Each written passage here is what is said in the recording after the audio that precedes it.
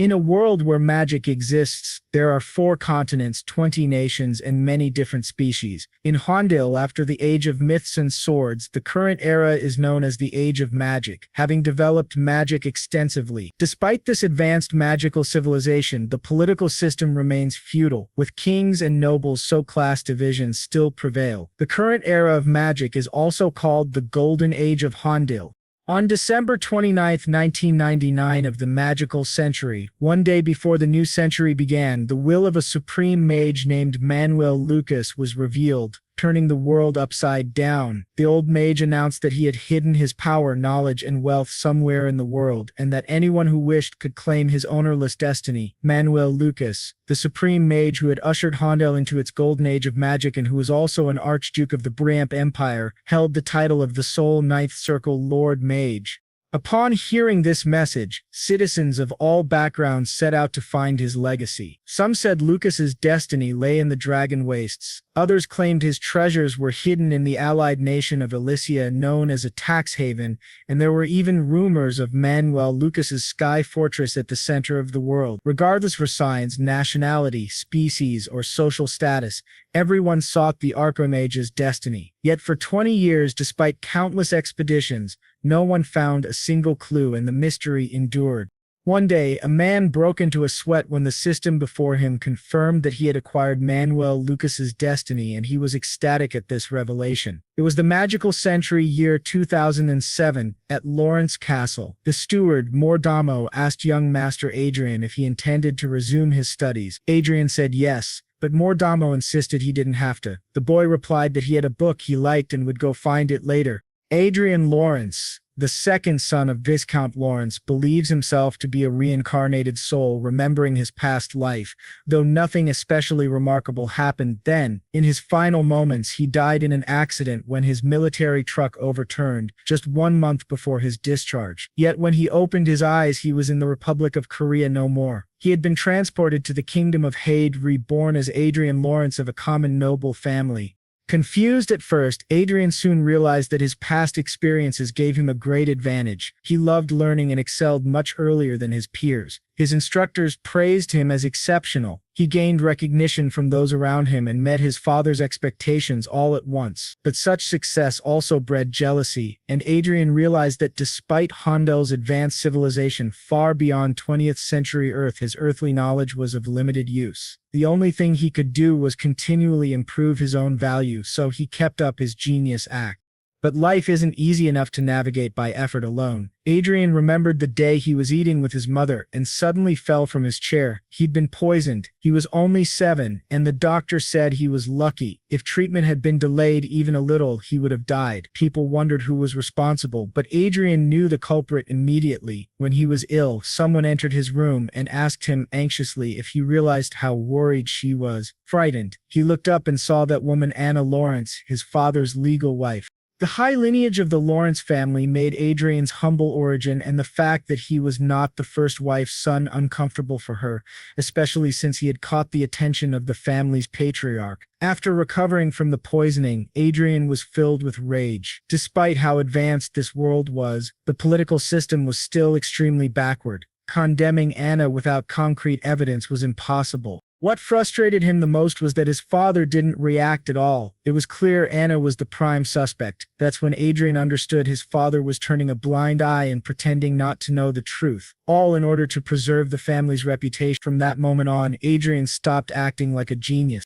About 10 years later, on May 1, 2019, Adrian was now 20 years old. He went to the same cafe he always visited. The staff asked each other if they recognized him and commented that he was the second son of the Lawrence family. Although he didn't look like a noble, he looked like a regular person. One of the staff told them to shut up and asked if she could help him.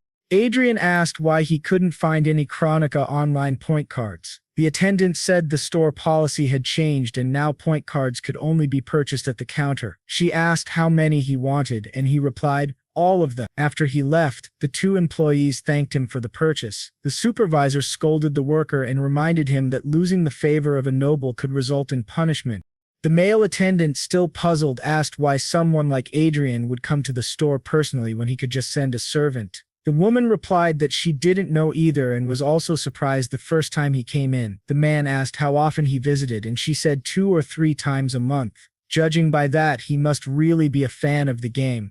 Adrian thought to himself that he had just spent 5 million WS1 on game point cards, about 5 million Korean won.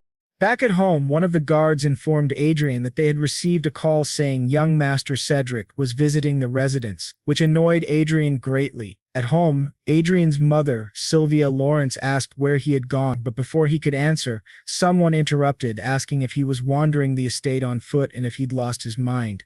That person was Cedric Lawrence, Adrian's older half-brother, 23 years old, 3 years older than him. Adrian thought Cedric was incredibly annoying. Cedric started berating him, saying that, as the son of a noble, he should care about the family's reputation and not act like a commoner. But Adrian thought to himself that he didn't care about reputation. Cedric was only respected because of his noble status. Otherwise, he wouldn't even be able to take care of himself. Adrian stayed quiet, knowing that if he argued back, it would drag on. Instead, he simply said that he had acted carelessly and would be more mindful next time. Cedric, still arrogant, said being a half-blood commoner was nothing to be proud of. Adrian asked what he was doing there. Cedric replied that their father wanted him to take over a business, specifically a FARS distribution enterprise, something Adrian had likely heard about. Adrian thought that noble families in Hondel, by Earth standards, were a powerful mix of conglomerates and politicians involved in many industries. The FARS distribution business was a key source of income tied to the mining sector, one of the industries managed by the Lawrence family. He understood now why Cedric had suddenly appeared. Adrian said he understood, but he would refuse the offer. Cedric, mocking him, said that Adrian understood quickly. Adrian then told him that if his business was done, he could leave now, because he had just spent a lot of money on his games. Cedric was shocked, laughed, and told him that it was better for someone like him to be a nobody. Adrian's mother, worried, asked if he would be okay. He said yes, staying out of family matters was safer. He thought back to how, ever since the poisoning incident, he had abandoned his genius image and isolated himself, minimizing contact even with his vassals. Maybe it was because his father had no interest in a concubine's son who no longer acted like a prodigy. Thanks to this attitude, Adrian hadn't faced any more life-threatening situations. For 10 years he had lived in the shadows, keeping a low profile. People in the mansion called him a game addict. There were even rumors that he had once been a genius, but now spent all his time gaming. Most of the servants under his authority were under the influence of the official wife, Anna, allowing her to speak freely in the household. Back in his room, Adrian picked up a VR headset. As he put it on, he thought to himself that everyone believed he was using games to escape reality, but they were completely wrong. Once inside the game, he completed Phase 1 of the Destiny mission and began syncing his character with his real-world body. Adrian thought that if someone wanted to monitor him, they'd have to do it in the virtual world too, because Chronicle Online's abilities reflected directly into reality. He remembered that 10 years ago, while attending the Royal Academy, he had researched Manuel Lucas for a class assignment. That's when he stumbled upon something unexpected, a clue related to Lucas's family that, no matter how he looked at it, strongly resembled a certain word, Brazil. The word was Y, which made Adrian wonder how English could exist in this world. That led him to speculate that maybe Manuel Lucas was also from Earth. However, he told himself he couldn't jump to conclusions based on that alone. It could just be a coincidence. But it didn't take long for him to confirm that Archaic Lucas was in fact from Earth. Adrian discovered that shortly before his death, Lucas had uttered a few final words expressing a wish to walk the beaches of California with Mary one more time. Although Adrian wasn't familiar with those place names, he had never heard of them before. This was the story of a great man and couldn't be ignored. The names written in the records by the butler who stayed with Lucas until his final moments confirmed Adrian's suspicion. This was no mere coincidence. The great Archduke of Hondel was an Earthling, just like Adrian. There was solid evidence proving his earthly origin. Lucas named his inventions using Earth-related names. For instance, he named an aura condensation device Washington, and called the first virtual reality device Hollywood. So Adrian used the knowledge from his past life on Earth to search for the destiny Lucas had left behind. He spent years searching and in the end finally found Manuel Lucas's destiny. Excited, Adrian exclaimed that he had finally done it. Now from this point on he could walk a path of flowers. But to his surprise, obtaining that destiny was far from easy. He had to fight numerous monsters, and since the virtual reality world was linked to his physical body, he felt real pain. He realized that after obtaining Lucas's destiny, his true suffering had only just begun. He wondered whether he could truly fight without fear, since the destiny of Archduke Lucas had been hidden in an unexpected location within the online world. In other words, within the virtual world Adrian called his own. Even though the virtual world was created to be as detailed as reality, a game was still a game. Usually he couldn't fully feel it because it was filtered, but in his case he felt real pain and struggled every time he fought.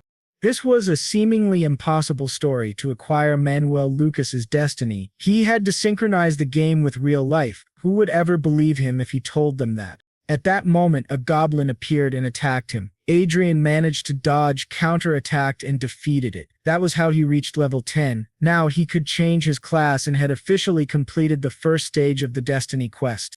He was then transported to a secret space by the main god Ariel. After receiving several notifications, Adrian thought to himself that he had finally reached level 10 and completed stage 1. Basically, the abilities from Chronicle Online were now reflecting into real life. Everything he earned in the game would transfer to reality. Suddenly, a door appeared behind him, and a prompt asked if he wanted to go to the second floor of Manuel Lucas's magic tower. Adrian replied, "Of course," and opened the door. Inside was a gigantic library, very different from the empty first floor. There were many bookshelves filled with books. In the corner, he saw a treasure chest. When he opened it, he received 5 billion lote and was prompted to input his account number to receive the deposit. Adrian thought that finally, a prize that felt like a real reward had appeared, but even though he couldn't claim all that money in reality, the true value of the destiny wasn't the wealth, it was the magic circle he obtained. He had now changed his class to a mage, and the magic circle had perfectly bound to his real body. The system warned him not to log out, as his synchronized body could suffer serious damage if disconnected by force. He realized that up until now he thought the MP bar shown alongside HP was just mana, but he had never actually felt mana in real life. Now, with the creation of the magic circle, he could clearly feel the presence of mana in his chest. It hadn't been an easy process. This, he realized, was the true power of destiny, the synchronization between the game and the real world. Now that he had formed the first circle, he wondered if he could learn a technique that complemented it. When he reached for a book, a window appeared asking if he wanted to view the materials. Adrian thought it was very convenient, not needing to flip through all the books manually. It was just what you'd expect from the greatest mage in the world, Manuel Lucas. After a while, however, he began suffering from a splitting headache. While learning skills and magic just by touching books was convenient in games, the process of embedding those principles into his mind was extremely painful and uncomfortable. At last, he reached the final book, the Magic Circle Concealment Manual, which allowed him to hide the mana circle he now possessed. Adrian thought this skill was exactly what he needed most right now, and it was as if Manuel Lucas had known his situation. He acquired the skill but collapsed to the ground from the pain. He thought that honestly he hadn't had high expectations when it came to the destiny of Manuel Lucas. All he really wanted was to live a peaceful life with his mother, free of complications, and he would do whatever it took to achieve that. The next day, during a training session on the mansion grounds, a knight commented, "He's got more stamina than usual." Adrian asked, "You really think so?" The knight named Vice said that honestly he was surprised when Adrian said he wanted to train in swordsmanship. Adrian replied that his body had been feeling heavier lately and thought to himself truthfully, he thought that training his body in real life might help him in the game. But setting that aside, he could now feel the mana circle and his stamina improving. It seemed that improvements in his in-game stats were also having an effect in the real world. In other words, the skills he could use in the game were also usable in real life, which was insanely overpowered. Fortunately, he was able to solve the problem of hiding his mana circle from knights sensitive to mana using the mana circle concealment ability. A knight then asked him if something good had happened. Adrian replied that he had gotten a good item in the game. The others training nearby commented, saying, as expected from a gaming addict, and Vice is a freak for helping a weakling like him. Vice got angry and told them they were being too rude. Adrian simply asked him not to worry about it and thought to himself how grateful he was that Vice got mad on his behalf. But in truth, it was all an act. He needed to avoid the pathetic looks from Anna and Cedric. Being ignored as a useless bastard was actually the best-case scenario for him now. Once again, he returned to his room and logged into the game. Now that he had confirmed his real-world stats were linked with his in-game ones, what he needed most was to create a guild. That way, he could gain more money and more skills in the future. He remembered someone once told him that the most important power in this game was the power of your wallet. So he began purchasing various items, potions, stat boosts, blessings of the goddess protection, increased XP, and many other buffs. Then a new window popped up, saying he could now summon a supporter. He wondered, what do they mean by supporter, and guessed that it must be due to his low stamina. Having a support character would help him grow. To summon a supporter, he needed to use XP points, the same ones required for leveling up. But since he planned to play in a team, it wasn't a waste. He decided to select a high-tier warrior as his tank. He didn't care about the cost. When he clicked to summon, several supporter characters appeared. He thought it was very similar to the strange Korean games he had seen. He spent 30 million WS but didn't find any character he liked. Then he was surprised to see one of the supporters, Archia, the Steel Celestial. She was a defense-specialized support character with a protective shield ability called God's Shield. He wondered if this was the first time he'd seen a support like that. Maybe she was an undiscovered character. Her class was Unique Angel, and she had excellent skills. He was then asked whether he would like to register Archia, the Steel Celestial, as his supporter. He said yes. Emma explained to him that once the character was registered, no changes could be made, and asked him to confirm again. He confirmed and registered Archia. A grand visual effect displayed her character, and she appeared right before his eyes, a tanker with a massive shield named Archia, the Steel Celestial. Adrian commented that her facial expression looked like that of a golem in a human body. He then headed straight to the battlefield with Archia and tested her skills. She was incredibly effective at defense, while he just kept casting the magic missile spell. In that short period of fighting alongside her, he reached level 20. The hunt was going far more smoothly than he had expected. Even though some of his XP was being transferred to her, he didn't feel any major difference. Then, a new window appeared, notifying him that he had been playing the game for 15 hours straight. The system asked him to please log out and rest. So he logged out, returned to his room, and said that today had been really good. He decided to take a nap, and once he woke up, planned to go to the training room. But to his surprise, he sensed someone standing right behind him. When he turned around, he saw Areus, the Steel Celestial, had transferred into the real world. Startled, he asked, "What the hell are you doing here?" She replied, "I am my master's support." But he said that wasn't what he meant. What he really wanted to know was how she had left the game. She said, "Ah, I understand now. You must be curious about how I can maintain my presence in reality." He answered, yes, and thought to himself that, judging by how she could distinguish between the game and the real world, she clearly understood his situation. She then explained that she was a homunculus, essentially an android, and her creator was Sir Manuel Lucas. Her appearance and combat characteristics were predetermined by her master based on the concept of the Steel Celestial. Adrian thought to himself, so in other words, she's one of Sir Lucas's legacies. She confirmed that. He cursed in his head, thinking, damn it, if I had known this would happen, I would have chosen a better support, someone more versatile than her. He asked if her stats were the same as in the game.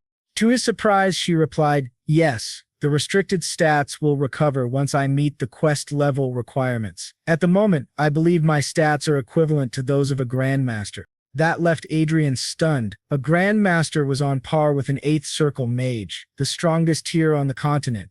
Even in the Hayward Kingdom, the highest recognized rank for mages was the 7th Circle. There were only 8 8th Circle mages in the entire world. He asked himself, how did Manuel Lucas create a monster like this?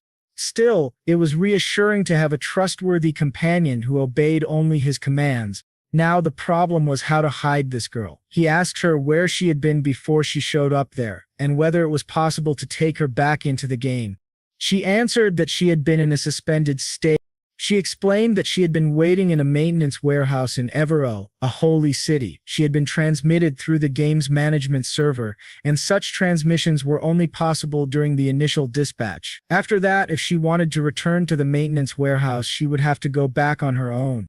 Adrian asked if she had any stealth or magical concealment abilities. She replied that, being a warrior class, she didn't have any stealth skills, but she could use mana concealment. He asked her to show him. When she activated her mana concealment ability, the protective shield embedded in her armor disappeared along with her mana signature. Fortunately, just like him, she had the ability to conceal her mana so she wouldn't be detected by the knights. That was exactly what he needed. He commented that it seemed he had no other option, and since his reputation was already one of the worst, he didn't care anymore. The next day, he casually walked around the mansion with her as if nothing was unusual. The servants whispered that Master Adrian was openly bringing a woman into the mansion. Some of the maids even claimed they had seen her and Master Adrian in his room, and they all wondered who that girl could be. When he went to speak with his mother, she was overjoyed and asked when he was going to marry, saying that the girl was very lovely. Embarrassed, he ran off and returned to his room to continue doing missions. Eventually, he reached level 30.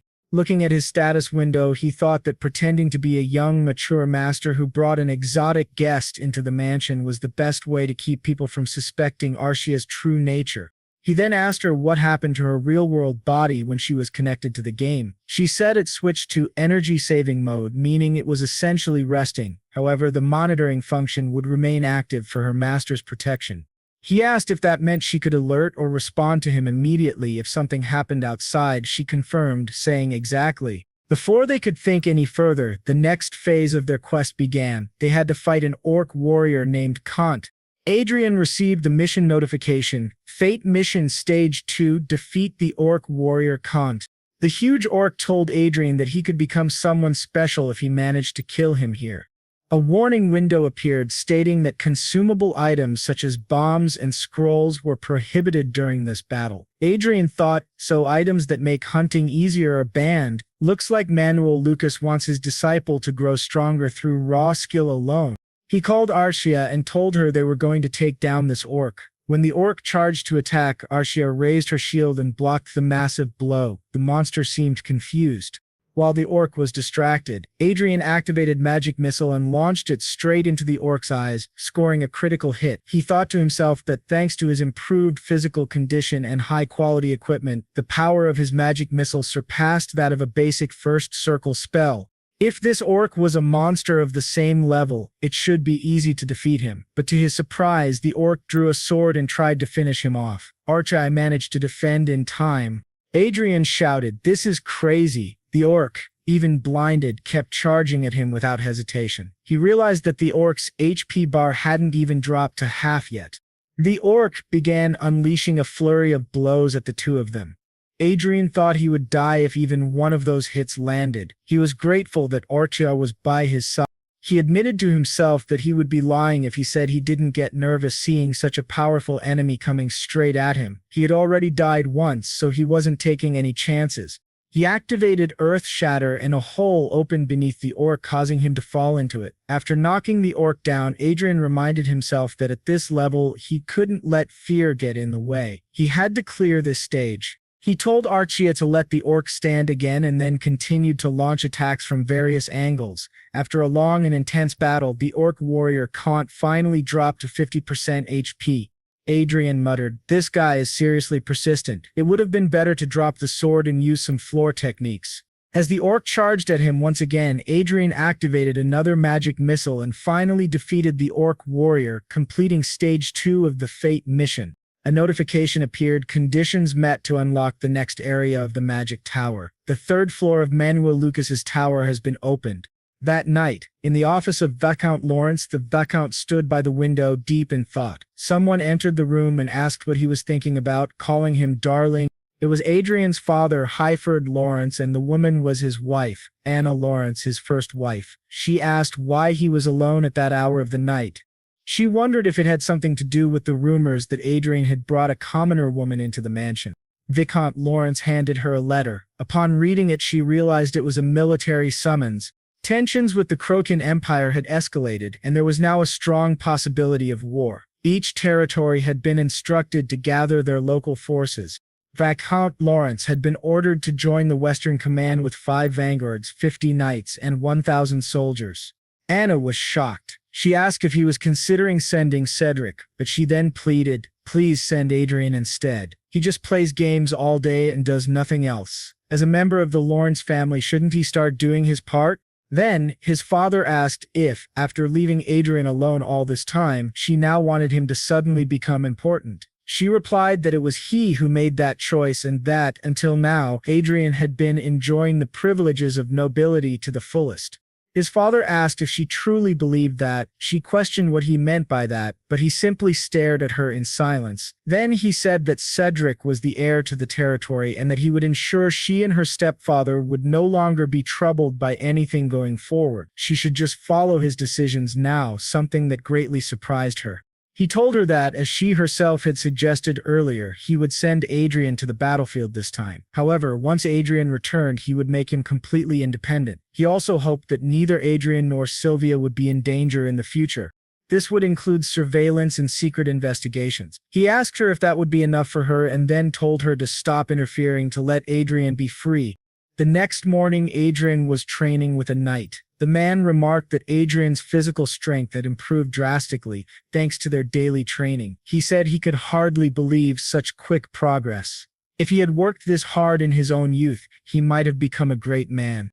But Adrian knew that his improvement came mostly from reaching level 30 and clearing the second stage of the Fate mission. The reward from the mission had been excellent, and most importantly, he had received a large sum of money and successfully formed his second magical circle. It was like having an inventory system in a game, his own treasure chest to hide items whenever necessary. If used well, it could serve more than just storage purposes. In fact, the game's stats had real-world effects. With enough effort, he could become a magician with the physical abilities of a knight. If he could fully absorb the stats granted by fate, he could become a monster far more terrifying than Archmage Lucas. Just then, the butler arrived and called out to Adrian, informing him that his lordship had summoned him to the castle. Adrian was surprised and wondered why they were calling him now. Some time passed, and Adrian was now in the Lawrence castle, standing in the office of the family patriarch. He wondered why he had been summoned, but before anything could be said, his older brother Cedric began shouting at their father, demanding to know why that guy was being sent to represent the family on the battlefield. Their father explained that Cedric was the family's sole heir and he could not allow him to go to such a dangerous place. Adrian's mother then asked the father if he was saying that Adrian was less precious than the other son. Was the patriarch admitting there was a difference in value between them? Adrian realized he had been summoned just to hear this, which made him incredibly angry. Still, it wasn't entirely bad for him. He thought that anyone could enter the game as long as they had a headset, and since he was merely a stand-in for the heir, no one would dare mess with him. The most important thing now was to leave as quickly as possible to escape Anna's constant surveillance.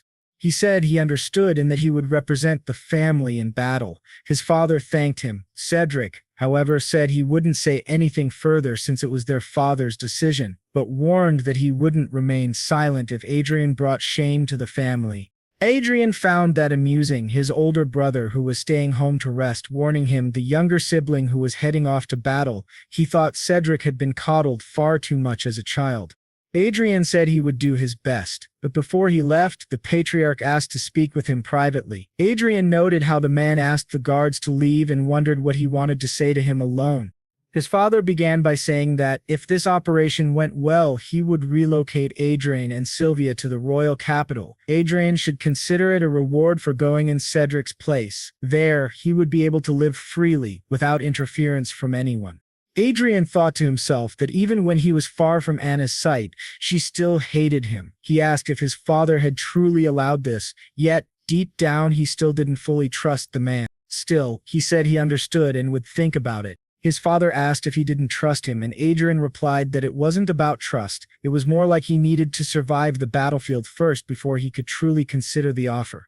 His father agreed and handed him something. When Adrian took it, his father explained it was a Class 5 artifact with an S-class shield, extremely useful in battle, especially since teleportation was not allowed there.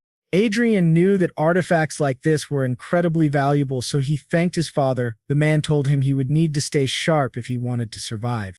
As Adrian turned around, he noticed Cedric and Anna glaring at him with threatening auras. Of course, he thought, they would be watching. The patriarch told him not to worry about Sylvia and to relax when he was out there. Adrian thought back to when someone had tried to poison him at the age of 7. His father's reaction had been deeply disappointing, and he had let Adrian down many times. Still, surrounded by enemies, the only person Adrian could rely on now was his own father. So he said that he would trust him, but only this one time. Later, back in his office, the patriarch was nursing a bad headache. He activated a ring that eased his pain and thought about Adrian. He had known ever since the poisoning incident that Adrian was only pretending to be stupid. Meanwhile, at Adrian's mansion, he asked his mother not to worry so much, reminding her that he could take care of himself. She replied that if they hurt him after sending him to the battlefield, she didn't know what she would do. Adrian said that it would actually be good for him. The more crimes they committed, the easier it would be to eliminate all of them. This shocked his mother, and she asked what he meant by that and how he could speak that way. If anyone overheard them, they'd be punished. But Adrian replied that Arcia was standing guard outside the door. He says that he's not just getting beaten up like before since it's almost over. He asks her to please wait just a little longer, because when he comes back, everything will definitely change. Now, 2 days later, in the military convoy of Lin's, the butler Hamin asks who that young lady is. Ed asks him if he doesn't recognize Arcia, and the butler says he's heard about their relationship, but he's heading to the battlefield and isn't so sure about bringing a lover along. Inside the conference room on the levitation train, Adrian says they'll still need to discuss Arcia. He thinks that he can't leave her behind because she will save him if things go wrong, especially now that she has recently leveled up significantly and her attributes are close to those of an official knight. He still needs to improve his survival tactics. He spent 200 million in just 2 days of gaming and completed the 3rd level of the Luck Encounter quest with money. Now, he is about to reach the 4th stage. The rewards for the 3rd level each cost 100 billion. He obtained an omnipotent healing potion and 3 vials of elixir, which are now stored in his pocket dimension. He thinks it's the perfect reward for this situation, and he can't waste any more time there. He gets up and says he will rest in his room. He asks them to send a message when something happens. The others wonder what he's going to do, and he bluntly says he's going to play a bit, asking if that's a problem, which surprises everyone. One of them says that the rumors were true, which leaves her somewhat surprised, thinking that guy is a vanguard. He recalls that vanguards are a special force equipped with power armor and power swords. They are the centerpiece of war and are a key factor in evaluating a nation's military strength. That man asks Adrian if he's sure about what he's doing, warning that he'll be seen as an incompetent commander if he continues, especially since his reputation isn't great. He even brought a girl to war and now says he's just going to play games. He understands bringing the girl since she's quite beautiful, but someone interrupts and addresses him as Mr. Dalton, telling him to be careful with his words, which scares Dalton. This man then turns to Adrian and says that his subordinate has crossed the line and apologizes. He is another vanguard, the vice leader of the Knights, Bilon. He says that a long journey like this is meant to pass the time. Adrian thinks that his expression doesn't seem like someone who truly wishes to apologize. The guy says there's no reason to care about the opinion of a mere subordinate. Adrian turns his back and just asks to be notified when they arrive. Back in his room, he finally enters the game world and is already fighting a giant lizard. He uses a potion to activate the salamander's tears attack. He says it's really expensive, but 3,000 true damage without configuration is worth it. He accepts that without hesitation. He then receives a notification that he has reached level 80 and that the main god Ariel will now take him to the secret room. Upon arrival, he realizes that this is the mission for the 4th level Demleet. The Demleet, in Earsy, has 32,000 HP and is a monstrous elite. He welcomes Adrian as his prey. Adrian thinks that he must complete the 4th level before they reach the western headquarters, in order to unlock the 5th floor of the Tower of Manuel Lucas. He reads the monster's name and realizes it is the Demleet. Level-class monsters are hard to kill, but this one seems dumb and slow. However, the monster activates the stone curse and then ice spears. The spell passes through Arcia and heads straight for Adrian. He realizes the monster used magic before they even took their positions, and that the arena won't be able to help him here, so he has to dodge. But before he can, he is hit and starts screaming in pain. The elite starts laughing, saying he can hear Adrian's bones being crushed and his flesh being ripped apart. Adrian thinks this is a nightmare and regrets not dodging. He can't think straight from the pain. The monster's laughter is also incredibly annoying. It reminds him his older brother's laugh. As Adrian tries to get up, the leader tells him to stay down and activates a fireball, but both Adrian and Asia dodge it and charge at him. To the elite's surprise, Adrian uses a healing ability and tells Asia not to let him cast another spell. He thinks the best way to fight elite without a priest is to use equipment with holy attributes. The lit starts screaming as Adrian confirms that holy attributes are the best strategy to beat him up. The elite asks how he's dealing so much damage with just one wand. Then the lit activates a wall of fire and a massive wall appears in front of him. But to his shock, Adrian passes right through it, and with his wand of holy power strikes him in the face, telling him to die, calling him a filthy monster who looks too much like Cedric. After finally defeating the lit, Adrian completes the 4th level of the Luck Encounter mission. He starts screaming in pain again. Adrian remembers that during a fight, adrenaline keeps you from feeling pain, but once it wears off, the pain is unbearable. Asia quickly pulls a potion from her inventory and heals him. Adrian is surprised. A servant accessing their master's inventory on their own shows how truly special she is. He thanks her and says he feels better now. The system then announces that the requirements to unlock the next floor of the tower have been met, and the 5th floor is now unlocked.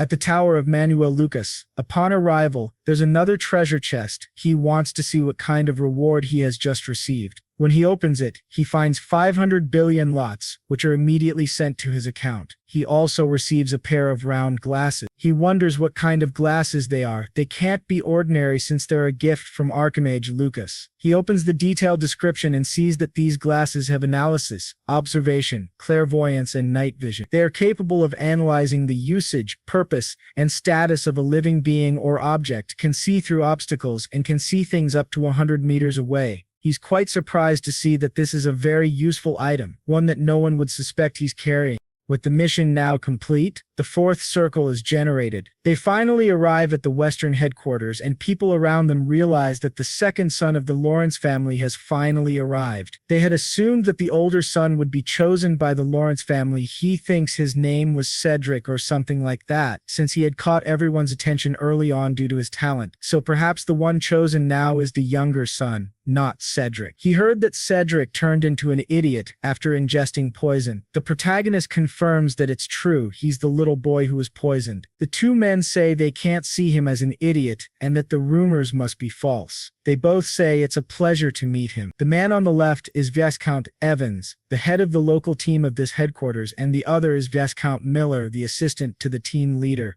Adrian bows and says it's an honor to meet them both. The leader then asks if his troops consist of 5 vanguards and 50 knights. Adrian confirms and adds that he also has 1,000 soldiers. But the man says he doesn't need to mention the soldiers because this war will be decided by the vanguards alone. The protagonist thinks to himself that they are treating the armed elite like mere tools. Vanguards are monsters that only great sorcerers of the 7th circle or higher can control. Unfortunately, what he says is true, and the protagonist believes that it was Archduke Lucas who created the vanguard system. The assistant then says that the Lawrence army has been organized as the 2nd Independent Brigade under the command of the 3rd Division. Adrian must not forget to meet the division commander, Count Otis, to receive a report. The protagonist thinks he already knows about Count Otis and replies that he understands. After the assistant leaves, Adrian reflects that his army has been organized as a 2nd Independent Brigade, and then he calls everyone to move on.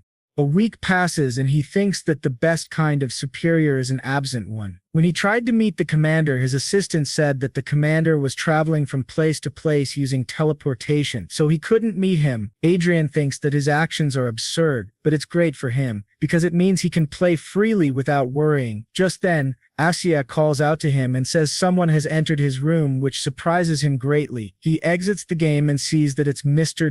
Dalton asks what kind of power that girl has. Adrian doesn't understand why he came, but then uses his glasses and sees that Dalton's status is marked as excited. Adrian steps closer and tells him to explain why he is there.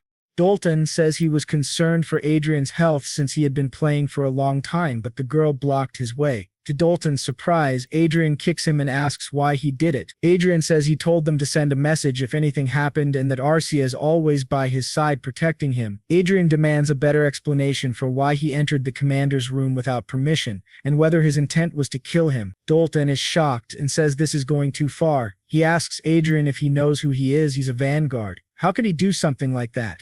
Adrian kicks him again and then asks Arcia to explain what happened. She says he tried to separate her from Adrian. Adrian asks if she means he tried to take her somewhere, and she says yes. Dalton argues that she is falsely accusing him and asks Adrian if he's really going to believe some random girl over a vanguard. Adrian thinks that this guy is trash and that those knights must have followed him to see what would happen. He says this is a violation of military discipline. In fact, it amounts to mutiny, and that Dalton will be punished accordingly. Adrian then points a dagger at him and tells him to step forward.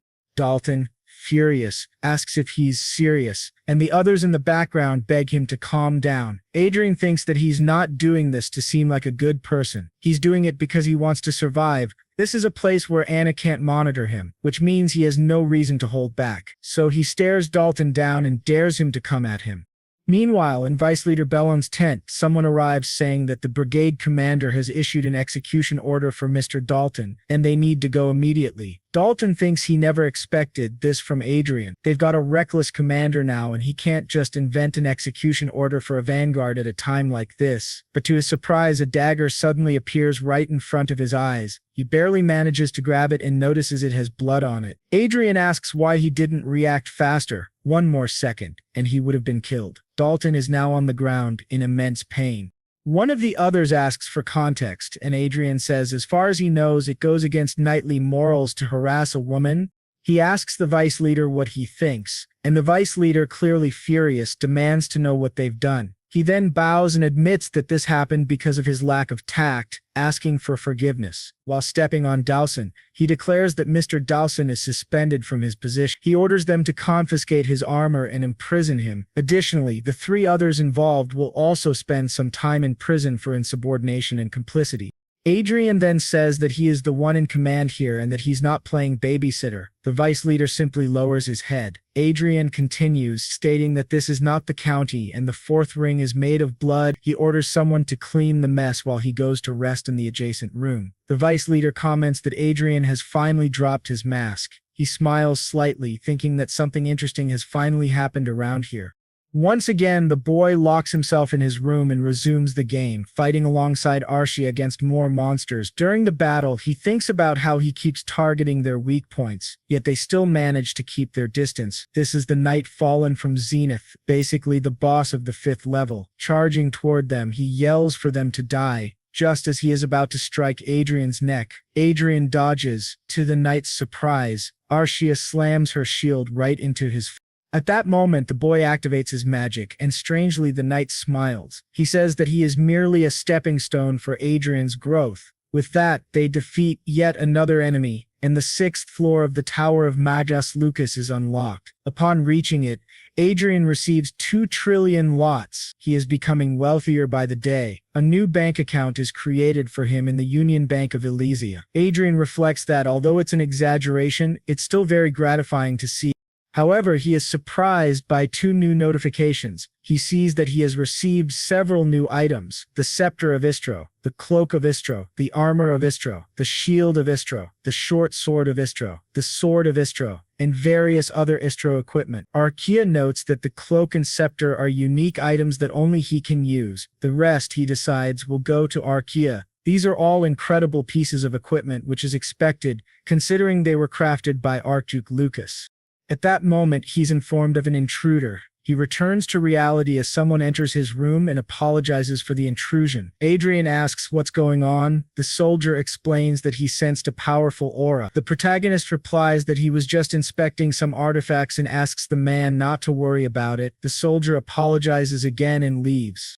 Adrian then talks about Mage Lucas, and as he suspected, confirms that this sword is the kind of weapon an elite vanguard would use. The sword is made of mithril and dragon bone. He says that anyone could match a vanguard soldier while wielding this sword, even if just for 15 seconds. Normally, equipment given to vanguard members is enhanced because unlike mana, ore cannot be created and is hard to store. He wonders whether these mage items also have that effect. He takes out the scepter and cloak of Istro and discovers that their special ability is storing aura. Surprised, he finally understands why everyone desires Manuel Lucas's legacy. 2 weeks pass since he was appointed as the family's representative to lead the army at the front against the Season Empire. The atmosphere has been tense with the looming threat of war. At any moment, countless people may give their lives for their country. As he walks around, he notes that ever since the Dalton incident, everyone has been avoiding him and treating him with great respect. But something is peculiar about how Bellon treats him. He always looks at Adrian in a friendly way. Adrian notices that Bellon's status shows curious and cautious, but he doesn't want to deal with that now. Since everyone fears him, he can finally play in peace. Looking to the side, he sees Arcia. Her status says happy, and he wonders if it's because they came out for a walk. He questions if he's like some kind of puppy to her. On the outside, it's hard to tell if a homunculus has emotions. He knows almost nothing about her. She barely has a personality. He doesn't know what she likes or dislikes, but almost is the key word. Even if she doesn't express it, he can tell. As he looks at her closely, her status changes to very happy. Later, when they return to the mansion, he tells her he's going out for a bit. She says she understands, but to his surprise, a soldier is staring at him. Adrian asks what the problem is. The soldier asks if they can have a drink together, if he doesn't mind, which surprises Adrian even more. He sees the soldier's status embarrassed and uncomfortable, and he thinks he understands what's going on. Wider asks if it was those guys who sent him to do this. Adrian thinks the soldier must have a reason, but he's not interested at all. He says that if the man has nothing more to say, he's leaving now. But as he's walking away, Adrian stops and asks why he decided to become a knight, surprising the soldier. The man apologizes profusely and promises it won't happen again. He begs not to be sent to prison. Adrian activates his glasses and checks the soldier's status. He sees that the man has an extremely high talent for mana, excellent learning ability, high intelligence, and is gifted in arithmetic. Adrian realizes this is the first time someone other than a homunculus has shown more than 2 talents. He was a rare talent for a mage. Adrian understood why that guy was being mocked by the other knights, but it wasn't his problem. He told him to forgive the others and said it would be much better if he became a mage instead. This surprised the guy a lot. Back in his room, Adrian thought it was a waste and he didn't want to get involved because he didn't want any trouble. But Lopez was practically unique. Even if he couldn't be the best at physical combat, if he combined magic with vanguard equipment, he'd become an excellent spellblade. Of course, talent doesn't guarantee success for anyone, but Lopez had been a knight since he was a child, so his chances were good. If Adrian could train him and place him under his command, it would be excellent. The problem, however, was the Count. Alan was a knight from a different county, so Adrian would first have to convince Watts. He thought maybe a little bribery might help. But the truth was, he didn't even know the full extent of Lopez's talents yet. Maybe he was just slightly above average. Still, Adrian needed to start building his own influence, and now he was freer than ever. So he decided that from now on, they'd be busy searching for more and more talented individuals. As that guy walked away, he thought about Adrian's words about commander of the 2nd Brigade, Adrian Lawrence. At first he thought Adrian was just another spoiled noble kid, but when Adrian said he should become a mage, that caught him off guard because he had thought the same thing before. He went to see the commander after being summoned. He thought to himself that rumors aren't always right. Adrian was nothing like the rumors, and that was kind of scary. When he opened the door, he asked if the commander wanted to speak with him, but to his surprise, the one sitting beside Count Watts was none other than Adrian Lawrence. He didn't understand why his lord had called him there. Watts then told him that he probably already knew, but Adrian Lawrence was the representative of the Count from the Lawrence family. From now on, Mr. Lopez was to serve under Mr. Lawrence as his lord, which left Lopez completely stunned. Adrian thought back to something from his past life. When China lost to Korea in a football championship, someone asked, "How can a country with 1.4 billion people not find 11 good players?" Someone replied, "Because the Chinese Messi or Ronaldo is probably out there farming somewhere." Adrian realized that's exactly how it is. No matter how much potential someone has, it doesn't matter if there isn't a system that helps them bring that potential to life. He asked Arshia, who would have thought that in this place so many people would be walking the wrong path. A few days later, Adrian recruited several people: Alan Lopes, a third-class knight from Count Watts; Ederson, a peasant laborer and one of the only soldiers capable of playing an instrument, who became a trumpeter; Eric Jones, a bold young man caught trying to sell pornography in the army; Nicholas Brown, and a maid from a neighboring army, Linda Noah. Adrian believed each of them was exceptional. They just never had the chance to show it due to their respective circumstances. Linda Noah approached him and asked why she was there. She said the test had confirmed she couldn't be a mage. Adrian simply replied that the test was wrong. That's all there was to it. Nervously, she said she understood. When Adrian checked her stats, he saw her mana was very high, as were her learning and intelligence. He thought to himself that it had better be worth the $500,000 he spent to bring her there. None of them really understood yet why they were there, but the peasant told the others not to question it, to just trust Mr. Lawrence. When Adrian checked the stats of that peasant, he saw that his physical strength and aura were both high. He had come with Nicholas, who also had a great talent for aura, though he was still a minor. Adrian told them to hurry up and get changed. The front lines were about 100 kilometers away, but they didn't need to worry. Then, Adrian took all of them to one of the most expensive shops in the city. He could tell that most of them felt awkward and out of place, probably because they had never been in a place like that before. Someone walked in and pointed to an outfit, saying they'd take it. Adrian said it was a good choice. Eric Jones thanked him and called him commander. When Adrian checked Eric's stats, he saw that his political negotiation was very high, his administrative capacity was high, and his trait was silver tongue. Adrian thought that while the others were good frontline fighters, Eric was a fighter in politics. His talent was truly impressive. Adrian told them not to worry about the price. They should take whatever they wanted and always aim for the best. He thought to himself that talent means nothing if you don't train it. From now on, they'd start training outside the base, and they'd also be educated. They'd be dressed properly to fit the environment. After everyone received new clothes, they asked Adrian if they'd be living in that giant mansion. Adrian replied that yes, they'd spend most of their time there. The staff had already been assigned. He told them not to worry about daily chores, just to focus on their studies. He'd be paying their monthly salary, and on top of that, they'd receive $20 million monthly and a $240 million annual bonus. But they must not forget the rules of their contract. They were very happy with the money and said they would do their best. Adrian told them that if they proved his intuition was correct, there would be much more money where that came from. However, that kind of result doesn't happen overnight, so they had to give it their all. He added finally that he hoped they wouldn't disappoint him. He hated having to give lectures. They all responded with a firm yes, Commander Adrian. The protagonist thought to himself that these were the best talents he had found. From now on, they would be his personally selected elite. This wasn't a short-term investment, but one day they would thrive. It was a major investment in a bright future. As he walked through the city, he thought that when he returned, he would have to be careful when confronting Cedric. Even with Anna at his side, he also needed to consider his mother. But then, to both their surprise, he suddenly felt something at his back, and Archia quickly grabbed the man by the neck. Adrian calmly greeted the man with a good morning, thinking that he had been getting more and more worried about their safety. He had already spotted several spies lurking around daily.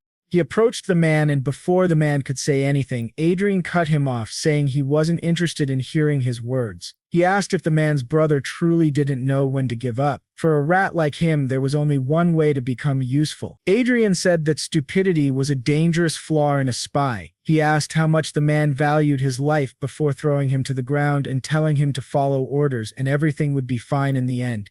The spy trembled in fear, sensing Archia's aura. He realized she was an aura specialist, not an ordinary woman. The man claimed he didn't know anything, but after Adrian threatened him, he revealed everything. Adrian asked if he had followed them there since the teleport, with the help of an inside agent. The blonde spy, very nervous, wondered how Adrian knew that. To his surprise, Adrian told him that he already knew everything about him in advance. He had always been one step ahead, not only of him but also of the other spy. Maybe this man could help him stay even further ahead. Adrian was certain that he was only following Cedric's orders, and he felt the man was reluctant to spy on him. The man looked at Archia, visibly nervous. He asked Adrian if he was really planning to go against Master Cedric. Adrian gave him a sly smile, and the man said he couldn't do that. But at that moment, Adrian pointed a dagger at him and told him to save his words. If he feared death, then he must obey Adrian. If he wanted to live, the man responded, "Yes, young master." Adrian smiled and said that's what he liked to hear. Then he asked the man what he thought about working for him instead. He told him not to worry. He would never put him in danger. He always considered himself a merciful man. All he wanted was for him to write false reports. His little friend would be arrested in his place. Adrian asked if he accepted, and the spy said yes. Back in Cedric's office, Cedric wondered how Meltz had been caught. The spy giving his false report said Meltz had been caught trying to enter the commander's quarters. This made Cedric more cautious. He muttered that this was a mess, thinking it happened because he ignored his father's advice not to send spies after Adrian. His father had already scolded him for not being chosen for the army, and now it was too late. Cedric told the spy to keep watching and report everything. The spy, now deceiving young Master Cedric, said he would report everything to him later. Adrian thought that now that he had dealt with another spy, things would get much easier with this man's help. The others were progressing very well. He had recruited another 20 people with some form of talent. Eric and Aladsia had proven to be very capable of leading the school. Everyone was giving their best, and Adrian knew he couldn't fall behind either. He finally reached level 59 and thought that just one more level and he would become a 6th circle mage, but to his surprise, a message appeared, declaring a state of emergency. He exited the game and asked his subordinate for a report. The subordinate informed him that Imperial combat ships had entered their airspace. They had received orders to remain on standby. War was about to begin. Adrian thought this truly marked the end of the calm before the storm.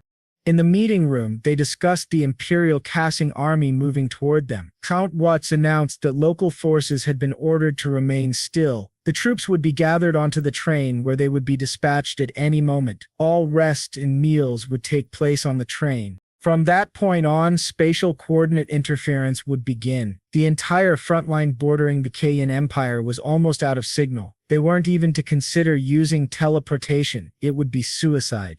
From now on, all personal communication among the troops would be cut off. Except for the colonel and higher ranks, only radio communication would be allowed, and this applied directly to Adrian as well. Watts warned him not to stay in a room without a radio. Then Count Watts stood and told everyone that this was war, and they had to be ready at all times. Adrian thought to himself that the war had finally begun. He had just leveled up again, reaching level 160, and believed that now he would finally attain the 6th circle. He thought that in the end it was worth playing a bit, even though he remembered that other guy telling him not to play and to prepare for war. He felt a little guilty, but this was much more important to him. As a reward, he received more than 10 trillion lots, and the money he got was deposited in the Elysia Union Bank.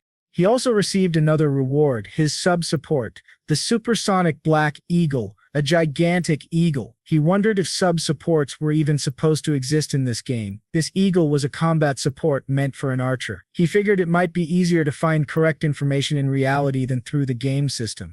When he returned to reality, he asked where the eagle was. He went outside to see if it was there. Stepping out of the spaceship, he thought the massive black eagle might appear the same way Orxia once did, in a dramatic, chaotic entrance. But as he looked around, Orxia noticed that the eagle was already approaching them directly. To everyone's surprise, the soldiers armed themselves and the brigade commander was told to dodge immediately, but the eagle landed right on top of the massive spaceship. The gigantic bird looked straight at Adrian and stood in front of him. Adrian gave the command for the soldiers to stand down, realizing that this was the supersonic Black Eagle. It was a chimera with the bones and legs of a black dragon and a body that could hardly be damaged, not even by an aura blade. With an ultra-high recovery rate, it had only one skill, shared vision. Like Archia, it would unlock other skills as it grew stronger. He patted the eagle and said that the most likely condition for gaining new skills must be completing missions. He wasn't sure how this suicidal dive-bombing behavior would be useful, but the shared vision was definitely a huge asset. It was like receiving information at the speed of light. A crowd began to gather around him, asking what that creature was. Adrian thought to himself that this was a mess. He was so focused on the black eagle that he didn't even notice the people forming around him. There wasn't much he could do now. So he asked the eagle if it wanted to stay by his side. The eagle nodded, confirming it did, and he began to pet it like they were best friends. Everyone was shocked, not understanding why the eagle wasn't attacking. Adrian, on the other hand, thought it was a little embarrassing and felt like the eagle might bite him later. It was then stated that after the war began, the situation didn't just spark small battles in other regions, it expanded across the entire western border. It had become a full-scale war, but thanks to that, his brigade was making its debut. Internet communication remained disabled, so he couldn't log into the game for now. To his surprise, someone came reporting that the vanguard pilot of the Crowing Empire was approaching. Adrian told them not to panic and to retreat the army into the initial formation. He also told Bilan to prepare the vanguards. Although many of these battles had occurred in the game, he didn't believe he would die so easily. The guy next to him just kept staring. Adrian asked what was wrong, but the man said it was nothing. Still, Adrian sensed enemy vanguards approaching and realized they were under attack. He told the 2nd Battalion to activate the energy shield, which surprised everyone. They quickly activated it just in time. To their shock, one of the enemy vanguards attacked them directly, causing a tremor in the spaceship. Adrian thought that the attack came from such a long distance and was unbelievably strong. This wasn't just a test. If they didn't have a 7th circle mage or higher, it was obvious they wouldn't survive this kind of battle. He asked for a status report, and the ship's operators informed him that the 2nd Battalion's energy shield was gone. It would take 90 seconds to recover. Adrian thought that the shield, which was supposed to protect everyone, was destroyed by a single attack. Archduke Lucas should have crafted some magical equipment for them, but Adrian didn't need to envy the enemy vanguard. If he reached the max level in the game, he would reach the 9th circle. Arshia then asked if he was alright, and Adrian said yes. He thought that in the end he had an 8th circle grandmaster, Arshia, right by his side. The vice commander commented that they had managed to survive, and if it weren't for Adrian, they would all be dead. Adrian replied that he was just lucky, but he hoped he wouldn't have to go back on his words. Now, he had to think about how to defend or counterattack. The size of their offensive forces wasn't all that different, but the issue was the enemy's fortress. The Crowing Empire had 2 fortresses in the sky, but they were significantly smaller than theirs, probably designed for a massive invasion. The vice commander said that unless the enemy had lost information, this was the first time they had used those fortresses. Adrian thought that in this war there were vanguards on the ground and fortified floating fortresses in the sky. The ground was completely devastated and all the variables seemed to be right there. To their surprise, the spaceships continued attacking. Adrian muttered that everything was a mess. Then he felt something else, a weapon detachment process. He asked what it was and what had just fallen. Some soldiers laughed, saying it had broken in the end, and it was honestly kind of funny, but Adrian began receiving several notifications of magical power overload and realized this was bad. He quickly ordered a message to be sent to the fortress because a total suicide attack was about to occur. To their shock, that suicide attack actually happened. A massive explosion took over the sky. Now, in the Sky Fortress, they received the message and realized it was a suicide attack. The commander orders an immediate evacuation and commands them to use anti-aircraft bullets, personal firearms, or anything else they have. Use everything. Meanwhile, the protagonist thinks he's going to break, so he activates the Great Shield on his ring, which covers his entire spaceship. In this way, they manage to protect themselves from the Great Explosion, but he thinks it was a close call. If he hadn't used the artifact his father gave him, they all would have died. He wonders about the Sky Fortress, but when he looks, he feels relieved. They didn't fall as they quickly retreated. If the Sky Fortress and their allied forces had fallen, the enemy forces would have massacred everyone. He then requests them to check the status of the vanguards and the wounded soldiers.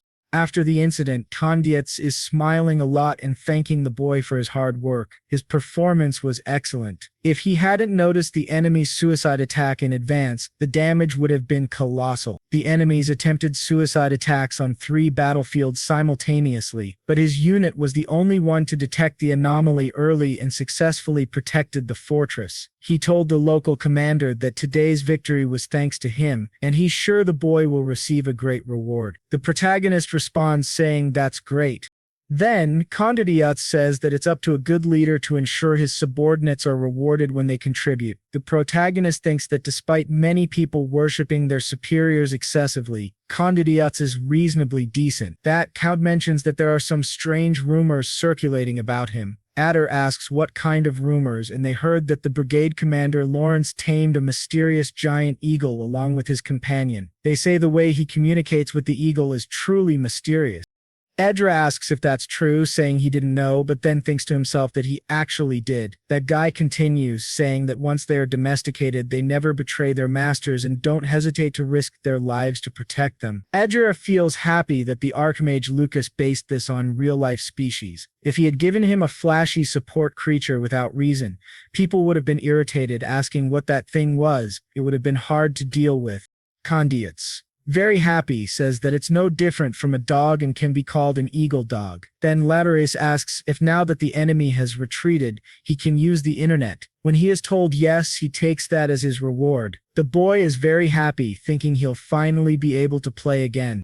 Now 2 weeks have passed since the beginning of the war. Speaking with Mr. Billy, someone tells him not to expose himself too much while descending the mountains, as it could be a trap. They are told not to get too close and to try fighting from a distance. They agree, and the boy thinks that no one would have listened to Brigade Commander Lawrence in the past, but now they all follow his orders. Billen instructs them not to blindly trust the radar signal and to follow Commander Lawrence's instructions. Berlin reflects that everyone has changed in just 2 weeks, and to their surprise, it really was a trap. Berlin orders them to retreat. He had thought they would come from beneath the terrain, as it was the only blind spot, and he's happy he listened to Commander Lawrence's warning. Otherwise, they would have been caught off guard. He thinks they avoided total annihilation by luck, but the situation still doesn't look good. They have to hold the vanguard attacks at bay while they wait for support. However, they're heavily outnumbered, and it will take at least 5 minutes for reinforcements to arrive. It's impossible to wait without taking any damage. To his surprise, Adre orders him to advance. As he realizes what's happening, others arrive to assist 10 vanguards directly under the command of Commander Condit's division. Billy notices that they are indeed reinforcements, but he doesn't understand how they got there so fast. Audra speaks to him over the communicator, saying the enemies have their backs to the mountain. William thinks, that soft voice again. He really doesn't know who came out on patrol, because it certainly wasn't Adrian Lawrence. They are told to eliminate at least 5 enemy vanguard units while they have the chance. The people in the strategy room ask if they heard the order from Brigade Commander Lawrence to take out 5 enemy vanguards.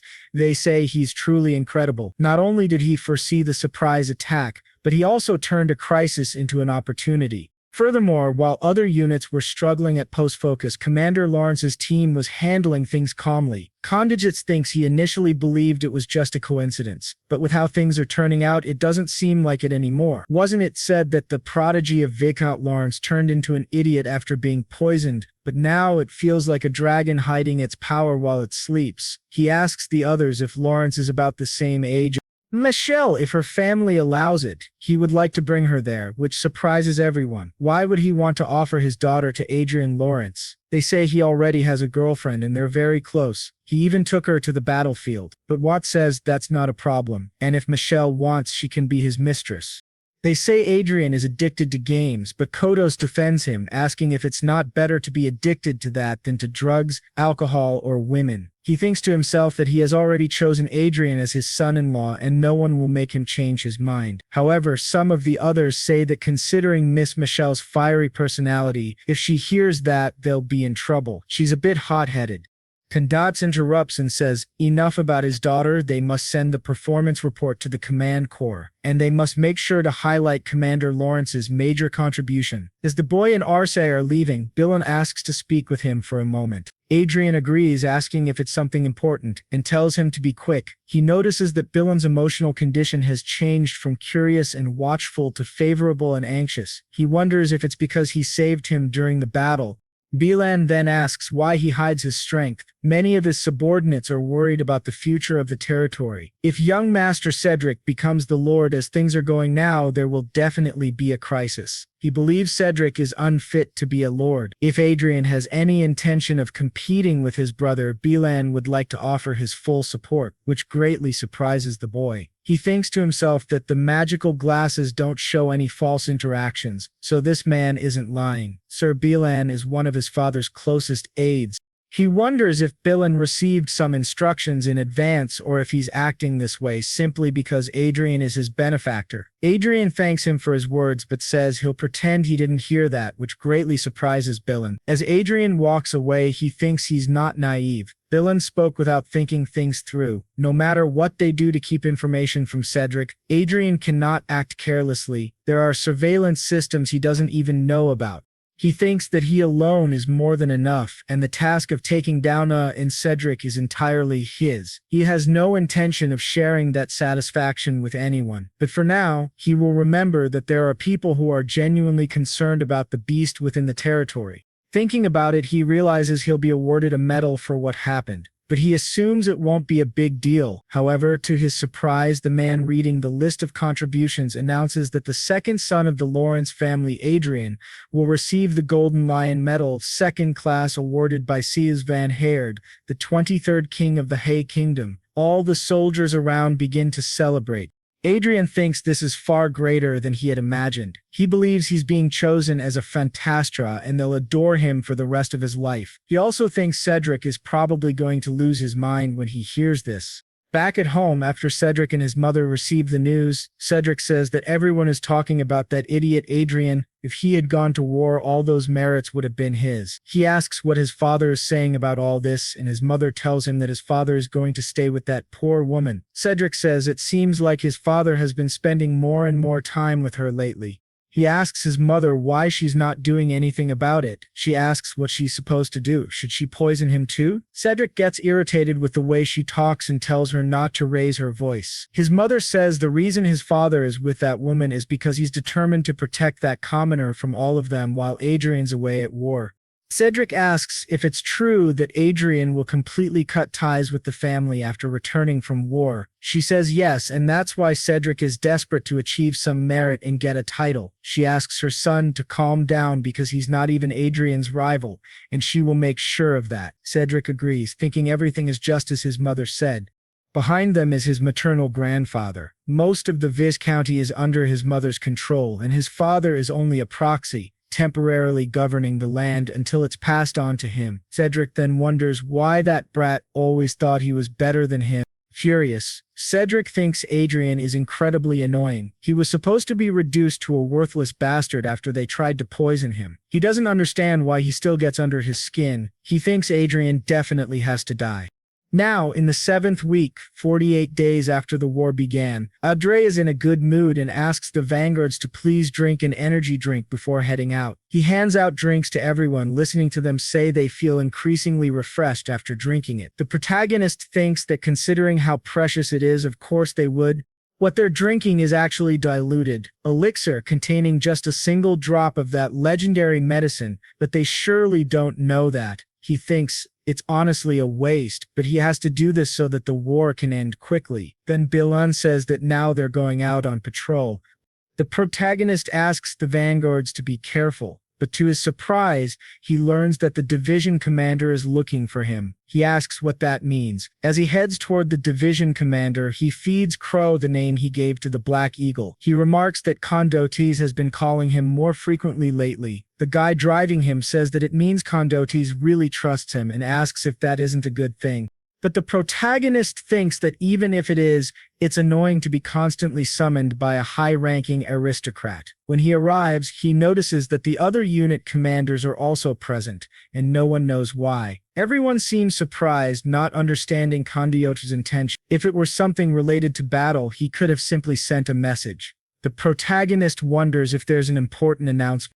Then Condiotes suddenly appears and welcomes them. He tells them they should rejoice because they won't have to hear those disgusting gunshots anymore. Peace may soon be declared. This surprises the protagonist greatly. CIEs explains that foreign ministers from both countries are currently in a meeting and a declaration of the end of the war may happen soon. It seems the people from Sichuan never intended for this to become a full-scale war in the first place. It was large in scale but ultimately a local conflict, no different from an annual event.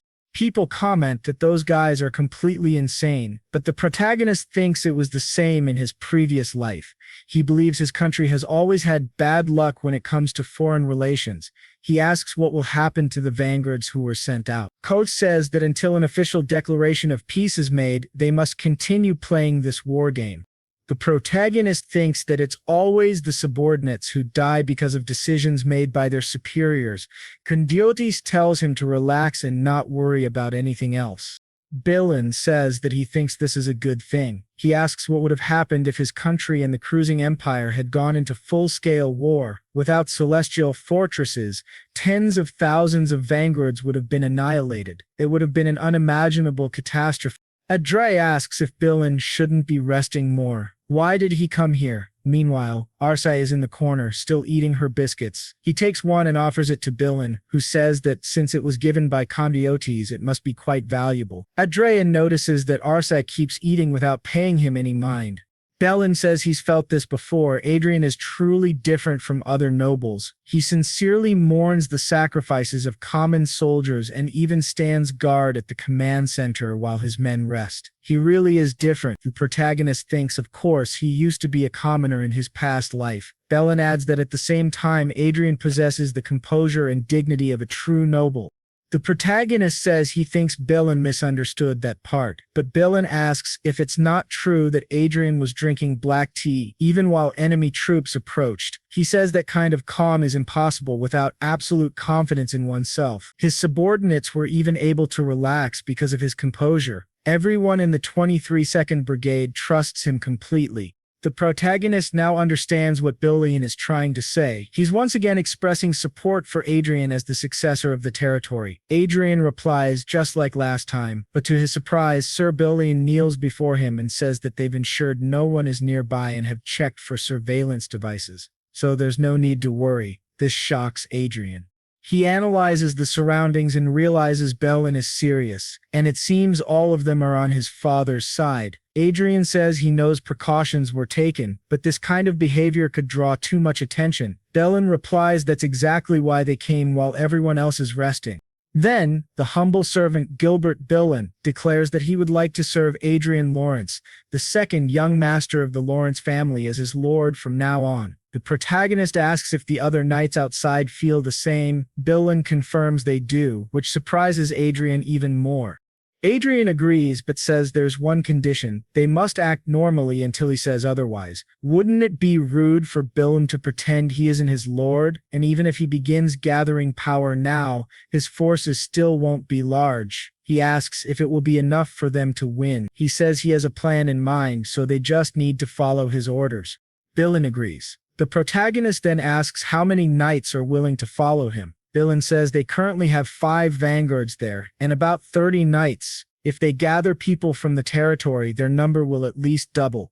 Adrian thinks that's not bad. It means he'll have more people to work with. He says it's good, but just before he leaves, Billen says there's one more thing. His lady plans to assign Sir Precious to him. Billen believes it would be a good idea to recruit him in advance. This greatly surprises Adrian. He thinks about Sir Precious. Precious was originally the vice commander of the Lawrence Order of Knights, and with his superior skills he practically had He was considered a rival among all aura specialists with the exception of the knight commanders. But Adrian thought he had left the order because he was involved in the family's political struggle centered around a netter. He wonders if someone like that is really coming back. Billen says that maybe when he returns, many knights who were neutral might change their minds.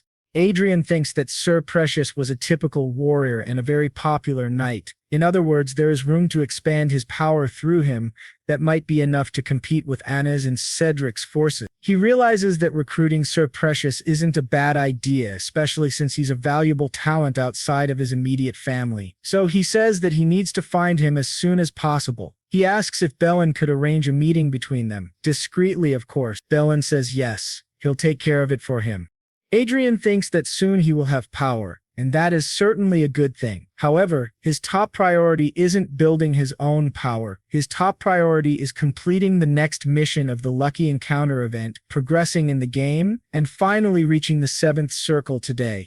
But to everyone's surprise, the protagonist dies along with Archia, and even his new eagle dies too. The system announces that he was killed by a mysterious being. Then, the scene flashes back to a few minutes earlier, when they were still fighting that man. Adrian thought that even after hunting level 200 enemies, he had never experienced death before. He avoided dying in the game by overcoming difficulties, but if he were to die there, the pain would be beyond his imagination. He notices that Archia is being pushed back, something that had never happened before. She had always prioritized her safety in a fight. Then, as the eagle dives at the enemy, the man quickly defends against both and prepares to finish Adrian with his sword. His name is Death Knight Pasquiel. Facing him, Adrian realizes that he is not just an aura master, but also has a mission boss buff and an abnormally strong body. He is clearly on a completely different level. As a result, Adrian dies and respawns in a nearby village. Sitting on a bench in the village, he thinks the system is garbage. It shares all his senses. He can't even complain about the pain properly because there are too many people around. When he summons his support, Arkasha, she starts apologizing to Adrian, asks if she's okay, and if she feels pain, she replies that she does, but her senses in the game are far less intense than his. He thinks it's a relief, and reflects that he recruited her only because of her tank stats. The more he thinks about it, the more ashamed he feels for hiding his small body behind hers. That's why he wants to change his combat style. Fighting the Death Knight showed him the clear limits of his current fighting strategy. Archia blocks movement, the eagle blocks vision, and then he attacks by surprise. As a mage, he deals a lot of damage. It worked before, since they had many weapons, but this has a limit when facing someone like the Death Knight who's on the same level as Archia. That means the only way to keep enemies away during his casting time is by using the Black Eagle in combat. But he thinks about Archia's defense against the Death Knight and how, if he had more consistent damage output to support her while he casts spells, that would be the ideal combat style. He comes up with 3 possible solutions. Use lower-level magic circles. That would reduce casting time, though at the cost of power, but the casting rate would be higher. 2. Use the Black Eagle as a warrior instead of a support unit. 3. Archia should stop relying solely on her shield for defense and start using offensive tactics. However, the first option basically nerfs him, so the second and third are better. He tells Archia it won't be easy. Then they go into a second battle against the Death Knight, but die miserably again. The eagle didn't do much damage, but its distraction was helpful, so he wonders if he should equip it with a chestplate. He thinks he must do everything he can to complete this trial and reach the 7th circle.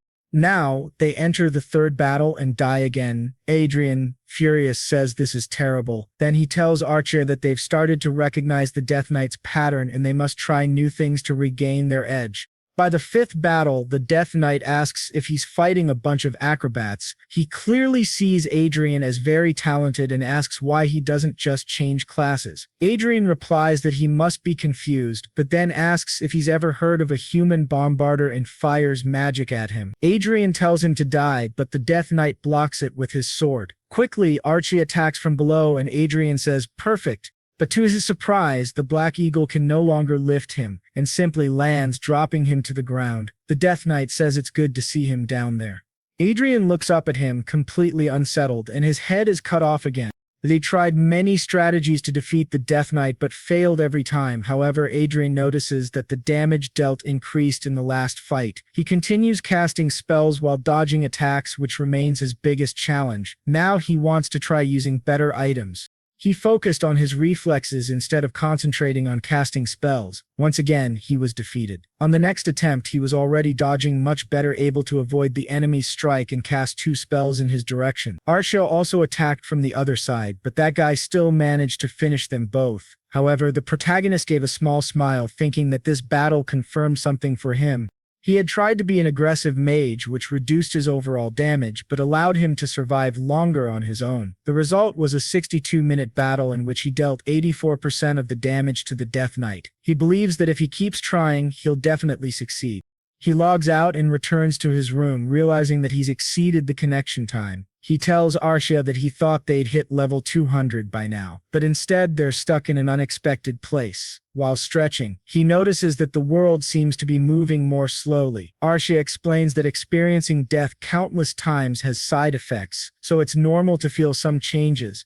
He asks her if she feels the same, and she says she's not sure. Her body feels just as strong as it did yesterday, but somehow she feels stronger. The protagonist wonders if that's true. Arcia's responses certainly don't seem artificial. They aren't like something a homunculus would say. He thinks that if time passes and she gains more experiences, she will become almost indistinguishable from a real human. She asks if he has any orders, but the protagonist tells her no, he needs to sleep and rest. They'll try again after they wake up. The next day, he enters his 12th battle against the Death Knight, dealing 75% damage. In the 13th, he dealt 85%. In the 14th, 91%. The 15th, 89%. The 16th, 93%. The 17th, 98%. In the 18th battle, the protagonist, along with Archia and the Eagle, is finally ready to defeat the Death Knight. After an intense fight, they deal 100% damage. The Death Knight begins to vanish and says he did well. The protagonist, overjoyed, starts to celebrate. He has finally passed the test and completed the 7th level of the mission.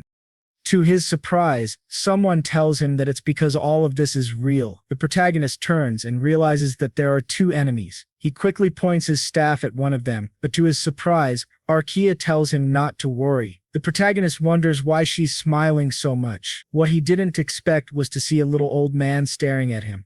Then he realizes with a shock that this must be Archduke Lucas in miniature form, but the man says his name is Chester, and he is the one who oversees destiny. He is part of Manuel Lucas, essentially an NPC, but created from Manuel Lucas's memories. The protagonist thinks that even though Chester was created from those memories, that doesn't guarantee he'll help them. Still, he would undoubtedly be a huge help if he's on their side, but if not, it'll be trouble. Chester tells him there's no reason to be apprehensive. Adrian says that he doesn't seem like an NPC, he's too different from the others and feels truly alive. Chester replies that of course he does. He might not have a soul, but he was made to act a certain way based on the memories of someone who lived. The protagonist then says that even if he couldn't defeat old age in the end, he will always live on here. He asks if Manuel Lucas achieved eternity. Chester replies that it could be seen that way. That was the main reason Hollywood was created. But he adds nothing is eternal. He is merely a shadow of someone who once lived. If the original idea had been to create a true clone to live forever, it wouldn't have been done in the virtual world. It would have been through something like a homunculus, like Arshia. Adrian thinks he once suspected that Manuel Lucas might try to possess him to be reborn, but thankfully that's not the case. He then asks Chester what his role is there and mentions how frustrating the last floor was due to its difficulty. He wonders if he'll now stop fighting and focus on other areas.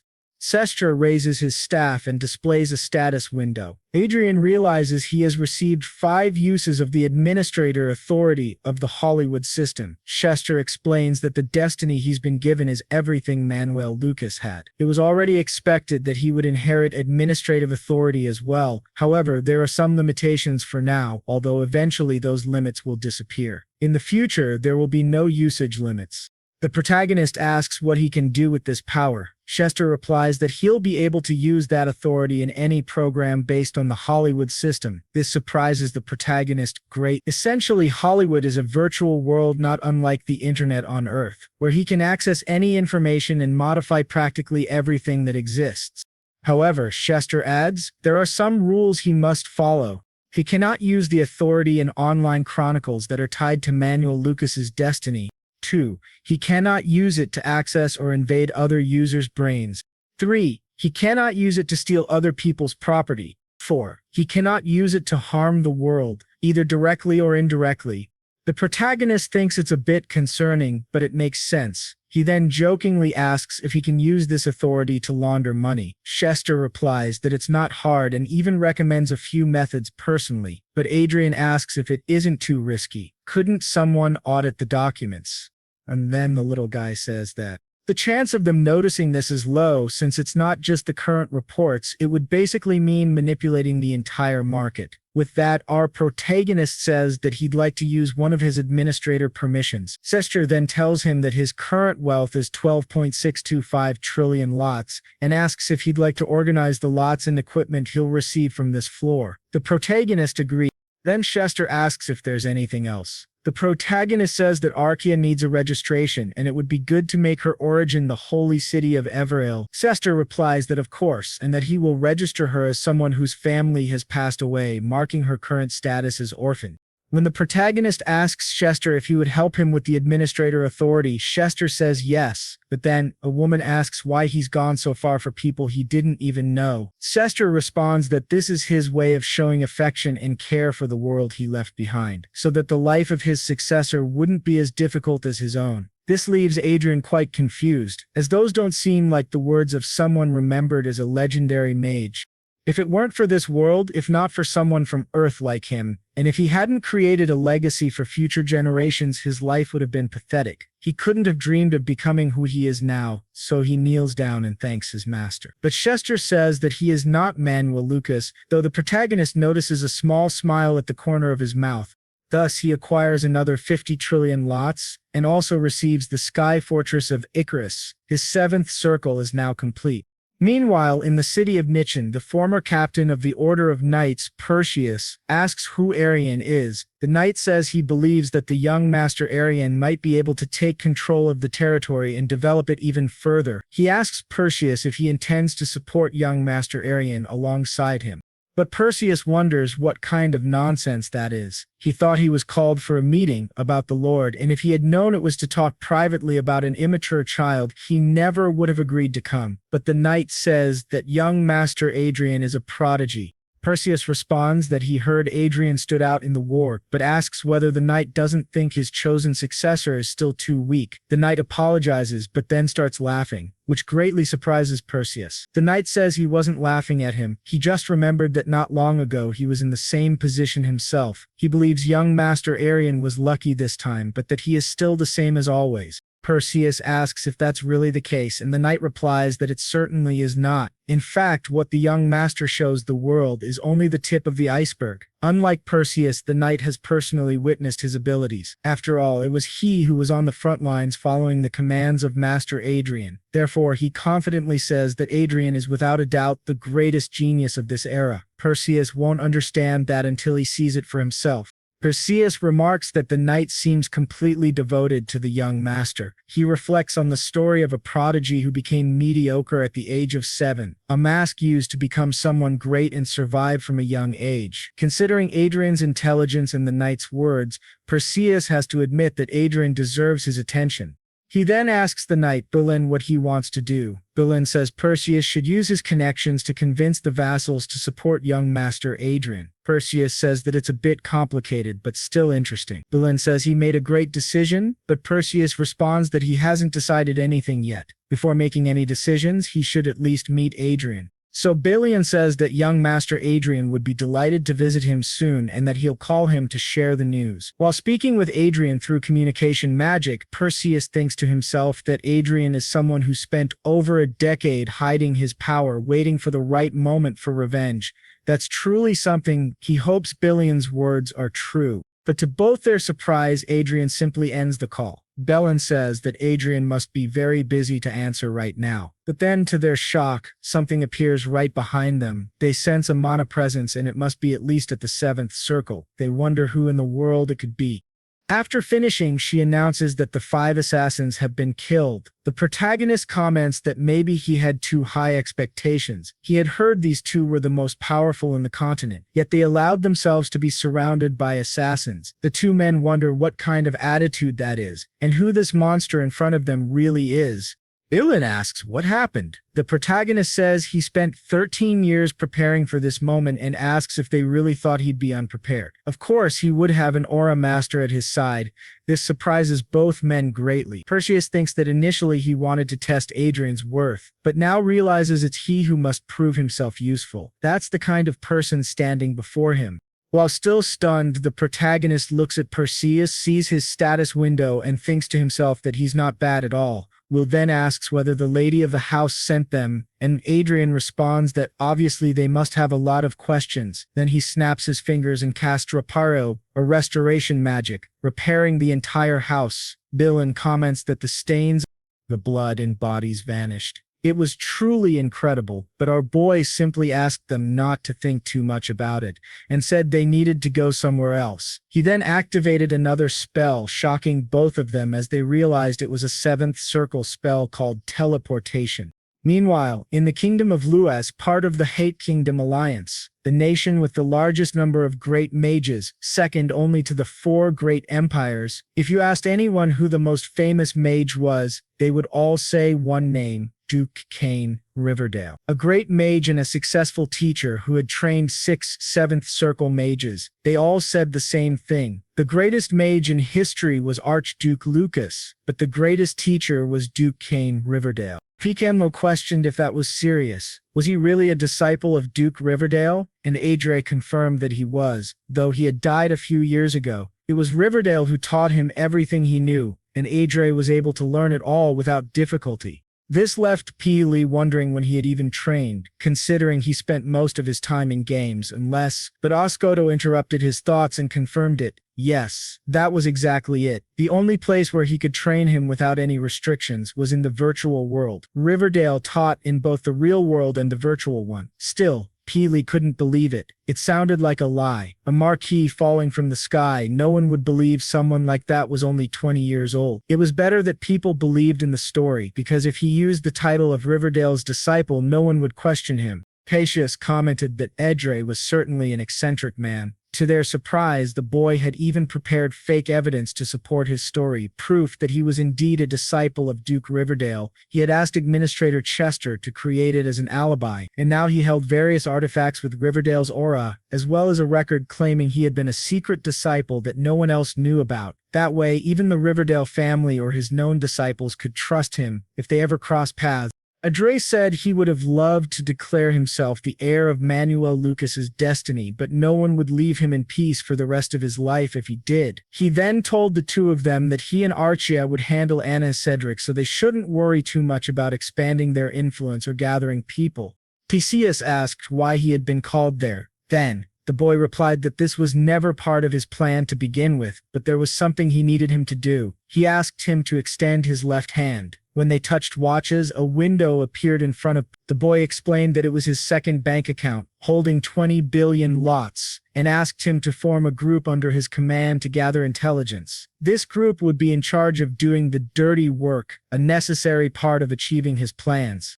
It was curious that he asked a knight for that kind of task, but Patrius acknowledged that considering they would be facing Marquis Haven, it might be necessary. Still, he asked if he was sure. That amount of money must have been hard, maybe even impossible to accumulate. But the boy asked him not to worry. He had acquired it very easily, thanks to his great talent for investing. In fact, he thought Patrius might faint if he knew he actually had 3,000 times that amount.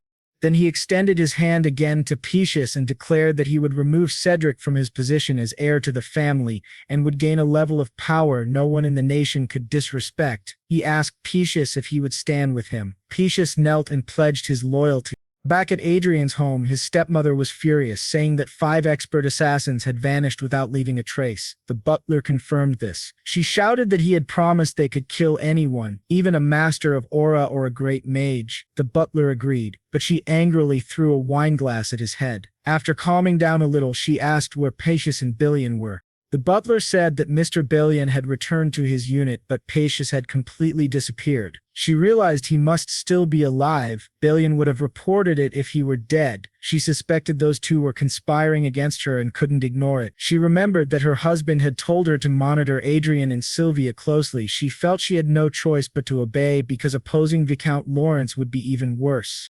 Still, if Billion and Pacius joined forces, they'd be unstoppable. She couldn't let them act freely because Cedric couldn't afford to have a rival. Time was running out. The butler asked if she wanted to deal with the Assassin's Guild again, since they had guaranteed they would finish the job. She questioned whether they should just kill Adrian, shocking the butler.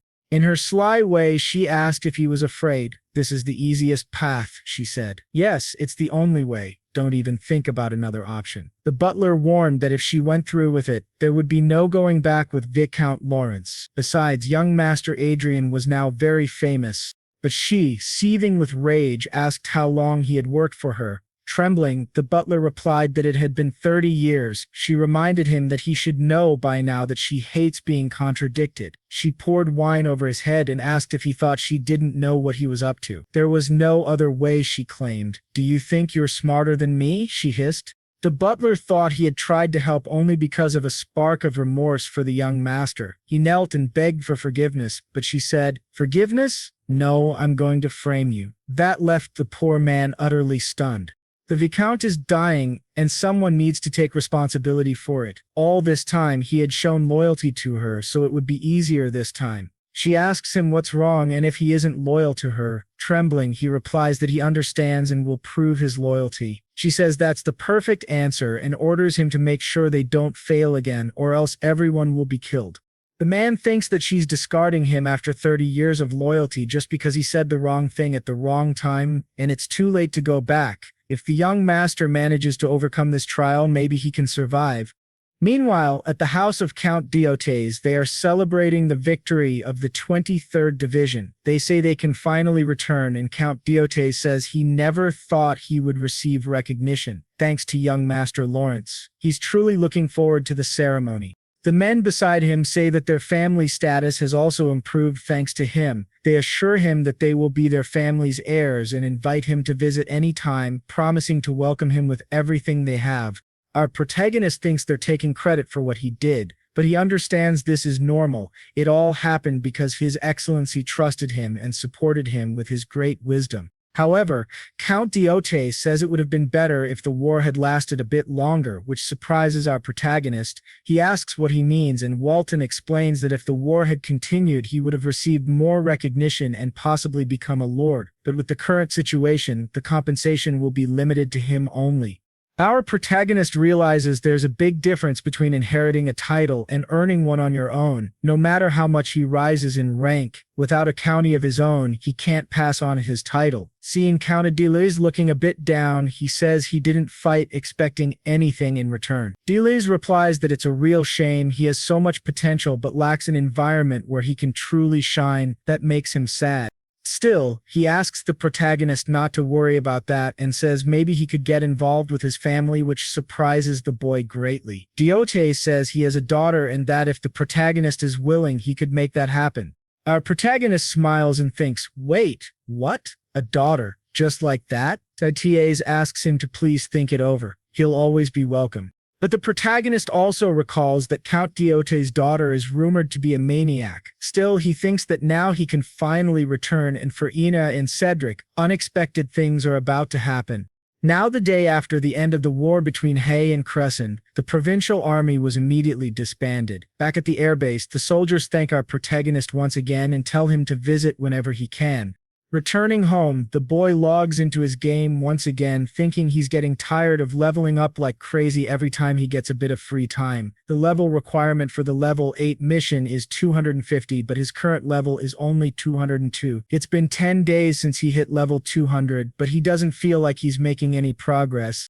As he gets stronger, so do the monsters. The experience cap has increased as well, so it's no longer possible to level up once per day like before. He thinks the monster they just killed would require at least 5 people. Maybe he needs to recruit a new member for his group, but he shouldn't draw too much attention. Since he has a stroke of luck, it's better to advance slowly and steadily, eventually reaching the max level. He calls Arkia, but she remains still, and he wonders what's wrong. Just then, a bird appears behind him. He asks what's going on, and suddenly he feels something.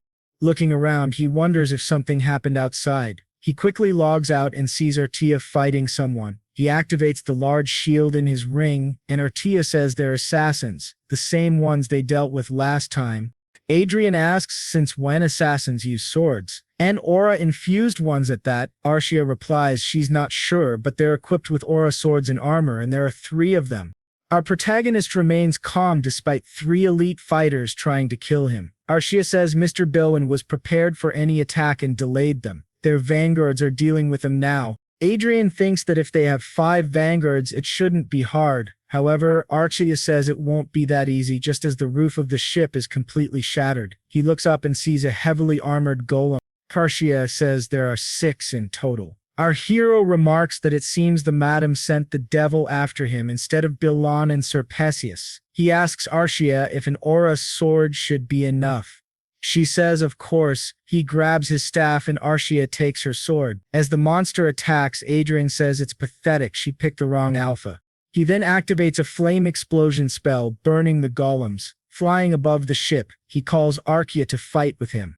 Meanwhile, the assassin captain receives a call saying something isn't right and they must retreat now. The captain wonders how their plan failed so badly, but to everyone's surprise, 2 explosions send them flying. The man wonders, what kind of monster is hiding in the Lawrence family? Our protagonist defeats the enemies one after another, with Archia fighting by his side. On the communicator, someone tells the captain to escape quickly and to kill the archmage, interfering with their teleportation. The captain wonders if he's going insane. Not only is there an archmage, but also a master of aura. He begins to flee, saying the others are on their own. But quickly, our protagonist casts a spell on the man, and Archa swiftly cuts off his arm. Just as she's about to kill him, Adrian orders her to stop. Adrian says there's no point in him trying to escape. That man thinks it's impossible. They were completely annihilated. Then our boy suggests helping him, but to their surprise, the man suddenly collapses. Adrian asks what happened, and Archia checks his body and says he's dead. It seems he bit into the poison capsule hidden in his teeth. Adrian realizes he doesn't have much experience dealing with assassins and underestimated their determination. Meanwhile, the vanguards question whether young Master Lawrence is truly that strong and if the vice commander knew about it. Dayan responds that young Master Adrian is a disciple of Duke Verdile, which greatly surprises them. Bilan adds that not only they, but the entire family underestimated him. Everyone knows how incredible Duke Verdile is, but he believes young Master Adrian became this powerful because he's something special. He was making plans for the future while acting humbly and deceiving everyone around him just to survive. But now the tides have turned and surely they should reconsider and join him. Adrian thinks to himself that Bilan is definitely skilled at influencing people. Back at home, Adrian's worried mother runs to him and asks if he's okay and if he got hurt anywhere. His father, right behind her, tells him he worked hard. Observing this, Adrian thinks it's completely normal to hold a parade to celebrate after receiving a battlefield medal, but it feels too calm. His father apologizes, saying there should have been a grand reception, but Adrian replies it's fine. He doesn't like noisy events while thinking that it must be because of Anna and Cedric. His father says that in exchange they prepared a grand banquet and now they will celebrate his return with food and drink. Looking up, Adrian sets his aerial fortress to energy-saving mode. At the banquet, the knights say it was their greatest honor to fight alongside young Master Adrian, and they're very grateful. Then, his father asks how he learned to win people's hearts on the battlefield. But before Adrian can answer, Anna suddenly appears, shouting his name, and Adrian notes it's been 3 months since they last saw each other. Cedric's mother welcomes him while Adrian thinks Anna looks like she's seen a ghost and he doesn't understand who that man with her is. He realizes it's Morris Juger and his impression is one of relief and happiness. He hears that Morris worked for her for 30 years, so why is his impression of him so favorable? To Adrian's surprise, he notices that the one leading Enem and Cedric's faction is Commander Crone, whose impression of Adrian is hostile. Cedric comments that as someone bearing the family name, Adrian did a great job, though it's nothing special, and he should be praised. Adrian smiles, thinking it's nonsense. He'd love to cut their heads off right now, but he needs some justification first. After all the things these bastards did to him, how could he consider giving them a quick death? Cedric calls him a rude bastard and asks if he enjoys being praised. Adrian laughs and says he really thinks Cedric believes he'd be happy hearing compliments. He acts as if he's capable of anything, which surprises everyone, while Adrian thinks that what he truly wants is to create a scene and use it as justification so they'll deserve to die. He tells Cedric that he can already imagine him ignoring tactics and dying recklessly after charging forward, which infuriates Cedric. Adrian then asks if people shouldn't get smarter with age, and that's why his vassals call him an idiot behind his back. Cedric gets even angrier, and Adrian adds that perhaps his ignorance comes from his mother's side, which shocks everyone. Cedric's mother asks what he means by that, and Adrian retorts by asking if she has something to say, telling her to stop pretending to be refined because it doesn't suit her.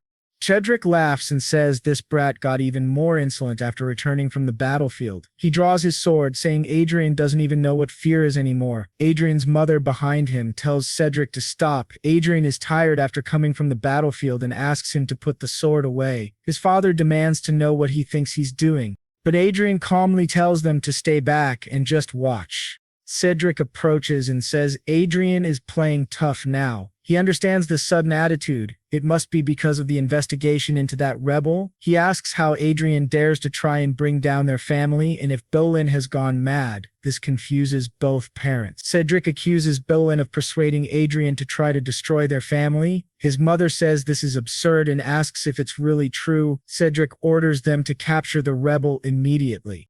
To his surprise, no one responds. He shouts, demanding to know what the hell they're doing and why they aren't following his orders. A knight in the back says that if he wants to capture Vice Commander Bolin, he should do it himself.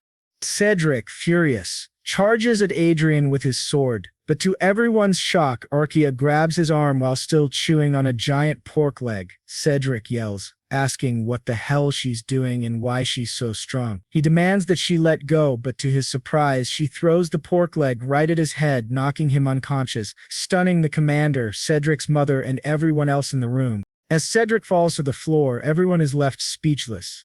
Adrian just smiles, looking down at the completely disoriented Cedric. But then from the back, their commander tells her to stop. If she crosses the line again, she'll answer to him. Adrian then asks if it's not him who's been crossing the line all this time. After everything he's done, so many things that he probably doesn't even remember.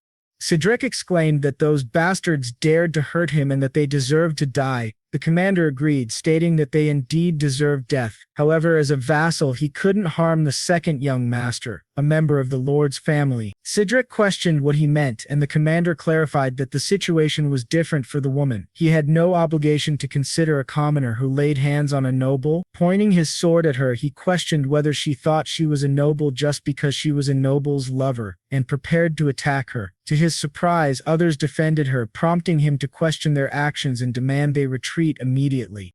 Bolin intervened, stating he wouldn't have drawn his sword if he intended to retreat, and ordered the commander to step away from the Law of Alice. The commander, puzzled, wondered what the Law of Alice meant. He found it strange that even members of Cedric's faction sided with them. Noting that most of these individuals prioritized profit over loyalty, something felt amiss. Looking back, our protagonist noticed reinforcements had arrived. Cedric began to laugh, claiming it was too late for regrets, and that including Bolin, they would all be punished for their crimes. Our protagonist countered, stating they were in the presence of the Lord, and questioned how the Viscount's knights dared to oppose their lord. Cedric ordered the immediate subjugation of those bastards and commanded everyone to attack. Our protagonist assessed that, in terms of numbers, their forces had more soldiers, but they were properly armed, whereas Cedric's faction had over 10 well-equipped soldiers. If a large-scale battle erupted, it would be a one-sided massacre. The commander questioned the futility of their actions, suggesting Cedric had become intoxicated by his own victory and forgotten his position. He emphasized that the family system couldn't be altered due to Cedric's recklessness and that only their side would suffer casualties. The commander laughed, questioning whether he wouldn't be killed immediately. However, even if he survived, only hell awaited him. Our protagonist's father instructed him to use the artifact, and his trembling mother apologized. Cedric dismissed the idea of fleeing and ordered the others to attack. As they advanced, our protagonist labeled them as miserable fools rebelling against their lord and ordered the knights to protect their lord, surprising everyone. The commander questioned his actions, and Adrian declared that anyone could see they were the traitors and that they would end this situation immediately. He instructed Archaea to leave those three to him and handle the rest, then removed the illusion magic. She complied, and to everyone's shock, she swiftly decapitated all those men, leaving the commander utterly stunned. Adrian remarked that Commander Crony had just said something interesting and that a traitor needed discipline. He then struck Crony in the face with his staff. Crony couldn't believe it. The woman was now an aura master, and this gaming addict had just inflicted damage on him. The commander declared that she was an aura master and that they needed to form a formation to confront her, urging them to remain calm as they could handle her. Adrian noted that, despite everything, the commander still managed to give instructions to his subordinates, showcasing his leadership. However, he asserted that nothing would change. The commander questioned what he meant. Our protagonist declared that he was a teacher about to impart a valuable lesson and began activating multiple buffs on himself. The commander realized that magicians could use magic 2 classes below their level without casting, meaning a 7th circle magician could use 5th circle magic without casting. Consequently, our protagonist used the memorize spell, thinking that once magicians became archmages, the so-called weakness of casting nearly vanished. Our female protagonist then unleashed a fiery explosion, burning the commander's body. After he collapsed, our protagonist approached the 2 trembling individuals, stating that they were going to have a lot of fun from now on and asked if they didn't think so. Despite his injuries, the commander lunged at our protagonist, who dodged and questioned why he got up, then proceeded to beat the commander in front of the 2. After the commander fell dead, they wondered how it was possible and how Adrian Lawrence had become an archmage. Our protagonist approached them with a smirk, and they realized they were utterly doomed. Meanwhile, elsewhere, an old man declared that Adrian had dared to lay hands on his daughter, Anna. This man was Raven Margrave, Anna's father and Cedric's grandfather. At the Margraves' residence, he watched all the footage of what had happened to his daughter and grandson. Infuriated, he noted that the video was spreading rapidly across various internet portals and platforms, and by tomorrow, most people would be aware of the situation. He dismissed the online chatter, stating that the opinions of commoners in the virtual world meant nothing. However, even among the nobility, some supported these speculations, though the most they could do was file complaints. He emphasized that no matter how valuable an archmage or aura master might be, this wasn't an era where wars could be won by 1 or 2 superhumans. Furthermore, aiding these 2 meant opposing Haven Margrave, whose military power was equivalent to that of a duke or marquess combined. It would be problematic if someone with a title equal to his, like a duke or marquess, sided with Adrian, but he deemed that highly unlikely. His butler mentioned that the royal family might intervene, but the Margrave argued that, obviously, a young archmage and aura master would attract attention. However, unless it was proven true, they could simply be labeled as imposters. As long as no one believed they were truly an archmage and aura master, there would be no issue. In this era, there is no guarantee that a video can't be artificially created, so they must announce that the video was fabricated. Through this video, they aim to expose that he is the one behind Anna and Cedric. Those foolish commoners are acting exactly as expected, merely trying to find justification, which is what they truly want. This surprises the trio greatly. They wonder why he would provoke a Margrave, but Margrave asks how many of their forces can be mobilized in a territorial war. One of the men replies that approximately half of their total forces can be deployed. For territorial defense, they can mobilize either 3 flying fortresses and 50 vanguards, or 2 flying fortresses and 200 vanguards. The Margrave then asks which forces can be mobilized immediately. The man replies 200 vanguards and 1 flying fortress. The old man says that's sufficient, while thinking that the brat they're learning about actually dared to challenge him. He declares, "Then it's war," vowing to make him regret it. Back to our boy, he thinks that they must have seen the video that was just released and are now preparing for an attack. The connection between Anna, Cedric, and Raven Margrave is unbreakable. His blade of vengeance will only be complete when it reaches Rengrave. However, before that, certain conditions must be met to solidify his position, specifically facing 3 individuals. A blonde woman then introduces herself as the daughter of Cain Riverdaz, Olivia Riverdaz. Our boy thinks Duchess Olivia Riverdaz, a mage of the Kingdom of Lewis and daughter of the famous Duke Cain Riverdaz. Although she's said to be close to reaching the 8th circle, her presence is comparable to the patriarch of the Riverdazimony, to which 6 archmages belong. When she says it seems real to her and the others agree it's definitely true, our boy asks whether this means they've recognized him. However, she points out that this kind of magical plaque can easily be forged in the first place. As the 3 of them confront him, he realizes they are pressuring him by resonating their magical circles together, but he manages to break that pressure and asks what it all means. The girl responds that it's amazing. The 2 others applaud him, but she says it's nothing much, they just wanted to test his abilities. One of the girls says she definitely could have verified it without resorting to such methods. However, having 7 circles doesn't mean they're all equal. She simply wanted to measure his exact level. Badre then asks, "So, does that mean I have your recognition now?" She responds that she still has many questions, but she has no reason to reject him. Our boy thinks she has a sensible way of thinking. He wonders if he were a villain who brought harm to her family, would she make the Riverdales his enemy? That would be the same as asking for death, and she doubts anyone could bear such consequences. Since his identity has been confirmed, it's all fine. Then our boy says he would like to make a request, which surprises the three of them. The next day, Markgrave asks how much longer it will take to mobilize their troops and orders them to hurry up. Just then, someone behind him asks him to take a look at a video. He asks, "What is it this time?" In the video, Olivia announces that officially, the young master Adrian Lawrence, disciple of the former Duke Riverdale, her father, has become a 7th Circle Archmage at the age of 20. This infuriates Markgrave. She says Adrian is a rare magical genius, a talent expected to reach the 8th circle, and the Riverdale family will do their best to help him and will spare no effort in supporting his growth. Anna's father realizes Adrian was one step ahead, as if he were reading his mind. She continues, saying that if anyone tries to harm Adrian, the Riverdale family will consider it an act of hostility against them. Markgrave immediately shatters the video, extremely angry, and says that they will still proceed with the plan, shocking everyone around him. He asks if they didn't hear him, they will proceed as planned. When someone asks about the royal family, he says he doesn't care. As long as they achieve their goal, they can overcome anything. Karin, standing behind him, warns him that Riverdale is backing Adrian Lawrence and that they should cancel the expedition, but the old man, still furious, says he doesn't care. They're foreigners anyway, which shocks the three. He adds that he's sure Adrian will feel relieved they won't be able to attack him, which will make the surprise attack even more effective. They must complete preparations and mobilize the troops as soon as possible.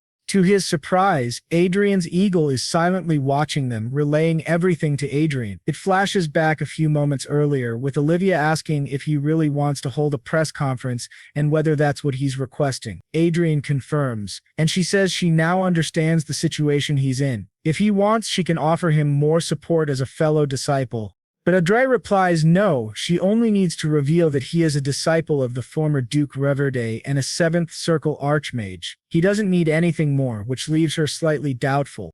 Smiling, our boy tells Archia that it's time to go. He thinks that, when it comes to his vengeance, he doesn't want to depend on anyone. He wonders, isn't revenge something one pursues for personal satisfaction? Everything must go according to his plan, under his leadership. We return again to that moment, with her asking why and Adrian answering, "They are my prey, and I don't want to share the joy of hunting them with anyone else." In the dungeons, they manage to break free and begin to flee. In Anna's hand is a key. As they run for their lives, she says that living like this is the same as being dead, and her father will never leave them alone. Cedric asks if they're really going to do this, but she replies, "What else can we do? We can't live like this." Cedric agrees, and she tells him to shut up and keep running. Now on the roof, she looks at the sky and clicks the key. A message appears and she is transported to the airborne fortress. Upon arrival, they remove their cloaks and she says that the peasant is truly something, but she'll make sure he dies. If he really thinks she's going to stand by, he's wrong. With that flying fortress, she can destroy both him and the viscount. With her key, she activates the fortress. The system asks who she is and she responds, "Anna Lawrence, her identity is verified." When asked if she is trying to activate the fortress under threat, she says no. The activation is then completed. Anna orders the main cannon, Firestorm, to be prepared, aimed at Viscount Lawrence and fired on her command. But to her surprise, our boy tells her to shut up, saying she acted exactly as he predicted. He thanks her for unlocking the fortress's security. She wonders when he got inside, but to her shock, Archia has already defeated everyone and is holding Cedric. Our hero says that trying to shoot the Viscount with a flying fortress only adds to her list of crimes, and the Marquis Raven's troops are almost here. She and her brother will have to protect this land with their own bodies. This stuns her. Our boy says, "That's what I wanted to see. If you're guilty, then you should be nervous. Do you really think your crime should make you so proud?" He then throws her to the ground and says the fortress had many layers of security, but she kindly unlocked them all for him. Anna tells Adrian she's not sure what he's trying to do, but suggests they calm down and talk, as emotions are running high. But our hero isn't someone who tried to blow up a viscount just to talk. Then Archia starts beating Cedric. Our hero simply tells her to bring him over and she throws him beside his mother. Cedric asks why Adrian is doing this, since they're brothers, but our hero says that even brothers had a great shield above them. Arshia then asks what they should do with the knights, who begin begging for forgiveness. Our hero suspects they're from Marquis Raven. He plans to send them back, but to their surprise, he simply opens the door and throws them out of the ship. He tells Arkia he forgot to upload the video and asks her to edit and upload it for him. Meanwhile, the other two are banging on the barrier, begging to be released. With that, our boy says he will use media platforms politically. He posts the video of Anna aiming the fortress's main cannon at Viscount Lawrence's house. Upon seeing the video, Mark asks if he can just kill all the commoners making those stupid comments. Mardo says it's possible, but not easy. The site is under the jurisdiction of the Union of Elia, which doesn't release users' personal information unless it's a serious crime. The Marquess says those damned Elia people are truly stubborn. One of the men behind him says a flying fortress is fully operational with 200 vanguards and everyone is ready. The Marquess orders them not to fail and to depart now. The mages activate teleportation magic. As the ship vanishes, the Marquess watches and wonders if he should have gone in person. Meanwhile, his daughter, still inside the barrier, screams for her father not to come. Suddenly, above the airborne fortress, the Marques's army appears in the sky. Our boy says, they've arrived. Inside the fortress, the monowave begins, shocking the two inside. They start screaming Adrian's name, apologizing, promising never to do anything again. But our hero says what he's doing now is something he learned in war. It's called a suicide bomb. With the Marques's army right above the flying fortress, the two scream in terror. Our boy raises his glass and waves goodbye to Madame Anna and Cedric, who watches from the sky as the fortress explodes with both of them inside.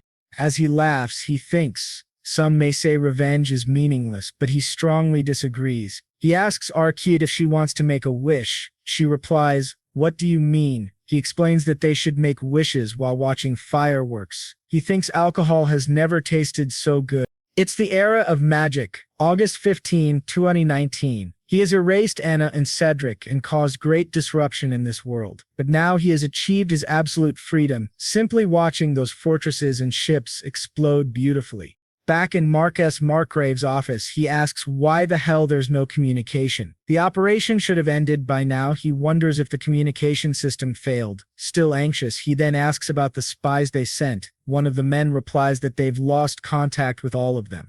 Marco Lev asks, "Are they playing with me?" One of the other men suggests that perhaps this entire situation was planned in advance. This infuriates the Marquess even more. He wonders how long this has been happening. If it's true, it means he's been in the palm of that boy's hand all along, a boy young enough to be his grandson. But then, to everyone's surprise, someone enters the room calling out to His Grace and says he was searching for online articles related to the Lawrence territory. This article was posted 3 minutes ago, and Marquez asks what it is. This scene shifts back to Viscounty Lawrence. After that explosion happens, the vanguards below are protecting the territory and hearing more and more explosions, with debris falling to the ground. Watching everything unfold is none other than Marquess Margrave. The butler says that, according to the video, an evacuation warning was issued an hour ago and all the residents of the Viscounty of Lawrence had already evacuated. The article says that while communication was completely cut off, a large explosion suddenly occurred in the sky, and they have just confirmed that communication has been restored. Along with it, there was an announcement made by the Lord's castle. Filled with rage, the Marquis slams his desk, shocking those around him. He begins to destroy his entire office and asks how many troops they can deploy right now. One of them responds that they can either send 65 vanguards or 25 vanguards in one aerial fortress. The Marquis reflects that if previously the deployed troops had a force equal to 5 aerial fortresses, then based on the video, it's clear that Adrian sacrificed his aerial fortress in a suicidal attack. Regardless of how old Adrian's fortress was, it should not have suffered any damage, yet its explosion released a massive flow of mana, tearing everything apart. This means Adrian knew his movements perfectly. Still, the Marquis believes Adrian could not possibly repeat such a feat a second time. The butler then says that unfortunately, this number of troops is not enough to overpower Viscounty Lawrence. They also received an emergency message from the imperial family, stating that the use of force against Lawrence is strictly forbidden. This surprises the old man greatly, and he begins to laugh, once again shocking everyone present. He asks, "So this is the price for underestimating that bastard. Damage recovery is still possible, but it will take time and the costs are astronomical. Approximately 15 trillion to build an aerial fortress, at least 50 billion for vanguard equipment, and around 30 trillion for damage restoration alone." He laments that the power his family developed over generations has collapsed because of a single mistake. Then he asks, "Has communication with Ares been restored?" The butler replies yes, and the Marquis orders him to immediately connect him with Adrian.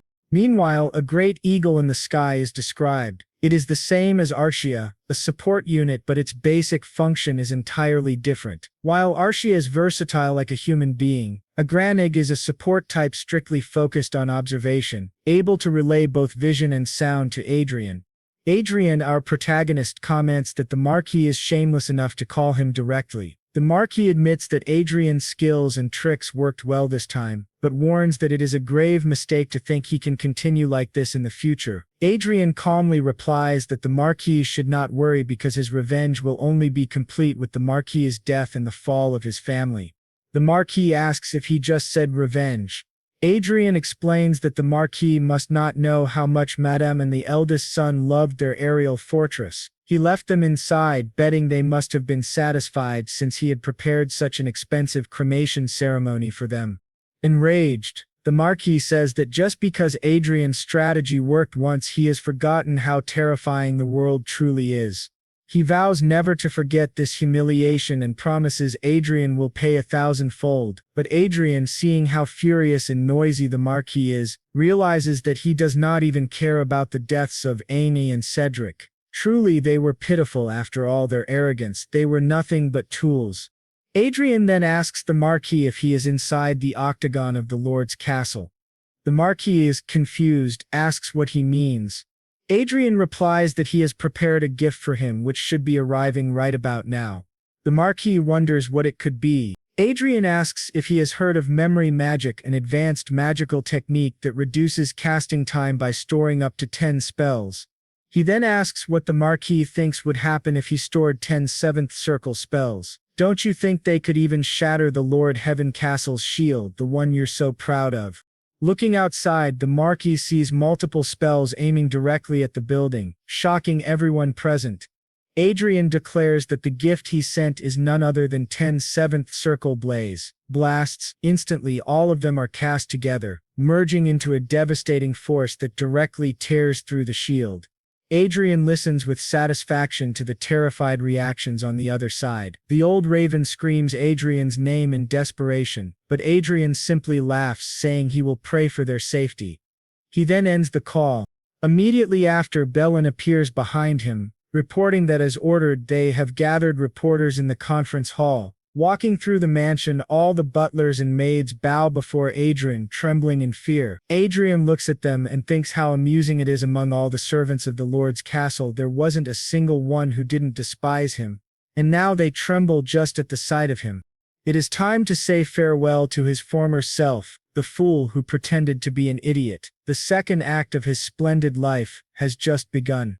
After this event, the internet could only talk about Viscount Lawrence and how Marquis Haven had secretly mobilized an aerial fortress and 200 vanguards, but everything turned to dust within seconds. Some blamed Adrian for copying a tactic once used in the war against the Kuzan Empire. However, others argued that people should not forget that it was Marquis Haven who planned the ambush. In the midst of that chaos and humiliating defeat, the young prodigy Adrian Lawrence brought down Marquis Markgrave. Reading about it, Adrian thought to himself that now he had gained 1 million followers in just a single day. He had become an influencer. William admitted that he was worried people might pressure Adrian for toppling such a renowned noble. But Sor asked, "What's the point of caring about what others think?" Smiling, Adrian replied that he would never be shaken again. William reflected on how Adrian had lived his entire life under pressure. The incident with the Marquis stirred controversy both inside and outside the country. Some articles criticized him, since the Haven family was still standing. However, public opinion overwhelmingly favored Adrian. This even drew neutral people to his side. Adrian thought to himself that commoners were basically treated as slaves by the nobility. But unlike others, he could benefit from public support. He needed to prove that he was different from the nobles, and he would do so by constantly communicating with the people, posting photos and interacting with them. He realized that discrimination against commoners was a deeply rooted social problem in noble society at Handel. Not because commoners were inferior but because nobles had made it so. To his surprise, his father then entered the room, holding a letter. He said that a summons had arrived for Adrian. Adrian asked if it was serious. Reading the letter, he saw that it ordered Sir Adrian Lawrence and Madame Archia Kane to appear before the inspection council. The wording was short and authoritative. Adrian considered three possibilities. First, it was a move by Marquis Haven. Second, that the nobles were planning to suppress him, or third, that the royal council itself wanted to bring him under control, since they would not send such an order if they merely wished to befriend him. His father asked if he had any plan. Adrian confidently replied, "Of course," then asked his father what nobles valued most. His father answered, "Money." Adrian agreed, saying he would change their opinions with money, since even the royalty would be interested in that. His father, however, asked for a more detailed explanation. Adrian explained that he had made a great deal of money through investments. If he offered bribes, it would certainly change the nobles' minds. This shocked everyone in the room. They questioned him, saying he didn't seem very happy, but Adrian insisted it was better to show than to talk. He revealed his bank account, which left Billiam stunned. "Incredible. How did you gather 60 billion in cash?" he asked. Adrian corrected him, saying he should look again. There were 4 commas, not 3. It wasn't 60 billion but 60 trillion lotus. Adrian admitted he had simply been lucky. Billiam asked if he could see into the future, while his father said the nobles would go crazy over that fortune.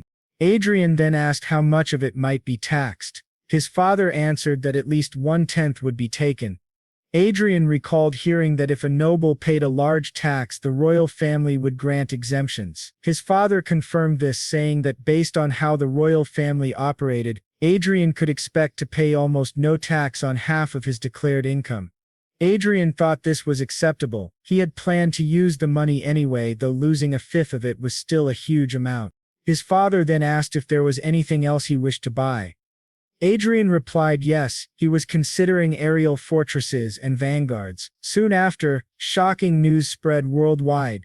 Adrian Lawrence had officially declared taxes on the money he earned through investments, and the amount was an astronomical 60 trillion.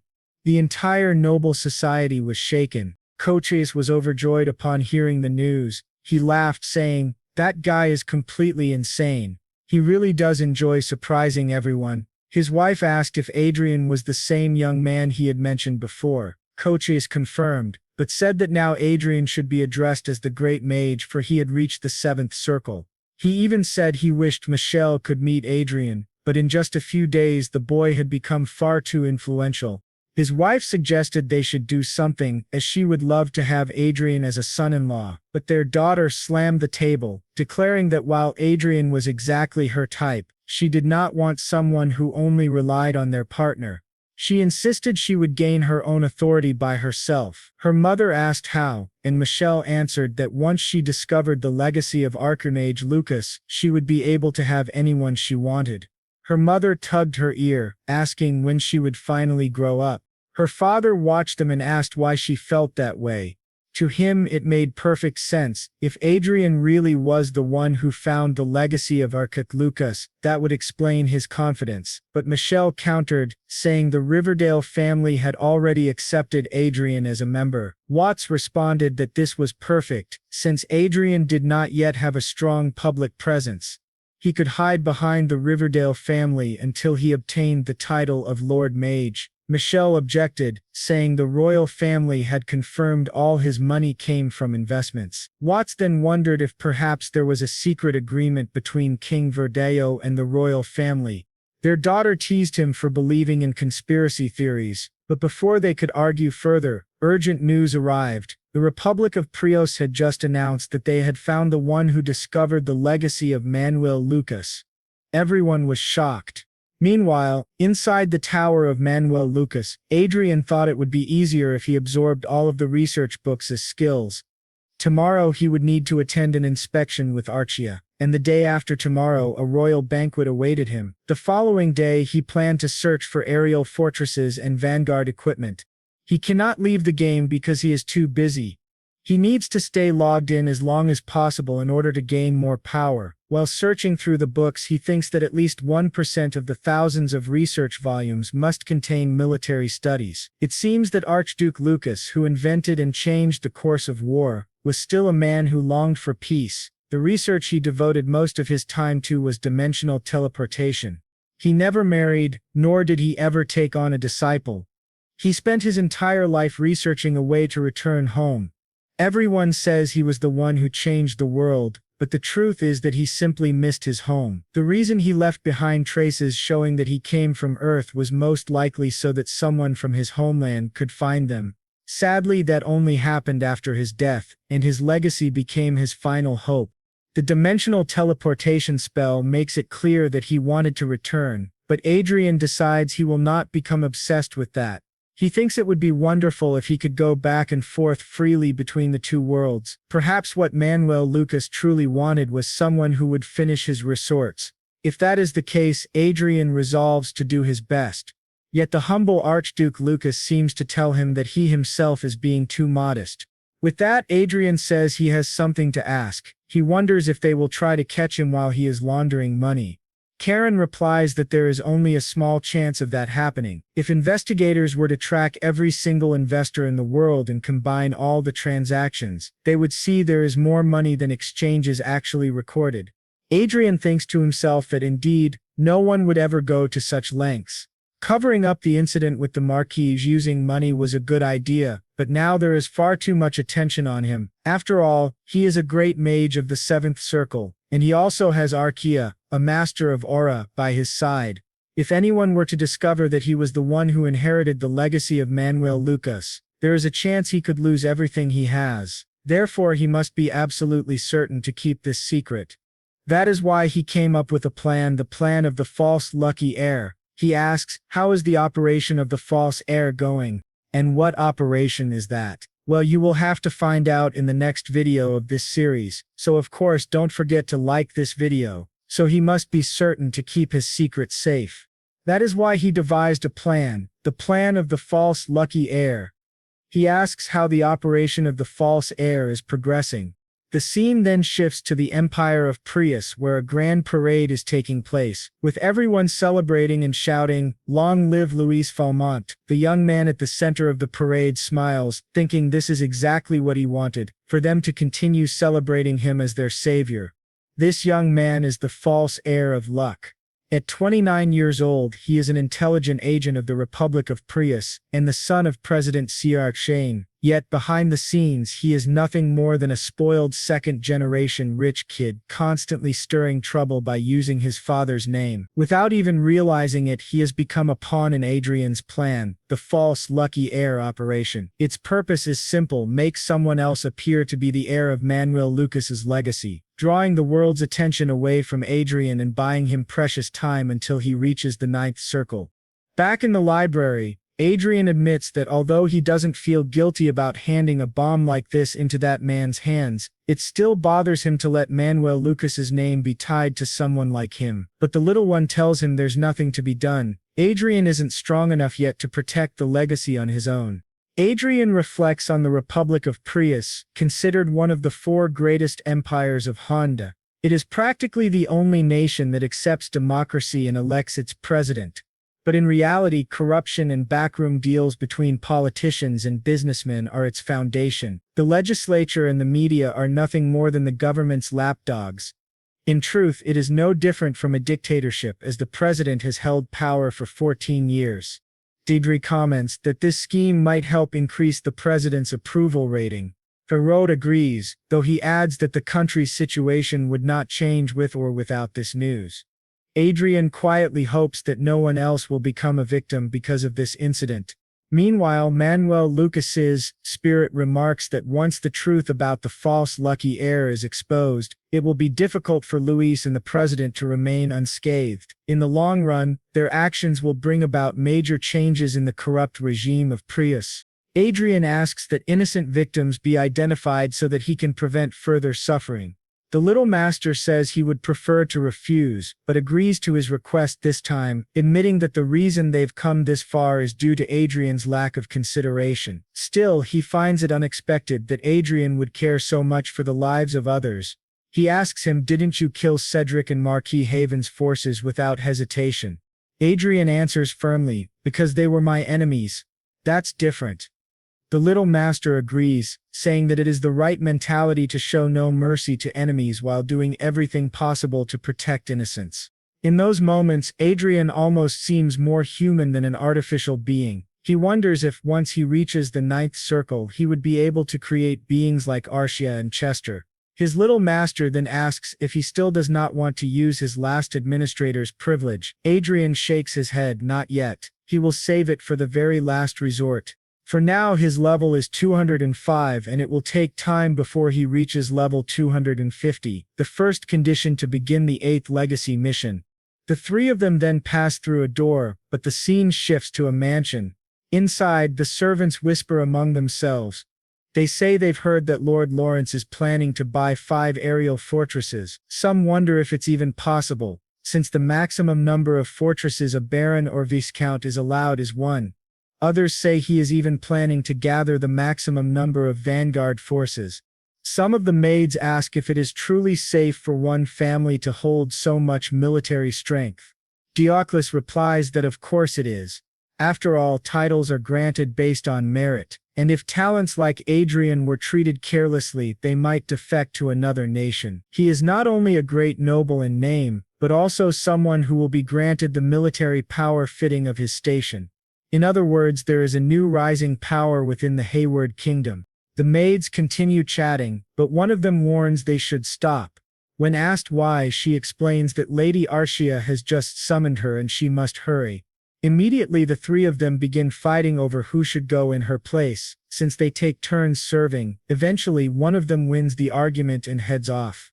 She thinks about how ever since most of Lord Adrian's servants had sided with Anana, who is now dead, they all feel as though they are walking on eggshells every day. Even though the Lawrence family members do not wish to face their young master because of the sins they committed against him in the past, none of them want to lose such a good job with its fine working conditions and secure future.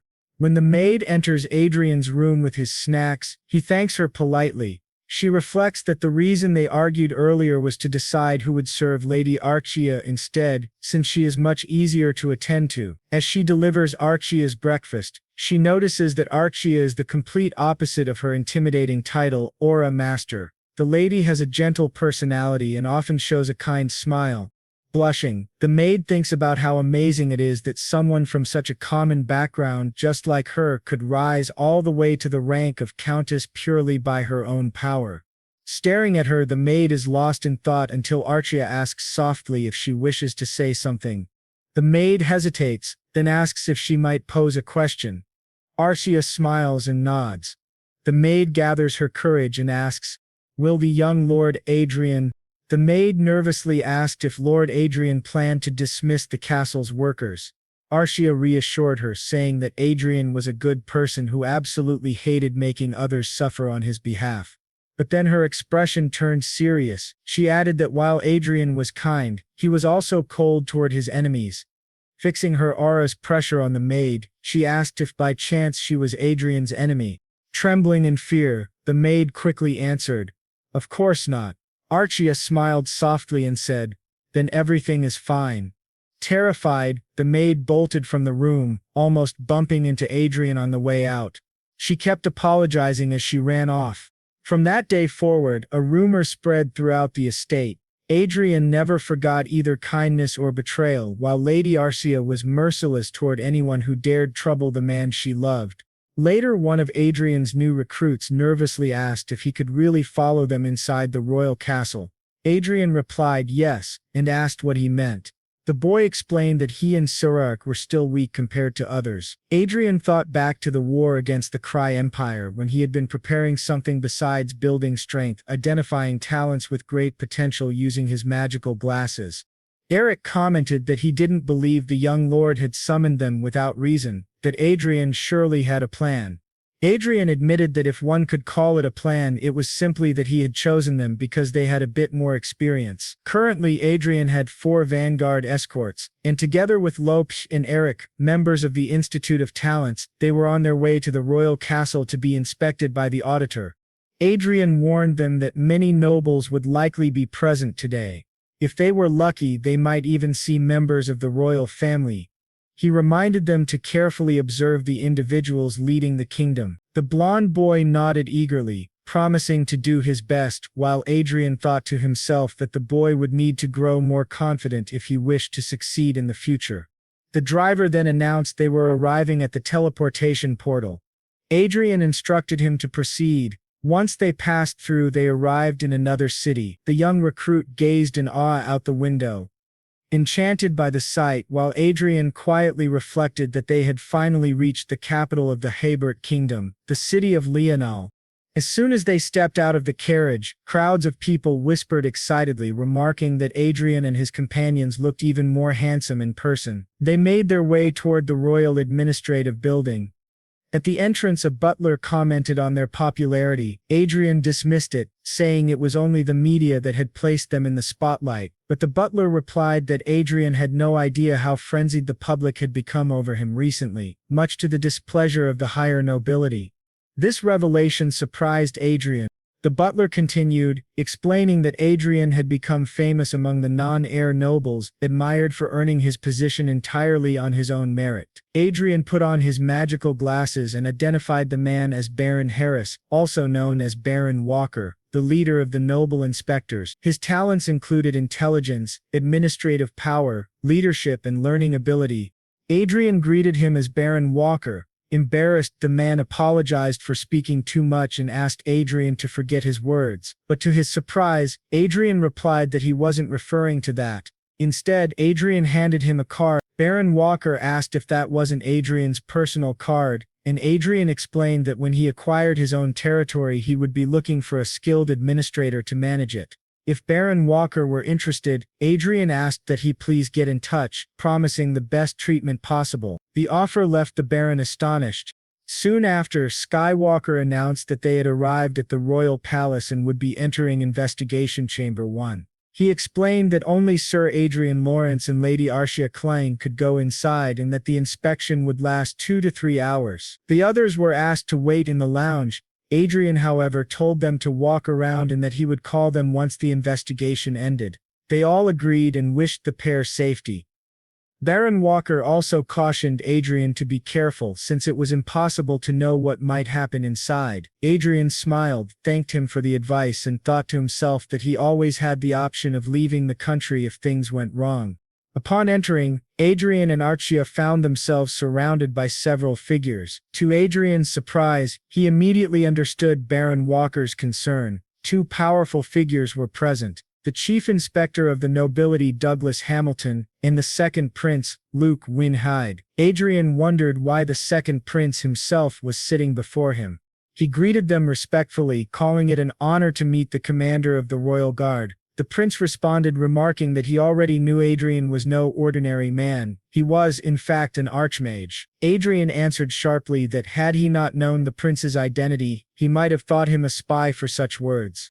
The prince only asked Adrian to raise his head. Using his glasses, Adrian observed the prince's talents: aura, physical strength, learning ability, average intelligence, average leadership, and average administrative power. He reasoned that the prince must have trained under an aura master and consumed rare elixirs to become one himself. The prince declared that he would personally lead the investigation. Adrian replied that if this was the chief inspector's decision, then he had no objection. The 2 locked eyes, each scrutinizing the other. Adrian, noting the prince's unease, curious, he asked the inspector to confirm whether this arrangement was official. The inspector apologized for seeming disrespectful and explained that he had only wanted to clarify the prince's authority. The prince assured them it was no problem and asked them to sit so the investigation could begin. Throughout the questioning, nothing significant arose. Even if something had, Adrian had already prepared his alibi. But during their conversation, the elderly man beside the prince suddenly asked why Adrian had caused such one-sided damage to Marquis Haven. The prince corrected him, saying he made it sound like an ambush, when in truth it had been a territorial dispute. The three men debated the matter while Adrian silently considered his next move. He was worried that his relationship with him might be one of hostility, but he seemed to be a fair person. Then the prince said there was no reason to continue the investigation, as there was nothing to look into. However, the elder beside him argued that Marquis Revan was a considerable force on their side. Our boy thought to himself that he could hear everything being said, and he realized that including Hamilton, most of the noble inspectors were aligned with the prince. Some were also on Marquis Revan's side. Perhaps Prince Luke had developed some hostility toward him due to the influence of others and not by his own will. The prince then said that he was basically asking him to be rational and they would end it for now. He called Sir Lawrence and stated that he did not like stalling, preferring to go straight to the main point. He was competing with his brother for the crown, and until recently the competition was fair. However, things changed when Adrian appeared, especially regarding Marquis Raven, one of his main influential forces, who was defeated by him. Our boy apologized, but the prince said he did not blame him, as the incident was entirely Raven's fault. Still, if Adrian had sided with his brother, it would have been even worse for him. That was why he wanted to ask him directly before his brother did. Adrian then understood, this was the real reason the prince had joined the investigation. The first prince was already the crown prince, but there was opposition because the second prince had become an aura master, balancing the scales. The second prince had gone this far even while knowing that the first prince had the right of inheritance in higher status, which meant things were in his favor. Although Marquis Raven's forces had been dissolved, it was not enough to cause a major impact. The real issue was Adrian and Arcia, who had suddenly appeared. They not only had individual abilities but also financial backing. They were a heavy weight that could disrupt the balance. Still, Adrian thought there was no real benefit for him to get involved in political struggles.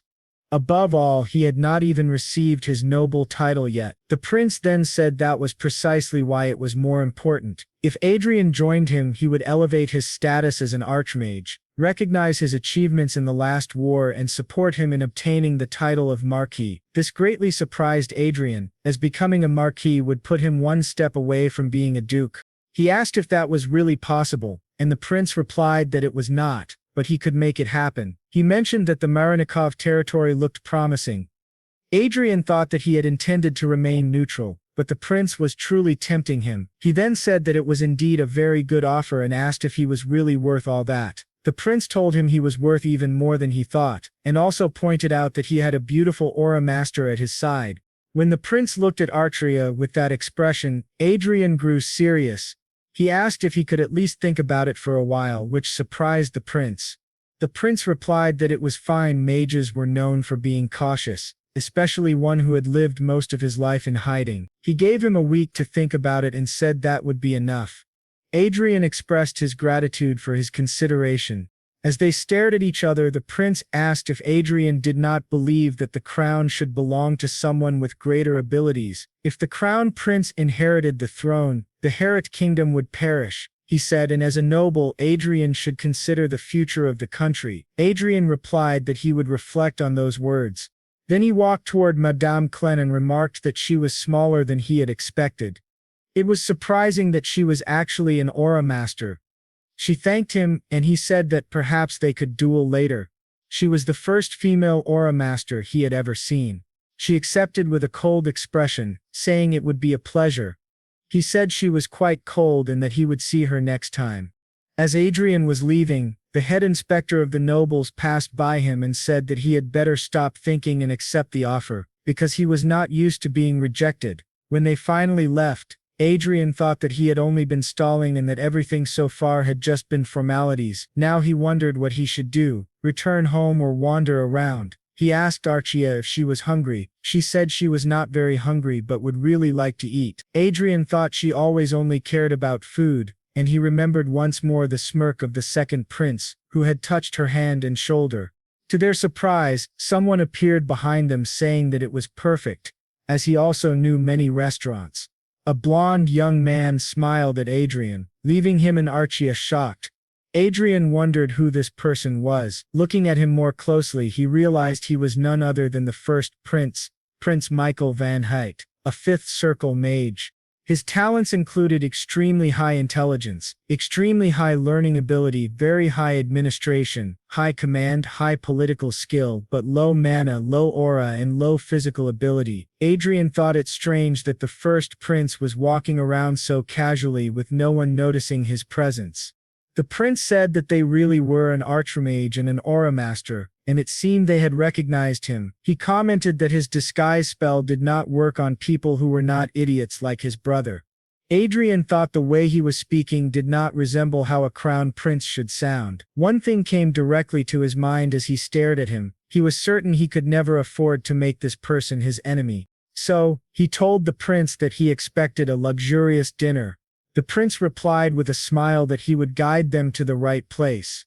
As they walked together, Adrian thought to himself that the prince's profile was far too good for a mere human. His talents were heavily focused on politics and administration, but he had never seen anyone with three extremely high attributes, except for Archia. Actually, upon reconsideration, Prince Michael was even superior to Archia in terms of overall talents. Her strengths were concentrated mainly on her swordsmanship, while his were broad and deeply influential.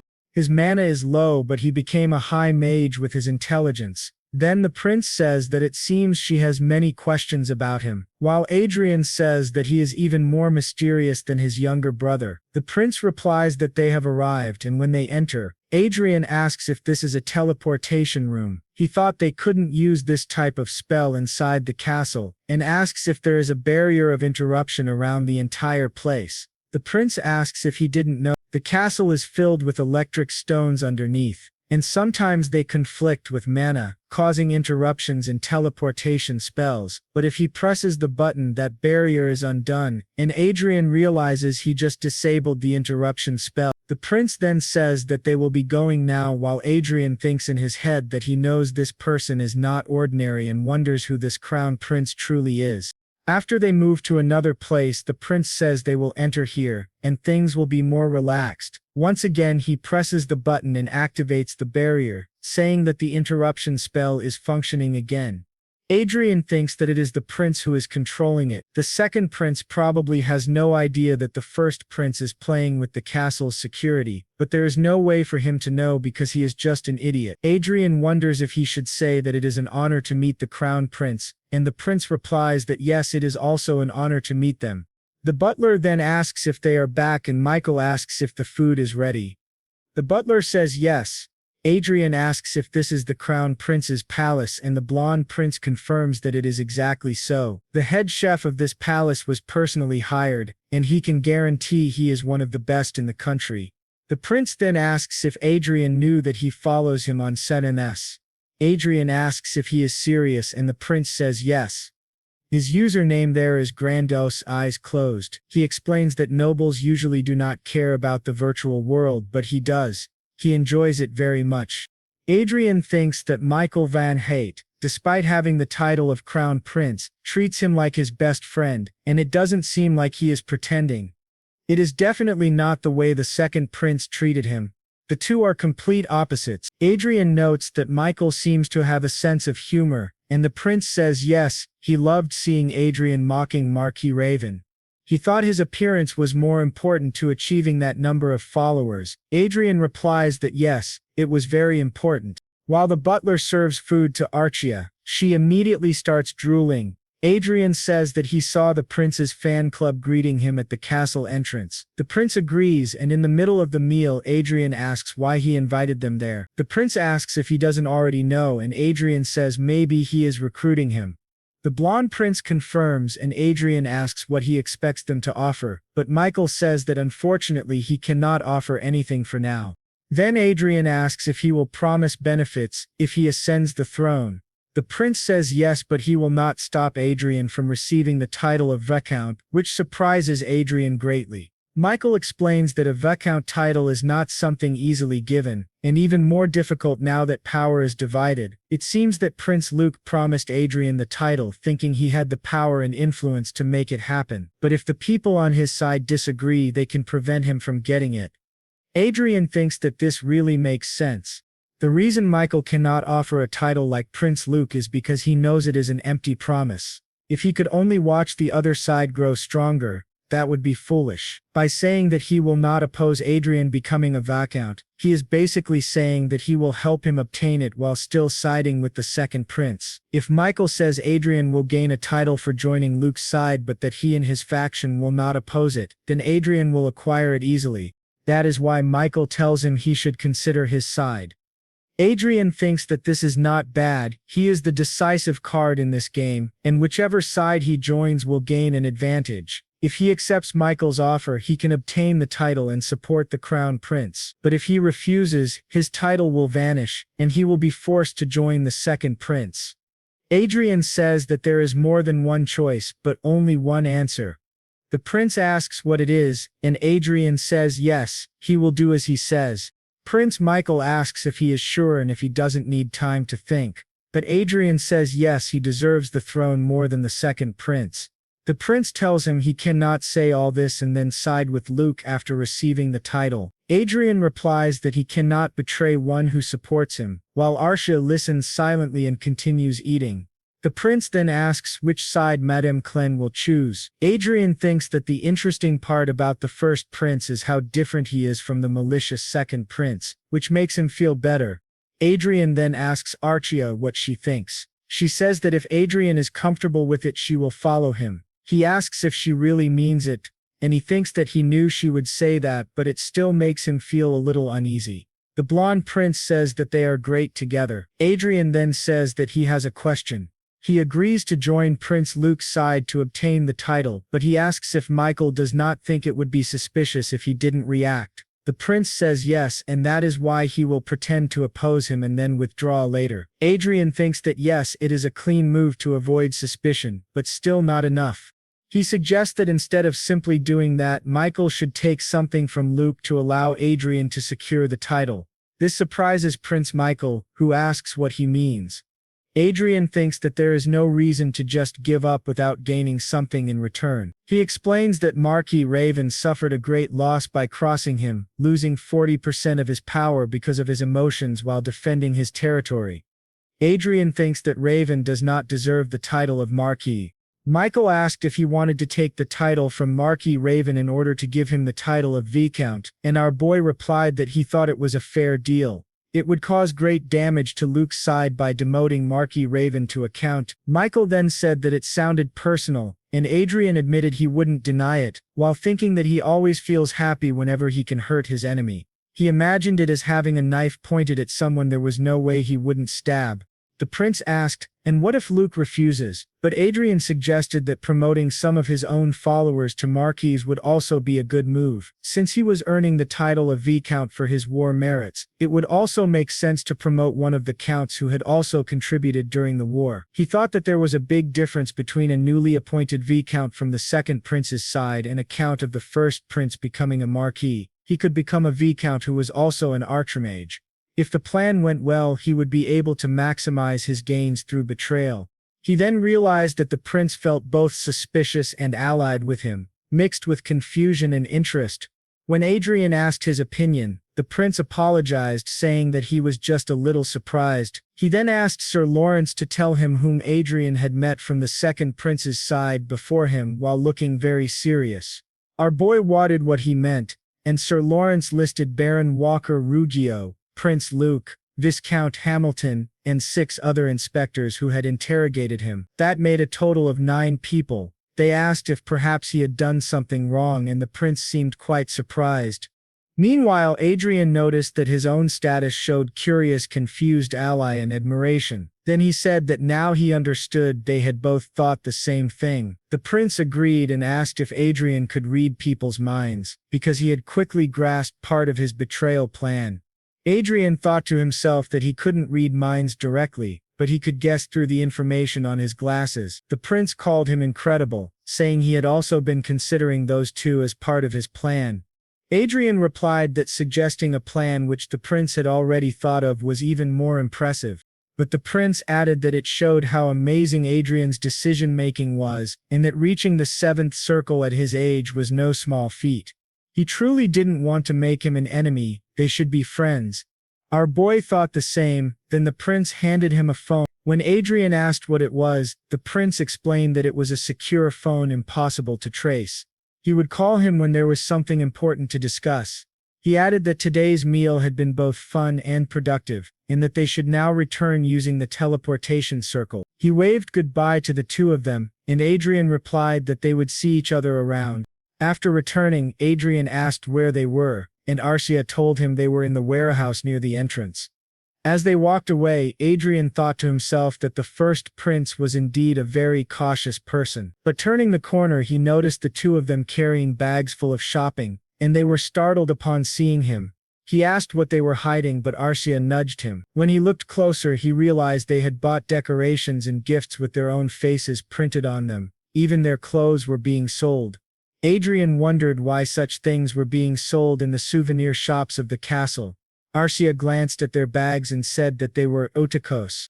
Later it was reported that the Prios Empire had grown by 12% within a year, but severe corruption made the government hesitant to attempt the introduction of a republic. Signs of inflation were being pushed aside as the Republic of Prios focused on military strength. The hope of the republic rested entirely in the hands of the heir of the legacy, Luis Felmont, the son of the president. News outlets began to question whether the legacy of Archmage Lucas had really been acquired by the president's son. These reports eventually reached a palace, where an old man shouted in rage asking how the legacy of Archmage and Lucas could have ended up in the hands of those nations. This was the palace of the Brigham Empire, known as the Castle of the Golden Dragon. The old man was Emperor Edward Brigham. He declared that the legacy should have belonged to him, since his country was the birthplace of Manuel Lucas, the nation that had guided him into the Golden Age. He demanded of his servants whether they had really invested money and effort into seeking out this legacy, only to fail to find it. All of them apologized, and the emperor grew furious, summoning the director of intelligence, Countess Elfridge, a seventh circle mage. He asked her what she thought, and whether she truly believed the claims of those bastards. She replied that she was only half convinced. When he asked what she meant, she explained that she had examined their exploration process, and it was very outdated compared to theirs. The location was also random, and they likely hadn't expected to find the legacy there. If it had been so easy to find, it would have been discovered 10 or 20 years ago. Most importantly, they had no idea about the true legacy, the encrypted text that Archduke Lucas had hidden by scattering clues written in code, called English. Yet they had supposedly found the legacy without even knowing this fact. It made no sense, unless the clues themselves were a trick. The emperor asked if that was why she gave it a 50% chance of being true. She explained that if the encrypted clues were indeed tricks, then perhaps someone else had already found the legacy and deceived the Prios Empire, making them believe they had acquired the real one in order to distract the others. The emperor wondered why such a person would hide and whether they truly needed a distraction, but the countess suggested that this person might have been exposed to some unknown variable and that they must consider all possibilities. The Lucas Kingdom and the Hyde Kingdom. And the emperor says that the highest probability lies with the allies of Eliza.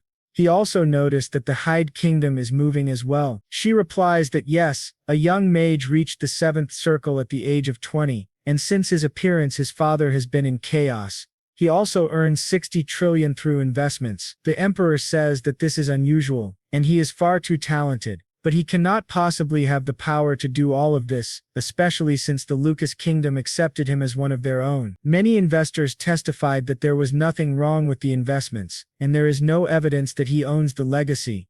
The emperor says it is interesting if all of this was achieved solely through his talent and asks if that is really possible.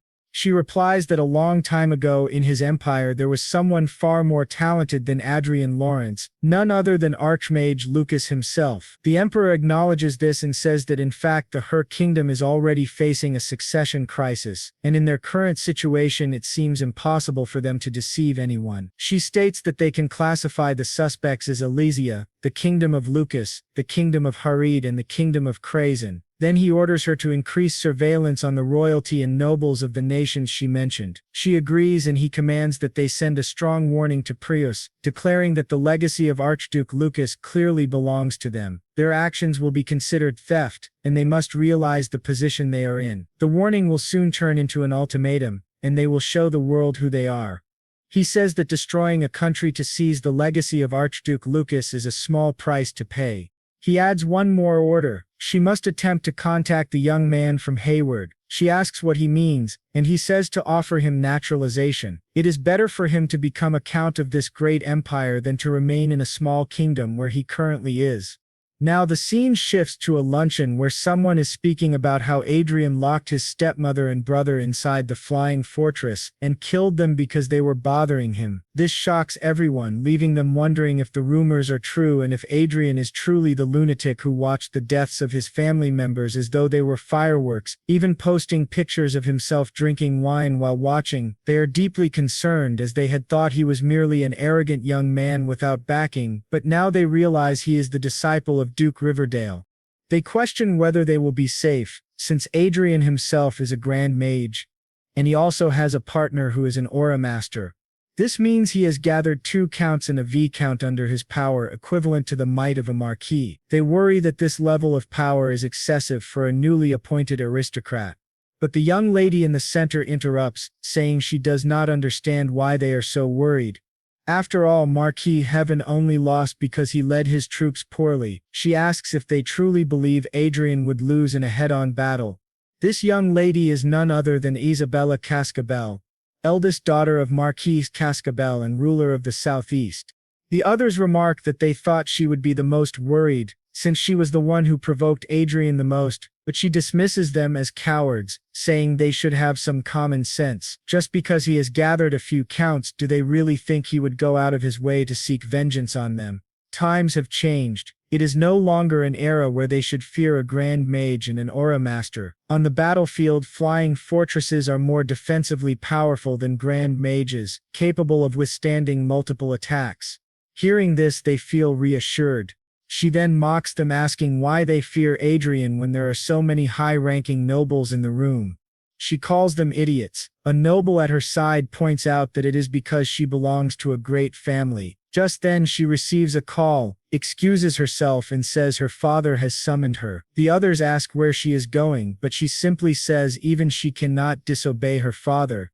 Once outside, she begins thinking about Adrian Lawrence, his radiant silver hair and striking blue eyes. His appearance had always been remarkable, even in the academy where many gathered around him. She recalls the past when she and her friends were bullying someone and Adrian stepped in to defend them. Isabella had claimed the commoner had insulted her, and no matter what they did, Adrian never retaliated, until one day when she asked him if he wasn't honored to learn that something terrible happened whenever one of them was offended. Adrian replied that it was better she wait, because he would torture them in the worst possible way and make them regret being born into this world. Remembering this, she admits that she always liked him, especially his handsome face when filled with rage. She never thought a mere count without political foundation could do anything against her, as she dominated the social circle of the 6th Marquis family. To her shock, upon returning home, she asks her father what he had just said. He informs her that His Highness Luke has promised the Marquis title to Lawrence, and he will become a key figure in the country's future. Deeply worried, she asks how they could possibly grant the title of Marquis to the son of a concubine, and whether this is truly possible. Her father confirms it is. Prince Luke believes Sir Lawrence is worthy of the title since he became a 7th Circle Mage at the age of 20 and may one day reach the 8th Circle. Moreover, with his Aura Master partner at his side, whose strength is equal to that of an 8th Circle Mage, his existence is crucial to maintaining the balance of power. Bringing someone with such influence into their faction is an undeniable advantage.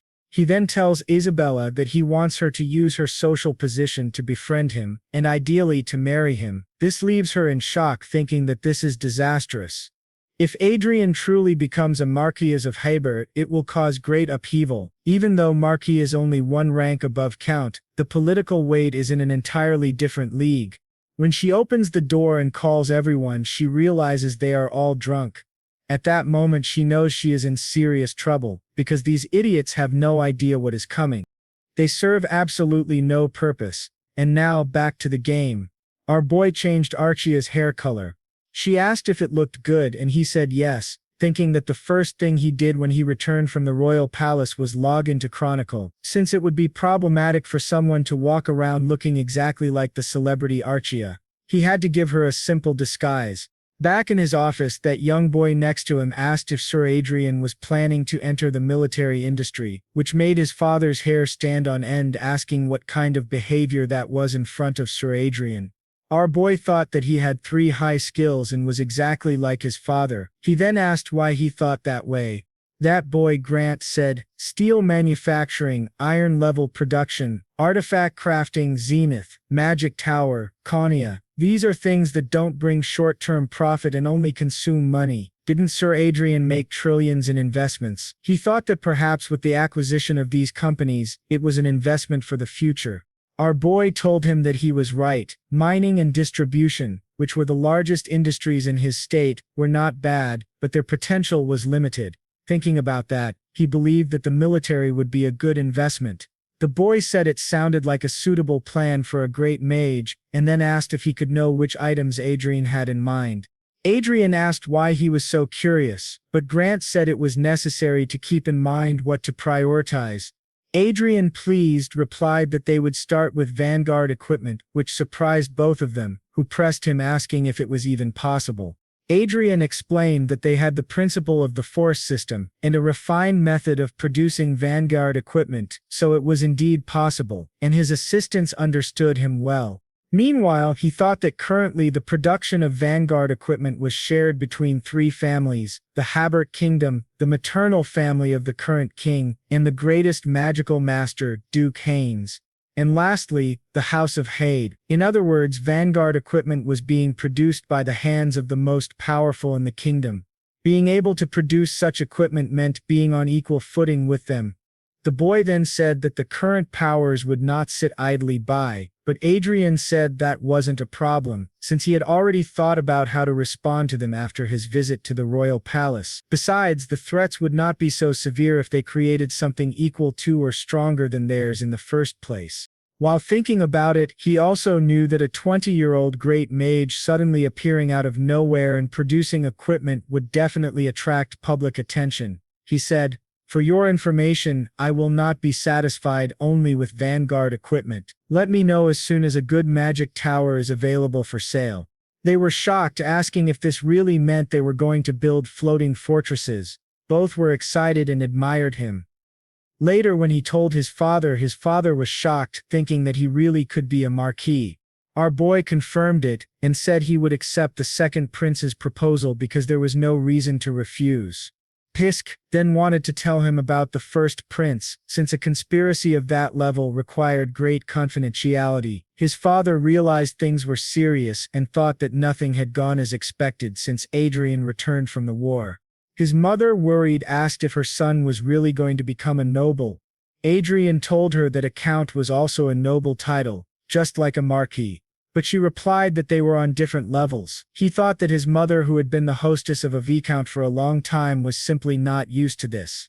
Then he asked, how is being a marquis such a big deal? Does he need to become the king of the country and build a harem to be satisfied? But when he looked at the two of them, they were furious, with his father asking what he was talking about, and Adrian wondering what kind of reaction that was.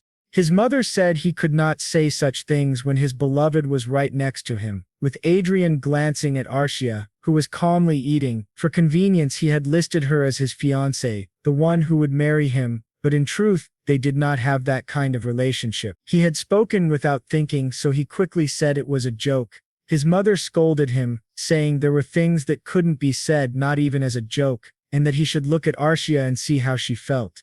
Looking at her status, she seemed conflicted and subtle, but after a while she returned to normal. They asked what the hell that was. His mother, irritated, told him that he had to be kind to Archia and not do unnecessary things. Embarrassed, he said that, in any case, they had an important commission coming up soon. He wanted to finish the pending work in order to mark a new beginning for the Lawrence family. His father asked what work he was talking about. Adrian replied that it wasn't a big deal, just dealing with the vassals who had followed Anne and Cedric, taking unfair advantages and punishing the servants who had harmed him and his mother. That was why they had to be cleaned up, he said with a malicious grin. Now the scene shifted to a royal meeting where they were discussing how someone was not only a count but also a marquis. That was asking too much in the current situation of the country. Some argued against it, but others said that Lord Adrian was a rare genius who had become a grand mage at 20 years old and that this was a fair reward. They also pointed out that in addition to that, he had a fiancée who was a master of aura. Then Prince Luke said to his father, the king, that many countries were trying to approach Adrian after noticing his talent. Some even said that he would become the next archmage, Lucas, and treating him lightly would be like abandoning a competent young man who could one day lead their kingdom. However, Prince Michael countered, saying that, as far as he knew, for at least 200 years there had never been a case of someone being granted the title of Marquis all at once without holding previous titles. The second prince argued that since he had gained Sir Lawrence, he only wanted to strengthen him. The prince looked at him with his eyes half closed and asked if they really needed formalities between them.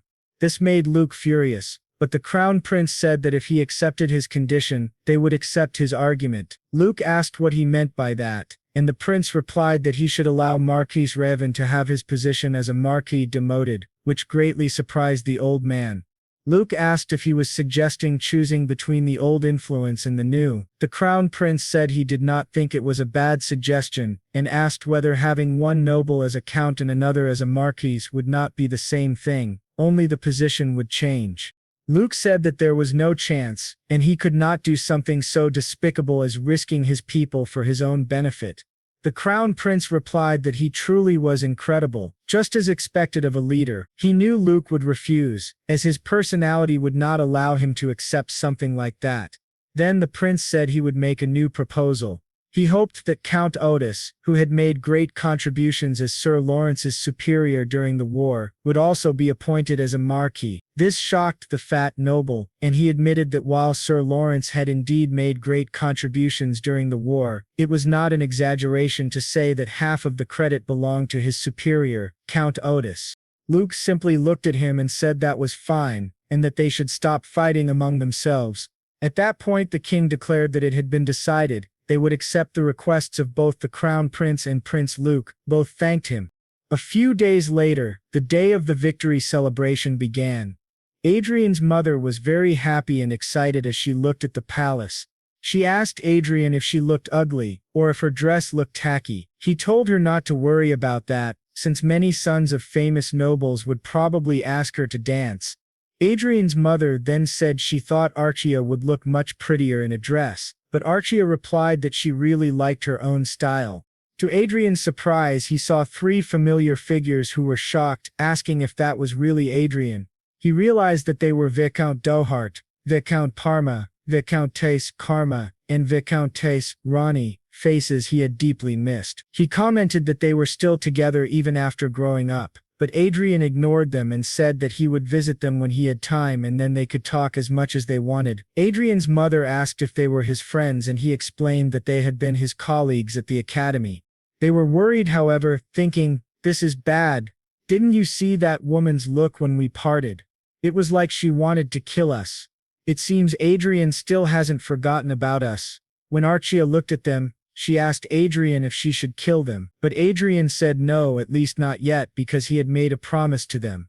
Then the royal butler welcomed them, and showed them their seats. Adrian noticed that they were placed in the first row of the table. Everyone around started cheering for them, asking if they were not the Viscounts of Lawrence, calling them elegant, and surrounding them with questions. Adrian thought to himself that the high-ranking nobles must have already heard about his new title, which explained their behavior. But to his surprise, he noticed an old man, Marquis Raven, staring nervously at him. Adrian figured that the second prince must have scolded him, seeing how he was keeping his distance now. The victory celebration began, and the central kingdom declared that Count Otis would receive the Order of the Golden Lion, be granted a coastal city in Ort, and be appointed as Marquis on the border of Aegis. Adrian thought that, thankfully, Count Otis was also on the Crown Prince's side. Meanwhile, he glanced at Prince Luke, who was speaking with his ally while Adrian thought about the man beside him, Marquis Vincent, who was without a doubt the strongest sword of the kingdom. When he looked again, both princes were staring at Arcia, and Adrian thought that, as expected, she did not suit the second prince. Then the two princes approached the king, knelt, and the king took a sword and declared that Adrian Lawrence would be granted the title of Marquis in the territory of Marinkov. Arcia would be given the title of Countess in the territory of Glendale. Additionally, each of them would be granted a fortress, and the king expected them to strengthen the defense of the country. The two of them thanked him, shocking everyone present. They were astonished that he had suddenly become a marquis. Then the king asked if there was anything Adrian wanted to say. Adrian replied yes. First he said that he was at the mercy of His Majesty and placed his heart in the justice of the country. He gave his thanks to the Crown Prince and to Prince Luke. Then he declared that now that he had become an aristocrat with his own territory, there was something he wanted to do immediately, and he would state his will before everyone present. He spoke the names of Viscount Dohart, Viscount Parma, Viscountess Karma, and Viscountess Rani. With a wide gleaming smile, he declared a territorial war against those four families. This shocked the king, both princes, his own family, and everyone around. From that moment, King Sist van Hayt began to feel growing concern in recent days. The problem of succession had already divided between Prince de Lear and the second prince. And now something even more troubling had happened, giving the old man an even greater headache. They were dealing with their children, and now a new lunatic had appeared in their country. Our boy, after saying that, he met with the prince personally, and Luke said that he must have misunderstood Marquis Lawrence's tendencies. He had thought Lawrence was a typical scholar but never imagined him to be so aggressive. Luke asked if he didn't know that a new lord could not expand his territory arbitrarily. Our boy replied that he would simply destroy the four families and then return to his territory according to the royal decree. Luke asked if he planned to follow through with that until the end, and Lawrence said yes. Luke put a hand on his shoulder and said that his attitude disappointed him greatly and that he wanted to wait and see what happens. Lawrence thought that Luke had expected this kind of reaction, but he didn't care at all. When he returned, the royal celebration had already begun, and Arcia said she had been waiting for him. He noticed other nobles who were visibly nervous in his presence. Everyone kept a safe distance, as if he had a reputation for being dangerous. He muttered that it seemed like he was the family rogue, and his father, standing behind him, added that he certainly was. Adrian admitted that he hadn't intended to go this far, but he had gotten carried away. His father asked why he wanted to start a territorial war. Adrian replied that it was revenge. His father became very concerned and asked if he truly announced this war, knowing the risks of fighting four families simultaneously. Adrian said yes and reassured him not to worry. His father said he believed in him, while his mother, crying, was deeply worried. Then his father remarked that it had been a long time since they attended a royal celebration, and he wanted to enjoy the moment. He called for his wife and asked her not to worry about their son, to trust him. She held his hand, and they began to dance. Adrian thought that he had been walking on eggshells in front of Anna all this time, but now he could take care of his mother. He told Archer that it was time to resume what they had been doing. Meanwhile, four nobles were discussing whether this made sense, as even territorial wars needed justification. The central noble said that they would not lose. A plump young woman asked why, and he explained that according to Adrian's declaration, the four families should unite. Though their opponent was a marquis, the combined power of four viscount families could handle the newly appointed marquis. They agreed that it seemed plausible. Adrian, speaking behind them, said it was good to see them all.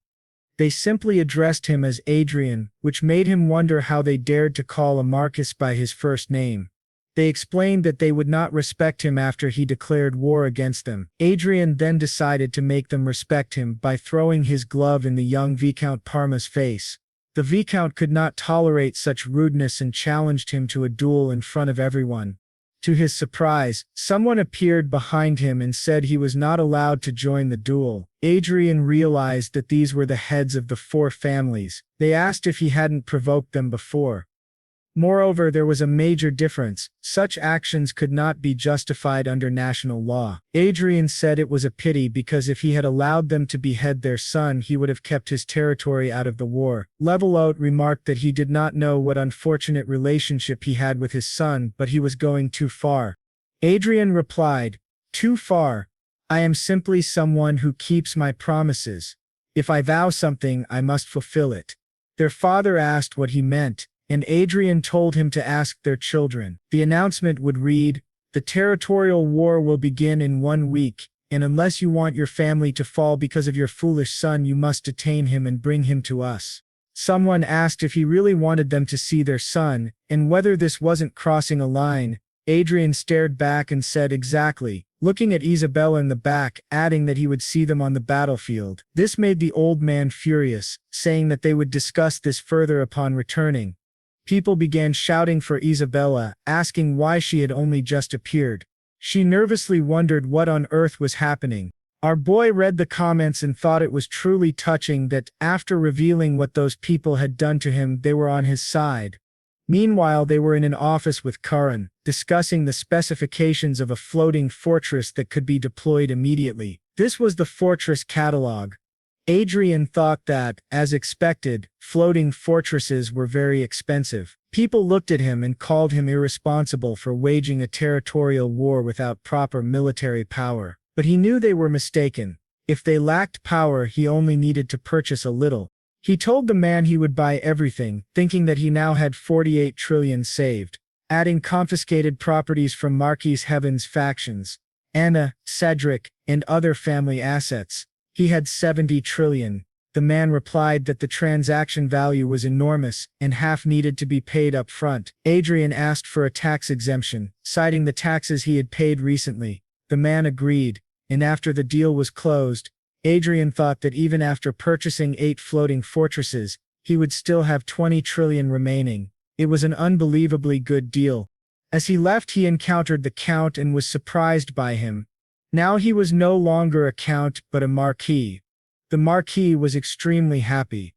They also called him Marquis Lawrence. Our boy politely asked them to speak comfortably with him, and the plump man laughed, saying that he was still a marquis. Our boy replied that he couldn't have spoken to him that way if he were a count, but now that he was a marquis it was fine. Then Watts said he should wait and asked what Adrian meant by becoming a marquis. Adrian confirmed that he had just bought all the floating fortresses. Worried, said there was no choice but to act in reserve. Then a girl appeared, and he realized it was the daughter he had mentioned. She introduced herself politely, saying her name was Michelle from the Otis family. While looking at Adrian replied that it was a pleasure to meet her. He introduced himself as Adrian Lawrence, and Arshia clan as his fiancée. According to rumors, she was known as a lunatic with a bad reputation, but looking at her, she didn't seem that way.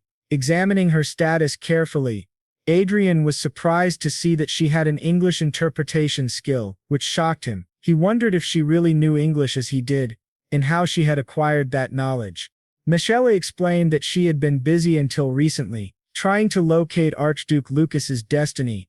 As he probably knew, he had appeared in the Republic of Prios, which caused her great distress. She insisted that the information in the Republic of Prios was false. Adrian asked if someone searching for Manuel Lucas's destiny would really have an English interpretation skill. Michelle said it was interesting. Adrian asked what she meant by the destiny in the Republic being false. She replied that the destiny exists, but it is hidden in a secret place, not something that could be found in the Republic. Adrian asked what kind of secret place it was. She said the details were confidential but hinted that it would be difficult for a noble to find. Adrian thought that yes, Hollywood. Nobles usually thought of Hollywood as a virtual reality system and a place for plebeians to escape reality and fantasy, making it naturally difficult for nobles to locate. He wondered who this girl really was. He had thought she was doing a simple prediction, but she was surprisingly close to the destiny. She said she played daily and might be able to follow your excellency. Adrian said she was of course welcome. She explained that unlike her father, who judged based on bloodline rather than ability, she appreciated people who grew on their own, like Marquis Adrian and Countess Archia. The plump man asked if she really liked this brat, and she replied that she would love to chat another time. She asked what His Excellency thought. Adrian was very excited and said he would love to, and an invitation was sent to her as soon as possible. After they parted ways, Archia asked if she should kill her. Adrian said no, but they should keep an eye on her for now, thinking that he needed to watch Michaela Otis more carefully. Meanwhile, at Viscount Dore's house, along with Viscount Karma, they discussed Adrian's order at the military equipment store. He had purchased 4,000 armors, 4,000 knight swords, 20 transport ships with 500 seats, 8 floating fortresses, 400 exclusive vanguard units, and 400 exclusive floating boards for the vanguards. This was his military procurement for just one day in the capital. One elder remarked that the brat was seriously planning for war. Spending 70 trillion on weapons in a single day was insane. In reality, it was 40 trillion, as he paid 70 upfront and would pay the rest in installments. They were genuinely concerned, thinking they had underestimated the situation. Another said that even if he bought all the weapons, they would be useless without anyone to use them. Adrian was still a new lord and lacked proper cavalry. The woman asked if that was really true and whether the situation was as expected since his arrival. They replied no, he was someone who couldn't be judged by common sense. The man asked if she meant they should analyze the situation from her perspective. She asked if it wasn't better to consider the worst-case scenario. They couldn't just go around causing chaos all the time. Another man added that, honestly, before Marquis Lawrence was officially honored with his title, he had posted a knight recruitment announcement on online diaries and social media, receiving nearly 4,000 applications from people wanting to serve him. They realized that they had all fallen into his trap, and he had everything ready for war. In the end, what Viscount Ronnie had said was correct. In a territorial war, it was possible to fight against the maximum power a marquis could command. Another man asked if that was all. The leader was an archmage, and his fiancée was an aura master, which was terrifying for everyone. They said a one-sided massacre was inevitable. They thought, however, that it wouldn't work in front of His Majesty. One of the fathers ordered the butler to bring that brat. He explained that there was a reason for all this. His son, Adrian, then flew across the metropolitan city of Marinkov, his new city, observing everything around him. He thought it looked very new. Looking down, he realized the city was enormous, and he truly felt that he had become a great lord. His guard behind him asked what he thought of the newly formed knight troops, and the two walked up to him. Adrian said that they were made at the last minute, but they looked good. Karen replied that it wasn't just good, it was almost a miracle to create a knight troop in such a short time. It was as expected from the Rodeo family. Your Excellency has excellent judgment, she added. Adrian said he was glad that so many wanted to work with him, and that it was a relief to see so many people looking at him favorably. The woman beside him remarked that he had truly surprised them multiple times, bringing in military supplements including fortresses and vanguard equipment. Now he had even prepared knights in advance. She introduced herself as the head of security of Marinkov, Baroness Helena. Both were deeply impressed by Adrian's planning and initiative. Adrian modestly said it was just luck, but they continued to praise him while he thought that he had only drafted the plan. Things had only worked out so well by chance. He then asked everyone what they thought of the knights and if they could be deployed immediately for the territorial war. The commander replied that yes, he had selected those with good experience, so there should be no problem. Adrian confidently looked at his second-generation metal fortress, a first-generation metal fortress, another second-generation and a third-generation fortress. He thought that if they were giving these to him, they should have given him the latest generation instead of these outdated ones. However, since they were royal gifts, he could not simply discard them. He would use them for a while and then sell them cheaper to a smaller state. He then declared that they would depart, which surprised everyone. "It's time for battle," he said. The commander asked when they would head to battle. Adrian replied that they would finish preparations in 3 hours. divide into 4 groups, and close off the territory to prevent the enemy from joining forces. The main force, including him and Archia, would capture territory piece by piece. The commander mentioned they needed royal family permission. Adrian said that whether it was fast or not, the permission would come anyway. Until then they would call it training, a common excuse. He thought that at this moment he would not be commanding from a safe distance, but would go directly to the battlefield alongside Arcia, demonstrating his military power without hesitation. He wondered about the other households, one brat getting beaten, the other father of the year drinking too much, and the plump girl begging her mother to save her while another was trembling in her room. With everything prepared, 3 massive aerial fortresses and several smaller ones, Adrian, Arcia and his commander were heading toward the territories to seize everything, including their lives. Meanwhile, in the Viscount Parma household, a girl was drinking juice, thinking this was troubling. She reflected that Adrian Lawrence had been granted his title, and His Majesty the Emperor had wanted to recruit him, but who would have expected such swift action? As soon as he received his title, he declared a territorial war against all 4 viscounties simultaneously. Soon they would know whether he was a lunatic without a plan or an eccentric with a strategy in mind. She was Elfred of the Bregon Empire. To her surprise, someone appeared beside her, the Duchess Olivia Riverdale, and she recognized the voice. They exchanged no words amid the crowd. Back to Adrian. 3 men in front of him looked nervous, explaining that it seemed like permission for the territorial war had not been delivered, but Adrian had positioned his troops in front of the viscounted territory. They wondered if he was ignoring the law. Adrian told them they were mistaken. This is only training, he said. One asked if they were at the viscounted territory. The guard replied no. Adrian reassured them that he was a man who upheld the law. He would not attack until permission was received, so they should not worry and continue their work diligently. One man asked if he would attack immediately once permission was granted. Adrian said, "Of course. For now the army is only training in front of you." The man, frantic, argued that this was coercion and went against morality. Adrian thought to himself that if using a young master to intimidate at school was moral, then this was similar. The man protested that permission for war had not even been granted, and starting a war over a school quarrel seemed implausible. One man pleaded with him not to act irrationally. Adrian told him to leave because from that moment the person he had to convince was the Viscount of Parma. The only way for the territory's army to survive was to surrender. There was no other way to prevent this war. He gestured to the elder and began the teleportation interference spell. The spell activated. The floating fortress and the vanguard troops began marching with the objective of taking the Viscount Parma territory. They started advancing toward the house. One asked if Adrian would return or really had so much free time. The man, terrified, began to flee, while Archia, Adrian's companion, took his hand. Together, Adrian said, "From now on, Archie and I will be directly on the front lines." During this he left command to Sir Perseus, which surprised Perseus greatly. He asked, "What do you mean?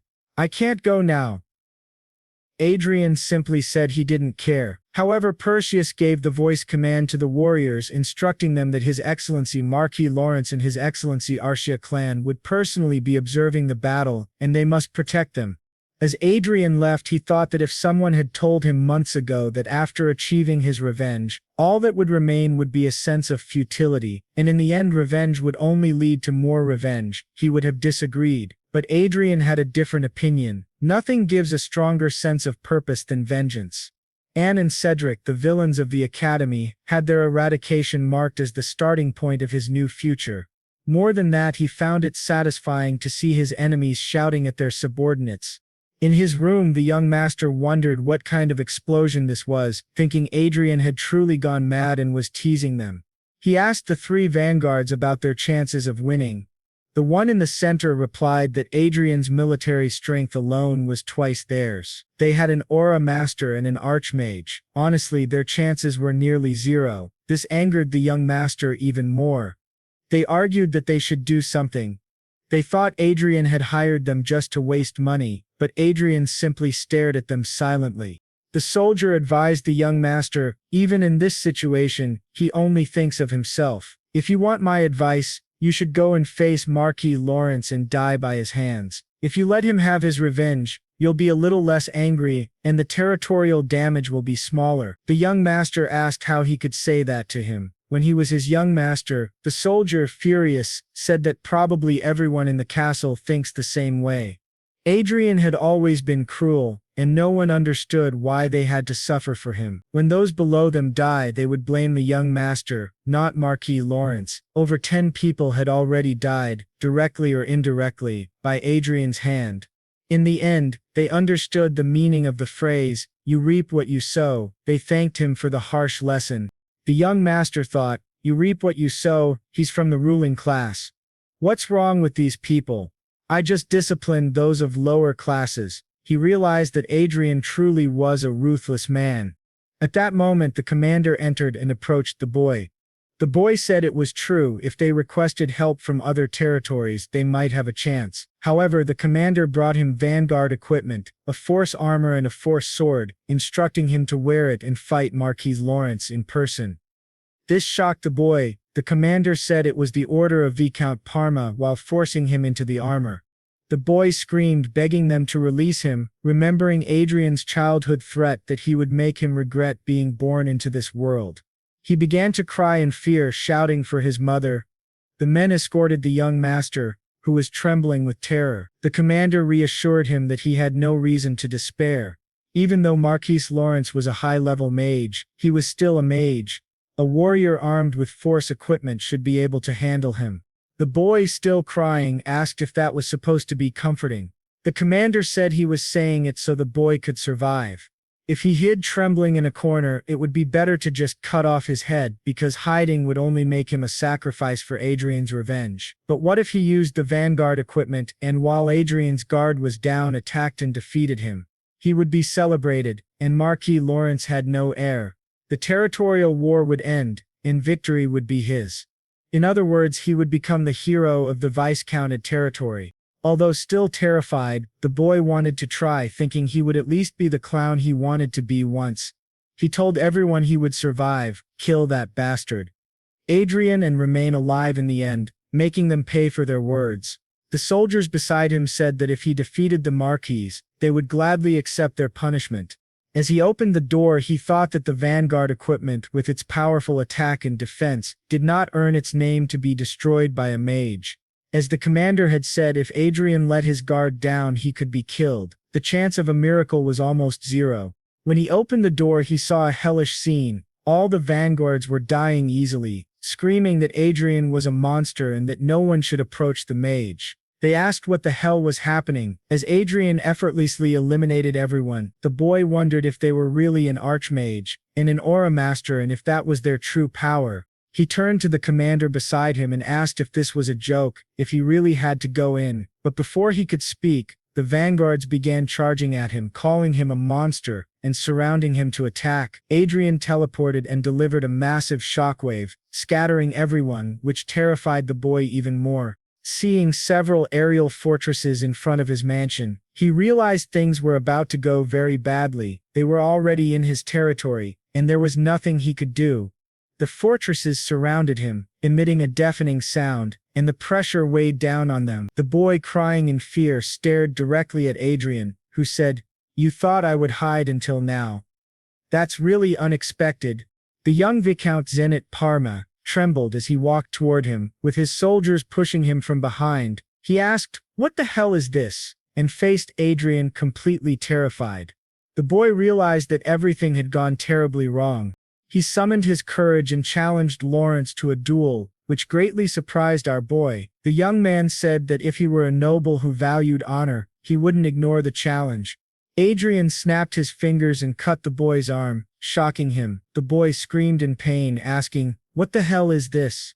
Adrian said he spent 70 million on facilities to buy weapons this time. It felt as if he could pay for it in an instant. Trembling in pain, the boy glared at Adrian with immense anger. Adrian continued, pointing out that since vanguard equipment was scattered everywhere and a floating fortress stood in the yard, the boy should know which was best, especially considering his family's treasure. The boy, still screaming in pain, asked if that was truly his intention. Adrian replied that it was part of his revenge, and everything else was merely a consequence. He ordered his eagle to advance toward the boy. The boy, trembling with fear and crying, saw Adrian point out 2 broken ribs, a humerus and a bone in his back. He wondered what was happening. Adrian explained that these were the bones he had broken and he would have spared him if only a few had been broken. After all, Adrian was a very patient man and avoided revenge unless provoked mentally to the point of irritation. Arcia, furious, started shouting at him, but Adrian told her to stop, knowing that the boy wouldn't die peacefully and that he had the ability to heal him. Adrian said it wouldn't be fun if he died from blood loss. They needed to take care of him. When the boy begged for mercy, Adrian waved it off. The commander then asked if they should escort the boy to the Lord's office. Adrian, smiling, said it was kind of them. In this way, within 30 minutes, the war between Marquis Lawrence and Viscount Parma ended, a historic moment for the continent. Turning back to the girl, she thought that considering Marquis Lawrence was part of the Riverdale social circle, she wouldn't have come to help if he weren't. She wondered if she came in person just to see him, suspecting that he might not truly belong to the Riverdale family. However, she reminded herself not to interfere, as he genuinely was part of her social circle. She could claim she was only there to cheer for him as an excuse. Meanwhile, the chief of intelligence from the Britain Kingdom was present, and she considered whether she could remove him from the empire. The 2 women glared at each other with great anger. Riverio said she just wanted to maintain the status quo, and the other agreed. Even if they fought, they would only tire themselves out. To their surprise, the teleport interference spell was activated and the war officially began. They watched Adrian's battle, completely shocked by how the mage fought at such close range. The intelligence chief explained that the main reason Mage's movements were limited on the battlefield wasn't due to compatibility with the Vanguard, but because of teleport interference spells. A short-range movement spell could enhance the survival and mobility of a slower mage through the blink technique, allowing them to attack and retreat quickly. Teleport interference spells became common to counter this. Normally, mages couldn't escape vanguards, and most would be eliminated. She didn't understand how Marquis Lawrence could dodge attacks so effectively without teleportation. She asked Riverdale if she thought she could fight like that. Riverdale said even with skill it would be extremely difficult and required extensive battle experience, strong physical ability, tactical sense, and combat instinct. Not anyone could manage it. Another young woman noted that she had an incredible priest, but she should avoid interfering with her own people. She admitted she liked him in many ways but couldn't do anything, so she left. Riverdale stared at Lawrence, recalling that he had told her he didn't want to share the glory of his hunt, and that she should just watch what happened. She saw many unique habits and spell techniques from him and realized she had underestimated him. Since she came on her own, she returned. To their surprise, Adrian was observing them. Dubbed Vanguard indicated this was the office. Adrian immediately destroyed everything, shocking the old man even more. As Adrian approached, the man grew even more terrified, begging him not to come closer, but he stumbled and fell. Adrian asked why he hadn't signed a surrender document and questioned what he would do with his family if he did. Adrian reassured him not to worry. He wouldn't kill anyone except the main culprit. In return, the family would become a fallen noble house stripped of their titles, or perhaps they would choose death, leaving the man trembling with fear. Eventually, he began to cry and agreed to sign the accord. From the moment the Viscounty of Parma fell during the war between Marquis Lawrence and the 4 viscounties, everyone knew the conflict was practically over. In the Viscounty of Dorset, in the same office, the man said that Marquis Lawrence, who had taken Parma, was coming for his territory, and Adrian Lawrence and Arcia Klein had likely already arrived. They warned that if he lost, they would be next. Both men panicked, hiding under the table, terrified. Karen told them to hand over their children immediately, but the woman insisted it was useless. They said that soon after subjugating, the young master of Parma entered the castle on foot, and the others asked nervously what that meant.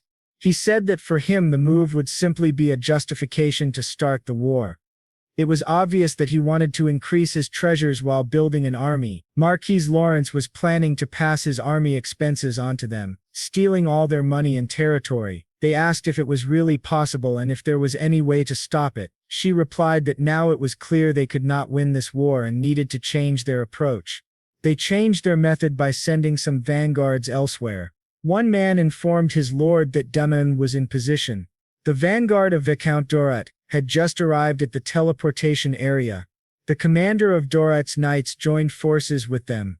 Kerman and Rani's subordinates said they should take advantage of this movement and seize the enemy's marching facilities and hostages.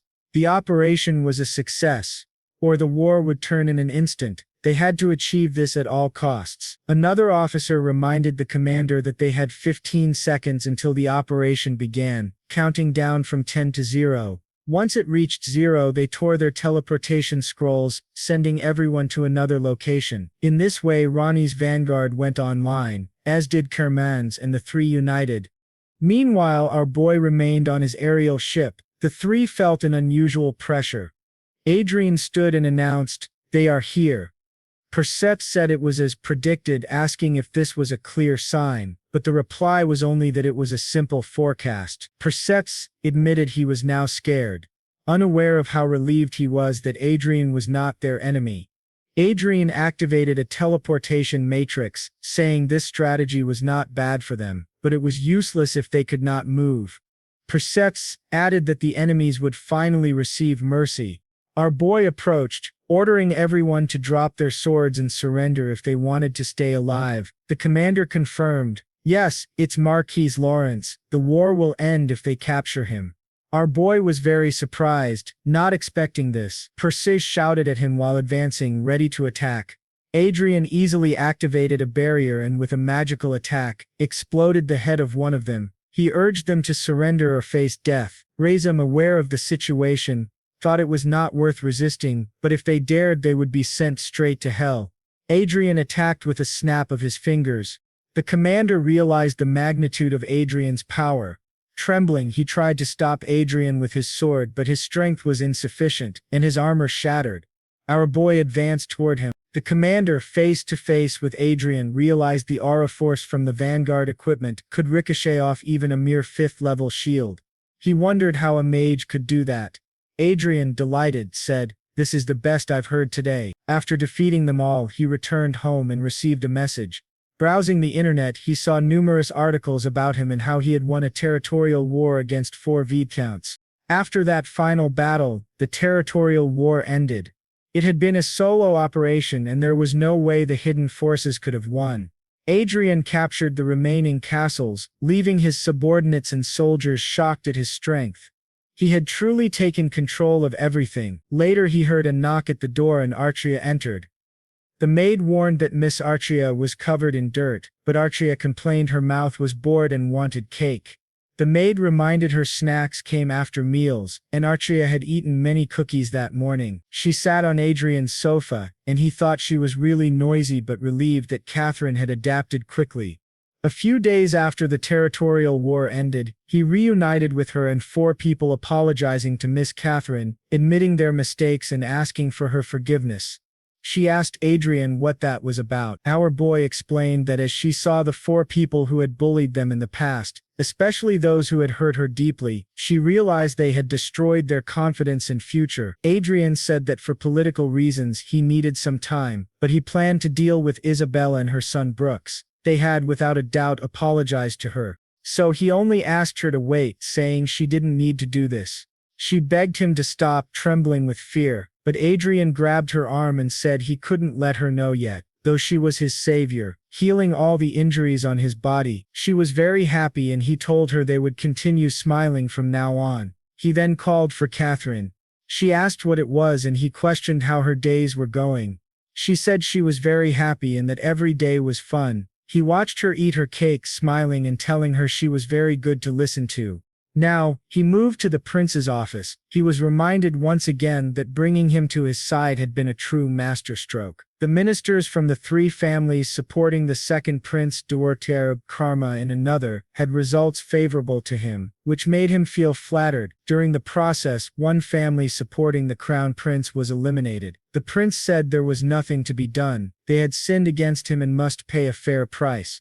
Adrian asked if Prince Luke had said anything. He replied that he had been bitter about it, questioning if it was necessary to go so far against allied nobles even for revenge.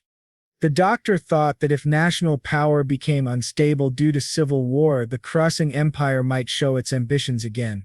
That was why the betrayal was planned, a complete victory for the crown prince.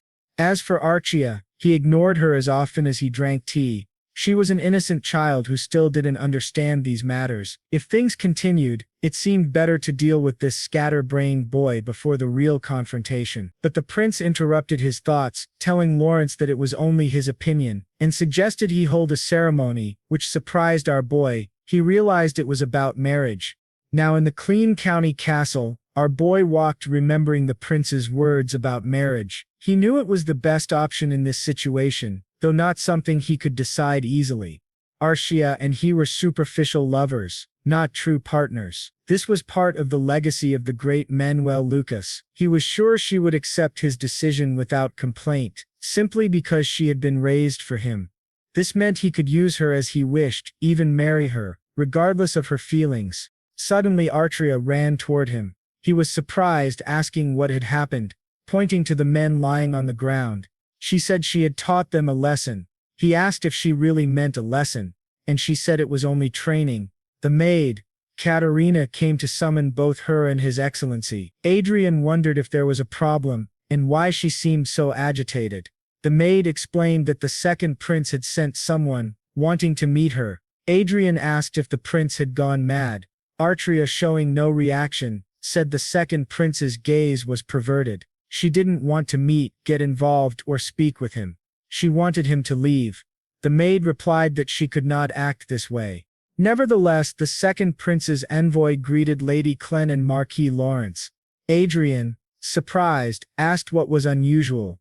He saw the envoy beside his fiancée and asked what brought him there, urging him to get to the point. The nervous man handed a bouquet of flowers, saying Prince Luke invited her to a meal and sent the flowers. She accepted the flowers and handed them to Adrian, noting that he existed in a dimensional void. She asked if that was all, and the man, still nervous, said he would appreciate her response to the invitation. She asked if it was for Adrian, and he said the invitation was only for her. She refused, and he pleaded that she not react that way. Adrian asked the envoy about his family. Nervously, he asked what he meant. Adrian explained that to become a royal knight, he must have some support. The man asked why he was so curious. Adrian, smiling, said he liked to destroy families in pieces. If he hadn't seen the news, he wouldn't know, yet he could not harm him because he was a messenger of Prince Luke. He wondered if he could attack the man's parents instead, shocking the envoy, who said it was extremely rude. He had only followed His Highness's orders. Adadin said he was offended, and asked if he should put the person in their place. From now on he would not remain idle if anyone came with unpleasant proposals toward Archia. He must go back and speak to the lady in such a way that he hopes their relationship continues smoothly. However, if provoked further, he might end up doing something reckless. He made it clear that this woman was his fiancée. After explaining all this to the prince looked very angry. The nervous man confirmed that it was true, and he didn't seem to be joking with that gaze. The prince admitted that he had not expected Marquis Lawrence to be this kind of man, and that he had misinterpreted the invitation. The commander behind him advised His Highness that it was time to retreat, warning that provoking Marquis Lawrence beyond this point would be unwise. The prince angrily asked why, and the man explained that if he truly wanted the woman, he should take her once he ascends the throne. The prince agreed, saying it was a good idea, and that he would certainly have to educate this spoiled Marquis Lawrence, but the time was not yet right. Now he had another reason to claim the throne. However, there was something more urgent. Inside the game, Archia was kicking a mob's face. Once the vampire bled, Adrian noted how much she resembled the second prince, who got irritated just by her appearance. She started shooting fireballs at him. Adrian joined the fight, defeating the vampire together, then celebrated. He realized he couldn't leave this place unattended. Lately he had been guilty about only being able to play for less than 3 hours a day. But thanks to this, he reached level 205. He decided to focus on leveling up, leaving matters that didn't require his presence to his aides.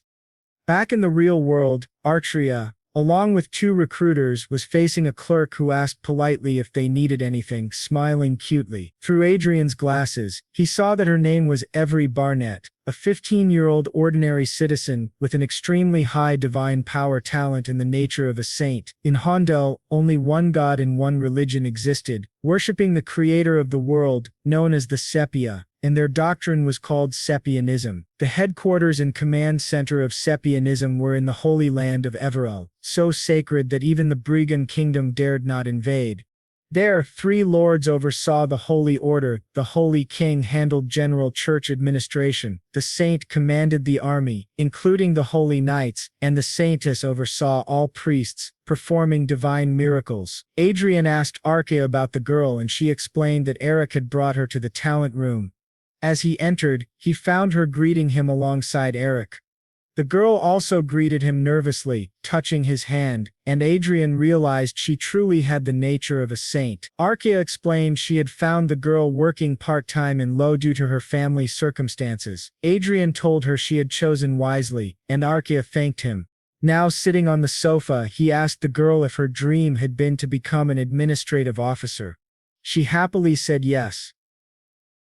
Adrian explained that, unfortunately, her talents were not suited for administration, which made her hang her head. He then surprised her, saying she had a talent for divine power and her nature was incredible enough to aspire even to the position of a saint. The girl was shocked and even Eric asked if it was true. Adrian confirmed it. She could not become a saint just for having potential. The Holy King chosen by the Sepia had been excluded by the royal family by blood. The saint and saintess were selected by God every 50 years. Regardless of one's status, candidates must perform exceptionally to be recognized by God. She asked for his advice. Adrian said that since God had sent her talent, she could not remain idle. He had researched and discovered that the competition to elect a new saint and saintess would occur soon. He planned to give her his full support to become a saint. Nervously, she asked if it was truly possible. She wondered how she could become a saint. Quadra explained that 7 out of 10 saints were ordinary citizens, so it wasn't impossible. However, she still didn't believe it. Quadra added that it wouldn't happen overnight. It would require a lot of effort and the willingness to give her best. Before the competition, she would need to learn many things, including etiquette, theology, and divine magic. For now, he was considering giving her an initial payment of 200 million and a monthly salary of 500 million. This impressed the girl, though she thought it might be a waste even if he offered 10 or 100 times more. If he could create a saint with his own hands, that alone would grant him tremendous power. He asked her to think about it and questioned whether it was merely a transition from administrator to saint, as both were still professions. Eric added that His Excellency was serious and trustworthy, so she could rely on him. Adrian thought Eric was a great assistant, and while he hadn't thought much about assigning Eric to her, he realized the two of them could work well together. With Eric's political connections and talents, they could create a strong synergy.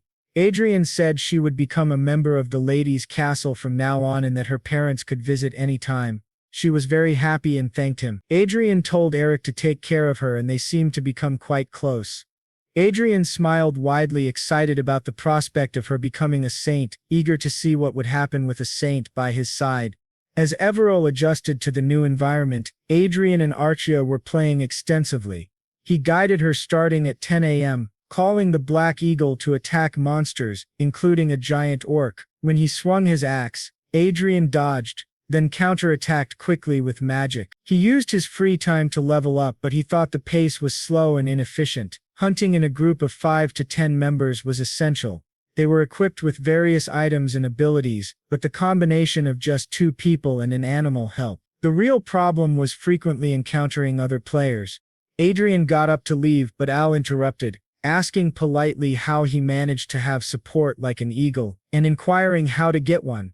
Adrian explained it was a wild animal temporarily tamed with magic, not a true support. It was the first time he had to explain this and wondered about the market capitalization of the online Chronicles game. He thought he should buy everything immediately, which didn't seem like a bad idea. If the user base consisted mostly of beginners, he would have a high chance of being underestimated. He checked and saw the market capitalization was 10.2 trillion. He didn't have enough money, so it wasn't feasible. He pondered whether to buy slaves or open a workshop. Though buying slaves seemed wrong for someone from a democratic country, perhaps he could use his last ticket as a wish.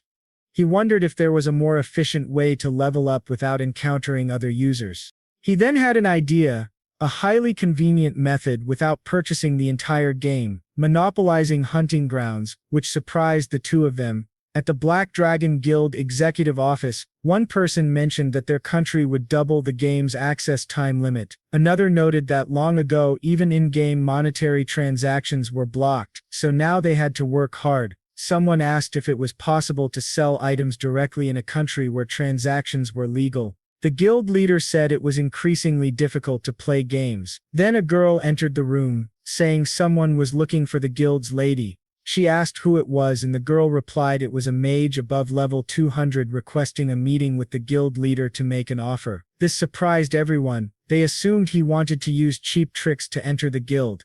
The girl insisted it was a good idea to meet him.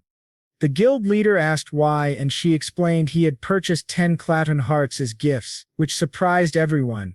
She added that he was equipped with the best hybrid gear usable at level 200. Considering his equipment skills, he was stronger than most top-level players. During the meeting, Adrian introduced himself as Mind. The guild leader, Penny, found his name peculiar and noticed that all his equipment was extremely expensive, suggesting he might be a noble. She asked about his business and he explained that he wanted to rent the hunting grounds of the Black Dragon Guild to monopolize them. She asked how he could rent the grounds and he explained that it would prevent other players from accessing them while letting him use them exclusively. She had never heard of such an arrangement. Moreover, he wanted the guild to manage the grounds and not use them himself. She asked what kind of beast he was trying to create. He clarified that he would of course pay for the rental, offering 5 times the total profit the guild could make from the grounds in cash. She asked which hunting ground he wanted to monopolize and he said the Chimera Dungeon of Carton, shocking her. She asked him to wait, noting that over 200 people used the dungeon daily, which made it extremely profitable. Quadra confidently said it wasn't a problem, and in exchange she would ask the other users to enter the area. She asked if there was something special in the dungeon or a hidden quest, but Adrian replied that he only wanted to level up. However, noticing that it was taking too long to gain levels, he planned to rent other plots. She asked if that meant, but he interrupted her and said yes. He would continue renting until he reached the maximum level, which surprised her greatly and made her very happy. She then ordered everyone to bring tea for her esteemed guest. He told her, "Open your account now as the amount has been transferred." Checking the account, she saw that it was indeed 350 million per week. At the hunting grounds, all the hunters reported that Mastermind wanted to use the area quickly, so they needed to hurry and evacuate Danjuk Chimera immediately. Finally, the boy announced that his experience acquisition rate had increased and he had reached a truly different level. He had reached level 220. Rhea noted that the experience gain rate had doubled compared to before. He confirmed, saying he had reached level 220 in a month and seemed likely to hit level 200 T50 faster than expected. However, returning to the real world, Persest said that the holy competition would be held on the sacred land earlier than expected, shocking the boy. Just when he thought he could level up uninterrupted, something urgent appeared. Persest explained that the saint and holy competition had been moved up and would happen in the second half of the next year. He was looking for a candidate and intended to finish within a month. The boy thought he could level up without interruptions, but Persest admitted this was sudden. Still, it wasn't a bad situation. He explained that as the competition progressed faster, the number of rival candidates would decrease more quickly. What they needed to do now was create a winning strategy to make the young lady stand out, which was not a concern. Persist asked if he had anything in mind. He said they should first transform her into a holy candidate representing the kingdom of Herod. 2 weeks prior, an adoption request was sent in the name of Everon to the Archdiocese of the Kingdom of Herod. Tomorrow, the Archbishop of the kingdom would visit their territory. Miss Everall would be there to greet him. Persist asked if he planned to attract the Archbishop first. Adri confirmed, adding that if they could attract the archbishop they could request reinforcements from the royal family. Perseus, very pleased, said he had planned everything. He then asked if the girl would cooperate with his plan, and Adri replied that of course, Miss Everell had someone to motivate her frequently. Her assistant, Eric. Perseus remarked, "Ah, that clever one," noting that since he was involved, the plan would work. He also said that he had sent the requested materials. When the boy analyzed them, he understood everything clearly. Perseus explained that among the candidates for the Saint competition, these three were the most promising: Gracie Helgen, a supreme elementalist of 210 years, and granddaughter of the Queen of Everin; Evelyn Francis, a 21-year-old upper-class knight and daughter of the Duchy Evely of the Bregon Empire; and Jude Ster, a 19-year-old citizen of Everall. The boy thought that since the third candidate was a citizen like Everall, it might be easier. However, he noticed that her guardian was Olivia Riverdale from the kingdom of Lucius. He realized it wouldn't be that simple, as the woman was heavily involved. Perseus said the situation was intense, and the girl was drawing a lot of attention. He considered that even if they eliminated the other candidates' sponsors, all the rivals were more notable than Everall. Honestly, when he saw the list of candidates, he wanted to surrender, but he reminded himself that rivals were expected to appear eventually. It wouldn't be easy, but it wasn't impossible either.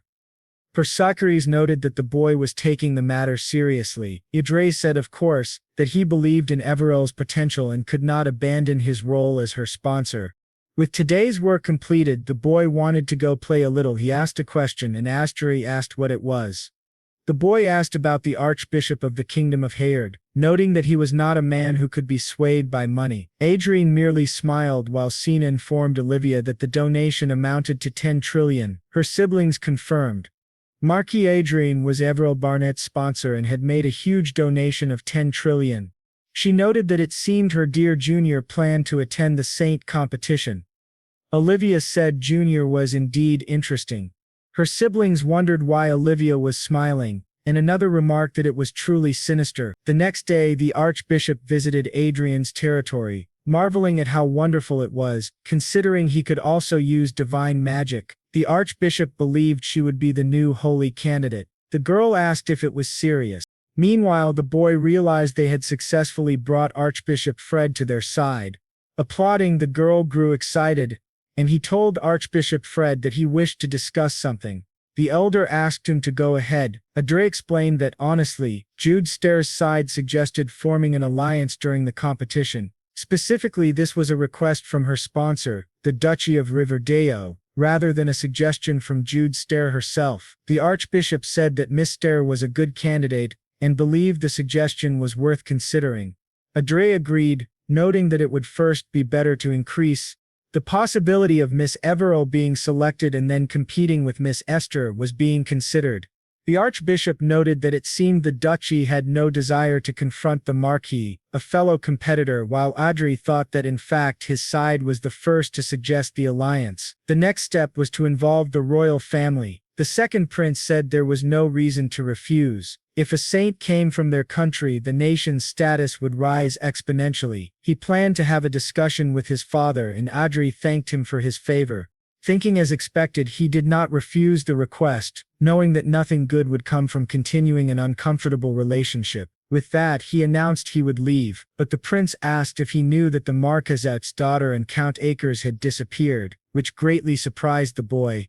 He explained that because of this, the heir prince's side was thrown into chaos. He asked for clarification, confirming that the prince was referring to the Marquisette's daughter, Michelle, the eccentric one, and Count Acres, the second-tier aura master after Marquise Frint. He had assumed they would be aligned with the heir prince. The second prince explained that the news apparently hadn't reached him, which was understandable as he himself had received the report only about an hour earlier. The boy, shocked, wondered what had happened and forced a smile, congratulating His Highness, saying it was not great news. The prince confirmed that it was indeed true. While thinking it was terrible timing right before the Saint competition, the boy didn't understand the full significance. He immediately went to the first prince to ask what had happened. The prince said that judging by his expression, Lucas must have already informed him of the situation. He explained that the Marquisettes and Count Acres were cousins on the maternal side, essentially like brothers and very close. The boy noted that as nobles they shared similar political tendencies, but the prince added that Count Acres cared for Miss Michelle as if she were his own daughter, and had volunteered to be her personal bodyguard when he saw she would be traveling alone. The boy wondered why a second-tier aura master would need a guard. He then asked if the problem had occurred during their journey after reaching the destination. The prince confirmed. The issue was that their destination was a tense area bordering the Brigand Empire, where war could break out at any moment. The boy wondered why anyone would travel to such a dangerous place and who had instigated the reckless plan. The prince admitted he didn't know, but Michelle was a huge fan of Archduke Lucas. She had impulsively planned the trip after discovering the destination was in the Prios Republic, which surprised the boy even more. He realized that it was essentially his fault. He had inadvertently set off the chain of events. Meanwhile, in another location, Adrian was preparing to meet the second prince. She was instructed to stay out of the matter and not get involved. She sat sadly, eating, and kept hoping that Sir Adrian would return soon. The prince explained that he had first requested the extradition of the two individuals through diplomatic channels, and had secretly mobilized special forces along with the National Intelligence Service. Adri considered that the ideal scenario would be for the matter to resolve itself, but the likelihood was low and diplomatic problems might be inevitable. He was willing to risk such losses for the sake of the two individuals as he could not directly intervene. Audrey told the prince that he would personally go. The prince asked, "What do you mean?" Audrey explained that he was probably the best candidate to rescue them. He would move secretly, concealing his identity, and requested precautions to ensure his identity remained hidden. The prince was visibly surprised. The boy thought he should not look at him like that, knowing it was all his fault.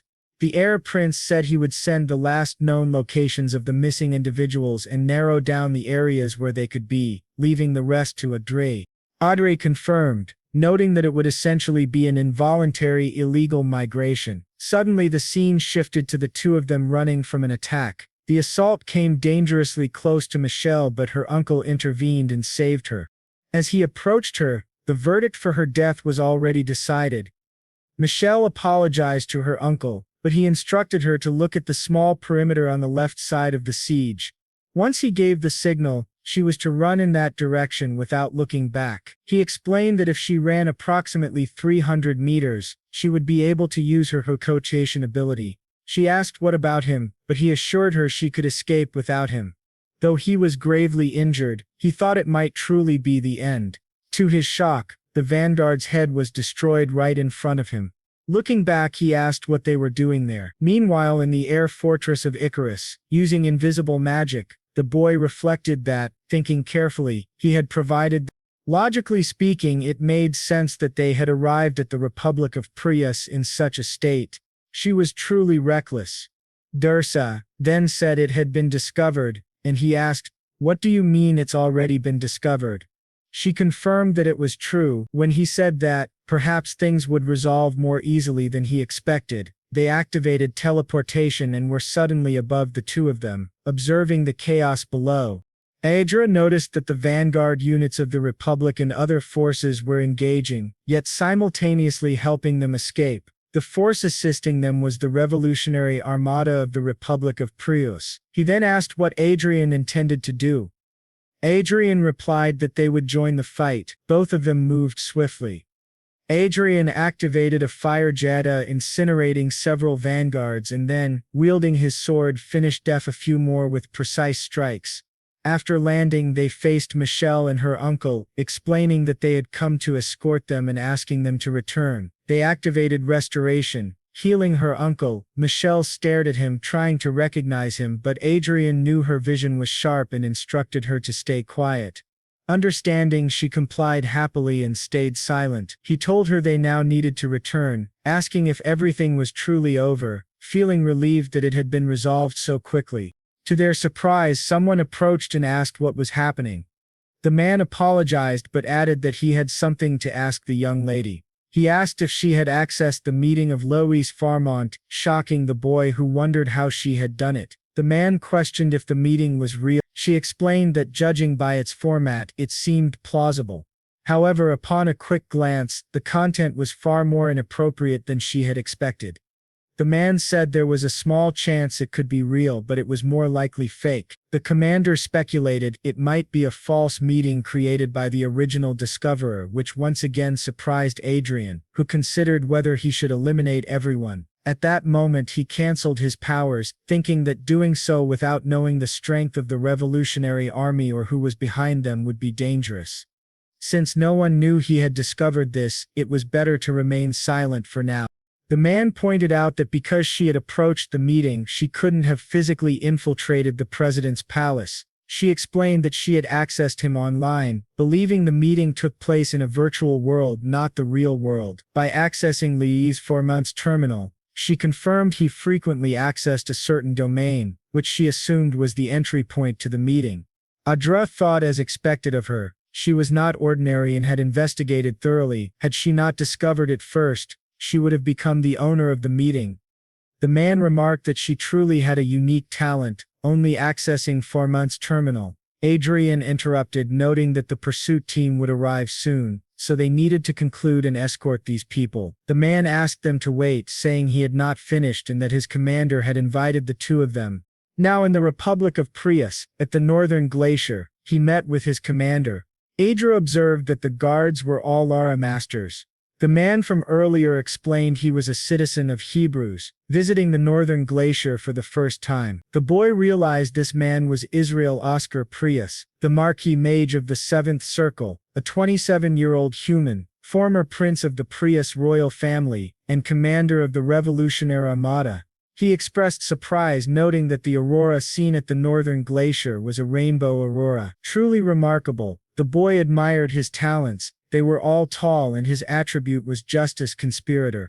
Israel Oscar Prius said it was a pleasure to meet them, and that they would never forget his kindness. The man asked if it was proper to act like a human, and Adra thought it was clear he had ulterior motives. Israel remarked that he had known the recently prominent Marquis Lawrence in the Conda clan.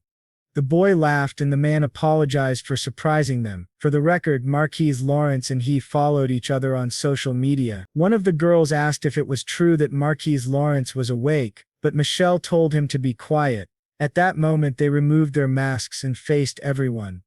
Michelle asked if it was truly necessary, and Adra asked the man how he discovered this. The man, a young man with long hair, said it was a secret they had exchanged. The boy realized that Israel Oscar Prius was indeed a clever man, surprising everyone. The man, suspicious, asked how he knew him.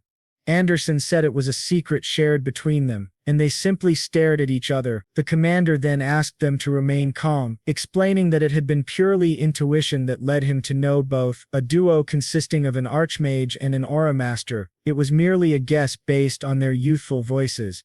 Adra thought he had been foolish to fall for it. The man then asked how he had discovered their identities. Adran explained that he had been interested in the Republic of Prius and its revolutionary army for a long time. Ken admitted he could not gauge the depth of his insight and noted that he was certainly someone one would not want as an enemy. He then asked the young lady, Otis, if she had copied the research materials of the Archduke she accessed, which greatly surprised her. Adra considered that copying research materials was indeed plausible. If she had only investigated the meeting superficially, it would have been naive. Even if the meeting was fake, its value could not be ignored. The man asked that if she had not been foolish, she should share a portion of the research materials.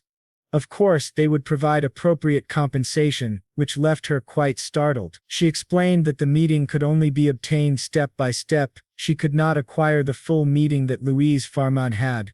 Most of the information he had accessed had already been commercially distributed.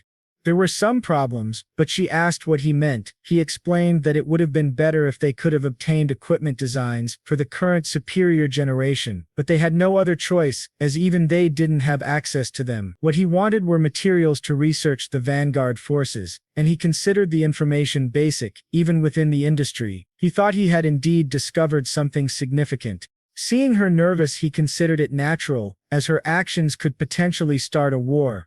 She explained that Marquis Lawrence had revealed his identity, being a descendant of his former royal lineage. He thought they understood how much blood had been shed in the disputes with nobles, until the royal family established a republican political system in the country. Adra thought that the democratization of the Republic of Prius had been achieved in a very strange way, in his opinion as an outsider, and that the Prius royal family had initially advanced toward a republic. The last king, though remarkable, had forgotten something crucial. He had created a democratic country for the people, but it was not a democracy earned by the populace. It was a literally unilateral democracy. The current president, Katro Farum, had, according to him, established a public illusion of governance, turning the country into a dictatorship worse than feudal states. The prince noted that the future His Majesty the last king had envisioned did not unfold as planned. Dedri explained that he decided to correct the error as a descendant of the royal family. He said they would inform the people of the Republic of Hebrews, introducing a fair system and properly establishing the foundations of the country. Adra thought it still seemed like a long road ahead, but it might be better than the current regime. He told Michelle that they seemed to have plans to establish an agreement. She apologized, saying it was a huge decision to make alone. The prince understood her concern and assured her that he would take the lead to protect her. Adra thought that if the situation continued, it could easily turn into a transaction resembling extortion combined with threats. He wondered if he, a citizen of the Korean Republic, could help her. He stepped forward and asked whether, if it didn't matter, the deal could involve Archduke Lucas, since he didn't make agreements with him. This surprised everyone, as it suggested he could simultaneously open a path with a new business partner while infiltrating the country. The prince noted that what they wanted was a Vanguard Force equipment project. Adra explained that he could produce and sell Vanguard Force equipment at any moment. The man asked what that meant. Adra confirmed he already had a design for Force equipment, shocking everyone. The prince smiled, remarking that he was truly a man beyond common sense. Adra thanked him for his favorable evaluation. The man asked about its performance, which further shocked the two. Adra assured him it would not fall behind the equipment provided by his kingdom. The man acknowledged that the Vanguard Force equipment of the Kingdom of Herat was of exceptional quality. Adra revealed it was just a communication device for the Force and asked him to wait. He demonstrated the design and the man remarked that it was unique. Performance might matter, but appearance was also important. He confirmed that the quality was excellent but questioned why Adra would reveal secrets to help them. To everyone's surprise, Adrian said it was because he liked them, which shocked many. The prince laughed, admitting he never imagined it would attract the Marquis's interest. An unexpected gain. Adrian said they only needed to pay a fair price. Michelle's uncle asked if it was safe to transact technology under royal approval, which was extremely favorable. Adrian noted that it would be resolved if everyone kept their mouths shut, surprising Velo. He explained that having exchanged secrets, everyone must behave, and the identities of those treated as rebels by the government. The young lady of Condiotes who handled the treasure would remain safe even if suddenly attacked by the Brigand Empire. Their illegal dealings were intertwined in a massive secret. Michelle was very happy realizing they were now in a relationship built on sharing secrets. Adrian confirmed this, and she promised to keep her secret well guarded. Adrian thought that honestly it didn't matter. Even if discovered, he could fabricate a story later. He then asked if they were ready to discuss the transaction further. At the palace of the first prince, he noted he hadn't seen them in a long time. He had heard they returned from the Republic of Prius, the place where the User of Destiny appeared, a region where war could erupt at any moment. It was one of the most dangerous areas due to rebel activity. They had gone there alone, without any vanguard, showing great responsibility. At a moment when the world was tense and the battle for the throne was heating up, the uncle and his niece visited the dangerous area and returned safely after an attack, thanks to the Marquis Adrian. Nervously, they apologized for the trouble. The prince told them they must behave in the future. An elder then asked the crown prince a question. If Marquis Lawrence and Clen were not on the second prince's side, what could they be doing there? Everyone realized this man was completely foolish. The prince explained that they were in fact on his side. Michelle told her uncle, calling him an idiot, that it meant they were pretending to be on the second prince's side to create a scandal. He should have realized this the moment they were rescued. The question remained whether it was really so. Tugdera thought this man was utterly. He's crazy. He can only be this stupid because the only thing he thinks about is swinging a sword. But he looks at Michelle and she winks at him, clearly excited. Archer said he thought it would be better to kill her now. However, Datchery stood up and said they would leave. Her uncle asked Marquis Laris and Countess Klein not to act rashly and to stay for some tea with them, but the butler interrupted, calling out to His Highness saying it seemed he hadn't seen the news. The Brigand Empire had declared war on the Republic of Prius. In the era of magic, on November 10, 2019, the Brigand Empire officially declared the start of the war. Meanwhile, the people of the Republic of Prius strongly criticized the Brigand Empire for initiating it. They appealed to the public in neighboring countries for legitimacy over the meeting led by Archduke Louis Farmont. Conflicts regarding Archduke Lucas's meeting were intensifying. The prince asked how he thought the war would progress. Adra said the odds of victory were 6-4. The prince naturally assumed 6 would be for the Brigand Empire and 4 for Prius. Adra explained that because of the Brigand Empire's evasive maneuvers, Prius faced difficulties having to cross the ocean and enter enemy territory. The prince noted that Prius's defensive position would give them an advantage in the end. Adra agreed, but added that if the enemy was the Brigand Empire, Prius would face a tough fight. Even the King of Hade couldn't intervene in this war for now. They could only wait for the conflict to unfold without further fatalities. As a bonus, this situation provided an opportunity for the Revolutionary Army, which had battlefield experience, to take advantage of the chaos and potentially remove the current corrupt regime. Michelle just stared at Adra, who asked if she understood his point. Her uncle asked if he had made this decision knowing all these factors. Adra thought the old man was interpreting everything incorrectly, and didn't care that he might be misunderstood, wondering how he could say such a thing in front of the first prince. The prince asked what he meant by that. Adrian then interrupted to explain that they had used the power of the Republic of Prius's revolutionary army during the rescue of the two, which surprised the prince.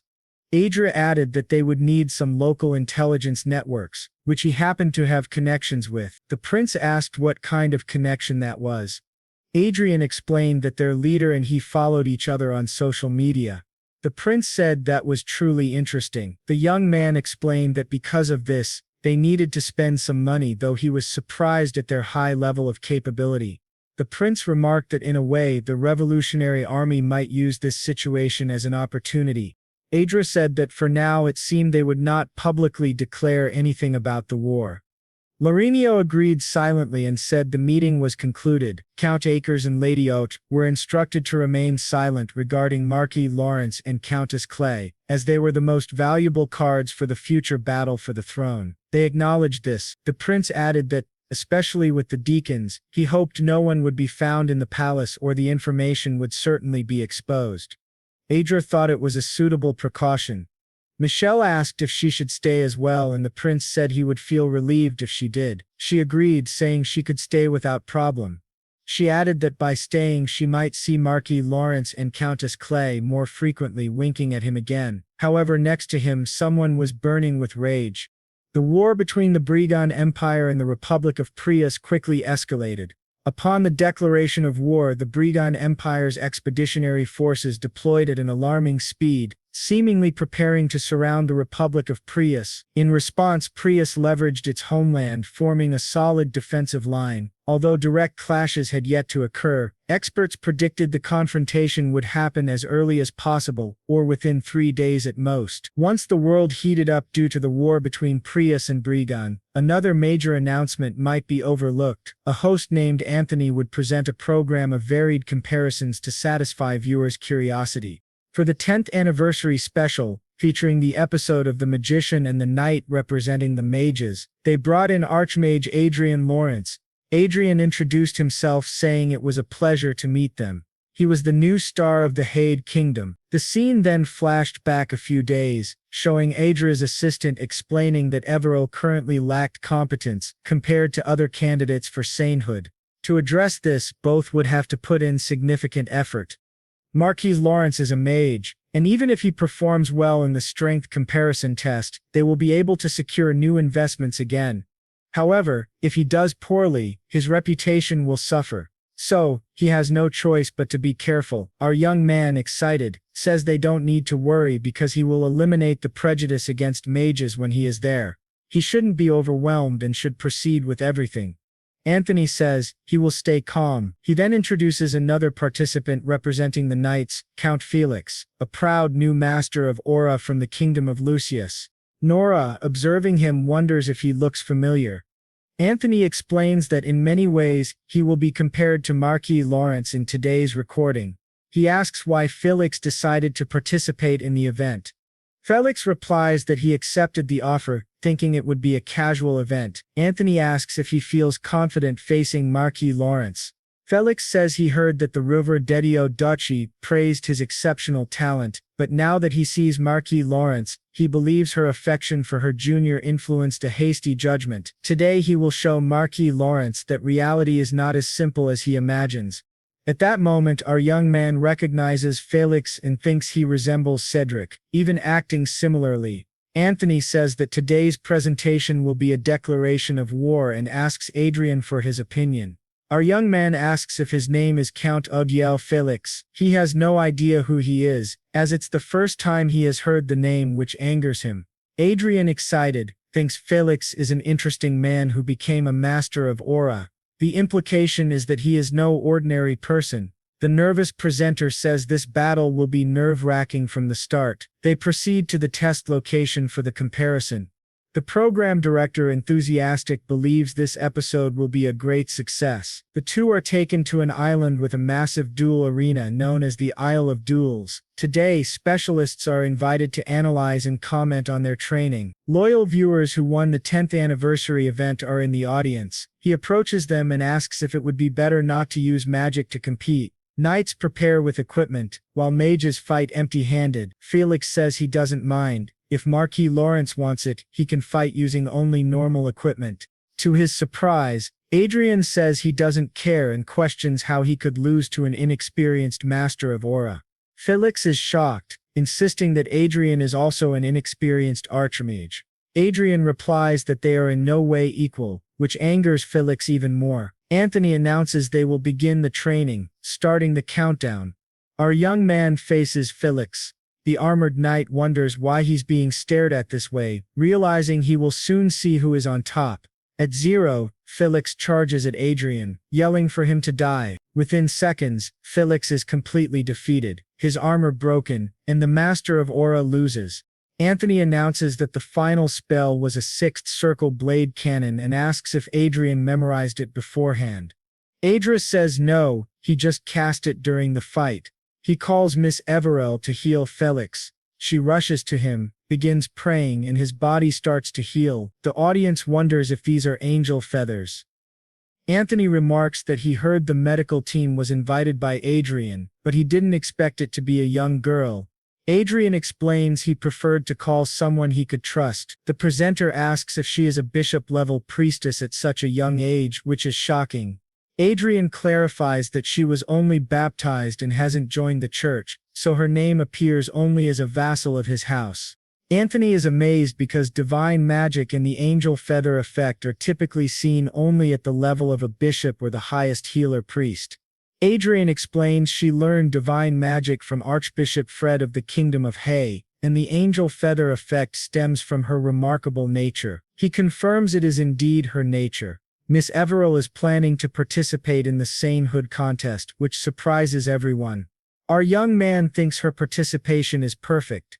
Her delicate voice and appearance perfectly embody the image of a saint he envisioned. She steps before the camera and says, "It's a pleasure to meet you. My name is Everell Real Barnett, and I am in charge of magical support today. I will do my best. Please don't hurt each other too much," making a cute face which surprises everyone. Our young man thinks he understands what just happened and realizes it's thanks to Eric doing an excellent job. After appearing on TV, Everell walks home, escorted by 2 guards. People watching wonder if she's the girl from TV with the lore. It seems she could become a saint, but she thinks it's too much responsibility for now. She is following Adrian's orders and striving to become a saint. She wonders if she can truly achieve this. A short time later, she works part-time at a convenience store, opens the door and says she's home. Her mother asks if she has really arrived. To her surprise, someone says it's lucky that Everil is here. This man calls her Ever and says it's been a long time since they last met. Everil, angry, stares at him seriously. The blonde man explains that he is her uncle and asks if she remembers him. Another person comments that her shoes are very expensive.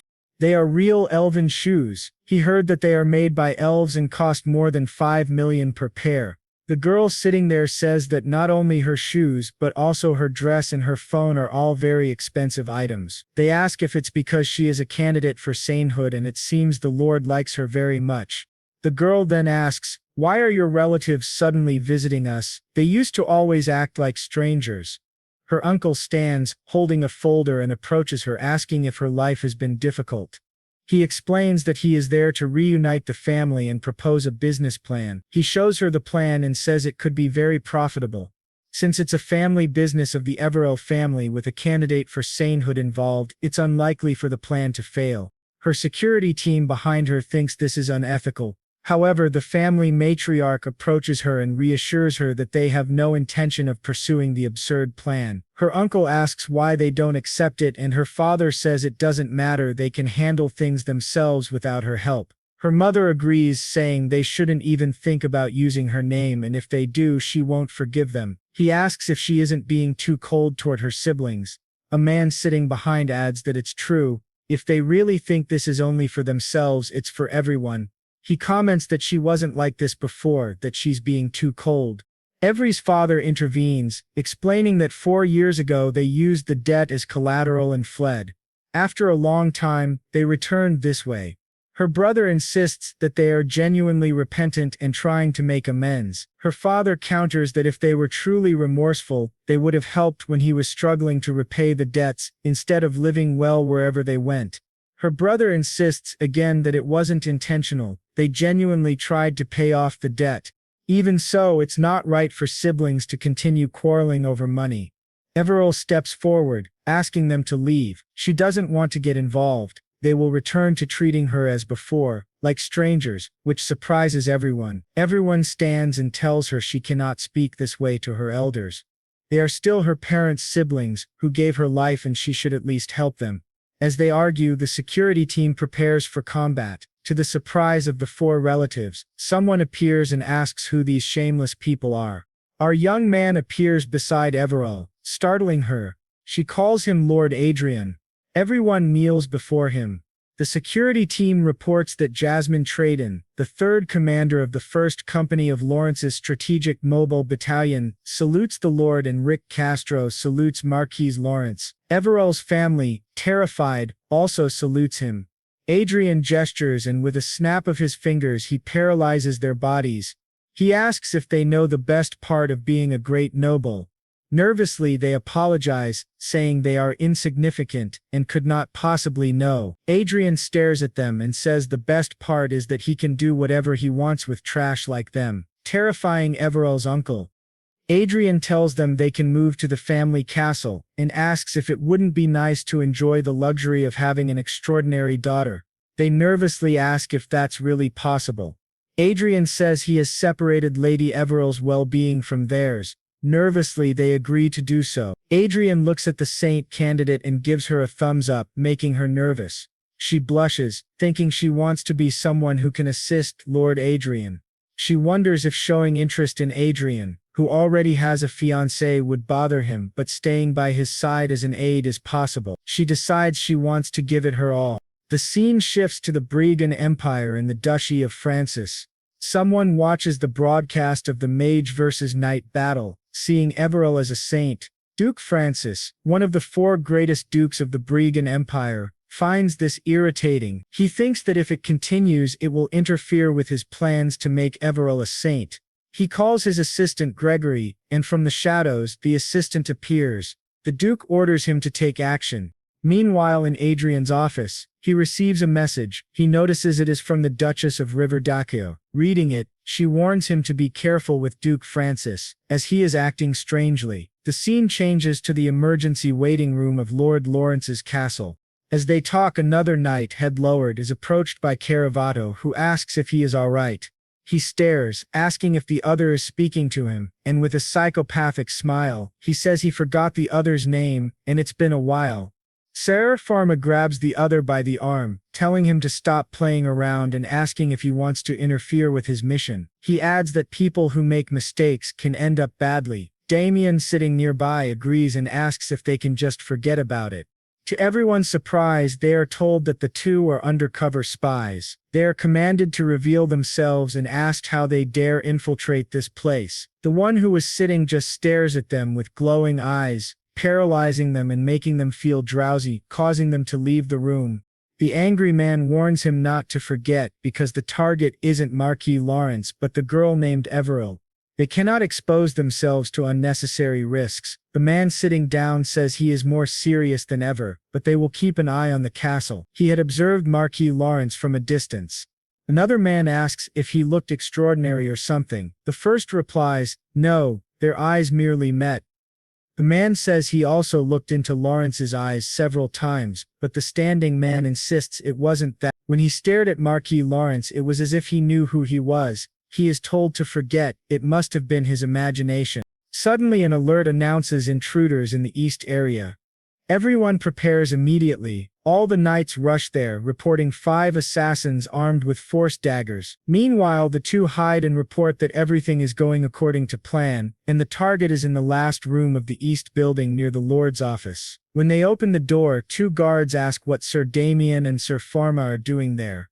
They are supposed to be guarding the Lord. Pharma responds that he saw there weren't enough soldiers to assist. Their superiors order them to stop. No one in the castle may approach Lady Everil except those assigned by the Lord.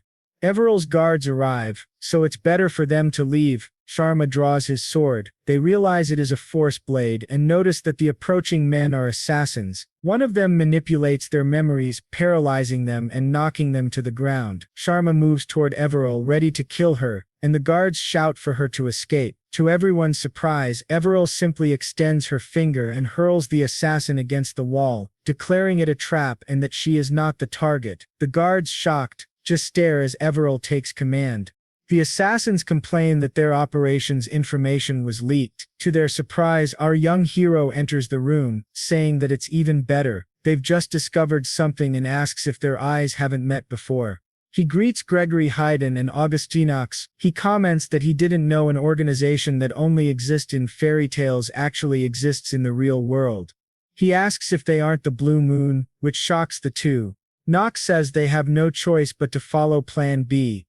Gregory agrees. The two then transform into their true forms. He notes that no enemy who has seen their real appearances has survived.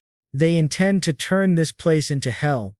Our hero remarks that it's quite exciting and asks Archie for her thoughts. She says they have 5th Ruano syndrome. It's explained that the Blue Moon is a legendary organization surrounded by mysterious and bloody rumors. They established the foundations of the Brigon Empire alongside the royal family and were forced to work in the shadows of the dragon. People question if they are real and where they are located. The Lasu organization are demon followers, created before the era of magic in 2019. Everyone knows of the Blue Moon, but no one truly understands it. Its mystery and fame make it like witches on Earth, often depicted as villains in Hondel fairy tales. Adrian initially thought it was fictional, but it seems he was wrong. He faces Gregory Haydn, 39, a master of aura, with August Knox below him, a spiritual Ziri of mental class. Adrian realizes that the Duchy of Francis may be unknowingly using them, but they likely are using the duchy as a temporary hideout. Even as a facade, having 2 special members of the Blue Moon close to the Duchy of Francis is fascinating. Knox asks if Adrian really knows their whereabouts, but Gregory tells him to shut up.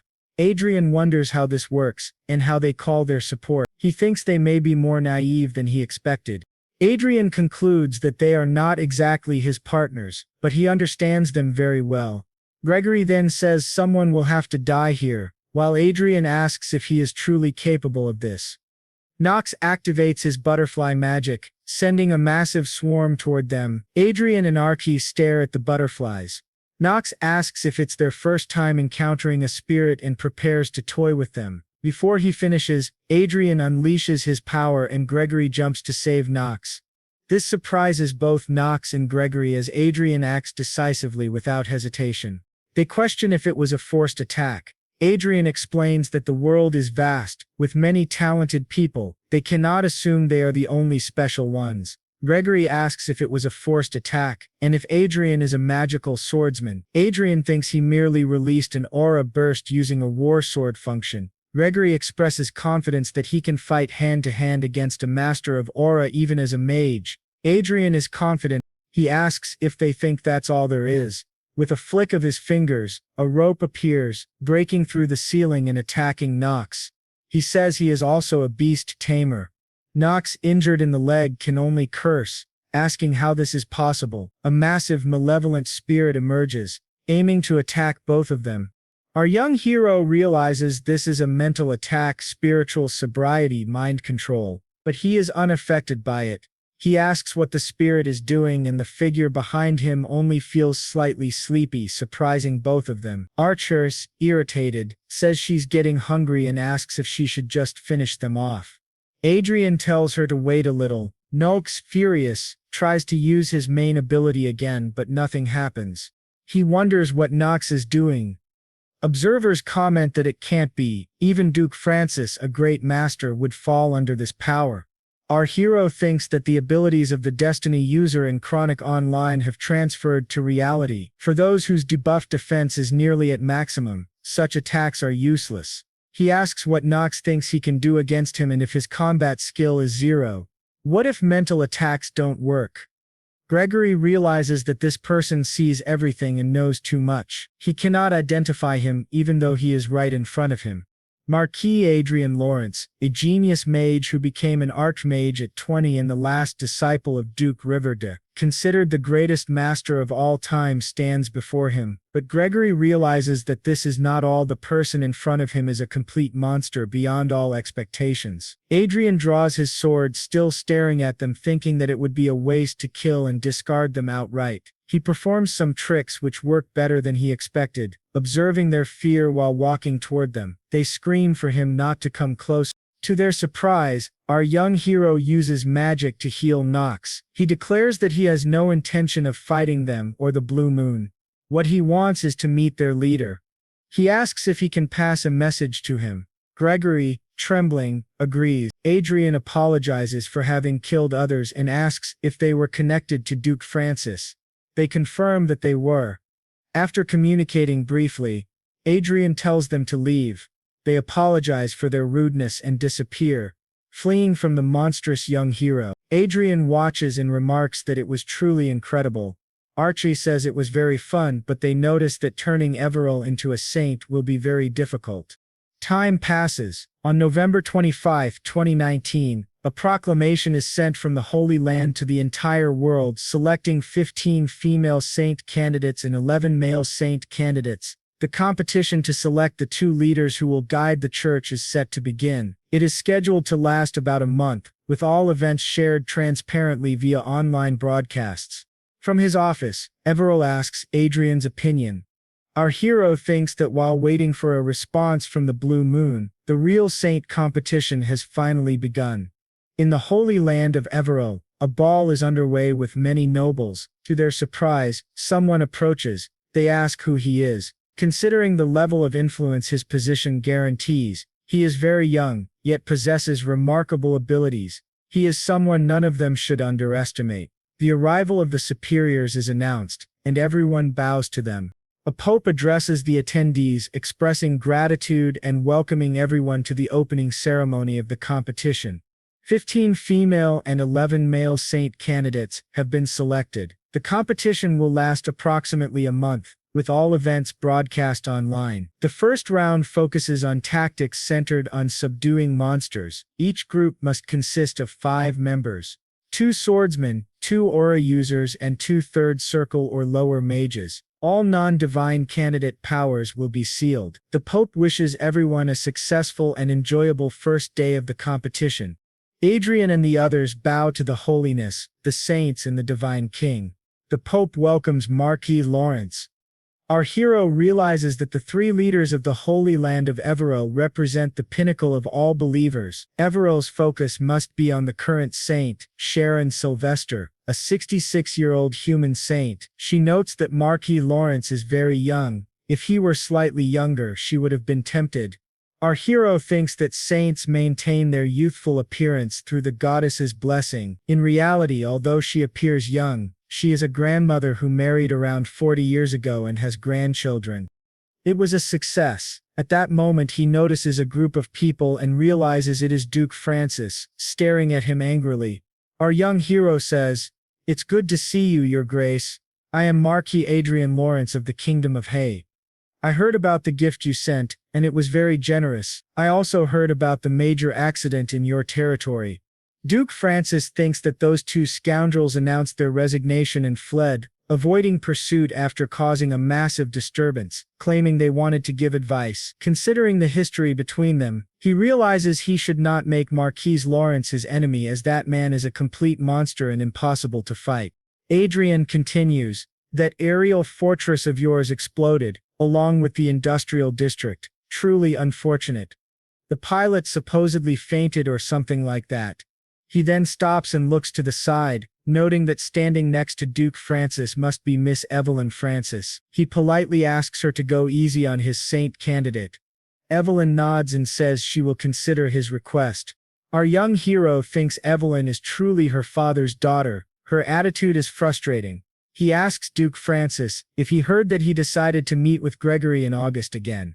This surprises the old Duke. Adrian continues, "They no longer speak, so it no longer concerns you," leaving Duke Francis boiling with anger. Adrian walks away, remarking that he seems displeased, so he won't provoke him further. Everil, nervous, asks about Duke Francis from the Brigand Empire. Adrian confirms and tells her that she is more important than she realizes. He advises her to stay confident and keep her head high. More than anything, she is the one he chose. Ahead, someone approaches, and Adrian realizes he has found Kay Rivera. She asks him to call her older sister Olivia, and she will call him little brother Adre from now on. She introduces herself as Jude Stir, expressing her support for Marquis Lawrence and the great goddess Sepia. Our hero thinks that her talent is extraordinary divine power and wonders if her ability is a supreme saintly skill. It is truly impressive.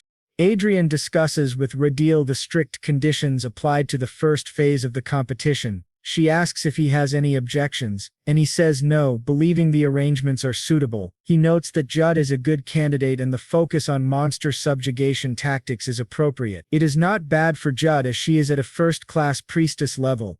The blonde notes that at worst, Judd may still wield divine magic more effectively than the other candidates. The real problem lies with the team assigned to Judd. They have 2 knights but no mages with actual battle experience. Adrian observes that most modern mages focus on research rather than combat. He asks if she wants his help, which excites her greatly. He agrees, as this was what she wanted from the start.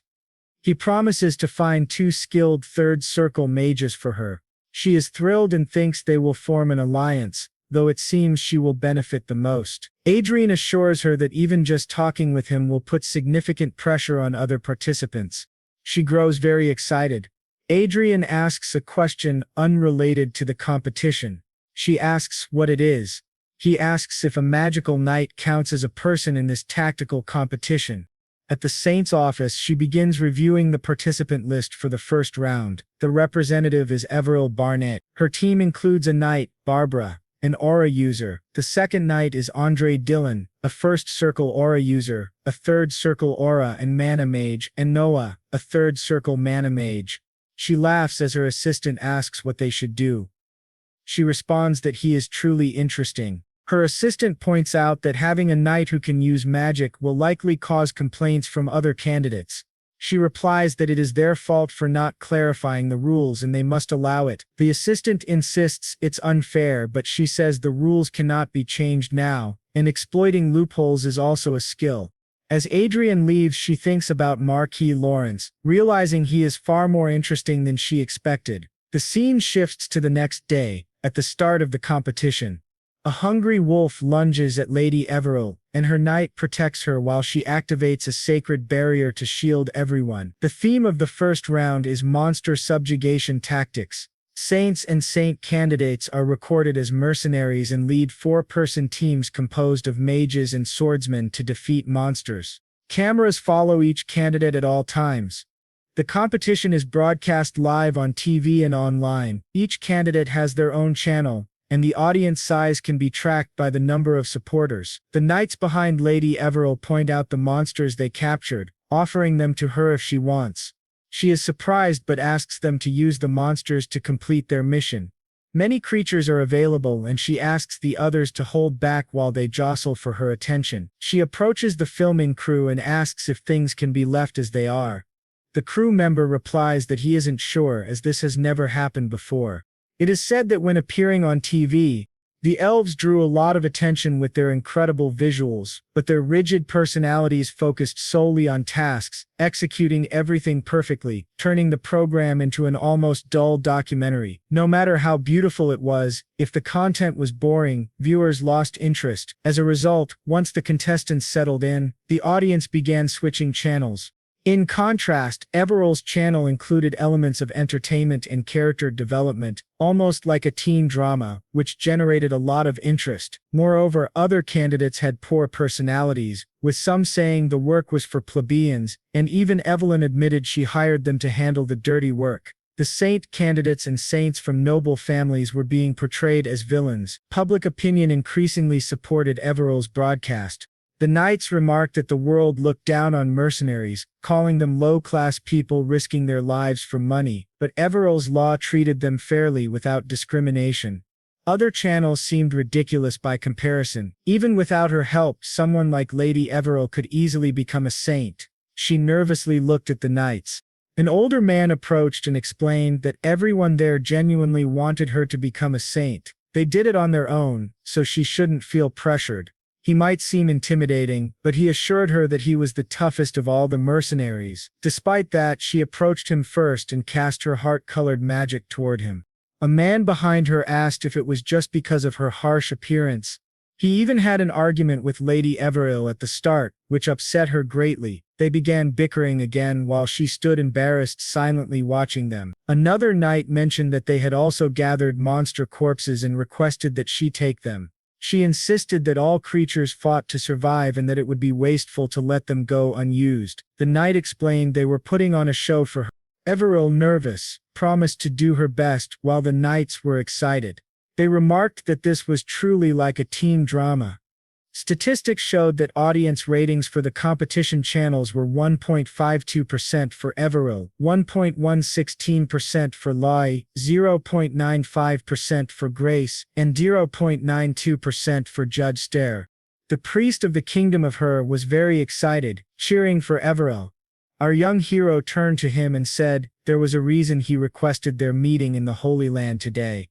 The priest asked what it was, and our hero explained that he wanted to show it to him. The priest asked if it was gold and calculation. Our hero clarified that it wasn't just a piece of gold and calculation, it was a large artifact with divine power flowing through it. He explained that it was a relic, estimated to be over 20,000 years old. The priest noted that if true, it should be widely announced. Adrian considered that expected. Upon seeing the relic, he understood how to use it to benefit Everil but didn't want to exploit it that way. He added that with an exceptional artifact it might be possible to repair the relic. The priest asked if he truly wanted to revive such an ancient relic, and Adrian confirmed it was possible. There was a sacred magic circle inside, seemingly from the mythical era. Only part of it was destroyed, the rest remained intact. The priest asked if he would recruit a skilled artificer. Adrian confirmed. The priest promised to find the best, calling it an incredible discovery. Adrian asked if he needed to submit the relic to the church. The priest said no, it wasn't necessary. Each royal and imperial family possessed at least one sacred relic. Donating it could promote Everil's cause, but if it was a functional relic from the mythical era, giving it away solely for publicity would be excessive. Even without donation, there were many ways to leverage a relic. Adrian agreed, thinking he had never intended to donate it but understood the priest's point. The priest promised to find the best artificer and Adrian left it in his hands. They bid farewell. Adrian reflected that many people were working behind the scenes to make Everil a saint, and he must use all means to ensure their efforts weren't wasted. In a dark room, someone watched Everil's broadcast, seeing mercenaries supporting her. The viewer grew furious, thinking it was ridiculous, and that it couldn't continue.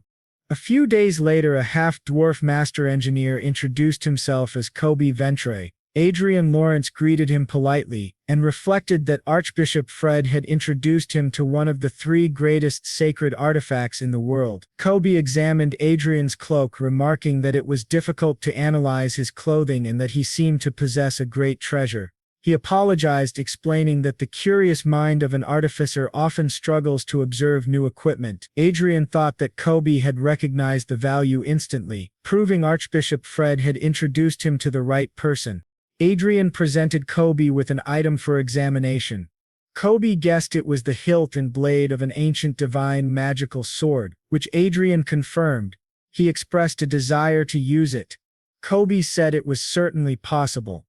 He had seen similar items deep within the church. Compared to those, this artifact was almost in its original state, which excited Adrian. Adrian asked if mithril could be used for the blade, as gold and calculation were hard to obtain. Kobe said it wasn't necessary. Adrian asked why. The half-dwarf explained that it was already a finished product. He says that he is ready and explains that this is the sword that defeats evil, the sword that cuts through darkness. It has many nicknames, but its most famous one is the Sacred Sword. This surprises our boy, who wonders what he is talking about. He tells him that although their shape and function may vary, there are not many blades that can truly be called sacred. At present, the church possesses only 3 sacred swords, and he has read that there are 6 in the entire world, so this one is the 7th. Our boy then says that what he means is that it doesn't actually need a physical blade. If he is correct, a blade of divine light will be created from the divine bloodstone. Adrian remarks that it sounds like a magic sword, but Mio replies that this is on a completely different level from something so pretentious. According to what he has read, this type of sacred blade is comparable to an aura blade and is far more powerful against demons. This surprises our boy even more. He is told that in addition, it is a very versatile item that can convert all kinds of energy into a blade. It does not matter if the energy is magic, aura, divine power, or even elemental force. They then wonder how such a valuable item could have been in the possession of a country viscount. Dean says that if he had not had the opportunity to read about sacred relics thanks to the former saint, even he would not have known what it was. There is a high probability that not even the viscount's 3 subordinates knew its purpose, which explains why people thought it was just a broken sword.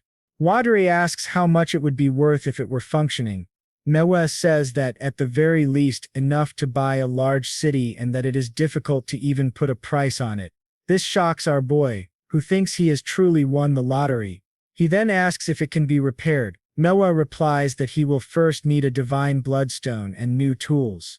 Adrian transfers money to him, but he asks if that is not too much. The lady says he should think of it as payment for his effort, and if he can repair the sword, he will pay him double. Manhwa agrees, saying it is only fair considering the item's value, and asks for a week to do his best to repair it as an engineer's honor.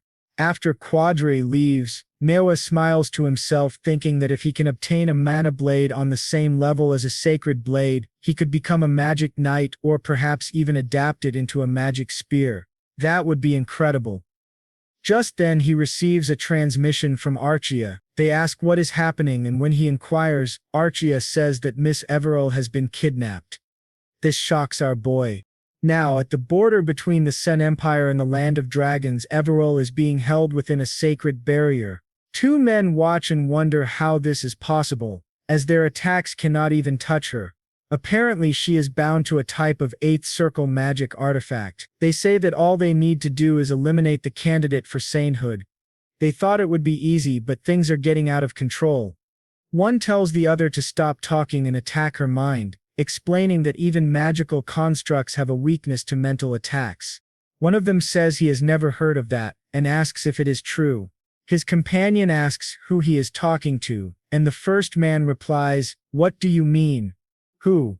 When they turn, they see someone standing right behind them. It is Knox. They ask who he is, and he says he is merely a spiritual user passing by.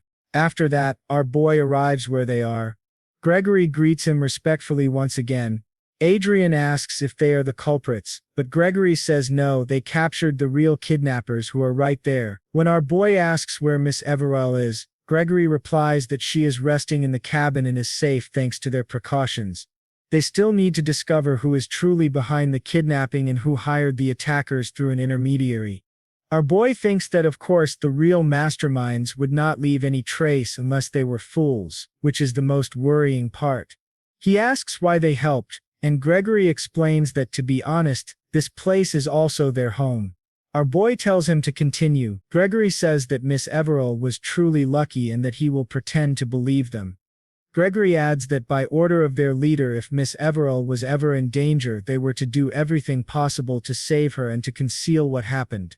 Our boy asks what he means, and Gregory says it was the first time he had seen their leader so angry. Their leader said the Duchy of Francis no longer had any value to them and ordered them to move their base. What happened earlier was their own decision without their leader's involvement. Gregory confirms that the Blue Moon Group receives very few orders from their leader aside from what is necessary, and they are granted almost complete autonomy. But since the last assassination attempt, the entire Blue Moon has been instructed not to harm anyone connected to Marquise Lawrence or Arcia Klein. Adrian thinks the more he hears, the stranger it sounds. He cannot understand why the Blue Moon leader is being so cautious with him. Gregory bows and apologizes for the previous incident.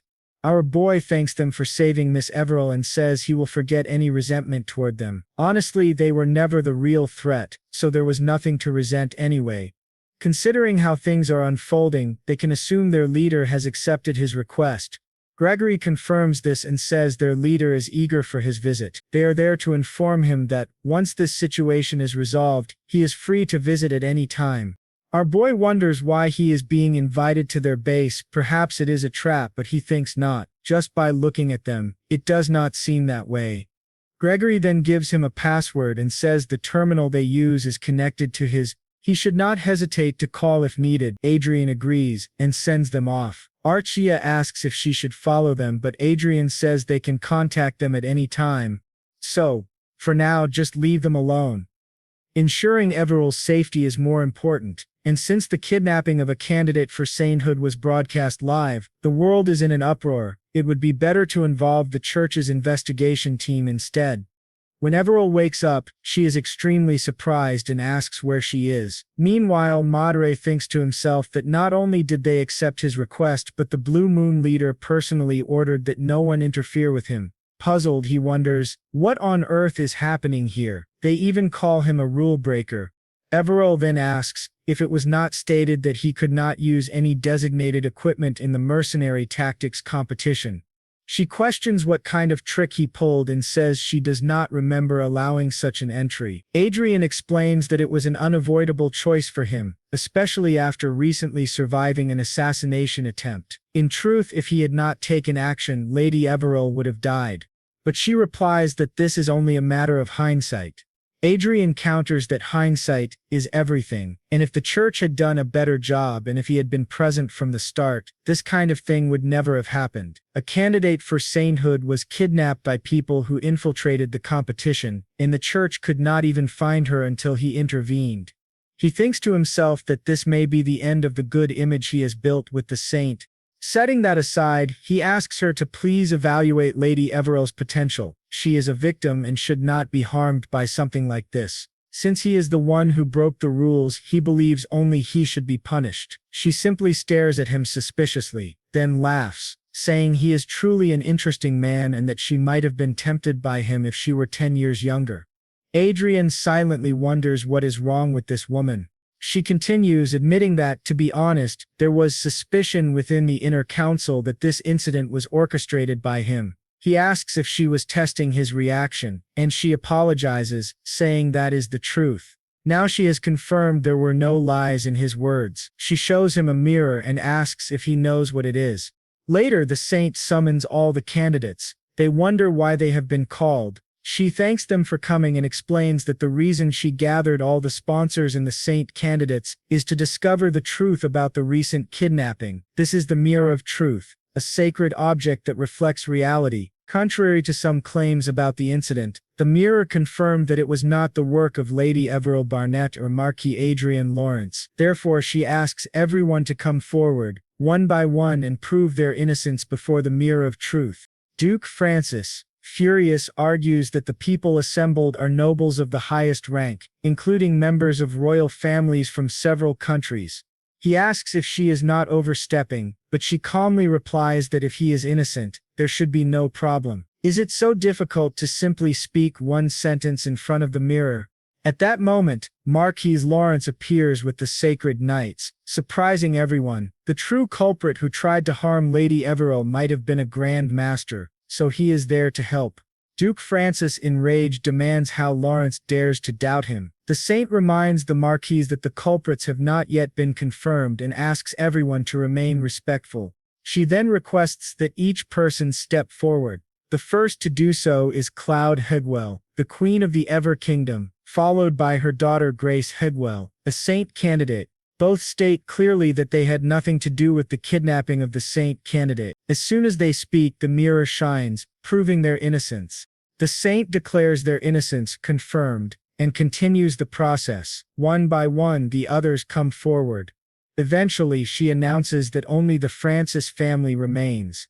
Duke Francis declares that he had nothing to do with the kidnapping, and his daughter says the same. The mirror glows again, proving them innocent.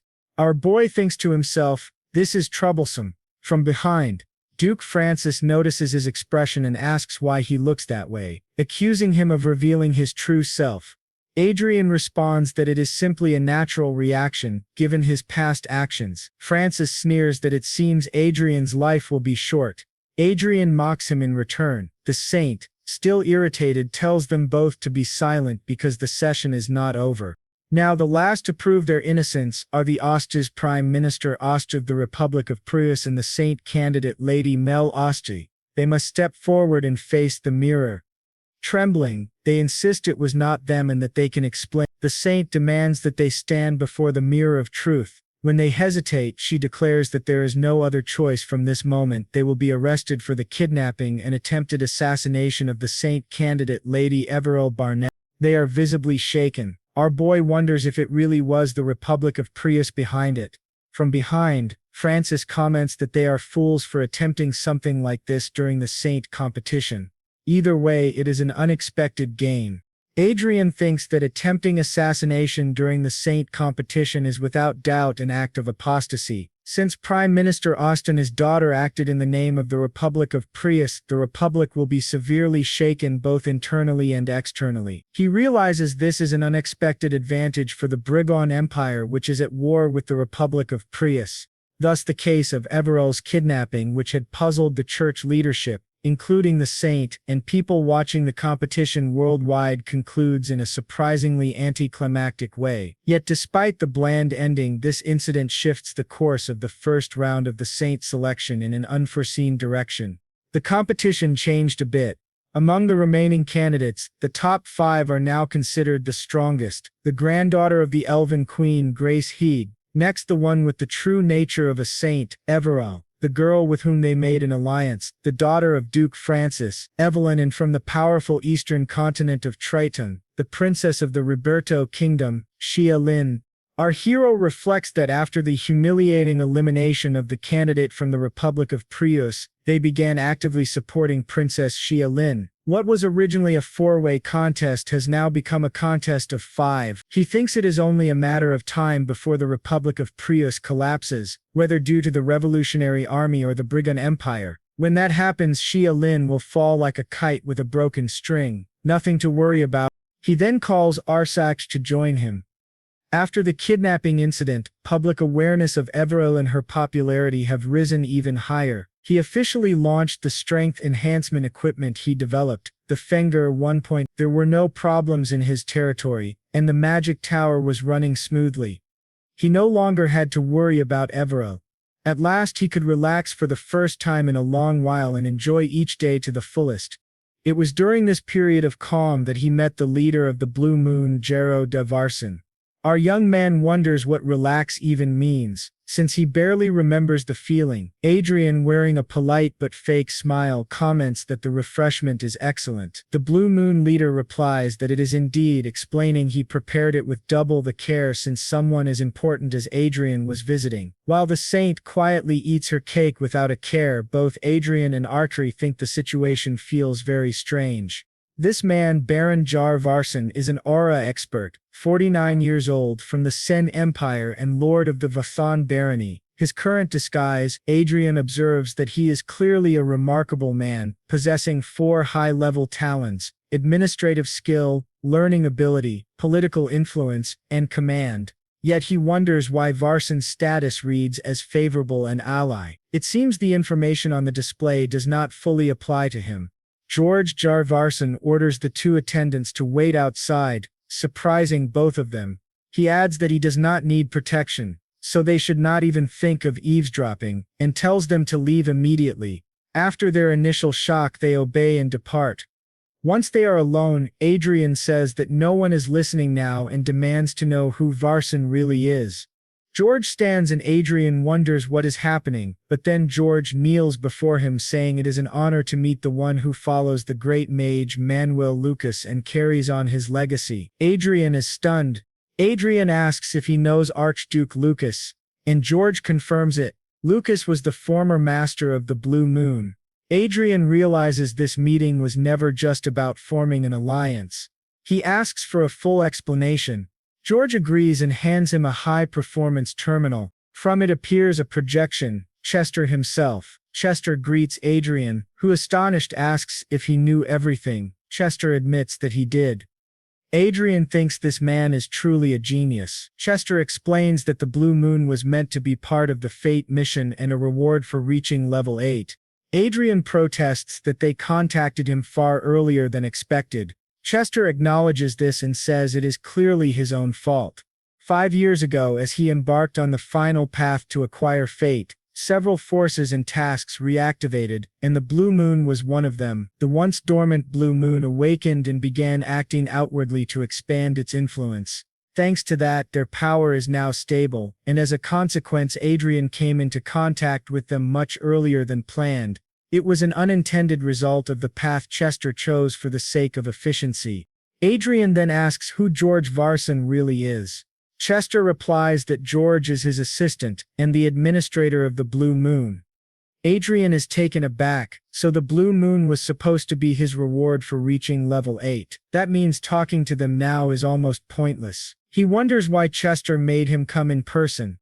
Chester says there is no use crying over spilled milk. He still cannot formally recognize Adrian as the Blue Moon's master, but he will not stop him from cooperating with them for now. Adrian asks if he is serious. Chester apologizes, admitting that this situation is the result of his own negligence and poor management, and tells Adrian to consider it compensation for the inconvenience. Adrian thinks to himself that he takes back everything bad he said about Chester. This is excellent news. Adrian then says that Sir Varson will remain under his care. Varson bows, calling it an honor, while Chester explains further. The Blue Moon has a total of 8 special members ranging from Aura Masters to Archmages, 1,200 high-ranking assassins at the level of armed knights with force-imbued daggers, 450 vanguards and 5 airborne fortresses. Not only that, but they also operate luxury hotels, a worldwide resort network, clubs, and casinos. Their enterprises span accommodations, entertainment, trade, and transportation. Even the Pacific Hotel where Adrian is currently staying belongs to the Blue Moon. Our young man, delighted, thinks that he and Sir Varson will get along very well. The business capital alone totals nearly 100 trillion, and their military power surpasses that of most kingdoms. Varson assures him that they will fully support Marquis Lawrence. A week later, that half-dwarf arrives, catching Adrian off guard. Adrian asks what brings him there, and Kolb explains that he took longer than expected and apologizes. Tor asks if he succeeded and requests instructions on how to use it. Kolb answers that he only needs to channel any kind of energy, whether aura, magic, or something else into it. Ader began testing the sword by channeling energy into the hilt. As he did, a blade appeared that looked almost like a lightsaber. They asked if it was inspired by Star Wars, and Kobe told him to swing it. When he tested it, the blade cut through things effortlessly. He thought, yes, this is incredible, until he realized it had even cut his own body. Kobe began panicking, shouted that he was bleeding. Our hero noticed he had been cut without realizing it. Enan began yelling for a priestess, while Adric bled heavily. Archery rushed over, applied a healing potion to the wound, and helped him stand, startled. Adder heard Archery remark that he clearly needed much more training. Kobe approached, concerned, and asked if he was all right. Adrian replied that of course he would not die so easily, though he thought to himself that this was the second most dangerous incident of his life, after the assassination attempt on Rondell and Anna. He looked at the sword and a notification appeared asking him to choose a name for it. He asked Kobe if the sword already had a name, but Kobe said no because Adrian should name it himself. Adrian chose Excalibur, and the sacred sword was registered with many powerful effects. He was thrilled, thanking Kobe for helping him obtain such an incredible weapon. Kobe still looked worried, but Arce assured him Adrian would be fine and suggested he get up from the dirty floor. Adrian, however, was already thinking about the advantage this weapon could give Everil in the upcoming competition. The scene then shifted to the mercenaries, who were crying for Lady Everil and insisting she must become the saint. Thus the first month-long round of the Saint competition came to an end. Adrian watched the tough mercenaries weeping and thought he would never get used to seeing such hardened men act that way. The rankings were announced. Grace Higvin first in tactical points, third in audience votes, second overall. Judster, fourth in tactical points, second in audience votes, second overall. Xia Lin, fifth in tactical points, fourth in audience votes, fourth overall. Evelyn Francis, fourth in tactical points, fifth in audience votes, fifth overall.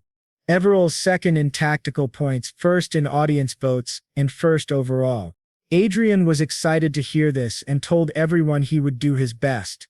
He reflected that, setting aside the other participants, Princess Xia Len had surprised him. He had assumed she only advanced because of support from the Republic of Prux, but she had surpassed even Evelyn Francis and reached fourth place, which he had not expected. Everil approached Adrian, and he gave her a bouquet praising her hard work. She thanked him, blushing, and said she hoped to meet his expectations. He replied that she was already doing well. He knew the purpose of the Saint competition was to choose candidates who would be selected by God himself. Among the top-ranked, God would ultimately choose the one who matched his will, and if things continued this way, Everil would certainly be among the final 5. At that moment, someone greeted Adrian respectfully and announced that Princess Xia Lin wished to meet him. Surprising him, he wondered why the princess wanted to see him. Princess Xia Lin arrived, saying that the great name of Marquis Lawrence had reached even the distant continent of Trayton, and it was an honor to greet him. Adrian replied modestly, noting that with her intelligence the future of the Roberto kingdom looked bright. She then greeted the woman at his side, addressing her as the Countess Clannon, and said it was a pleasure to meet her.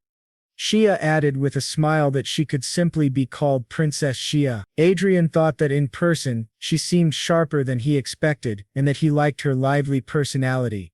She was one of the few royal candidates unafraid to use magic on others, and her spontaneous behavior was unexpected. Xia explained that her sponsor had requested the meeting. That sponsor was Leo Garcia Vallon, the president of the State Council of the Republic of Prus. Adrian was surprised. This man was among the 3 most powerful people in the Republic. He already had many concerns about the Republic and was reluctant to meet with them, especially since Garcia had previously delivered false fate and was known to support the Revolutionary Army. Garcia greeted Adrian with a polite but faintly false smile and apologized if their secretive approach caused offense. Adrian asked why someone so busy with the war against the Brigon Empire would take the time to meet him. Garcia replied that he understood Adrian's curiosity and suggested they talk over a meal. To Adrian's surprise, the meal was distinctly Oriental. Garcia assured him there was plenty of time. Adrian happily sampled the dishes: steamed rice, fish stew, vegetables wrapped in leaves, pickled greens aged to perfection, and the main dish, a rich veal stew. Princess Shia's attire resembled the ancient Gore dynasty, and the food strongly reminded him of Korean cuisine, a taste of home he had not experienced in a long time. It was truly delicious. Noticing the silence at the table, he looked at the two guests and grew slightly nervous when Princess Shia chuckled softly. He apologized, explaining that it was simply his first time eating food from the Ribato Kingdom, and it perfectly suited his palate. Garcia replied that he was pleased to hear that as the host, then got straight to the point. To be honest, Garcia said, something truly serious is happening in our republic. Adrian assumed he meant the war with the Brigand Empire, but Garcia shook his head. No, it is worse than that. We face an internal crisis. For some time now we have been disturbed by the activity. They call themselves the Revolutionary Army. Our hero wondered if the real problem for the Republic was this revolutionary group and not the war with another country. Garcia explained that, surprisingly, this anti-government faction had even produced its own vanguard equipment. However, they discovered that the equipment bore a striking resemblance to the new Fencer 1.0 core currently being produced by Lawrence's Magic Tower. Adrian immediately understood. That means their power equipment was copied, he said. Garcia apologized, adding that governments around the world could have done this knowingly or unknowingly. Adrian had already expected something like this. He thought they probably couldn't fully analyze the core anyway and were just pretending ignorance. Garcia said he was sorry and admitted he might not even know how closely their equipment resembled the Magic Towers, but he insisted they could not possess the exact same items. Garcia clarified that he had not requested this meeting out of suspicion toward His Excellency. He emphasized that there was not enough evidence to claim that Marquis Lawrence's technology had been stolen. Adrian realized Garcia's true aim. He wanted Adrian to accuse the organization known as the Revolutionary Army of stealing his technology. Garcia confirmed it. The Republic was indeed at war with the Brigand Empire, but this immoral group was destabilizing the Republic from within. Adrian thought, so he needs a scandal to destroy the people's trust in the Revolutionary Army. Adrian asked what Garcia hoped to gain. Garcia said he was willing to pay a price that would not disappoint. The Republic would purchase 1,000 units of power equipment from the Lawrence Magic Tower at 10% above the regular sale price. Adrian acknowledged that it was a tempting offer. He turned to Princess Xia Lin and asked what she thought. She hesitated, speechless, while Adrian, confident, pressed her again, wondering if it was right to harm the Revolutionary Army merely to benefit the Republic's politicians. The princess looked nervous and finally said she did not think it was something he should interfere with. Garcia was surprised, but Xia continued, explaining that as a representative of her nation she must take the side of the Republic of Pros without expressing her personal opinions. Adrian thought this was a skillful answer, showing loyalty to the Republic without revealing her own stance. It reminded him of his previous life when he had to watch the maneuvers of powerful countries. He respected her for it. Garcia insisted that Adrian didn't need to think too hard. If he simply nodded in agreement, he would gain more than 50 trillion in profit, and obviously he would accept. Obviously, Adrian replied, startling Garcia. As I said, I need to think carefully. I will refuse your offer. Garcia demanded an explanation. Adrian silently prepared a spell, wondering if Garcia might attack if crossed. He then calmly explained, we are on the continent of Deperon. The Brigand Empire and the Republic of Pras are at war, but the continents of Dian and Terteron are far apart, divided by the sea. Why would I take action that could cause the Brigand Empire's defeat? I share a continent with them. I have no reason to solve the Republic's internal problems when doing so would disadvantage Brigand. Garcia was shocked by the clear geopolitical reasoning. Adrian continued, besides, the Marquis must put his own interests first. Supporting the wrong side could lead to enormous losses.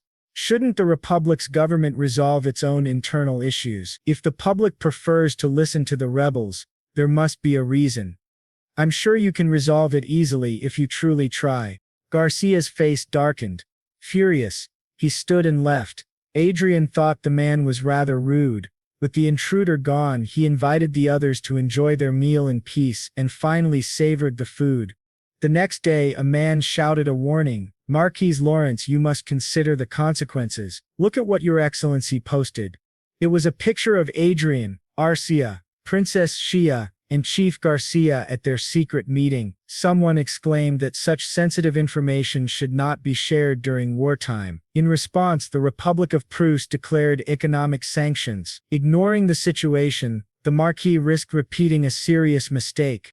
Adrian reflected that this high-level noble meeting, described as a countermeasure session, was turning into a full hearing. His post had spread rapidly across the world, causing an uproar not only in the Republic of Prusse, but also in the Kingdom of Hyde. Because of this, new laws about stone and bullet trade were introduced.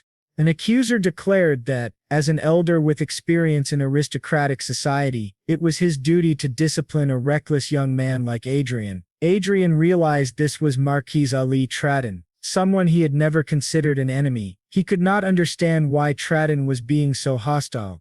Then Margrave Watts raised his hand and spoke. He said that the Republic of Prusse and their kingdom rarely traded, even less than with the neighboring state of George. Even if sanctions were imposed, the damage would not be great, so there was no need for drastic measures. But the accuser countered that the Republic of Prusse had strong connections to the Traton continent, which might refuse cooperation with them. He reminded everyone that many artifacts and weapons were traded with Traton. He added that they had been caught off guard by the Revolutionary Army's offensive and had come seeking aid from Marquis Lawrence. Would the Traton continent really become their enemy to support the Republic? As the debate grew heated, the king himself became visibly irritated. Is of an ancient fundamentalist group. She raised her hand. He wondered if she wasn't supposed to be shy. She had always been quiet, but now she had decided to speak. She said that she didn't understand what Marquis Lawrence had done wrong and asked everyone present what exactly his mistake was. A noble explained that Marquis Lawrence had carelessly exposed the Republic's secrets to the world, but Artria replied that even so, he had not lied. The noble insisted that was precisely the problem. His actions had put the Republic of Prusse in a difficult position.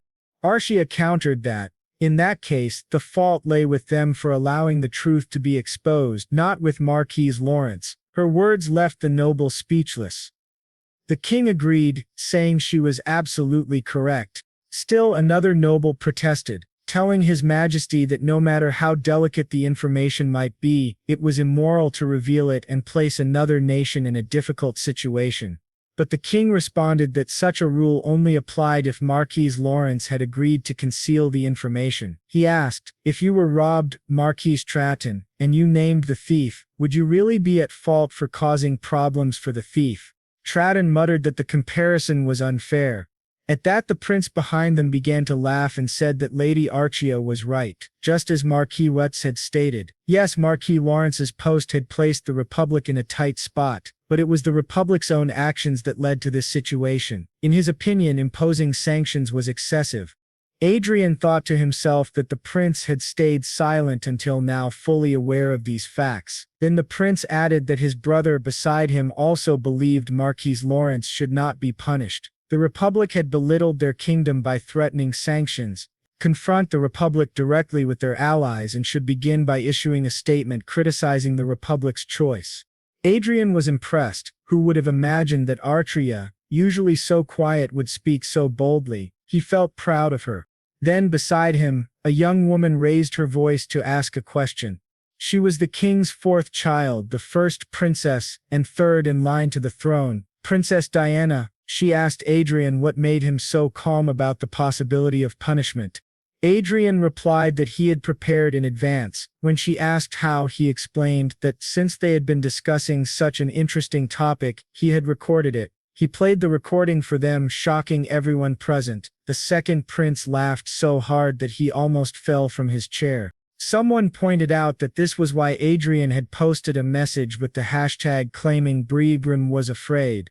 If the clip were released, Brigram would have no choice but to take a stance, as any nation that valued its image would be forced to respond. Adrian confirmed that was exactly why he had chosen to side with the Brigram Empire and mentioned the continent of Dian. The nobles murmured that Chief Garcia had been foolish not to realize he was being recorded, especially when dealing with an archmage. Adrian thought that because of this, the issue was no longer merely between Herod and the Republic of Pros. It had now drawn in Brigan, and he had given the other countries of the Dian continent a reason to take sides. The video of the state council chief was released after the meeting. Once it spread, not only the Brigan Empire but also the allies of the Hade Kingdom publicly commented in Adrian's favor. With this wave of messages and the involvement of the Sacred Land, all the nations of Dian criticized the Republic. Meanwhile, Princess Xia watched the news and admitted that it was frightening. Her maid asked what was so scary. Xia said that Marquis Lawrence was only a year older than she was, yet he was already shaking the world. Unlike her, who had nothing beyond the title of princess, he possessed real power. Her maid smiled and said that a man like that would be perfect for her princess. Xia agreed for a moment, saying such a man would indeed be ideal, then caught herself and grew annoyed remembering that he was already married. The maid quickly apologized, insisting she had only been speaking carelessly. At that moment, another maid entered and respectfully announced that a message had arrived from the Holy Land. The second round of the contest would pair 2 participants at a time. Xia asked in surprise if that was true. The maid confirmed it. The next stage would be a forced confrontation. Xia immediately asked who her opponent would be. The maid informed her that she had been matched against the young lady sponsored by Marquis Lawrence. Princess Xia was visibly shocked.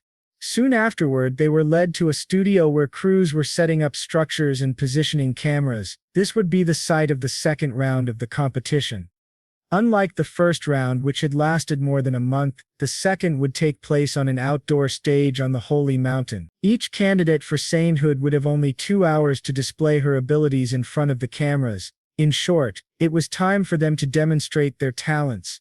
Princess Xia turned to her team and said that she was counting on them today.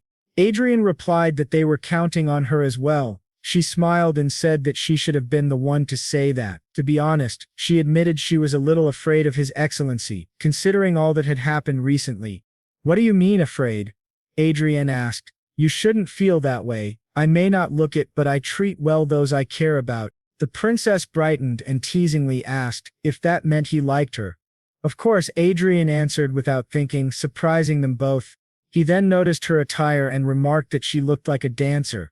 Xia laughed and explained that today's theme was an enchanting dance. The senior aide, curious, said he was eager to learn more about these enchanting arts from the Triton continent. Just then the princess's assistant interrupted, saying it was time for her to begin. The group bowed and promised to return to their places. Adrian told her that they would cheer for each other and put on a good show. After she left, Adrian and his companions continued their conversation. The princess's assistant commented that if Lady Everil was her opponent, they had little to worry about. Despite gaining attention in the first round thanks to her many fans, Everil had been an ordinary commoner before entering the contest. From what the assistant knew, Everil had no special talents to display other than the divine magic she had learned in the Holy Land. Process. And she feels something strange about this Adrian, and she cannot stop thinking about how mysterious he is. Then the director calls everyone, saying that the contest will begin in 13 minutes, and the 2 candidates must prepare. Backstage, she keeps thinking that she needs to become a saint. No matter what happens, she must be the strength of her country, even if only for now, and so she walks onto the stage as the director tells her to begin. During her presentation, several local songs are played and she dances traditional Oriental dances. She dances so well that she surprises everyone. Her movements are smooth and elegant, yet some even resemble the fierce attacks of white tigers. Our hero, watching from behind, notices that this art of enchantment may only be of the 4th cycle at most, yet her performance is as impressive as that of an archmage. He is sure that Princess Xia will receive a good score in the second round of the competition. However, he also knows he cannot afford to lose. At that moment, Princess Xia looks to the side and is shocked to see Everon welcoming everyone to the convenience store Ford, with a sign that reads LJ Convenience Ford, branch of the Holy Land. Everyone wonders if that is really a convenience store. The young man enters and says he would like to make a purchase. Everon responds, saying it will cost 5,000 lots. The audience has no idea what that means and wonders if it is some kind of joke. While the boy continues asking questions, Others begin entering the store as customers, experiencing this rare sight of a saint candidate working. Everyone greets them all warmly and serves them with great hospitality, which delights everyone. The directors comment backstage that she truly is an excellent worker. The cameraman says that although it does not have the brilliance of spiritual enchantment arts, he always feels good whenever he sees this. Adrian, behind the scenes, thinks that this was exactly the reaction he expected. The focus was to portray her as a familiar presence, no different from ordinary spectators. Instead of relying on forced talents and performances, the goal was to highlight everyone's unique qualities in a fun way. He admits the idea came from his friend Eric Jones, not himself. The audience, however, begins to complain, saying it is boring and wonder if they will really show her working in a store for 2 whole hours. Meanwhile, Shia continues dancing, thinking that they are trying to make the saint candidate look familiar, but in the end it may be too monotonous, and people will turn back to her performance. To everyone's surprise, Adrian declares that they cannot simply show her working. The whole presentation needs a beginning, development, and conclusion. Suddenly, with a snap of his fingers, a magical cycle appears, and everything changes. The director and the audience are shocked when a new figure appears, Archa dressed as a demon, thinking only about sweets. Seeing Arxia completely transformed into a demon stuns the crowd. Annoyed, she begins her scripted lines, declaring herself the demoness of gluttony, who eats 3 meals a day plus snacks. She introduces herself as Arkelin and in the name of the demon claims she will consume everything there. Everyone is stunned by her bold performance. Inside the convenience store, Archa yells that she is a demon and demands everyone leave through the emergency exit. She then declares she will eat all the snacks in the store. Everon, however, draws her weapon, saying she will not allow it. Archa charges at her, demanding she hand over the food. Someone asks if this is just an aura illusion, but another realizes it is real. The cameraman worries if Everon will get hurt, but the boy assures him not to worry as she is prepared. Everon invokes the light and the object she was holding transforms into a sacred saber. The narration explains that she can defend herself with her holy blade. Archery attacks again as part of her performance, but Everon, though nervous, remembers her training. Guided by the boy who trained both of them, she blocks Archeria's strike once more. Archery retreats a few steps, mocking her as a mere cashier. Everon thinks that Archer will eventually back away, but she knows she must finish this now. She charges a powerful strike, releasing immense magic that astonishes everyone except the boy, who remains calm. Even Princess Chia stops dancing, stunned by Everon's overwhelming attack, while the others look on in shock as her blade shines with divine power. Without a sound, everything turned into a sea of flames with the great explosion. At that moment, Archer was thrown far away, pretending to flee while declaring that Everon should not think she had won yet, for she would return. The young man then said that, in this way, the convenience store, which had almost fallen into the hands of the demon of gluttony, was saved by Miss Everill, something that even surprised her. Backstage, the director asked the Marquis what all of this meant. The young man replied that there had been some twists and turns, and asked whether it was not entertaining. The director admitted that it was fun but demanded to know what story this was supposed to be. The boy explained that it was simply the story of Everill protecting a little shop from demons. The girl then bowed deeply to everyone. Grotto reminded the audience that Everill's sword was real, which shocked everyone instantly. Even Chia stopped dancing, completely stunned, and the current saint herself was both shocked and furious as she glared at the boy. He said nothing, nor did the other 3 backstage. The saint declared that Everill's points would be deducted, and soon the news spread across the internet. The Holy Contest Committee had indeed reduced the points of candidate Everill.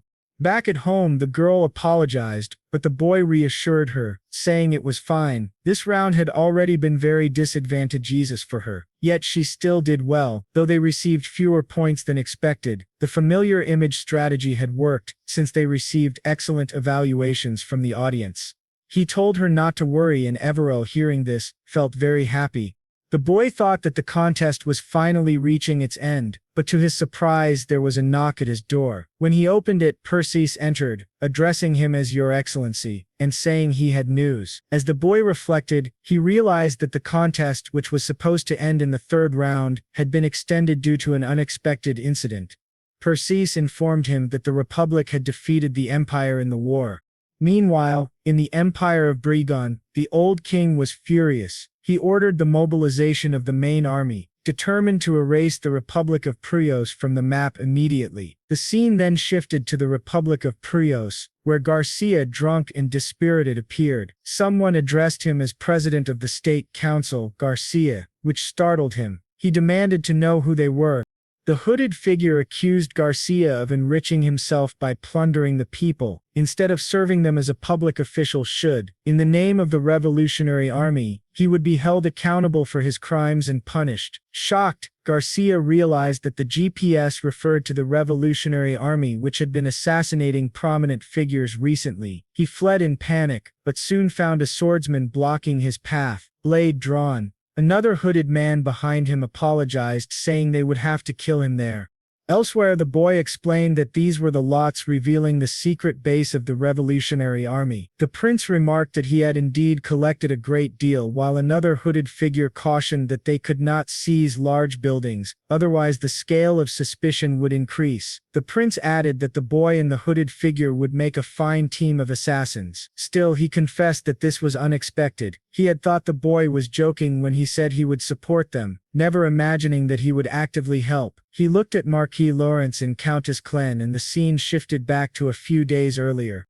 At that time, the boy had received the news that the Republic of Prios had achieved a great victory against the Brigon Empire.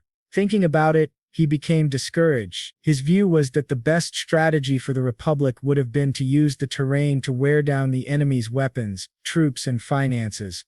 But this overwhelming victory had wounded the pride of Brigon, which would now turn into blind hostility that could destroy the Republic. He asked Perseus about the difference in strength between the Republic and the Empire. The soldier reported that, because of the Empire's defeat, they had lost 92 aerial fortresses and 2,300 vanguards. The Republic had also suffered heavy losses, but only about 20% of what the Empire endured. The boy was surprised, realizing that the Republic was stronger than he expected. He recalled Marakan, commander of the National Guard, who had a great reputation. Perseus confirmed this, saying that Marakan had originally wanted to prolong the war to minimize troop losses, but this decisive victory seemed to be the government's order. Motivated by elections, the boy thought bitterly that those fools had ignored the greater priority, preserving the nation's safety. Perseus then explained that the Empire still had 3 times as many troops as the Republic, including 600 aerial fortresses and 15,000 vanguards. The boy calculated that, combined with giant units, the Empire had 708 aerial fortresses. Even if the Republic gathered all of theirs, they would only have about 500. Perseus corrected him, saying the actual number was closer to 460. The boy grimly concluded that it was over. No matter how selfish he had been, his mistake now endangered the survival of 500 million people. From the beginning, the core of this war was the Republic of Prios, carrying a false destiny. He realized he had made a huge mess, and that he alone would have to clean it up. That meant he truly had no choice but to support the Revolutionary Army. Returning to the present, the lady asked whether the meeting with Marshal Arsen had gone smoothly. The prince confirmed that it had. They had agreed to meet the next morning, and Arsen was someone with whom they could communicate. Moreover, he even despised the president and the politicians, and he would join the Revolutionary Army as well. The boy said it would be a relief, and that so far everything had gone well, but the prince replied that there was still something troubling him. The boy asked if it was about President Farmont and Louise Farmont. The prince confirmed it. The problem was that they had not been able to capture the two of them, and the presidential palace where they were staying was heavily guarded by aura-masters, archmages, 2,000 vanguards, and 10 aerial fortresses. It was almost impossible to enter without being noticed. As for Lucas, the user of destiny, he was also a problem since they needed to capture him alive. He could be used to negotiate with the Empire. If they joined forces with arson, it might be possible to seize the capital, but achieving victory in a short period would be very difficult. The longer the battle dragged on, the more time it would give the president and the politicians to escape from their grasp. In short, all they needed to do was secure new recruits before the battle began. This statement greatly surprised the prince. Meanwhile, at the presidential palace, one of the president's soldiers begged him to consider reinforcing the front lines, as many troops were currently stationed at the palace. He suggested at least sending some of them to the battlefield, but the president, furious, asked whether the war was not the soldier's responsibility. He warned the man to be careful with his words. Important figures had recently been assassinated by the rebels, and now he was suggesting weakening their defenses. The soldier then asked if instead they could at least allow the high officials and politicians to stay in the palace for their safety. But the president snapped, asking if he had lost his mind. They could not even know who these people really were. They might be spies. The functioning of the presidential palace would not change. At that moment, another aide entered, addressing him as Your Excellency. He explained that Master Luis wished to use the square hall of the presidential palace. The president asked if he had permission and why Luis wanted it. The aide explained that Luis wished to host a party, inviting the heirs of major companies, giving them an opportunity to network, and that he even planned to bring in celebrities for entertainment. This surprised the president, but angered the soldier. Still, the president simply said, of course, he could do it, and that he had his full support. The soldier, stunned, demanded to know how they could allow a party while the empire's army was invading. The president retorted, asking if he thought wars were free. What Luis was doing was not just a party, but a negotiation to attract funds. The soldier grew more furious, thinking to himself that he knew Luis the boy was not clever enough to plan this on his own. The president, irritated, ordered him to leave immediately. The soldier left, thinking that the country was truly doomed. At the party, people danced as music played. A woman approached Luis, asking if it was really a good idea to hold a party while the imperial army was invading. Luis scoffed, asking what the war had to do with him. Wars were fought by soldiers. Even if the enemy invaded the palace, they did not need to worry, because the user of destiny, Archduke Lucas, would protect them all. After a long night of drinking, everyone was drunk. Suddenly a loud noise woke Luis. To their horror, vanguards stormed in, declaring it was a surprise attack. A massive unit of vanguards had breached the defenses of the presidential palace and were already inside the capital's fortifications. Panic spread among the guests. One girl asked Luis what they should do, but he shoved her aside, ordering the vanguards to protect him. He declared that he was the future of the republic and must survive for its sake. His selfishness shocked all his friends as he abandoned them and fled. Luis, guarded by several vanguards, ordered them to escort him to the underground bunker. But suddenly, an explosion erupted in front of them. 3 of his guards rushed ahead to shield him. Enemy vanguards appeared, asking whether they were guards of the presidential palace. Recognizing Luis, they charged at him, shouting that corruption had spread too far in the country, and that even the Farmand family would not be spared. Luis trembled with fear, but one of his vanguards grabbed him and urged him to escape. He frantically asked where General Lamanos, the head of national defense, was. The guard replied that he should be near the bunker. Luis ordered him to tell Lamanos to hurry and confront the traitors inside the castle, but the guard told him the truth. The national forces near Marshal Arsen had already joined hands with the Revolutionary Army. This revelation shocked Luis. It was not the Briogon Empire attacking, but their own national defense forces. As they ran, debris collapsed around them. Another vanguard called out to Your Excellency, guiding him into an elevator leading to the bunker. Inside, Luis fumed, furious that he had to humiliate himself like this. 2 vanguards stared silently at him while Luis cursed them as miserable worms, promising they would not have a peaceful death. When the elevator doors opened, President Farmand stood there, facing his son. Luis, he said. Luis ran to him, asking if he had a plan to deal with those vermin. Surely he must. If the palace exploded, they could kill everyone and escape in the end. But Luis noticed his father was nervous and asked what was going on. And then it seemed that someone at his side said that he had thought Luis was only a dumb scoundrel. but in the end he turned out to be nothing more than an idiotic fool. Louise, trembling, asked who he was. Our boy then introduced himself as Marquis Adrian Lawrence, and beside him was Countess Arsène, his fiancée. Behind the president, another man spoke, saying that he was his friend. Louise suddenly realized that this was Israel Oscar. The man declared his full name, Israel Oscar Prius. He asked Louise who had given him permission to speak his name so carelessly, since it was the very inspiration of the nation. This made Louise increasingly nervous. He asked how they had all managed to get there. Instead of answering, the Marquis simply smiled with satisfaction. A few hours earlier in the president's office, the president had greeted him warmly, saying he had not expected to see him there. Marquis Lawrence, eloquent as always, replied that he also had not planned to come of his own will. In truth, it had not been difficult to find the president, since they had much interest in him. The president asked if he wanted to do business, and said he hoped it was worthwhile since he had set aside time for a marquis who did not even have good relations with him. The boy smiled and replied that he would like what he had to show. He then revealed 2 stones. The president, shocked, asked if those were force cores. The boy confirmed, explaining that they were Grimista Force Cores 1.0, crafted in Lawrence's own magic tower. The president was astonished, asking if this technology was being used by the rebels. The boy explained that, yes, they had discovered the rebels were indeed the thieves who had stolen his technology. Excited, the president requested a formal declaration condemning the Revolutionary Army. The boy asked what kind of declaration he wanted. The president explained that he wanted an apology addressed to His Excellency, who had been falsely accused. In return, the boy offered 2 gifts. First, a list of companies whose stocks would rise 2-fold at the very least, and 10-fold at most. This stunned the president. The second gift was the location of the leader of the rebel group calling themselves the Revolutionaries. The president demanded to know how he had obtained such information, but the boy said the source did not matter.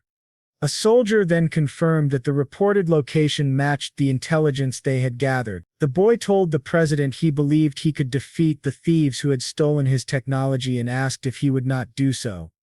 The president, overjoyed, replied that of course they would. After all, the rebels were a criminal organization that could not be ignored. He thanked the boy for his help. Meanwhile, the boy thought to himself that this was perfect. The president no longer suspected him of anything. But suddenly the president felt uneasy as tremors shook the building. He shouted, demanding to know what was happening. His vanguards rushed in, reporting that it was a surprise attack. An enemy vanguard unit was storming the city. The president immediately ordered everyone to the underground bunker. The boy asked if the teleportation restriction could be lifted, but the president apologized, saying it was impossible. Arsène clung to the boy, pretending to be terrified. The boy wondered how such a small force had managed to bypass the Brabant Empire's siege. What could he do now? He could not pretend not to know them. After much thought, the president concluded that they had no choice but to go together, with Arsène still acting the part of a helpless maiden. When the boy later explained all of this to Louise, he was horrified, realizing they had all fallen for his trick. Israel, standing behind, told Louise not to be so pathetic. He was very important. In fact, he would be the gift they would present to the Brabant Empire at the end of the war. Terrified, Louise began to run. Israel smirked, saying there was still one more thing to be done. Louise screamed, demanding to know where the guards were. He shouted that he was the user of destiny, Archduke Lucas, and that he could not die there. But Israel, smiling, approached him and said he would give him a valuable lesson, since he had become far too arrogant for someone who was merely the son of a president. Louise trembled with fear as he was mercilessly beaten. Afterward, the former prince happily asked Marquis Lawrence what he thought about becoming president. Both the boy and Arsène were stunned. Israel then asked if he would like to become a naturalized citizen. But Adrian scoffed, asking if he had lost his mind. Becoming president was only a 5-year position. Was it not better to remain a lord of his own territory? He added that Marshal Arsène would likely be appointed interim head of state affairs and that they did not need to rely on foreigners.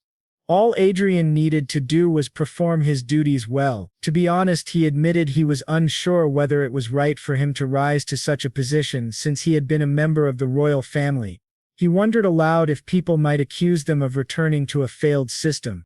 The boy responded sincerely, saying it would be a lie to claim there would not be protests. But the truth was that there was no one more suitable than Commander Israel to lead the country. He added that Marquis Arson had disliked the idea of a military leader, fearing it would be close to dictatorship. Israel agreed, saying it was indeed a heavy burden to bear. Adrian added that, for him, it would be perfect if Commander Israel became president, since it would make cooperation easier. Israel asked if he was leaving already, and the boy said yes, he had many matters to attend to in his own country. Israel then stopped him, and everyone bowed deeply in reverence. The commander declared they were immensely grateful to him. The boy felt embarrassed but remained silent. He said that at the very least he deserved this courtesy, and our boy agreed, though he admitted he had been acting in his own interest as well, but in the end he had still helped them.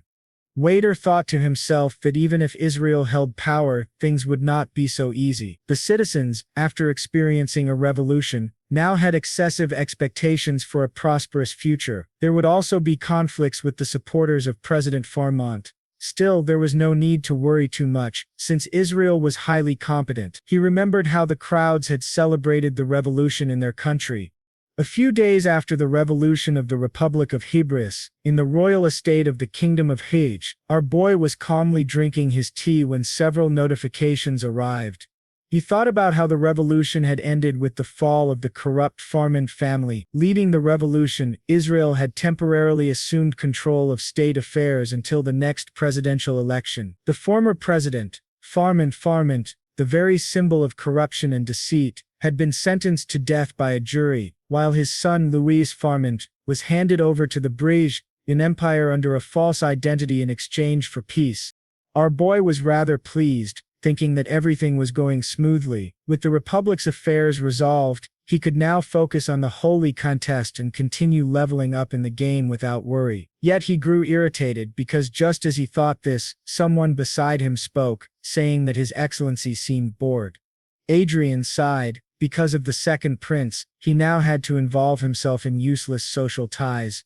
Adrian replied that he was not interested in hunting. The man beside him said it was a pity.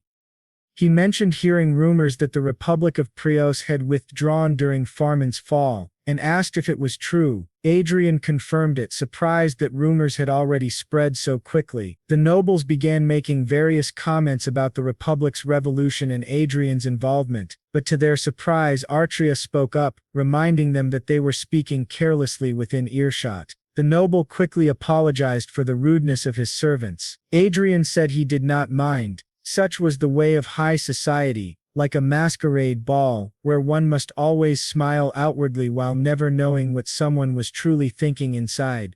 Another noble, acting overly familiar, remarked that Marquis Laris rarely socialized and warned him that many nobles wished to be his friends. Since Adrian was a seventh circle mage, he believed social interaction would not be a problem. But then another voice behind them called the man shameless, pointing out that after having attacked Marquis Adrian in the last meeting, he now wanted to get close to him. Adrian looked back, recognizing him as Marquis Visitan, and asked whether he too was trying to approach him. Marquis Vicit hastily explained that Adrian had misunderstood. He had not come to approach him with such an obvious purpose. The other noble grew angry, realizing that an alliance between Marquis Tritat and Marquis Vincent would not be favorable. Vincent then turned to Countess Klein and asked if it was her first time participating in a hunt. He invited her to demonstrate her skill, noting that her fame as a military talent had spread ever since she defeated an RO beast on live broadcast. Many were curious about her real abilities, since they had never seen her fight in person. Meanwhile, the prince in the back glared at them, thinking that it was this bastard who had ordered him to do this. Vincent declared that he would prepare 2 ogres for her. That should be enough to prove her strength as an aura master. Arcia simply replied that it was fine with her. Adrian, however, told her to finish it quickly. Vincent then asked if she would be all right with only light equipment, suggesting she take a helmet for safety, but Arcia declined, saying what she had was enough. The excited prince exclaimed that they would finally see the countess fight in person. Adrian calmly replied that he would be immensely surprised. Soon 2 ogres, each 2 to 3 times larger than her, were released. They charged at Arsha. She remained calm, raising her shield in front of her. Within seconds the prince was left in shock, his mouth hanging open, as Arsha sheathed her sword and announced she had finished. Both ogres lay completely defeated. On the way back home, Adrian began laughing, saying he wished he had recorded their faces. The more he thought about it, the funnier it seemed. Those men had subtly belittled Artria for being the only female aura master in the country. This had served as a lesson for them. Adrian congratulated her, saying she had done a good job, but then he noticed she was unusually serious, and had not spoken. He asked what was wrong, but to his shock, Artria's body suddenly collapsed to the ground. Adrian panicked, wondering what was happening. The driver, startled by the noise, asked His Excellency what was wrong. Adrian told him not to enter and the driver obeyed. Adrian quickly supported Archera, deeply worried as he asked himself what was happening. She had fainted out of nowhere. This had never happened before, and now she could not even open her eyes. After several tense moments, Archia finally opened her eyes. Holding her head in confusion, she looked down to see Adrian's worried face. He immediately asked what had happened. Archia explained that when she was struck during the fight, her connection with the Hollywood system was suddenly cut off, causing an error. Everything had crashed for about 10 seconds, though she did not know why. Adrian, greatly relieved that she was awake, asked if she was all right. She assured him that she was fine. She had only fainted from the shock and her body was unharmed. Still, Adrian remained troubled. The Hollywood system had never experienced a single error since its creation 50 years ago. Thanks to its perfect stability, it had become trusted worldwide, even by public institutions, financial organizations, and the military. For such a flawless system to experience an error was no ordinary problem. He told the driver to return to the castle at once. Meanwhile, Adrian thought to himself that, although he still did not fully understand it, being granted administrative access to Hollywood had been one of the rewards of his mission. It is something that will exist someday, so he needs to know the details.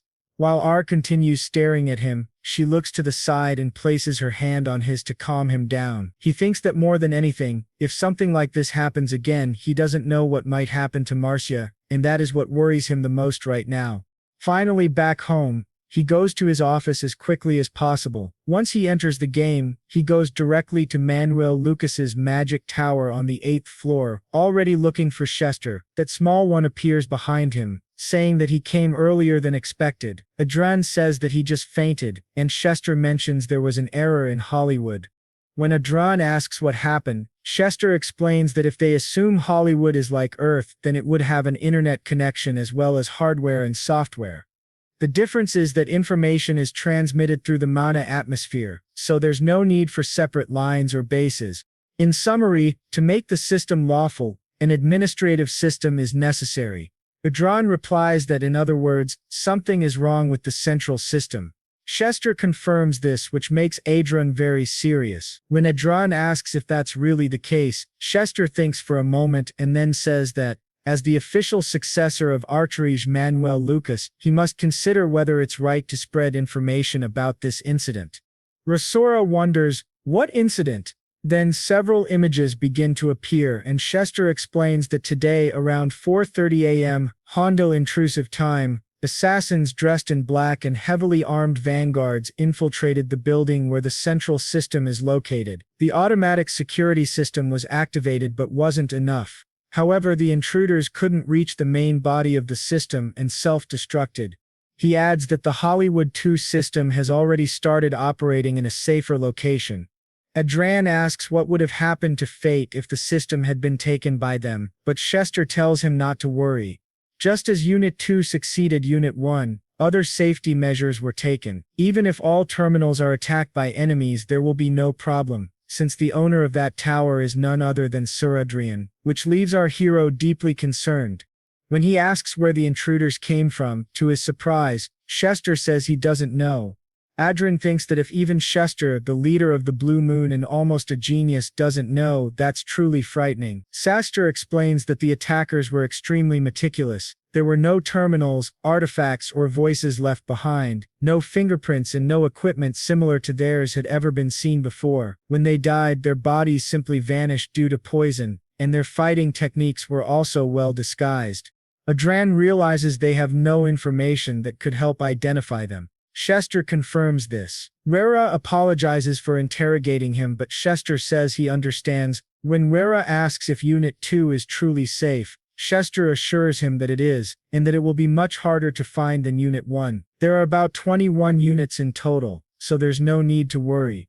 Still, Adrian says that if something like this happens again, he wants to focus on reconnecting Arcia so that she doesn't shut down or self-destruct. Chester admits it was his own carelessness, and promises to act according to Adrian's instructions from now on. For now, Adrian feels relieved that both Arcia and the Hollywood system are safe. Even though he doesn't know who the enemy is, it's obvious why they attacked the Hollywood system. If they could manipulate it freely, it would be as valuable as obtaining fate itself. To Chester's surprise, Adrian declares that he'll have to focus even more on the game, even if it means stopping sleeping altogether. Chester agrees that it's a good idea, while Adrian thinks he must reach the 8th circle as soon as possible, and prepare for future incidents, especially with the system showing signs of instability and viruses infiltrating it. The next day, Every confidently says she'll do her best for His Excellency, and Adrian smiles, saying that since Miss Everell said so, everything will be fine. About a month after the Prius incident, the war between the two countries finally ended, and a period of stability began again. The Saint competition was resumed, and the only remaining task was for her to gain practical experience, something he couldn't help her with directly. He had no choice but to rely on Evil or Eric. In other words, he now had plenty of free time since he couldn't interfere anymore, and he used that time mainly to level up in the game alongside Arcia and his eagle companion. Currently he's at level 240, just 10 levels away from reaching the requirements for the 8th circle. He thought he could achieve it in 3 months as planned, but once again he was assassinated by the user Veltar.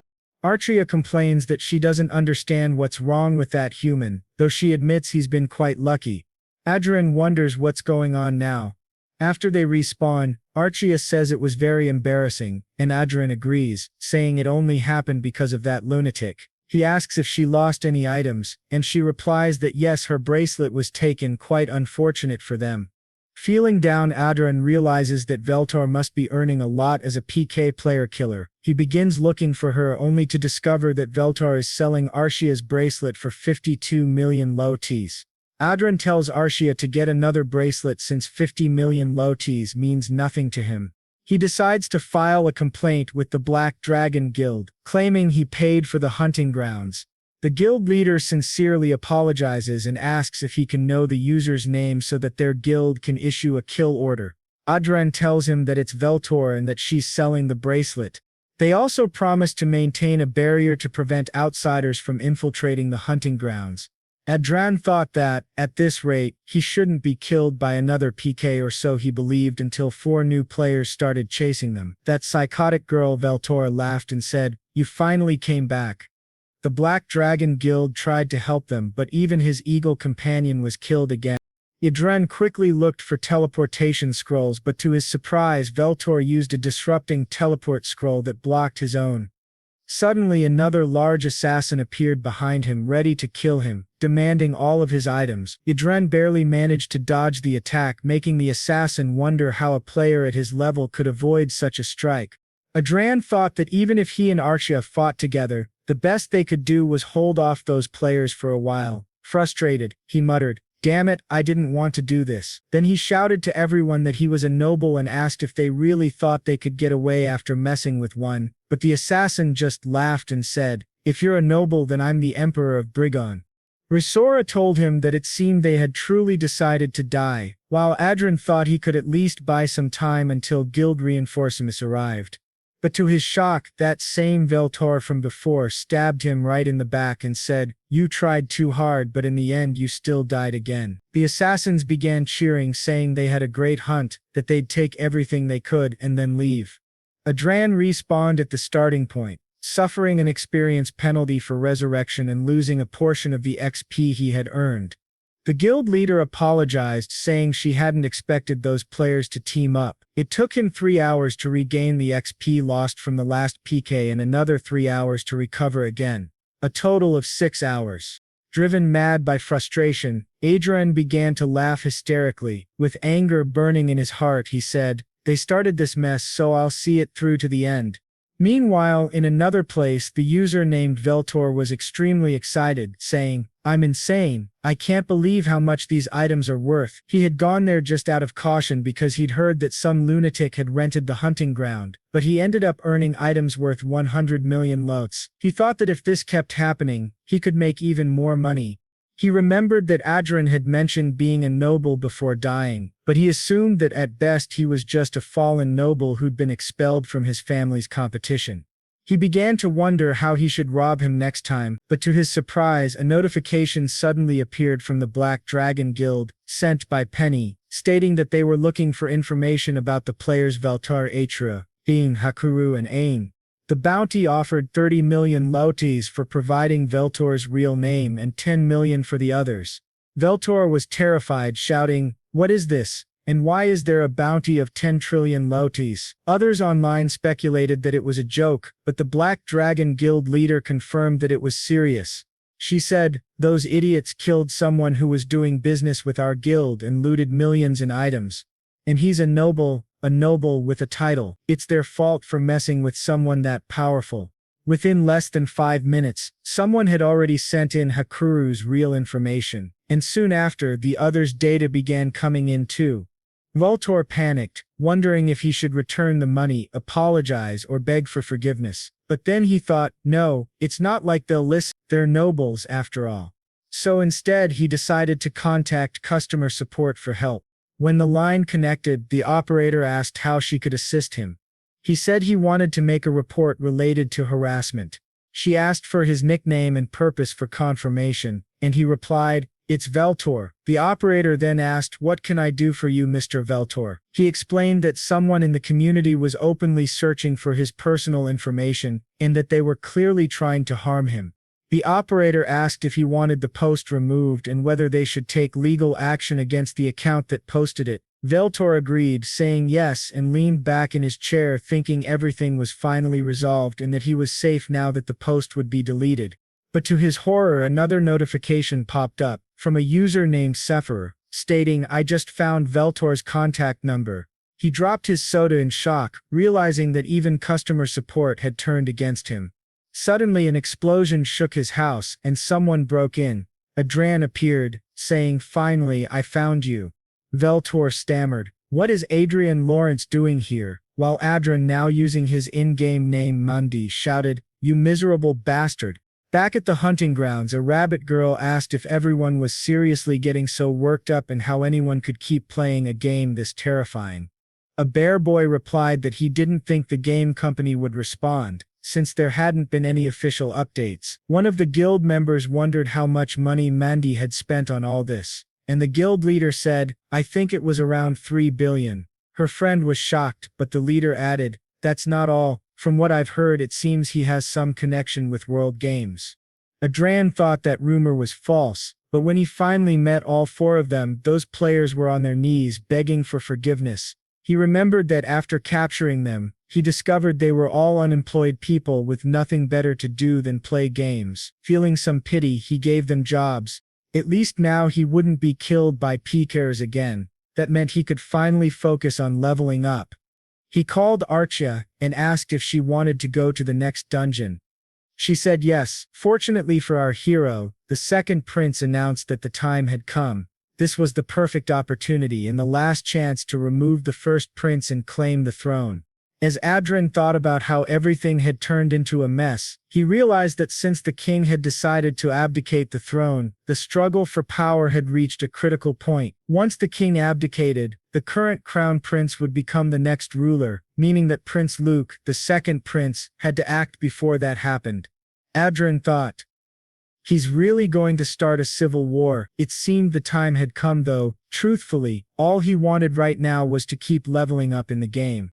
Looking ahead, he recognized two familiar figures, Marquis Ali Troughton, a 7th Circle Archmage, and Marquis Ariel Lowlease, a high-level 6th Circle Mage. Their relationship was cautious, allies, yet subtly hostile. Adrian wondered if the Troughton faction would treat him coldly because of what happened during the last hunting tournament. Standing beside them were people of different stances, like Marquis Douglas, who maintained a neutral yet allied position. Adrian thought to himself that perhaps these two could become future traitors. In the end, he understood that on the surface the balance of power between the first and second princes was roughly 6-4, with the first prince's side being about 20% weaker. They discussed their strategies quietly. The man leading the discussion, cunning and ruthless, had clearly drawn everyone into his scheme. The Troughton faction couldn't allow the war to drag on any longer. If the civil government continued to weaken the kingdom, the Cizan Empire could invade at any moment. Therefore, Prince Luke declared that he would personally infiltrate the royal castle, dividing the operation into small guerrilla units to restrain both his father and the crown prince. He stated that Marquis Vincent would fight alongside him, so he would assign the position of commander to Marquis Hamilton, with Marquis Lawrence serving as second in command. Adrian noticed one of the marquises glaring at him furiously. It was Marquis Straton. He thought that the crown prince had truly chosen the perfect person for his side. Straton was arrogant and hungry for power. Fearing the loss of his status within the faction, Straton had aggressively pushed for Adrian's punishment after the last meeting and had even tried to recruit him into his faction during the previous hunting tournament. Moreover, Straton had no relationship with Marquis Vincent, the right-hand man of the second prince. Despite having become a noble himself, Adrian had only been promoted to a non-commissioned officer about 6 months ago. In contrast, no official role had yet been assigned to him, even though he held the same rank. Adrian thought bitterly that this wasn't much different from the second prince openly encouraging betrayal. Prince Luke then gave a strict command that everyone must be fully committed and discreetly reorganize the forces in their respective territories. As the meeting ended, the prince called out to Adrian. "What is it?" Adrian asked. The prince apologized, then asked if Adrian would be willing to give him Countess Klein. The request shocked Adrian. "What do you mean by that?" he asked sharply. Prince Luke explained. "Her connection to Aura is extraordinary, and there's no one more suitable for the guerrilla unit than Countess Klein." Adrian reluctantly agreed, though inside he was seething. Damn it, he thought, if it were up to me, I'd kill this man right now, or better yet, turn him into a eunuch. Wilder, one of Adrian's allies, sighed and said there was nothing they could do about it. The prince thanked them and added, "If this operation succeeds, both Marquis Lawrence and Countess Klein will play key roles. When that happens, I'll personally commend you for your hard work and reward you handsomely." As he left, the prince said, "See you at the next meeting." Afterward, Adrian turned to Archia and said, "If that second prince tries to hurt you, don't hold back. Hit him as hard as you want. I'll take care of the consequences." Archia smiled slightly and replied, "Then I'll make sure to finish him off slowly." When they returned home, Romo greeted them warmly and told Adrian that they had guests. "Who are they?" Adrian asked. Upon entering, he found his mother happily chatting with Archia. She was talking about how perhaps because the Lord's castle was in a large city, its scale was incredibly vast. While they spoke, Adrian asked if it was their first time visiting the territory. His father, however, gave a different sort of comment. "Is there anything more unpleasant," he said, "than visiting your son's home and interfering in everything?" Adrian thought to himself that even though people said his parents had benefited from having such a successful son, they had actually been protecting the territory, refusing countless invitations from nobles to prevent harm from reaching him, especially his father. His father had stopped socializing with nearby nobles entirely and had withdrawn from all political activities. Adrian asked his father what brought him there, since he usually only visited with good reason. His father nodded and said, "Yes, I've heard that a civil war is about to begin." Adrian was surprised. Despite having cut ties with the outside world, his father still knew about such developments. His father continued, "His Majesty is planning to abdicate the throne, and His Highness Luke has no intention of sitting back and watching. Orders will likely be sent to barons and viscounts before the operation begins." He then asked, "Will you be at the vanguard of the second prince's faction as well?" Adrian replied, "His Highness Luke wants me to serve as second in command. That means I'll be ahead of even Commander Hamilton. As for Archia, she'll be in the guerrilla unit." His father looked deeply troubled by this. "Adrian," he said gravely, "if the royal army, the personal troops of His Majesty, appears on the battlefield, you must not fight them under any circumstances." Adrian was startled. "What do you mean by the royal army? What are you talking about?" His father's eyes darkened. "His Majesty is far more terrifying than people believe," he said. "He's not a mere puppet. Despite what happened in Prius, any major power would have systems in place to preserve the royal and imperial bloodlines. It's no different here in Harriet." Adrian admitted, "That may be true, but could that really change the course of the war?" His father replied solemnly, "A Grand Master might be involved." That revelation stunned Adrian. A Grand Master was equivalent to an Eighth Circle Mage, and as far as he knew, there was only one Grand Master in the entire kingdom, among the 5 that existed across the continent. His father said he wasn't certain, but when he had been organizing the old documents of Adrian's grandfather, who once served as the royal butler, he found his grandfather's secret diary. Inside it, he had discovered that very fact. Adra remembers that his family had served the king for a long time, but one day their access to the royal court was cut off after the unexpected death of his grandfather. His father had no choice but to enter into a risky marriage in order to support their weakened family. They wondered if that happened to his grandfather because he had discovered royal secrets. Adra says he understands and that, if something like that ever happens again, he will run away at all costs. He asks his father not to worry about him. His father agrees and tells him that he should do so because honor may be important, but his life is far more valuable. Then Adra wonders aloud why his father is speaking as if he were talking about someone else. His father, confused, asks what he means, and Adra says that he has no plans to participate in the coming war, which surprises the young man greatly. His father tells him to live well as Sylvia is pregnant. His mother, full of joy, tells him that he will soon be an older brother, something that completely shocks him. Adra, however, doesn't react much. He simply stares blankly at the plants in front of him. After that, Adra goes directly to meet the first prince, who greets him with a bright smile and says, "So Marquis Lawrence is going to have a little brother." Adra informs him that his father will not participate in the war. The prince says he understands, there's no other choice. Then he asks Marquis Lawrence what he believes is the greatest weakness of the second prince's faction. Adra replies that it's the exposure of their operations. The prince smiles and says that's correct. The outcome of any war is determined by information. In that sense, their side is already one step ahead. They will create an opening and allow the enemy to infiltrate. This means abandoning both the crown prince's palace and the main royal palace where his father resides, the very places Prince Luke has always coveted. Once Luke becomes drunk on victory and pleasure, the entire plan will unfold into a siege, a betrayal, and a complete eradication. Adra thinks that in order to reinforce traditional legitimacy, the second prince cannot abandon the royal palace or the throne he finally managed to obtain. In other words, the second prince will end up isolating himself, the worst possible situation for him since internal betrayal could occur at any moment.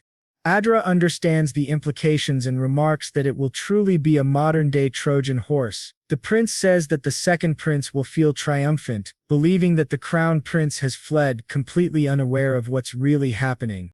However, the prince adds that there's one problem with this plan. Adra immediately realizes that this means Countess Klein, he himself, and the other informants will all be in danger. The prince confirms this. He explains that the second prince's faction is currently off guard and will quickly collapse once the betrayal begins. They may become the targets of retaliation. Therefore, he shows Adra several secret passages within the castle and explains that using them to confuse the enemy will significantly increase their chances of survival. Adra agrees but insists that it still won't be enough. When the prince asks what he means, Adra proposes another idea. He explains that he played a major role in the recent crisis of the Republic of Prius and made significant contributions to their revolution. As a result, they promise to guarantee him certain things. The prince, curious, asks what he's talking about. Adra replies that they agreed to provide military support to their kingdom in the event of a civil war, just as he once helped them. The prince realizes that no matter how Adra phrases it, it will sound as if he's bringing foreign forces into the country. Adra clarifies that it won't be a massive intervention, no armies or sky fortresses. They will only provide 3 aura masters. That level of military strength will serve as insurance without anyone being able to accuse them of relying on foreign powers. The prince is astonished and asks if all the incidents related to the Republic, which once seemed like minor anomalies, were actually part of a larger plan. Adra smiles faintly and says that, while not exactly, it all worked out that way in the end. The prince bursts out laughing, saying that there's no way Marquis Lawrence would ever do something meaningless. They shake hands, agreeing to work together diligently. As Adra leaves, he thinks about his circumstances, and recalls his father's warning about a certain Grand Master. He asks the prince what would happen if Prince Luke tried to subjugate His Majesty but ended up being subdued instead. The Crown Prince says that it's unlikely, but if that did happen, it would certainly make his job much easier. Adra realizes that even the Crown Prince himself doesn't seem to know the full truth. He wonders whether that mysterious Grand Master truly exists. Now, on the day of the battle, still at home, Adra tells Archa that Black will continue flying around the royal palace. She must make sure to send him telepathic messages if any emergency occurs, since Black will support her with his magical sharing skills. Archa, clearly disheartened, nods and says yes. As she turns to leave, Adra calls out for her to wait and hands her something. She looks surprised and says, "This is the sacred sword. It's far too precious." But Adra tells her, "You're far more precious than this sword." He admits that he's scared of what might happen to her. He warns her that a Grand Master might be hiding within the royal palace, and if she ever encounters him, she must surrender, no matter what happens. Not only in that case, even if she finds herself in danger for any other reason, she must prioritize her survival and surrender immediately. Archie asks, "So you want me to put my own safety above everything else?" Adra, determined, answers yes.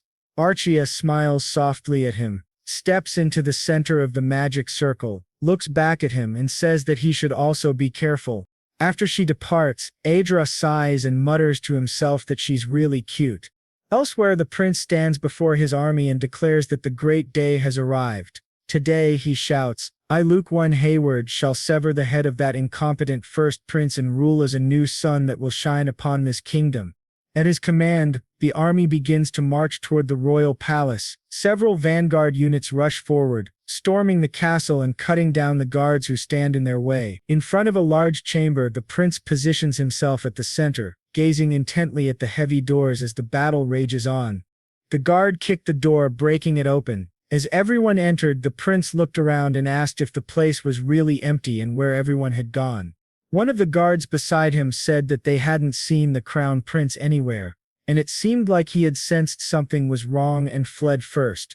The second prince grew furious. He shouted that if his brother had escaped, then they should move to their next target. They must secure the king. Everyone replied in unison, "Yes, Your Highness." Moments later, they were already standing before the king's chamber, blasting the doors open with a massive explosion. The king, enraged, shouted, "You insolent fools! How dare you enter this place?" Luke stepped forward and apologized to his father, asking him to entrust his destiny to him for just a moment. But the king, his anger overflowing, shouted back, calling Luke a fool and demanding how he could do something so disgraceful. Meanwhile, in another place on the outskirts of the capital inside the airborne fortress, one of the nobles said that the prince was currently taking care of His Majesty the King. Everyone began to celebrate joyfully, saying that if he could convince His Majesty, it would all be over for the Crown Prince. At the back of the room, Adrian remained silent, simply watching them. He walked over to the commander-in-chief and said that this was not the time to sit idly. They needed to move the squad to the capital immediately. Once it was confirmed that they had secured His Majesty, the Crown Prince would undoubtedly send his forces for a rescue operation. The commander agreed, saying Adrian was right. They had to act now. He ordered all troops to prepare for deployment, declaring that their destination was the capital, and their mission was to protect His Majesty, the King, and the next ruler, His Highness Prince Luke. Inside, Adrian thought to himself that everything was going exactly as he had predicted. These fools really have no idea, he mused. The commander noticed him and asked if something was bothering him. Adrian quickly hid his smile and replied that it was nothing. He just found it surprising that the crown prince had escaped on his own. He never imagined that someone like him would prioritize his own life over his father's. The commander replied that this only proved how urgent the situation was. That's how humans act when their lives are in danger. Adrian nodded, pretending to agree, but in truth, he thought bitterly that the man smiling beside him had no reason to be so happy. After all, Adrian already knew that once the war ended and he had served his purpose, they would discard him without hesitation. He glanced at his status window and noticed that his alliance with the commander was marked as temporary, while his titles were assassin and relieved. The commander then said that they would now need the efforts of Lady Klein and Marquis Lawrence to assist the prince. Adrian simply replied that they could count on him, though deep down he was already planning to kill the commander before the man could betray him. Then Marquis Raven spoke up, saying that it was time to set aside their grudges and work together, which greatly surprised the old noble beside him. Adrian asked coldly how long he planned to keep up that self-righteous attitude. The old Raven, irritated, said that he had no idea what Adrian was talking about. Adrian continued, saying that Marquis Cascabel and Count Brooks didn't need to keep watching him because of what happened to their sons, but in his mind he thought, forget these bastards. I'll kill them all the first chance I get. After all, Raven was Cedric's grandfather and Anna's father, the one who had controlled the Lawrence family and made his childhood miserable. The Raven, Brooks, and Cascabel families had constantly bullied him and Catherine back at the academy. He had been suppressing his revenge until now because of his position as an informant within the Second Prince's faction. Adrian then said to everyone that they were all on the same side now and should forget the past. After all, no one wanted a knife in their back. Old Raven, furious, asks who would do such a thing, although in his heart he knows it would clearly be him. The commander smiles broadly, agreeing with Lawrence's words and saying that is exactly right. He suggests taking this opportunity to put the seeds of the past aside and build a new future together, while another man listens nervously. Now, in the king's office with everyone gathered, one of the vanguards approaches the prince and reports that everything has been settled. The prince points his sword at his own father and declares that his era is over. He orders him to hand the throne over to him. The king simply calls him a great fool. One of the guards asks where they will go next. He walks up to Archia and asks what she is staring at. Archia replies that she is preparing out of precaution. He asks, "What do you mean, precaution?" To everyone's surprise, a mysterious voice asks His Majesty if he needs assistance. Prince Luke is taken aback, trying to locate the source of the voice. The king shouts that he must be protected now. Archia realizes then that what Adrian had said was true. The mysterious voice says it has received its orders, and suddenly the four vanguards surrounding them are all killed. The prince retreats back to the aerial fortress. A noble, confused, realizes that communications have been cut off due to interference. They cannot contact the fortress, which alarms everyone, and they wonder if things are as suspected and whether someone there might be in danger. Back in the king's office, Luke, fallen to the floor, asks, "What the hell is this?" 4 members of the special unit have been beheaded in a single strike, and he doesn't know where the attacker came from. The prince asks who the man is. The old man replies that he is His Majesty's knight. Nervous, the prince says he has never heard of such a knight. The knight answers that it is because he serves only the second prince. The prince has no right to know. Filled with murderous intent, the prince asks if the king of the great realm of Haiti could really be assassinated so easily. This shocks him. His father truly is frightening to have such a trump card that even his own son didn't know about. He asks whether the king was the only one who knew, but the king does not answer. The prince then orders them to kill the knight and secure the king. To his shock, the Grand Master moves past him at inhuman speed and slaughters several of his allies. The prince only hears the sound of blades cutting through flesh and is stunned. Few vanguards remain.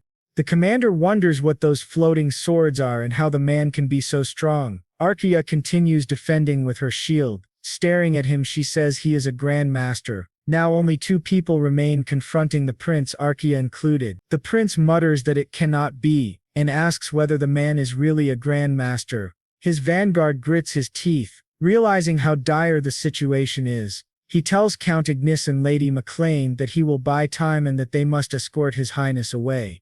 The Grand Master says the man is loyal but that the object of his loyalty is wrong. When a disciple errs, it is better to correct him than to defend him.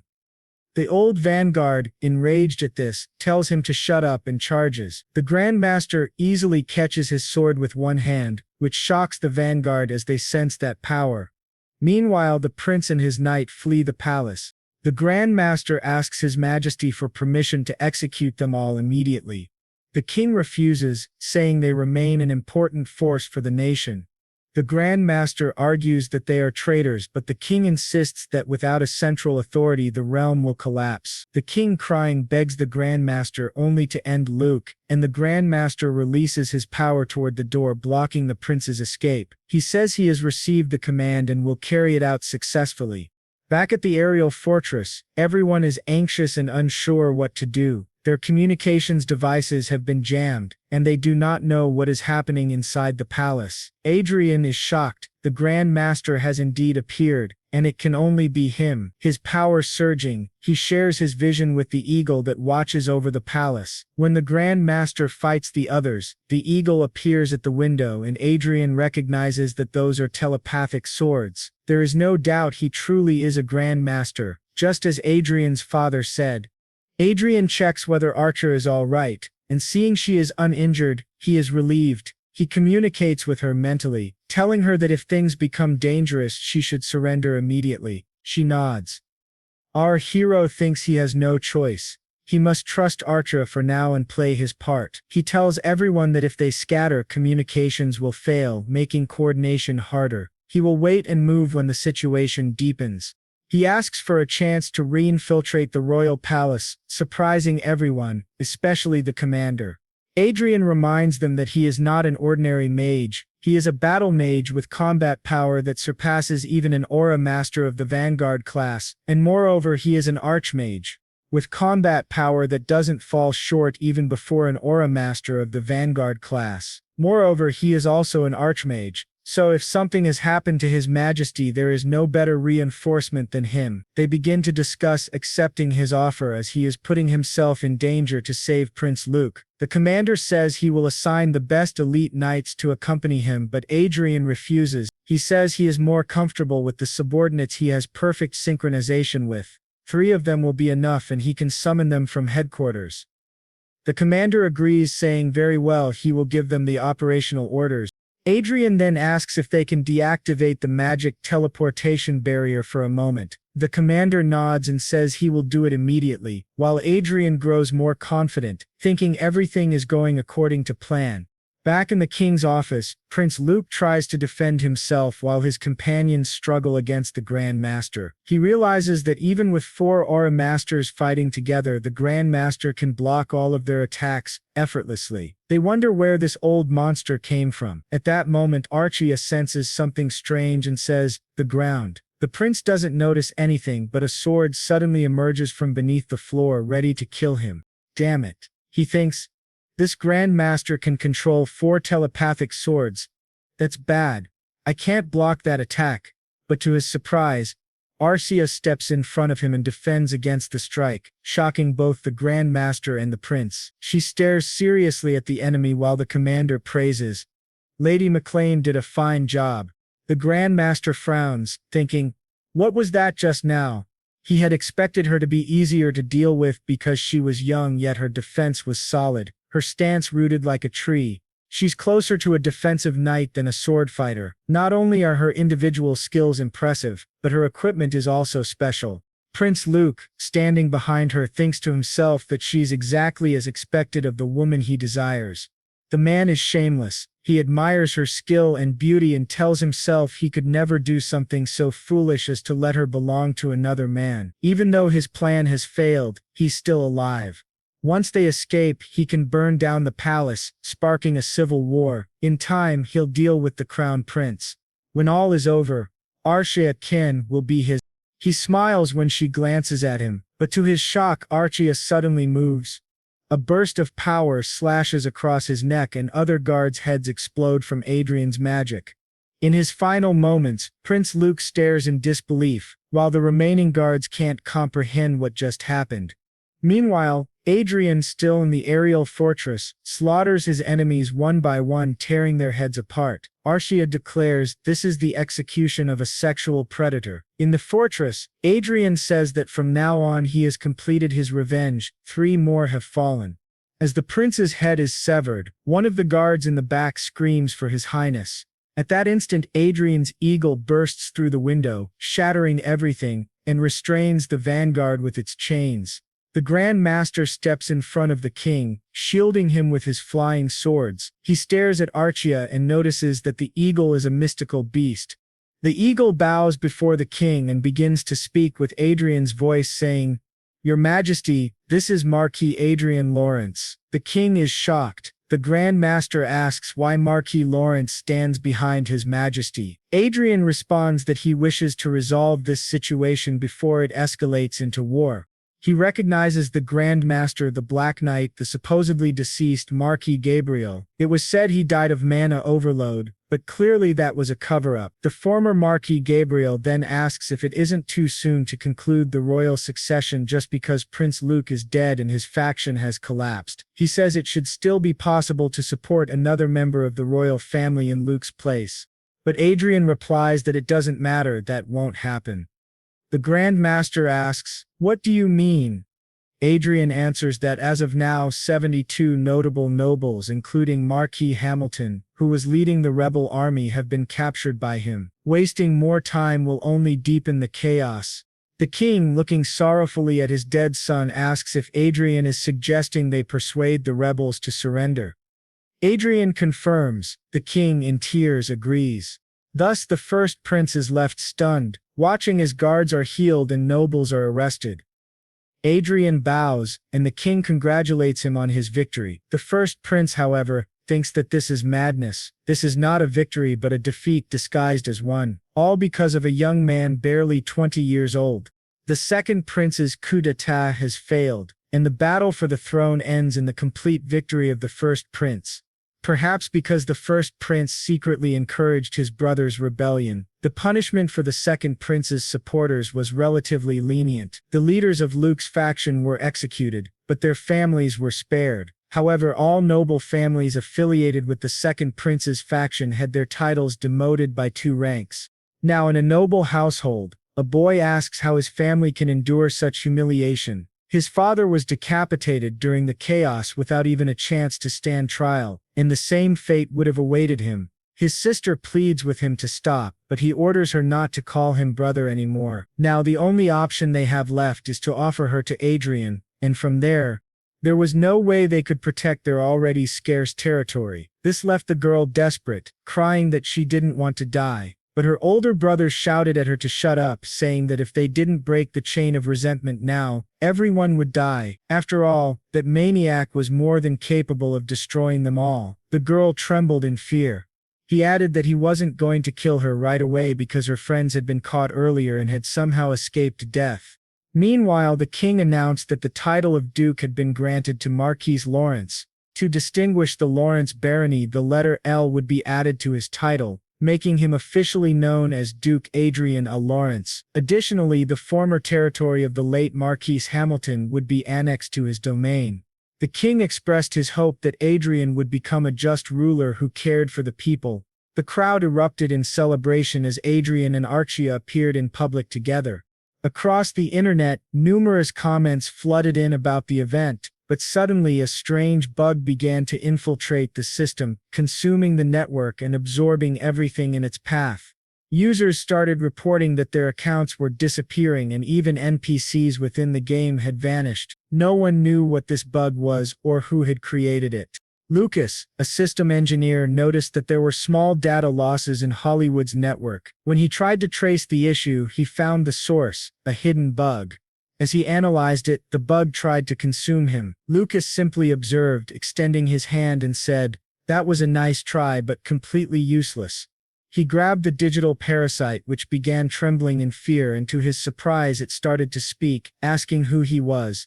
Lucas was astonished that the bug could express itself. It seemed that due to the previous network crash, an artificial intelligence had been accidentally created. If it were up to him, he would have loved to experiment with it. But since the bug continued to destroy everything around it, he had no choice but to crush it. As he did, he was surprised to see a skull-shaped heart appear in his hand. He examined it closely, wondering what it meant, then smirked and said it could be useful as a messenger in the real world. Later in his office, Adrian stared coldly at the two young nobles who remained alive before him. One of them bowed and called him Your Grace, begging for forgiveness and mercy. Adrian tilted his head and asked, "Mercy? Did you show any mercy before?" He then ordered his men to take the boy away as the young man screamed for his life, begging Adrian not to do it. Adrian then turned his attention to another person, a girl who had been one of the cruelest among his former bullies. "What should I do with you?" he asked calmly. Turning to Catherine, one of his allies and also a past victim, he asked her opinion. Catherine smiled faintly and said she was perfectly satisfied seeing Isabella kneeling in front of her. "That's enough for me," she said softly. "Please, do as you wish." Adrian nodded thoughtfully and said, "Now that I think about it, I've just had a great idea." He returned to Hollywood and met with Chester, asking him if he wanted to take in a pet to turn into a doll. Chester replied yes and asked if Adrian was ready. Adrian said he had found something very useful. Chester asked what kind of beast he had prepared, and Adrian replied that he had initially planned to use a flying beast like a black eagle, but after thinking it over he realized that nothing was better than a human, especially one that looked like the girl beside him. Chester chuckled, saying he had thought about placing a brain inside an empty body to create a marionette, but using a living human was certainly interesting. He asked if Adrian's motive was revenge. The girl, terrified and confused, looked around and whispered, "Where am I?" The narration explained that this girl was someone from Adrian's past, one of the tormentors who had made his life as miserable as Anna and Cedric once did. Chester sighed, saying he thought Adrian would use a flying beast, but instead he had chosen a human, and things were spiraling out of control. "It's not easy to fix a human brain," Chester added. Adrian smiled coldly and said, "But a human can be used to perform far darker arts. That'll be fun." The girl, trembling, stammered, Excuse me. What do you mean by brain? And what do you mean by marionette?" She turned to Adrian and said she was scared. Chester handed the skull-shaped heart to Adrian, who began walking toward her. The girl panicked, crying and begging him to forgive her, saying she had been wrong. But Adrian grabbed her face, silencing her screams. "Do you remember what I said?" he whispered. "That I'd make you regret being born into this world in the worst way possible." The girl sobbed and pleaded for help, but Adrian ignored her. He forced the skull heart bug into her body. In her final moments, she thought that perhaps if back then she had shown him genuine affection instead of twisted interest, none of this would have happened. Yet, the heart still burrowed into her chest, consuming her. While Adrian was dealing with the rebellion, Everil had successfully completed the final stage of the great competition with astonishing results.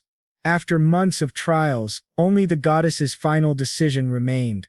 Adrian traveled directly to Everil's sacred land, accompanied by his disciple and friend Bernardo. She said softly, "So this is where the goddess will make her final choice." Adrian looked around, remarking that it was a massive altar. Another noble, Francis, appeared and said coldly, "This is a holy place. Only saints and chosen ones may enter. Those without divine permission cannot proceed. It's as if an invisible wall stops them." Adrian asked if the old man was French, and Francis chuckled, saying he had heard that Adrian had become a duke and seemed to be living quite well. Adrian replied lightly that it was thanks to people like him. His companion teased him for speaking so casually now. Adrian simply smiled and said, "I was only answering him. He started it." Francis then warned, "Anyone not permitted by the goddess will be unable to enter even if he is a grand master.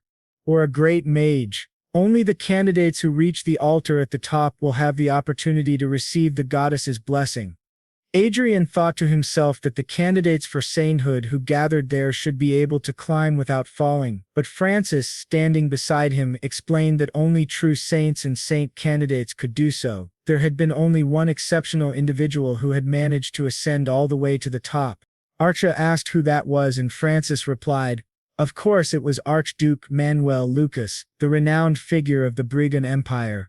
The blonde woman beside them commented that it must have been an honor for him, coming from such a great nation. But to their surprise, a voice behind them interrupted, asking why the old man kept boasting about that story, calling it irritating. The three of them turned, startled. It was the girl from before, now transformed into Bug, the artificial intelligence born from the Hollywood system. In the story's narration, it's revealed that although she looks like Isabella, she's not Isabella anymore. She is Bug, an AI that took control of Isabella's empty brain. Using her body as a shell, her personality seemed coarse and unstable, likely because of the corrupted data and dark history stored within the Hollywood network, where her consciousness had developed. Hearing her rude tone, Archia slapped Bug across the face, telling her to shut up. Bug looked shocked and demanded, "What are you doing? Why did you hit me?" Archia glared and said coldly, "Be quiet. Don't spout nonsense unless you want to die." Bug trembled in fear. Adrian quickly apologized to Duke Francis, explaining that she had no sense of decorum. The old man sighed and said he would overlook it, only because today was a special day. At that moment, the High Saintess finally appeared and announced, "Today the 14 female saint candidates and the 11 male saint candidates who have received the call of the goddess Sepia, please step forward." The holy saint added, "If you truly possess the qualifications, the goddess will open the path for you." Everyone realized the ceremony had officially begun. The elven candidate, the half-Japanese girl, Everil, and the daughter of a noble all began climbing the grand staircase. Francis muttered that many unqualified people were trying to ascend. Turning to Adrian, he asked who he thought would be chosen. Adrian replied that it would obviously be Miss Everil, the one he sponsored. Francis disagreed, saying Barnett's chances were higher because of his strong background, surprising Adrian. Adrian asked why Francis was suddenly praising him, and Francis replied calmly that he was simply telling the truth. It was unusual. Francis was normally proud and arrogant, but today he seemed oddly composed. Adrian couldn't understand why he was acting that way. Francis went on to explain that he had meant to mention earlier that Archduke Lucas once had a conversation with the goddess herself. Not even the saints or saintesses knew what was said between them. Through all of history, it was the first and last time the goddess had spoken directly to a mortal, Archduke Lucas. The blonde woman speculated that perhaps the goddess might take an interest in Adrian the same way she did with Lucas. This startled Adrian greatly. Then, to his shock, Francis's own daughter, Evelyn Francis, suddenly stopped climbing the stairs and began descending. Adrian was confused. She had just started, so why was she turning back? Evelyn calmly announced to everyone that she was withdrawing from the selection for sainthood. The crowd gasped, and Adrian realized that Duke Francis had orchestrated this decision. The old man walked past them with a proud expression, and the blonde woman muttered that he really knew how to twist things to his advantage. Adrian now understood Francis's earlier friendliness. It was clear that while it had been expected for Evelyn to take the goddess's path, her chances of surpassing the other candidates and becoming the saintess were very low, so they chose honor over futile ambition. The blonde woman whispered that the difference between withdrawing gracefully and being eliminated was enormous. Evelyn would now be remembered not as a failed candidate, but as someone who graciously yielded her place to others. The remaining candidates continued their climb. Adrian thought to himself that he was genuinely surprised by Evelyn's withdrawal, but the ones who reached the top were exactly the ones he expected. Judster Shia Lin, Gracie Higvan, and of course Everil Barnett. The odds had shifted dramatically, from 14-1 down to 4-1. As the four stood before the High Saintess, she proclaimed that they had been granted permission to embark on the divine path, and must now pray to the goddess Sepia. Then suddenly, a blinding flash of light appeared before them, symbolizing the goddess's descent. Everyone was stunned, even the saintess herself took a step forward, instinctively moving to shield Adrian. Bug in the back froze, not knowing what to do. Adrian stared at the divine light, thinking, what kind of monstrous energy is this? Could it be, in Advent, the goddess herself was manifesting in physical form? The four candidates immediately fell to their knees before her. Everyone whispered in disbelief, wondering if the goddess had truly appeared. Adrian thought that simply being chosen by the goddess should have been enough to convey her will, but the fact that she had personally descended was beyond comprehension. Even the saintess and saint looked completely bewildered. They began to wonder if someone among them had drawn the goddess's attention strongly enough to make her descend in person. Then the goddess Sepia spoke. I shall make my choice. Her eyes glanced briefly toward Adrian, which left him completely stunned. Then she declared, the chosen ones shall be Dihad and Everel. With chaos ever consuming the world, you must be vigilant of the coming of the fallen black star. And with those final words the goddess vanished, leaving everyone in awe, questioning if what they had just witnessed was truly an oracle. He was warning them about the demons. Bug, terrified, muttered, what the hell is this? Her fear clear on her face. Meanwhile, Ever, who had now become a saintess, thanked Sir Adrian deeply. The high saintess praised her, saying she had worked hard and called her Lady Everell. She added that if Ever needed help, she should call on her any time and she would do her best to assist. Ever then asked if they could still see each other even after she became a saintess, to which the saintess smiled and replied, of course. That made Ever beam with joy. Adrian thought to himself that, now that Ever had been chosen by the goddess, she would serve under Saint Sylvestra for an entire year to learn her duties before inheriting the full title of saintess. He also reflected that although the legend of the goddess Sepia had endured for over 300 years, too much attention on Ever, who was only a commoner, would have overwhelmed her. So in a way, the situation wasn't bad. Still, he couldn't forget the goddess's words. The Holy Land and several great nations had launched investigations into the goddess's oracle, yet none found any real clues. Adrian remembered the moment their eyes seemed to meet, but perhaps that had only been his imagination. Inside the virtual world, Bug suddenly shouted for everyone not to get distracted, setting a trap in the ceiling 30 meters ahead. 2 dragon demons are approaching, she warned, quickly activating a healing ability and restoring Adrian's health. Then laughing maniacally, she said, virtual reality is my domain, my birthplace. This is like shooting fish in a barrel. But to her surprise, Artria kicked her from behind, shouting for her to shut up. Bug, offended, demanded, why the hell did you do that? Adrian, sitting calmly nearby, remarked that he had definitely been leveling up faster since they got a healer. Chester agreed, saying that given all the events Adrian had been through, his growth rate was remarkable. He then asked if Adrian had been sleeping enough. Adrian admitted, to be honest, it's been hard to sleep properly, but I'm not a genius like Archduke Lucas. I can't afford to rest comfortably. Chester nodded, replying, of course not. But still, you're a very impressive man. Adrian told him not to try flattering him because it wouldn't work. Chester looked a little dejected, saying, it's not flattery, and there's no reason to compare yourself to Manuel Lucas just because your magic skills are ordinary. He continued, explaining that Archduke Lucas had been born into a special environment where he had no choice but to become proficient in magic. Adrian frowned. What do you mean, a special environment where he had no choice but to master magic? Chester replied, well, there's no point in hiding it now. Archduke Lucas was a magician from the very beginning. Adrian was shocked. How is that possible? He came directly from Earth. Chester explained. Magicians also existed on Earth.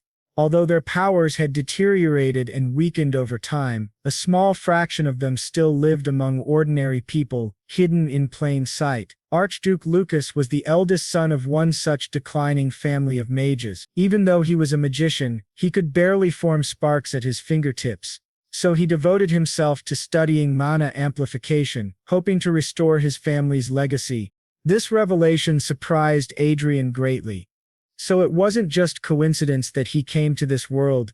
Exactly, Chester said. Did you really think he was hit by a truck or something? Adrian froze, but he really was hit by a truck, he thought.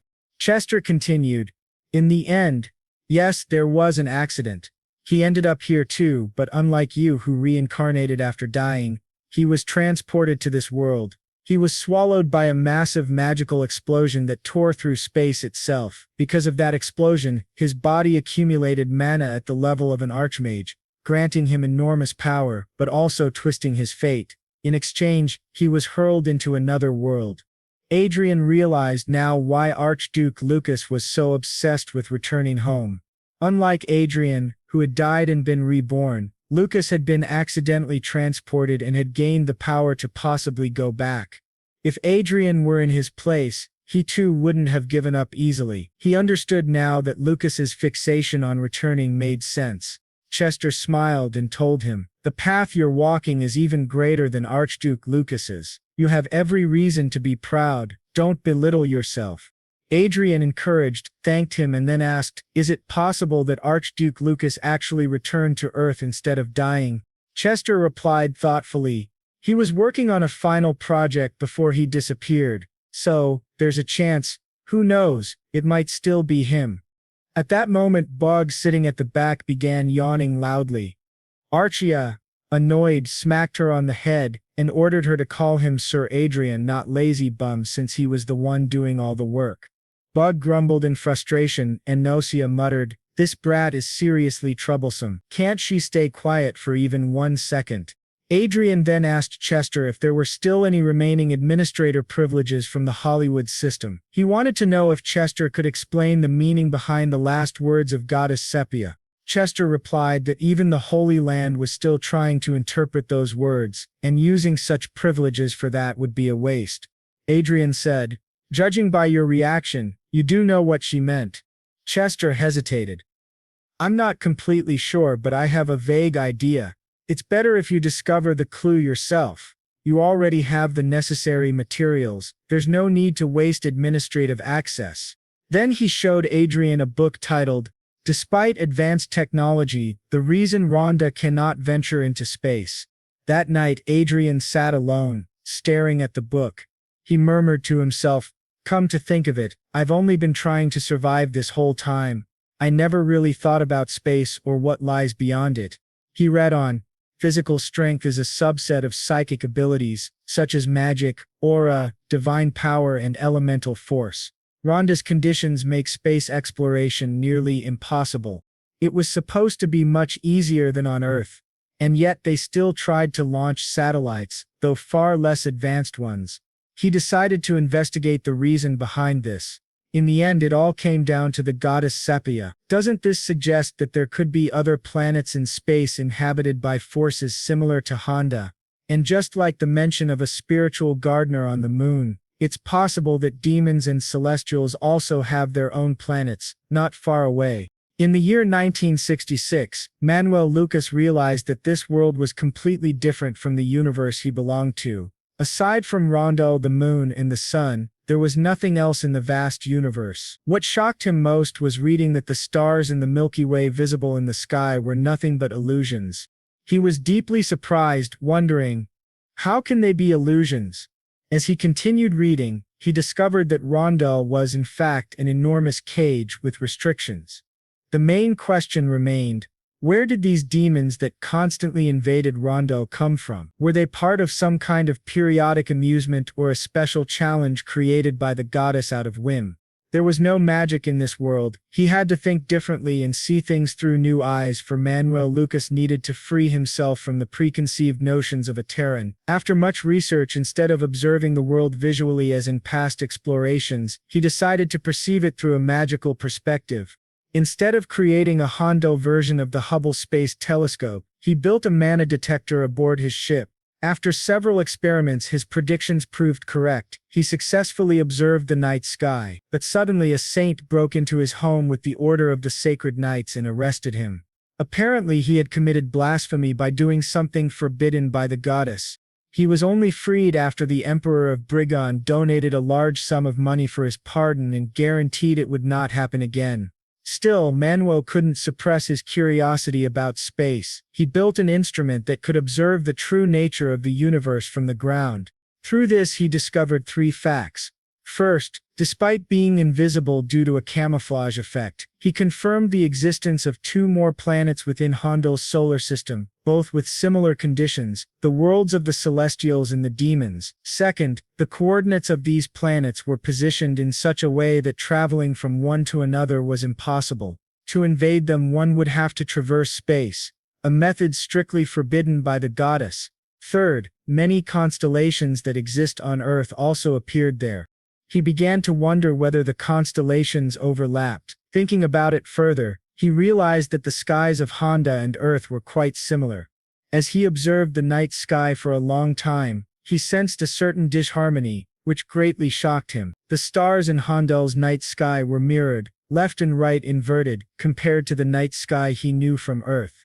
This world was deeply connected to his home planet. It was possible that this place was a world on the opposite side of the Earth. He knew. He was stunned when he realized what Chester had meant when he said he wasn't sure it was just a vague idea. Perhaps the black star the goddess mentioned referring to the planet on the opposite side of the other world was in other words Earth itself. If this world was indeed another world on the opposite side of Earth, then the goddess's prophecy could be interpreted as a prediction that conflicts between the two worlds might soon occur. If that were true, it would signify a global threat. He then wondered why the goddess had spoken in such vague terms and began shouting, asking what she wanted him to do. Why couldn't she just say it clearly? It wasn't like he could share this information with others. So, all he could do now was level up and grow stronger. Still, his head was spinning. If the prophecy had simply been about demons descending, he would have had fewer headaches, but as he grew distracted during battle, two monsters attacked him. He thought it was too late to dodge, so he linked Bug in front of him, making her take the full attack. He apologized, saying he couldn't let his XP drop. Finally, after a long time, he reached level 250 while Bug the Thief was completely dead. Then he told Arsa that it would be nice if she could also participate in the Destiny hunting missions, but she said that even if she could, she wouldn't be able to join because she was dead. He admitted she was right. It had taken him 1 month to go from level 1 to 50, 2 months to reach level 200, and around half a year to reach level 250. This would be his first group battle in half a year. They were about to face Valak Tarnis, a named monster. Whatever happened, he knew all he had to do was keep trying. His path was already set. Meanwhile, in another place, in Princess Chia's kingdom, an old fat man stared at the princess as she cried, swearing that she would kill him no matter what and avenge her family for what they had done. At the same time, her group was fighting that monster with great effort. Even though the monster's HP was still full, after a long battle they managed to deal some damage. It still wasn't enough and the monster became even angrier, shouting that the boy was a cursed worm who should die quickly. But to the monster's surprise, an attack suddenly struck him from behind, wounding him badly. As he turned to think, Tarnis was definitely a strong monster, a high-tier creature, significantly more powerful than the Death Knight he had faced when he reached level 200. Still, they asked if he felt like he was going to lose and the three of them attacked together. The monster's health was nearly depleted and overwhelmed by pain. Tarnis finally gave up the fight and admitted defeat, leaving the group confused. Thus, he successfully subdued the named monster, Val Tarnis, and the conditions to unlock the next area of the magic tower were fulfilled. He then began unlocking the 9th floor of Manuel Lucas's tower. Chester told him he had worked hard, and Manuel asked if he had been watching. Chester replied that he had, and noted that Tarnis hadn't been much of a match for the two of them. Honestly, Chester was surprised. He had expected an extremely difficult battle. However, he warned that things wouldn't be as easy next time, as the portal ahead was deeply intertwined with the antics of Archduke Lucas.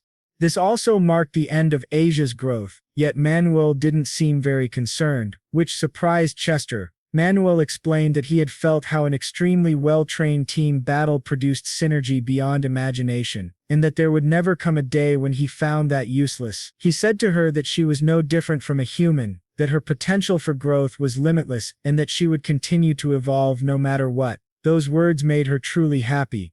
Chester replied that thinking about the growth of his successor made him both sad and proud. Then the system announced that Manuel had been granted 5 accesses to the administrator system of Hollywood. He also received 200 trillion lots, acquired the Sky Fortress accesses, and gained 2 Vanguard units with Master Aura class. Furthermore, the information network and assassination organization Blue Moon would now fall under his command. He also obtained an underground base, Cat, and formed his 8th circle. When he finally woke up, all the assassins from the organization were gathered around him, kneeling and greeting him as the master of the full moon. Seeing them, he smiled with satisfaction. Meanwhile, in the capital of the Kingdom of Hay, in Lionel Manuel walked among the nobles. He didn't engage in much conversation as he had an appointment with His Majesty. Someone asked if it wasn't strange that so many nobles were paying attention to Gregorio, and he replied that he had never expected to be thrown into the spotlight so suddenly. The story noted that he would have to get used to it after all. That was one of the reasons he had been summoned there, to grant him an official position. As he entered His Majesty's chambers, everyone knelt, greeting the golden lion of the Kingdom of Hade. The king acknowledged them and said, "So the Comet of Herade has come to see me today."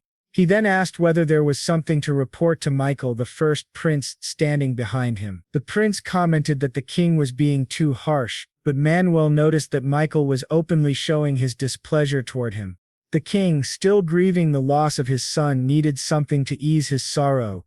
Manuel said he had come to report the birth of a new aura master within the kingdom, but before he could continue, a sudden commotion arose at the emergency teleportation gate. One of the guards rushed in, announcing, "Your Majesty, Princess Qialan of the Kingdom of Roberto has appeared gravely injured at the emergency teleportation gate." The news shocked everyone, especially Manuel. They all hurried to the scene, where they found the princess severely wounded, on the verge of death. Manuel quickly approached her and ordered everyone to step back, saying he could heal her. He activated recovery magic, but soon realized it wasn't enough. Half of her internal organs were gone. It was a disaster. He thought, damn it, who could have done something so cruel? At this rate, she would die. Then the princess weakly spoke, calling him Duke Lawrence. He asked her what had happened, but she only pleaded, "Please, help me." Without hesitation, Manuel lifted her into his arms and said he would take her with him, shocking the guards. The prince commented, "Now that I think about it, she's your guest after all." Understanding the implication, Manuel thanked him for his understanding and teleported away. In another room, he began casting not simple healing or recovery magic, but 8th circle resurrection magic, revive. The scene then shifted into Qialan's mind, where she was surrounded by a sea of blood, screaming for her father and mother, begging for someone to help her. At that moment she heard Manuel's voice calling her name, and she woke up. As she opened her eyes, Adra asked if she was awake. They were now in Marinkov, the central city, and she was safe. It was his territory. Manuel had learned that the Kingdom of Roberto, once the conqueror of the eastern Trajan continent of Hund, had fallen after the collapse of the Farmant regime of the Allied Republic of Prius. Due to the revolution, breaches had appeared in the barrier protecting the royal family, which eventually led to the usurpation of the throne by Emperor Lan. The Kingdom of Roberto had always been ruled by a noble council stronger than the royal family, making it difficult to stop the rebellion. They speculated that the desperate attempt to win the Saint competition was also meant to restore the weakened royal family. Manuel then told her that he would help her reclaim her kingdom. Shocked, Qialan protested, saying she couldn't trouble him any further. But Manuel replied that he wouldn't help her for free. He asked if she knew of Ophelia, the small island near Tamar. He told her that if she allowed him to occupy that land rent-free for 50 years, he would end the rebellion without sparking a large-scale war. Grateful but surprised, she asked if that was truly the price for extinguishing the rebellion in her country. Manuel answered that he would explain more later. His true goal was the embedded tourmaline. On that island, it was said that the world's largest deposit existed.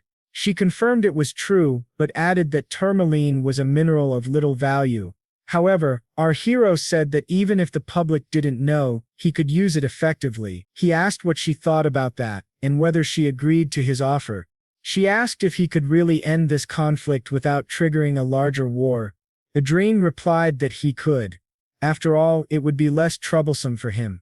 She then said that if he truly did that, he could take whatever he wanted, and she begged him to please help her. He nodded and said he understood, assuring her that he would do his best. Curious, she asked if she could know what his plan was.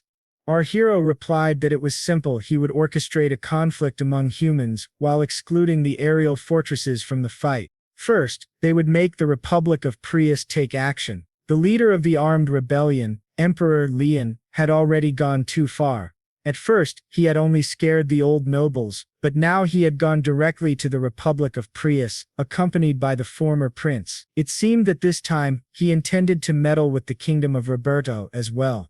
Then Adrian, half-joking, apologized for his late congratulations, saying that he had officially become the president, no longer just an interim one. He said it was all thanks to Manuel and added that now that he thought about it, Manuel had also taken a large tourmaline mine from his country under a 50-year lease.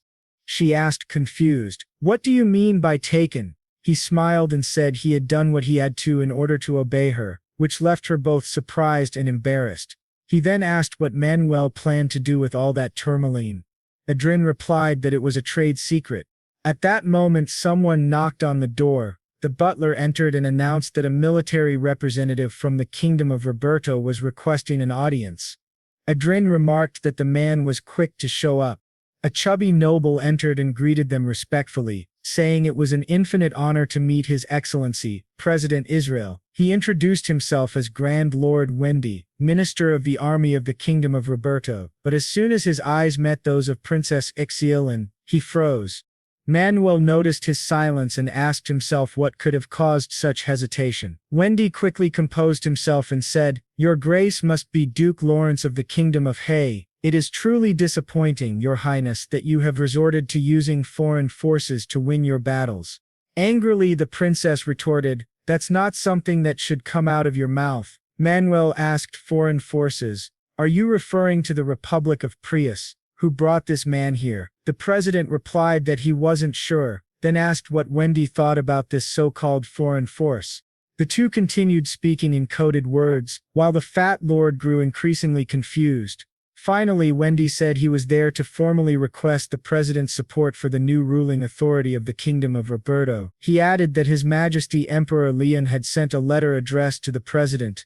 In short, the letter offered 500 trillion lots as payment for his non-interference. Manuel raised an eyebrow and asked, "Is the Kingdom of Roberto even capable of paying such a sum? Isn't that equivalent to your entire national budget?" The Lord replied, "Considering the future of our kingdom, such an expense is unavoidable."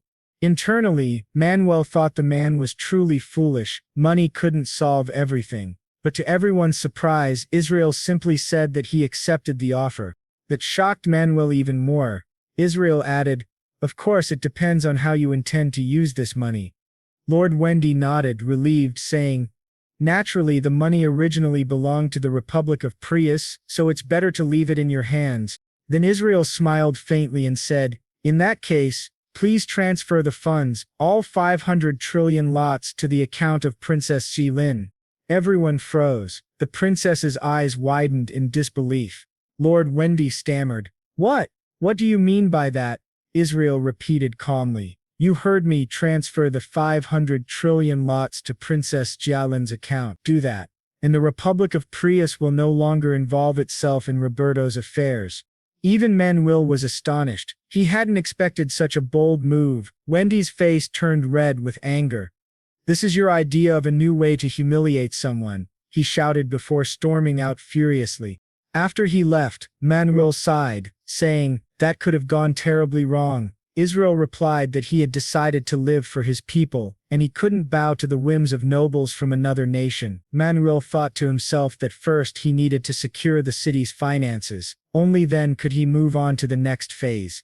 Israel asked if he planned to act immediately. Adrian nodded, saying that Wendy might still prove useful in many ways. The president chuckled and said, "Duke Lawrence, you're like a typhoon." Manuel just laughed and replied that he was exaggerating, but Israel said, "That wasn't a compliment." Manuel laughed even harder. Later at Amendoi's residence, Manuel looked around and said, "So this is where you live?" The princess asked what he planned to do next. Adrian replied that he was going to shake things up. A rebellion driven only by self-interest and without loyalty lacks something crucial, he said. She asked, "You mean trust?" "Exactly," he answered. "Trust doesn't exist in a group of traitors. I'm confident that even a small spark can ignite division among them, and we have the perfect talent to make that happen." With a snap of his fingers, his new subordinate appeared and asked what he desired. Manuel turned to him and said, "Sir Auguste, please use your mental element power. A bit of brainwashing should be child's play for you." They would finish it quickly. The scene then shifted back to the kingdom of Roberto. An assistant rushed into the throne room, informing His Majesty that they had a major problem. The military minister, Grand Lord Wendy, was now declaring that the rebellion was an act of treason and publicly supporting Princess Chai-Lin as the rightful heir to the throne. Another official added that it wasn't just him, 9 other noble houses were backing her as well. They were using the media to stir up the people, leaving the emperor furious. "Have they all gone mad?" he shouted. The assistant replied, "Your Majesty, perhaps they desire independence." "What do you mean by independence?" the emperor demanded. The assistant explained, "They must have realized where the vast amount of money used to pacify the Republic of Prius went, and who is now controlling those funds." The emperor's expression darkened, clearly agitated. "Enough, I don't need to think about that," he snapped. One of his advisors spoke up, "If we execute the traitors, the commoners will have no choice but to obey your authority." It turns out that he has a technology he wanted to test, and this situation is perfect for it. So he decides to offer his support. The emperor says that as expected of Lord Michael, his loyalty is truly commendable, though the man wears a strange, obviously fake smile. Our hero then investigates this man, whose name is Michael Gale, and realizes it's no surprise, he doesn't even seem like he's from the kingdom of Roberto. He asks who this guy really is, and Shia explains that people say he's a mage from Resort Island. He's a 6th circle mage, but he has an innate talent for designing and creating artifacts. In the 2 years since he began serving the emperor, they started producing cutting-edge equipment on their own. Our hero notes that it's suspicious, an unknown mage suddenly appearing and producing advanced technology. Sheelan adds that they investigated the criminal records from Resort Island, but found nothing unusual. However, since the information came from the emperor himself, its credibility is questionable. She then tells Duke Lawrence to let her punish the emperor personally, to execute him herself. This surprises our hero, who asks if she really wants to slit his throat with her own hands. She confirms that she does and insists that she wants to kill him. He says he understands and that they'll do it for her. The operation is extremely simple, and they plan to avoid causing chaos or confusion. There's also an advantage in targeting the elite. Depending on how things unfold, there might come a time when the princess will have to mobilize herself, so she must be prepared. She promises to do everything she can. Our hero then speaks with Sir Gregory. A hooded man asks what's going on and he gives him his orders. Now the citizens have gathered in front of the castle.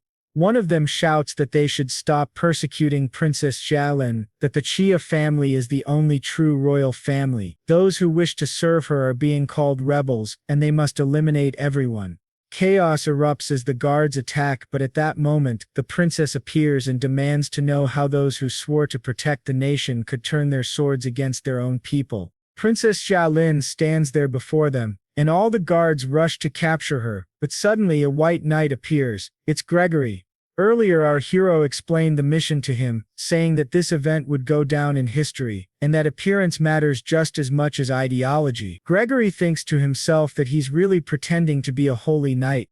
Meanwhile, back in the royal palace, the emperor asks if the princess is truly in front of the palace. His assistant confirms it and reports that she's fighting the vanguard troops who were attacking the protesters alongside the military. The emperor orders them to capture her immediately and bring her to him, saying he wants her kneeling before him. But then something strange happens. The palace begins to shake violently. The counselors ask what's going on, and then an explosion rips through the hall. Our hero appears, declaring that, obviously the villain is right there. He asks if this is the old emperor while everyone recognizes him as Duke Lawrence. Our hero mocks him, asking if he's had pleasant dreams over the past 3 days. The emperor, furious, declares that he is not only the emperor but also the king of Roberto. but our hero calmly replies that it won't be for much longer. The Emperor's general snaps, saying that there's a limit to arrogance and that just because he became a duke at a young age doesn't mean the world belongs to him. Soldiers surround our hero, but in an instant he activates his magic and slaughters them all, shocking the Emperor. Andra then asks what the Emperor was saying earlier. At that moment, our hero says that from the very moment they entered the palace, the battle was already over, and that the Emperor is destined to lose. The Emperor glares at Princess Jialin, who returns his look and says that she promised she would have her revenge and take his head. Adra orders that no one be allowed to escape. Every noble is the enemy. The guards confirm the order and advance. The imperial guards tremble in fear, unsure how to fight. The Emperor, terrified, promises them great rewards if they kill the intruders. But Andra coldly says they should ignore the pig and that if they wish to live they must lay down their weapons now. Otherwise they'll lose their heads. The terrified soldiers drop their weapons and surrender peacefully.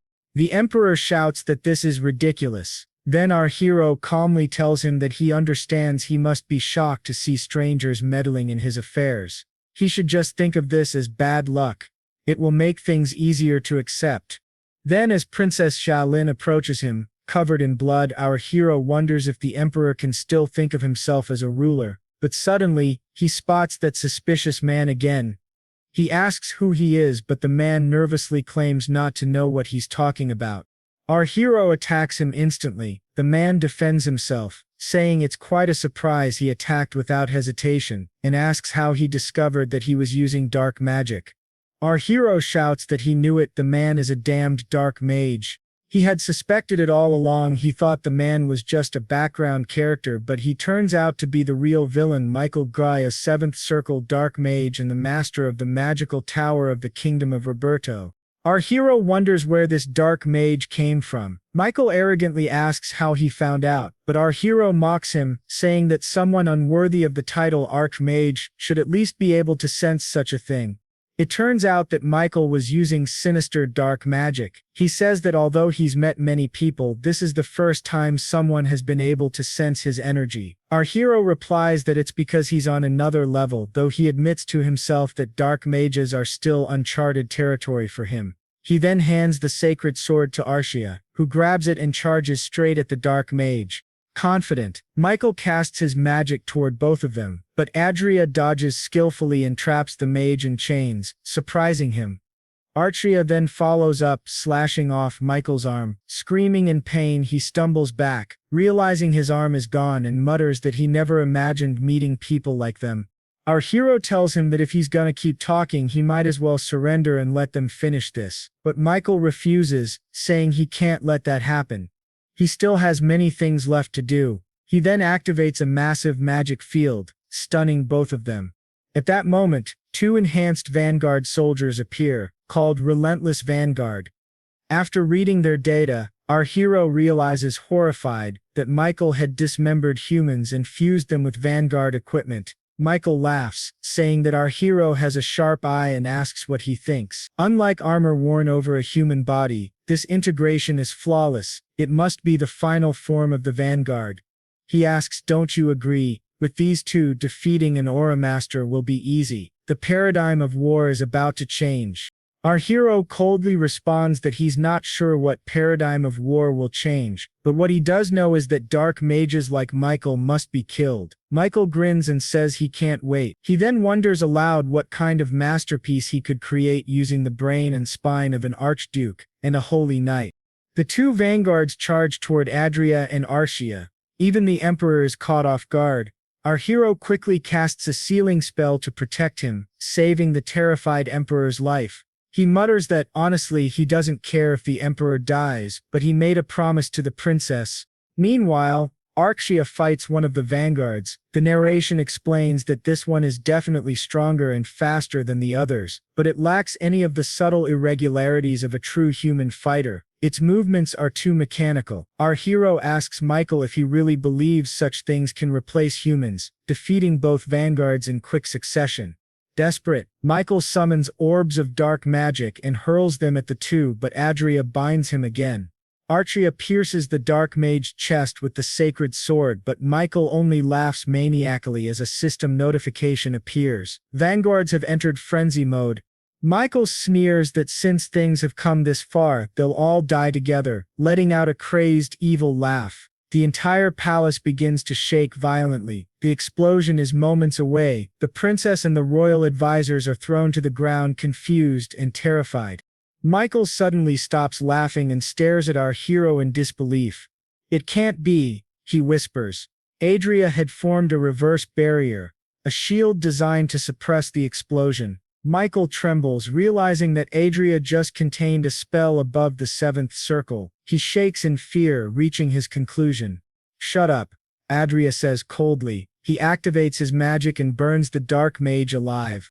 After the battle, the soldiers behind them realize they've survived. Our hero mutters that there's nothing good about that. There was a Dark Mage hiding among their own ranks. The Emperor, terrified, realizes he has no way out.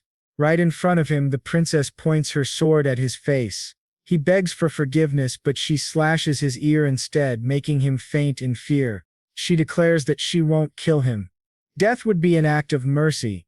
"The sacred land does not forgive those who ally with dark mages," she says coldly. "Prepare yourself for a life worse than death for everything you've done." At dawn, Princess Chia thanks our hero, saying that without him, she never would have reclaimed her throne and the Dark Mage would have taken over the nation. Duke Lawrence smiles, saying he gained something valuable from this as well. She, relieved, says it's a comfort to know they found no traces of any other Dark Mage besides Michael Guy. Our hero reflects that disasters always follow dark mages in history. This might be connected to the goddess's oracle, something he'll have to investigate. The princess asks if he'll return to the kingdom of Hayit now. He nods, saying he plans to visit the island of Ophelia, and then return immediately. She remarks that the world is in chaos, trying to uncover which faction the Dark Mage belonged to, but adds with a smile that his grace is still full of secrets. He replies confidently that he trusts her to keep them. She promises she will, saying she'll cherish all the kindness and memories he's given her. He smiles warmly at her before disappearing. The princess turns to her kingdom, feeling finally at peace. Later, our hero arrives at a laboratory where a scientist nervously asks if he really has to go through with it. Adria replies that yes, they must do it now. He activates a strange mechanism that glows brightly in the center of the room, but within seconds, the machine breaks down and everything is destroyed. Adria sighs, saying they failed again. The scientist beside him mutters that another 1 billion lotus just went up in smoke. Our hero orders everyone to keep producing. There's no time to stop. He reflects that the reason he's been working so hard to gather tourmaline is because he found a note written by Archduke Lucas, suggesting that diamond dust, the core material used in the power engine, could be replaced with tourmaline. Since the cost of diamonds in Vanguard equipment accounts for nearly half of production expenses, reducing the amount of diamond used and substituting it with tourmaline could be revolutionary. By combining tourmaline with other materials, he managed to lower production costs and earn a huge profit just from that. The scientists in front of him asked if he was sure about it, and he told them to stop crying and continue the experiment. Soon 1-2-3 billion were gone in the blink of an eye. After some time, they watched 100 billion disappear overnight, which drove them to the brink of insanity from the stress. When they were just about to burn through 2 trillion lotus, they finally succeeded. Everyone cheered in excitement. The narration noted that it was great. They had successfully reduced the production cost of the power engine to only 20% of its original price. The Swordsman 1.0 model had already been popular even with its inferior performance compared to rival products. Now the newly launched Swordsman 1.5 was expected to sell like crazy. The king, however, said that he wanted the prices of the new Swordsman 1.5 models to be raised, as at this rate they would monopolize the domestic vanguard industry. He reminded them that monopoly is a poison that hinders industrial progress. Meanwhile, our hero thought that since the sales were so good, they would surely be summoned by the royal palace. He added that losing the competition this time would make the Magic Tower's development team feel a sense of crisis, igniting the flame of competition. However, as he reflected, such motivation only works when there is a healthy level of rivalry. That month, the number of contracts from the Royal Magic Tower had dropped by 60% compared to the previous month. The H Magic Tower's sales plummeted by 90%, while the Lawrence Magic Tower experienced a staggering 150% surge. At this rate, the other towers would collapse before they even had a chance to compete. Seeing these figures, it made perfect sense that the king would get directly involved. Understanding the situation, our hero agreed to raise the price by 10%. In exchange, he asked for permission to export Vanguard equipment and its core components. The king asked if he was implying that he would increase profits through exportation in exchange for reducing domestic sales. When our hero confirmed, the king agreed and granted permission. Both men bowed respectfully before leaving. Now alone with the first prince, the king said to Michael that he should eliminate every potential threat before passing down the throne to him.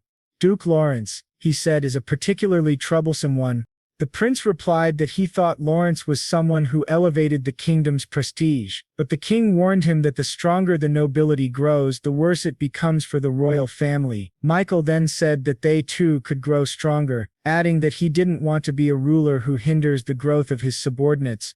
The king countered, saying, "People are cunning. Once they gain power, they inevitably desire higher positions. You can relax for now, as our royal family still has powerful supporters, but no one can predict the future. Nobles always side with whoever holds real power." He continued, "If he seeks power, I'll give him power. If he seeks authority, I'll grant him authority. But would it not be fine as long as I'm not the target of his ambition and display of power?" The prince, intrigued, asked what he meant by that. He explained, "The world is vast, filled with countless lands beyond this royal family. His hunger for strength and conquest could be directed elsewhere." The king was taken aback while the prince continued, "For example, a troublesome neighboring nation that constantly provokes conflicts, or the vast undeveloped territories beyond it." The king was shocked, but Michael added that they shouldn't underestimate the Empire of King. Even though it was currently losing ground to the Brugon Empire and the allied forces of Elia, it had maintained its imperial status for centuries. Michael said he believed it would be best to accelerate the king's abdication, as he had grown too complacent in his reign. However, he was underestimating the king's own strength. In that moment, the Grand Master appeared, pointing his sword at the prince's throat, declaring, "Your Highness, the Crown Prince, you are crossing the line." The prince, unshaken, replied calmly, "Just like you, I am my father's shadow." Unfazed, he asked if Duke Lawrence had told the Grand Master about their conversation. Michael answered that yes, he probably had. He seemed very close to Lawrence. Angered, the king ordered both of them to stop immediately. He finally understood why he had allowed the second prince's faction to grow unchecked. It was so that the crown prince would have to overcome internal opposition and strengthen his resolve. The prince admitted that this was true. The king then told him to stop provoking Duke Lawrence any further and not to push him to turn his back on the royal family. He added that the future of the kingdom should be left to the younger generation, for they would one day transform this realm into an empire. That night in a dense forest, a young boy was running at full speed, following a strange light. When he reached the end of the forest, he stopped in awe, staring at a highly advanced city filled with futuristic technology. Confused, he looked around and checked his phone, only to see that it displayed no service area. Meanwhile, back home, Bug was browsing the internet when our hero entered the house and suggested that they go out to eat. She happily agreed, but to their surprise, they noticed Bug hiding something. Our hero asked what she was doing and she nervously claimed it was nothing, that he must be imagining things. However, Archia quickly struck her and demanded that she tell the truth. At that moment, he grabbed what Bug was hiding, a phone from a very well-known brand. Bug explained that she found it at the market last time. The design on the back was written in English, and she was planning to give it to him. "I found it first, so I wanted to play with it a bit." Rugwa's expression hardened. "Where exactly did you find this?" Meanwhile, in the Marquisate of Watts, a man sat alone, lost in thought. A woman's voice interrupted him. "Thinking of your homeland again?" He turned and bowed slightly. "Lady Michelle, how are you feeling?" she asked kindly. "I'm well, thanks to you," he said sincerely. I truly appreciate that you took me in, even though I have no defined status and can barely communicate. Michelle smiled. I welcomed you because I was fascinated the moment I saw you. Just then, a servant entered. Lady Michelle, you have visitors. Visitors? At this hour? She asked, puzzled. Yes, Your Grace, Duke Adrian Lawrence and Duchess Arcia clan. Michelle's eyes widened. You should have said that first. Moments later, Rode and Artria entered. Forgive our unannounced visit, Rode said politely. Michelle, thrilled, replied. It's an honor to have you here. What brings you to my estate? It's nothing serious, Rude said calmly. I just heard that you've been hosting someone interesting. Michelle hesitated, then smiled. Are you referring to him perhaps? Rude's gaze shifted to a nervous-looking young man nearby. This is Benjamin Tay, she said. Rude stepped forward. I have a question for you. He held up the smartphone. Is this yours? Benjamin's eyes widened. Yes, I sold that to a street vendor when I was desperate for money before I met Lady Michelle. Rudd's expression darkened. I see. He suddenly raised his hand and time froze. Except for Benjamin, Michelle gasped, paralyzed in mid-motion. What is this? Benjamin cried. I've stopped the biological time of everyone here except you, Rudd explained coldly. What I'm about to ask is extremely important. Answer me honestly. He took a step closer. Which country on earth are you from? Benjamin froze.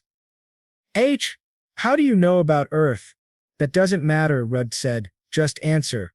I'm from Singapore, Benjamin replied hesitantly. Rudd's eyes narrowed. How did you end up here? My ship sank, Benjamin said quietly. I fell into the sea and when I woke up I was here.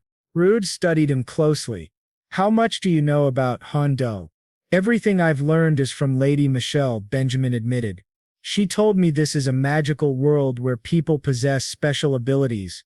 I can communicate thanks to a translation artifact, but I can't read or write the language. Rude thought. So he's from Singapore and he doesn't know anything about mana or magic. I assumed he was brought here by a magical explosion like Archduke Lucas, but this feels completely different. Then he asked, can you tell me what happened after the year 2020? Benjamin blinked. 2020. That wasn't long ago, it was an important year though. Rod frowned. What do you mean, not long ago? Benjamin looked confused. It's only been about 10 years since 2020. Rod froze. So, the year I died was 2020, but here in Hondo I'm already 21 years old. Since 2020 he thought that must have been the year he died. But when he turned 21 in Hondo, only 2 years had passed on Earth. That means the difference in time between the two worlds is about 10-1. Benjamin said that 2020 was a special year on Earth, but he could only describe it as a disaster. Every kind of natural catastrophe struck the world: earthquakes, tsunamis, typhoons, tornadoes, and volcanic eruptions. Due to these massive disasters that lasted around 10 days, international communication was completely paralyzed and countless lives were lost. When the natural disasters finally calmed down, strange phenomena began to appear, throwing the world into chaos. Our Lady asked, "What do you mean by strange phenomena?" Benjamin replied that the only way he could describe it was this. First, a highly contagious disease with an extremely high transmission rate and lethality spread across the world. Fighting against this virus, which kept mutating again and again, was incredibly difficult. It wasn't completely contained until 2022, right before he came to this world. The second issue was the appearance of deadly poison zones and mutant creatures. Toxic gases gathered in certain regions, making it impossible for people to move freely. In addition, mutated creatures began to appear in large numbers within those zones. Fortunately, the military regularly burned and cleansed these areas to prevent further damage. And lastly, out of nowhere, new lands began to appear on Earth. One day, islands would rise from the ocean where there had been none, or mountains would suddenly emerge from flat plains.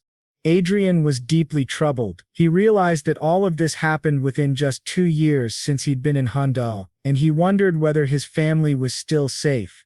He also thought that this might be connected to the goddess's prophecy. He thanked Benjamin for telling him everything, saying that the information was very helpful.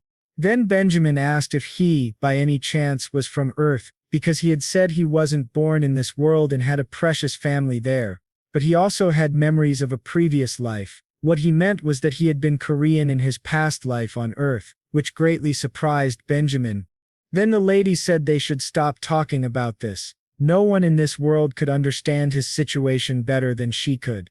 If it were up to her, she would have already sent him back to Earth. But interdimensional travel was impossible at the moment, so he should stop thinking about it. He asked excitedly if there was any way for him to return. Adrian replied, "Who knows? I'm the only one who might be able to find a way to send you back to your original world. Until then, I'll help you survive and adapt here, but in return, you must swear never to reveal my secret or talk about Earth to anyone without my permission." Benjamin nodded, saying he understood and would follow every instruction carefully. He addressed him as Sir Adrian and said, "If it's not too much trouble, may I ask something?" Adrian told him to go ahead. Benjamin then asked, "Can the magic of Rondel solve the poisonous zones or the virus problem on Earth?" Adrian replied, "Yes, with magic that would be quite simple," which completely shocked Benjamin. Benjamin wondered aloud, "Then maybe I was sent here to find the savior of Earth." Adrian was surprised. "Savior of Earth? That's impossible," he muttered. Just then, with a snap of fingers, Michelle, who had been petrified, returned to normal and asked, "Hey, where's my dessert?" Someone had eaten it all. Adrian told Michelle that he would be taking Benjamin with him. Michelle, shocked, asked, "What do you mean?" Adrian replied that she was coming too, which surprised Asiya even more. She asked, "Do I really have to go to His Grace's palace?" He nodded, saying yes, and that he wanted her to stay at the Duchy of Lawrence for now, which made her both surprised and excited. She said she understood and went off to pack her things. Meanwhile, Errol stood nearby, staring at her even more intently. Adrian thought that after him, she was the person who had come closest to crossing paths with destiny. If she had met Benjamin just a little later, she would have already learned the entire English alphabet. He wondered if it was just a coincidence, but when coincidences pile up like this, they call it fate. He decided that before anything troublesome happened, he would keep that crazy girl under his watch, but someone behind him said no, they should just kill her now. Later, after she packed, she told her father she was leaving. Her father asked, "What do you mean? What kind of mess are you getting into this time?" Meanwhile, in a secret meeting, a man with silver hair asked, "Are we just going to let the Lawrence Magic Tower do whatever they want?" Last month alone, they bought nearly 60% of what they purchased in the entire previous year. The number of power engines they've sold has already surpassed international demand. We must impose sanctions against them. If we don't act, the entire international market will fall into the hands of one single group. This man was a prince from the Qing Empire. One of the other figures said, "Then the Xing Empire must have a brilliant plan." The prince replied, "We can impose anti-dumping tariffs to solve this issue." A woman responded, "Anti-dumping tariffs are imposed by the countries that buy the products. From their point of view, purchasing high-quality power equipment at low prices is an advantage. There's no reason for them to agree with you." But the prince said, "We'll just force them to align with us. The countries buying such advanced equipment are at best of medium power. If we all work together to pressure them, we can handle this easily." The woman glared at him and said, "So you're asking us to pressure another country just to squeeze money out of them? That's disgraceful for a prince." He frowned and asked, "Disgraceful? How so?" But from the way she spoke, he could tell she completely disagreed with him. "The Duchy of Riverdale must be like this." She asks on what basis His Highness believes he has the right to make such a judgment, and if by any chance he thinks he owns the place. At that moment, an old woman speaks up, telling them to stop fighting. This is the Marchioness Cordelia Winfred, leader of the second largest magic tower in the Brine Empire. She says that, personally, she finds it difficult to accept the Crown Prince's opinion, although it is possible to discuss anti-dumping measures and request voluntary cooperation. Pressuring foreign countries to impose sanctions is both illegal and unacceptable. This has gone too far. The prince, visibly angry, returns to his office, muttering that this is ridiculous and that those bastards only react that way because they are not the ones being pressured. His side is taking the greatest losses. He curses the kingdom of Hyrat and Duke Adrian, calling them a bunch of bastards if they think he will stand by and do nothing. He orders his soldier to contact Count Tre, saying that he will show them what happens when someone dares to provoke the Empire of Xing. The Crown Prince then declares that about 2 hours ago, around 2:30 today, the Viscounty of Pier collapsed. The one responsible was Count Tre, a marquis of the Kaisin Empire, who launched a surprise attack with 200 vanguard soldiers, instantly capturing the local lord's castle. The Kaisin Empire denies any involvement, claiming it has nothing to do with the incident.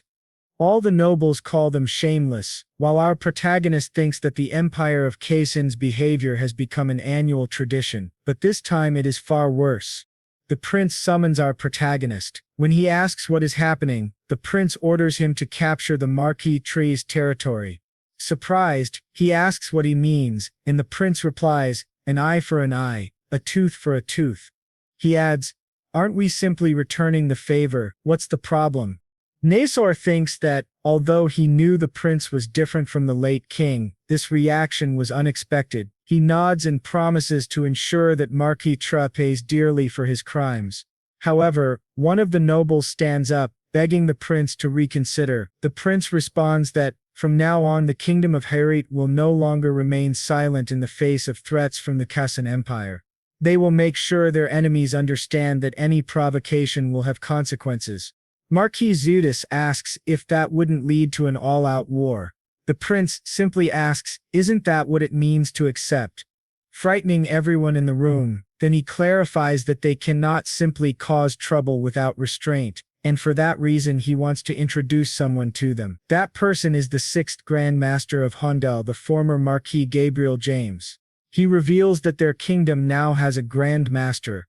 In addition, they will lift the restrictions on the number of vanguard soldiers and fortresses the lords are allowed to own.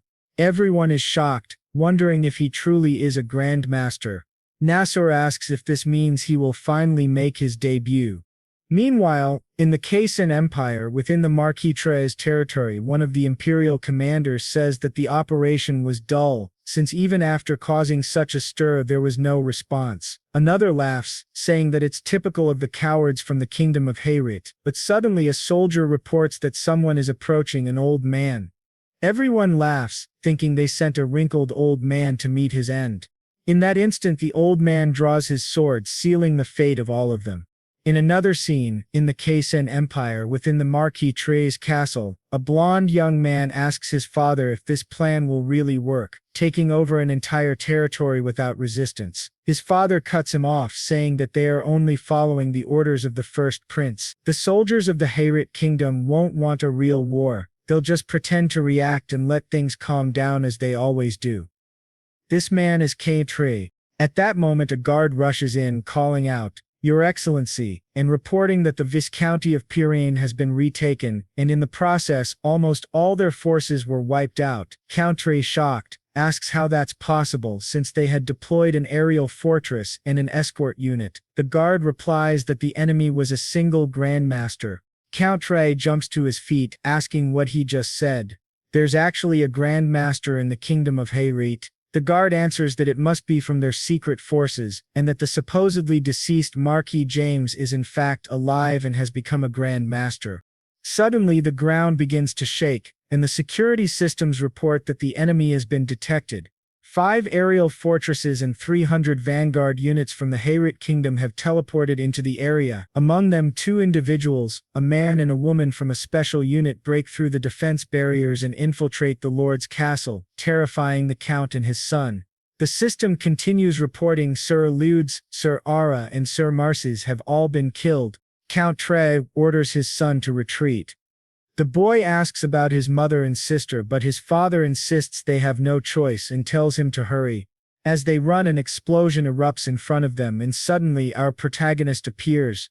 He coldly asks where they think they're going. Recognizing him as Duke Lawrence, they demand to know why he invaded their border and attacked their castle. Adrian replies, asking if they're joking, they were the ones who attacked first. Count Tre asks if the kingdom of Heirship is truly declaring war against the Kaisin Empire. Adrian retorts that they should know better than anyone how wars begin, and the right thing now is that both of them will die before doing anything else. Archia gestures as if slicing a throat, and the father and son begin to scream in terror. A massive explosion then erupts at the center of the palace.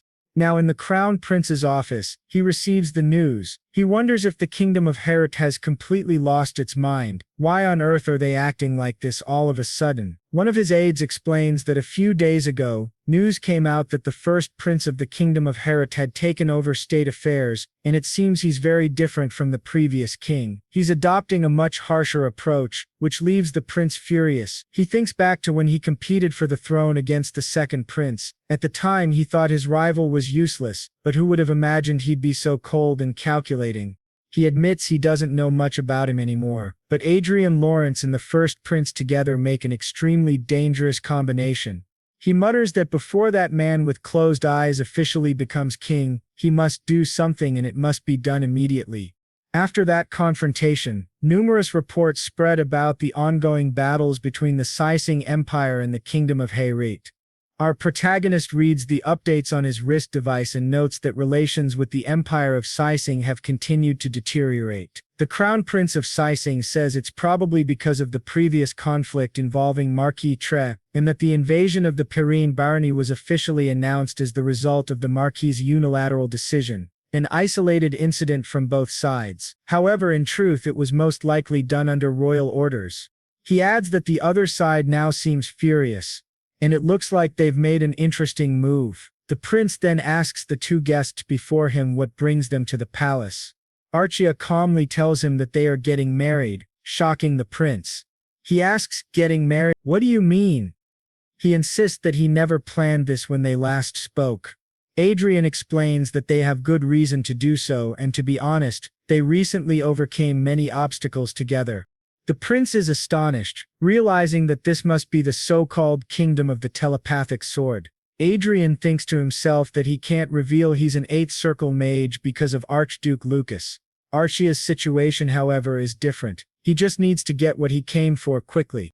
Adrian then says that once the duchy is officially granted to him, he plans to get married immediately. Otherwise, ignorant people might try to spread discord. The prince agrees that it's a wise idea, a good way to consolidate power, and laughs heartily. Archia blushes deeply while Adrian looks confused, wondering what's wrong with her. She asks him about a proposal which catches him completely off guard. He explains that this marriage is part of his political plan, so why would he need a proposal? Hearing that, she becomes visibly upset. Adrian insists that yes, they must do this because it's part of the plan. The prince, amused, says that a grand and extravagant proposal by Duke Lawrence would be delightful, and when he does propose, the prince demands to be invited so he can applaud in person. That annoys Adrian, but Archia seems thrilled. The prince continues, saying that regarding the wedding, he himself will officiate the ceremony, and by then he should already have ascended to the throne.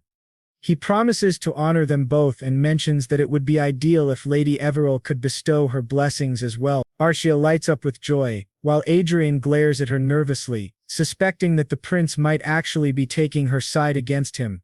As the butler serves dessert to Adrian, he dismisses him and asks the prince how he plans to deal with the Hermes spies who have infiltrated the palace. The prince replies that, for a clean eradication, he intends to simply observe for now. If he intervenes too soon, they'll only scatter and hide, ruining the surprise they've prepared for them. Adrian replies that he can wait until the coronation ceremony. Now, on the day of the crown prince's coronation, the people are filled with excitement, gathering around the palace to witness the rise of their new king.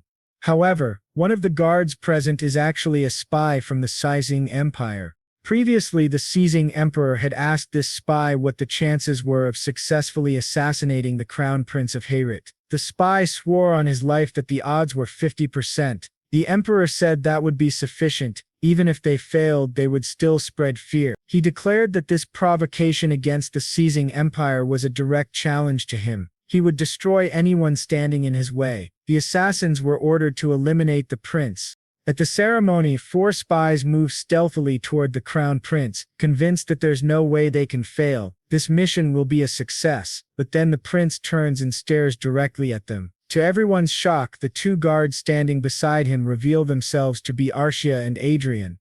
They swiftly defeat the assassins with ease. The leader of the spies, Laird, is stunned and asks himself what's happening. Who is this man? But then he realizes that the one who had been hiding all along was none other than Duke Adrian Lawrence, accompanied by Arshia Klen. Back in the Ceasing Empire, the Crown Prince furiously demands to know if the assassination failed. His aide reminds him that he had said there was a 50% chance of success. The guard explains that it seems the enemy anticipated their infiltration. The assassination unit was completely wiped out by Duke Lawrence. The prince is enraged, calling it a total disaster. The soldier advises him to remain in the royal palace instead of returning to the magic tower and to avoid drawing attention for a while. The prince asks what he means by that. The soldier hesitates, then says that given Duke Lawrence's unpredictable personality, no one can predict what he might do next. The prince becomes even more furious. So, the crown prince of the mighty Ceasing Empire has to hide himself because of a mere noble from an insignificant kingdom. That's impossible, he shouts. The soldier remains silent. The prince declares that in the upcoming war against heirship, he will personally make sure Duke Lawrence dies. But suddenly behind him a gigantic figure appears, apologizing, saying that he has no intention of dying without taking action. The prince turns in shock, and before he can react, a massive explosion erupts, aimed directly at him. His guard leaps in and saves him at the last moment, as multiple soldiers rush in shouting that they will protect His Highness. The mysterious attacker Tagia smirks and says it's a pity. One should always keep an eye on the rear guard. He suddenly teleports away and disappears from sight. The prince, terrified, begins to tremble with fear, but soon that fear turns into pure rage. He clenches his teeth and screams Adrian's name in fury. Meanwhile, our narrator, relaxing at home, simply sips her tea while waiting for your like on this video and your subscription to the channel. And guys, this was the final chapter of the second season.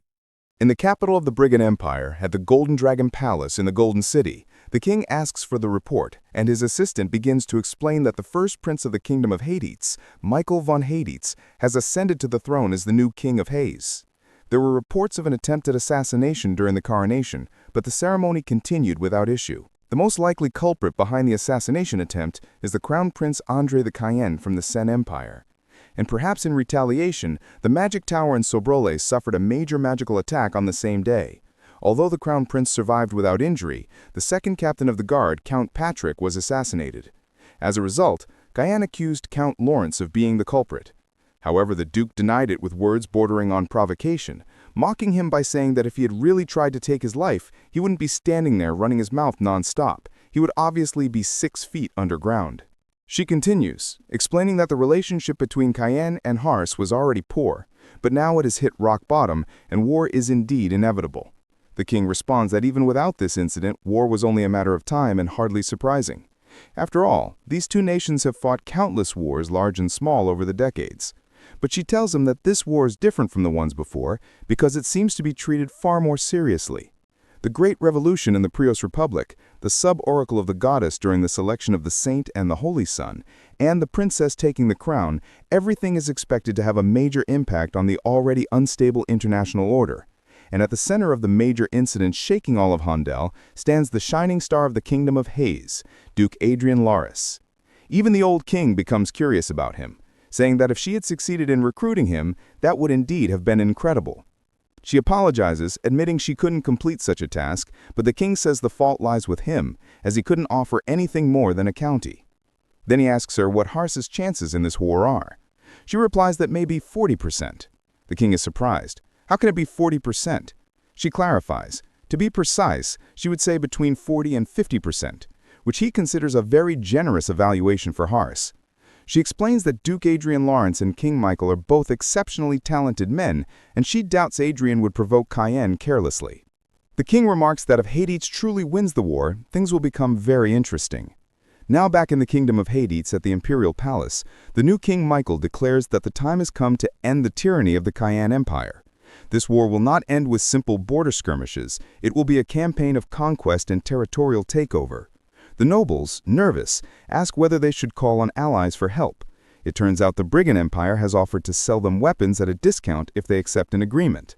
One noble says the news is excellent and that their military strength will increase drastically. But our protagonist interrupts, saying that if they accept the offer, they won't be able to refuse Brigand's demands after victory. King Michael agrees, saying that selling cheap weapons right before a war is as good as direct support, and the same problem applies if they accept help from other allies. A noble in the corner asks what he means by that. Michael answers that this time they will fight with their own strength, shocking everyone. He continues, saying that Cayenne's goal is to weaken their kingdom, so Hades' goal must be nothing less than the destruction of the Cayenne Empire. The nobles ask whether conquering Cayenne is even possible, but the blonde king only smiles and says that of course it is, if Duke Adrian Lawrence took the command as supreme commander.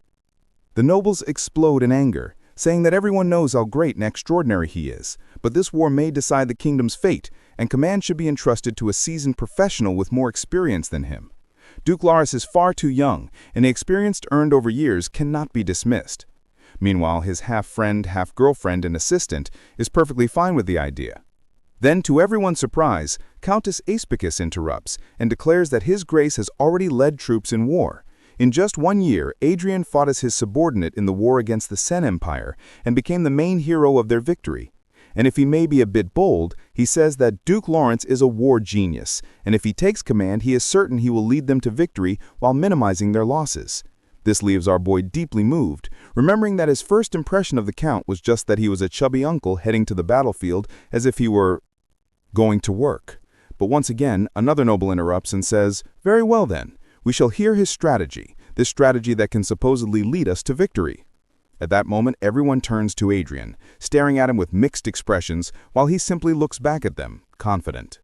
Now in another location, some kind of command post, the soldiers begin signaling. The vanguard from Fort Patel is ready, the vanguards from Fort Cathering are ready, the forces at the Pinte border are ready, and many others report in.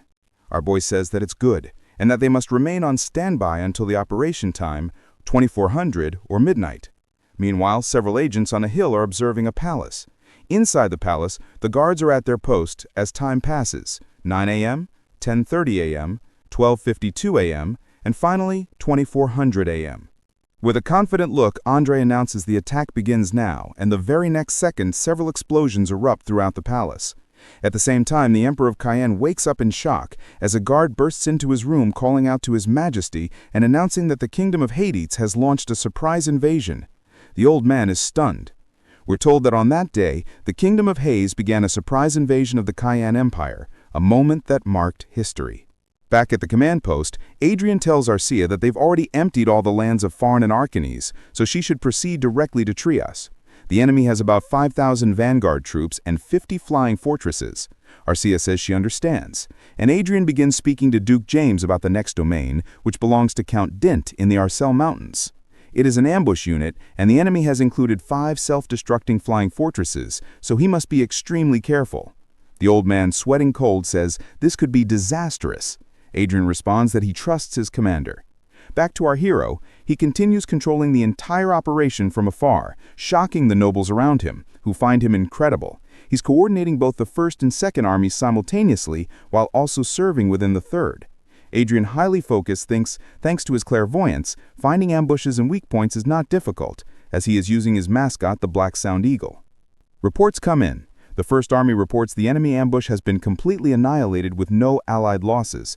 The Second Army passed through Farn and Arcanes and engaged enemy forces in Trios. And more good news follows. The nobles around him are astonished, celebrating their brilliant supreme commander. Off to the side, Chubby Watts is extremely satisfied. Now the scene shifts to a secret chamber, the room where the Emperor of Cayenne currently is. He tells his allies that defeat after defeat is piling up. The enemy advancement is far too fast, and losses are accumulating so quickly that they don't even have time to withdraw their troops. They are being pushed to the limit. He demands to know what kind of maneuver is even possible at this point, as it feels like the entire empire is being watched through clairvoyance, though he has no idea what's really happening. Another noble says it might be due to the enemy's commander. They received similar reports during the border war a year ago, enemy ambushes and operations being discovered repeatedly. The old emperor becomes furious, shouting that this disaster is all because of one man, that damned Duke Lawrence. Burning with hatred, he thinks back to when he heard that Count Lawrence had been appointed supreme commander of the Hades army. He laughed at them for placing a novice in such a high position, and now his plan for the Cayenne Empire to seize advantage in the war has collapsed because of him. He cannot tolerate such humiliation any longer. Enraged, he orders everyone to contact the 4 countries bordering Heirship and demand that they put pressure on them. It would be best if they actually attacked the Kingdom of Hearts, but at the very least they must create military movements, no matter the cost. Then he calls for Duke Chrisen, the Grand Master of the Grayson Empire. Chrisen salutes His Majesty, and the Emperor tells him that he will be given a special operations unit and must destroy the enemy's command structure. The Duke assures him that he can handle it. He will destroy them, no matter what it takes. Now we cut to another place where the king of the Kingdom of Paulo and the king of the Kingdom of Iggs are meeting. The king of Iggs explains that they received a request from the Crayon Empire to pressure the Kingdom of Highwards. The king of Paulo says they are in the same situation, and it is extremely problematic. Although they are aligned with Highs, they cannot simply ignore the Empire's request. At that moment, to their surprise, someone enters and informs them that the envoy from the King of Hars has arrived, and the one who appears before them is Princess Diana herself. She greets them, saying, "It has been a long time, Your Majesty King Paulo and Your Majesty King Iggs." King Paulo says that for royalty from the Kingdom of Highwards to visit them in times like these must mean the news of their involvement with the Crayon Empire reached Highwards, and that is exactly what they were worried about. Diana says she understands, of course. The king then says he will ask directly what her plan is to ease their worries. She asks if he could please take a look at this, and she sends him several documents. As the 2 kings open them and read them, their eyes widen in shock, wondering what they are seeing. Diana explains that this is a proposal to establish a duchy, and that this war will definitely end in victory for her kingdom. Thus, the Kingdom of Hides will be reborn as an empire, and when that happens, relations with their current allies may become ambiguous. Therefore, they are considering creating a buffer zone. King Paulo asks if that would be a duchy, and the girl confirms it. Yes, he is correct. She adds that His Majesty, the King, has stated that if this war ends in victory, he will share part of his gains with the allied nations. And simply refusing the Crayon Empire's request would already be a tremendous help, which surprises both kings. They stare at each other for a few seconds. King Paulo says he understands, and they will ignore the request from the Xinjiang Empire. But then she asks whom they plan to appoint as the Duke, and she answers for them. It will be the cherished hero of the Kingdom of Hyde, Duke Laris. He is speaking with some soldiers, and one of them asks the commander, if their kingdom wins this war, what will happen to the Crayon Empire? Adrian replies that first they must eliminate all members of the imperial family, nobles, and key figures of the empire. The soldier asks whether there is no other option, such as exile or life imprisonment. Adrian thinks to himself that King Michael might choose that option, but personally he dislikes leaving loose ends. The soldier is shocked, and Adrian notices he looks somewhat downcast. Adrian approaches him, making the soldier extremely nervous, wondering if he did something wrong. Suddenly, Adrian pushes him down and apologizes, explaining that if he stayed where he was, he would be filled with holes.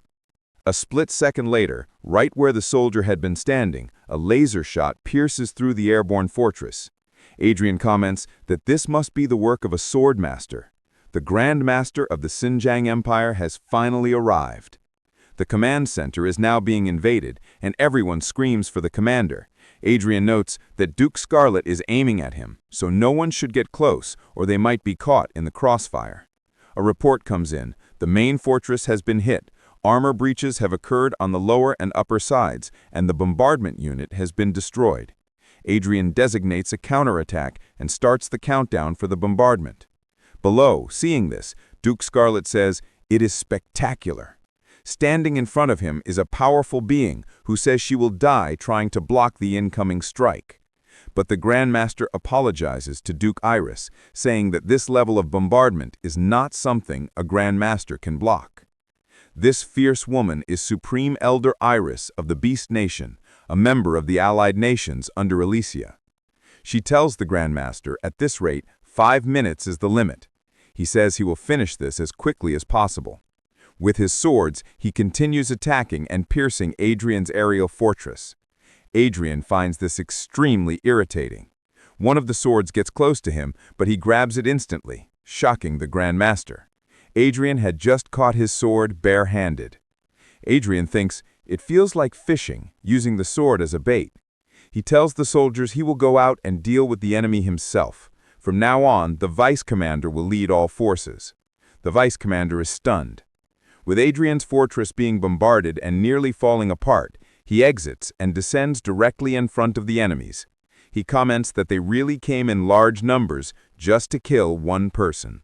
The Supreme Elder Iris of the allied nations of Elysia appears uncomfortable when he adds that Elysia is supporting the Senjang Empire. She hurriedly says no, that this is only her personal activity, and she hopes she understands she never intended to attack him directly. Adrian thinks that even if she didn't intend to attack him, she was already deeply involved in the battle. He tells her that this is truly unfortunate. She is taken aback. Adrian continues, saying that he never expected to meet the Supreme Elder Iris, someone he had always wanted to meet on the enemy side. She becomes completely flustered, staring at him, almost smitten. In his status window, he sees that her attitude toward him is interested and hostile, but the emotional strength is favorable. He understands that at this level, she won't interfere more than necessary. At that moment, the Grand Master angrily declares that Adrian is far too arrogant. How can he be so relaxed in front of the enemy?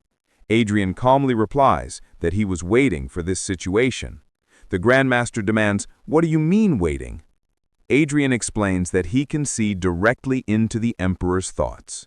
To reverse the situation, the Emperor would certainly try to collapse their army's command structure, and when that happens, he would obviously send Duke Scarlet. Right then, Adrian snaps his fingers, and multiple hidden presences are revealed. The Grand Master of the Grayson Empire and the main force of Hydes, along with R. Adrian, excited, says that now the battlefield is finally balanced. The Grand Master grows furious. The battle begins as the Grand Master charges at Adrian. He declares that they intend to eliminate Adrian before his allies can intervene. But to the Grand Master's shock, Adrian blocks his blades. Another present says the effort is useless. The Grand Master says that the fact that he can dodge the spiritual sword is completely illogical. Therefore, he must die. But suddenly, he senses an overwhelmingly powerful presence. When he looks up, he sees Adrian floating above him, staring back coldly. Adrian, holding the sacred weapon, says it's truly a pity. He could have killed him right there. The old man clenches his teeth in rage, calling Adrian a bastard and saying that he must die. Adrian, calm as always, replies that even so, it is still a pity. But it's only. As he charged towards Adrian, R appeared to block the strike, saying she would protect her lord, throwing the Grand Master to the ground.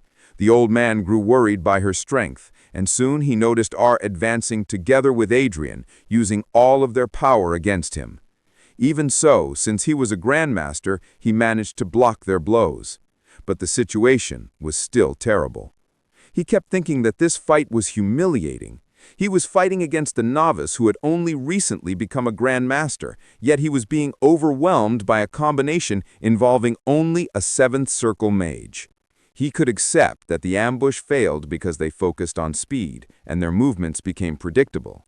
But even then, he wondered, what is this uneasiness, this strange composure? Our strange aura left the Grand Master confused, and taking advantage of that, she struck one of his swords, sending it flying. But he quickly took control of another sword and tried to attack her from behind. However, at that instant, all his swords were locked in place. Completely shocked, he asked himself what the hell was happening. When he looked to the side, he felt as if he were fighting an 8th Circle Mage using 7th Circle magic. In that moment, he realized his mistake and whispered that it couldn't be possible, that Adrian couldn't be 8th Circle. Right then, Adrian cut open his stomach. During his final moments, the old man thought about how they had been deceived from the very beginning. From the start, this guy was a monster. After a long battle, all the enemies were finally cleared, and the fight came to an end. The old beast woman was grinding her teeth and screaming while clinging to R. She asked Adrian if she could take R with her because she found her very cute. R, shocked, demanded to know who this woman even was, saying she was far older than her and should not even think of doing something like that. Iris began shouting that they were barbarians and questioned if that was how they treated their prisoners.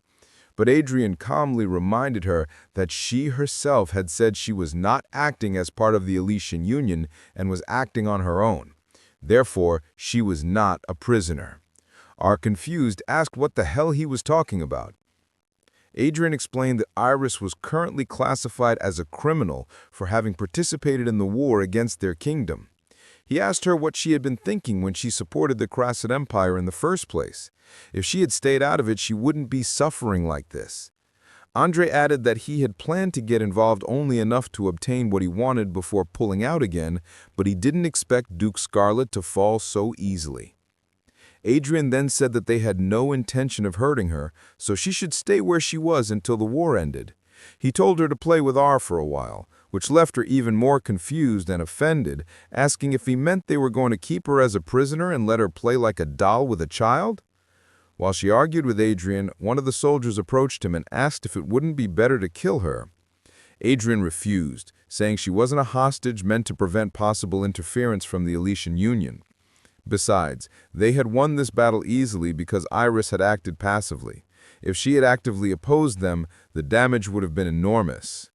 R kept playing with her like a toy, making Iris even more frustrated. A soldier behind them asked whether their chances in the war had improved. Adrian confidently answered that, of course they had. Their chances are 100%. Meanwhile, back in the Emperor's office, he was angrier than ever. The gathered nobles wondered why the other kingdoms still hadn't contacted them, and whether their slaves were rebelling. At that moment, the Emperor demanded silence.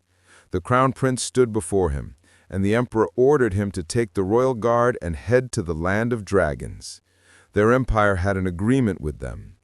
The prince, terrified, wondered why it had to be that place. Among all the realms in the world, it was the most dangerous and the first to be isolated. He asked whether there was at least a safe route.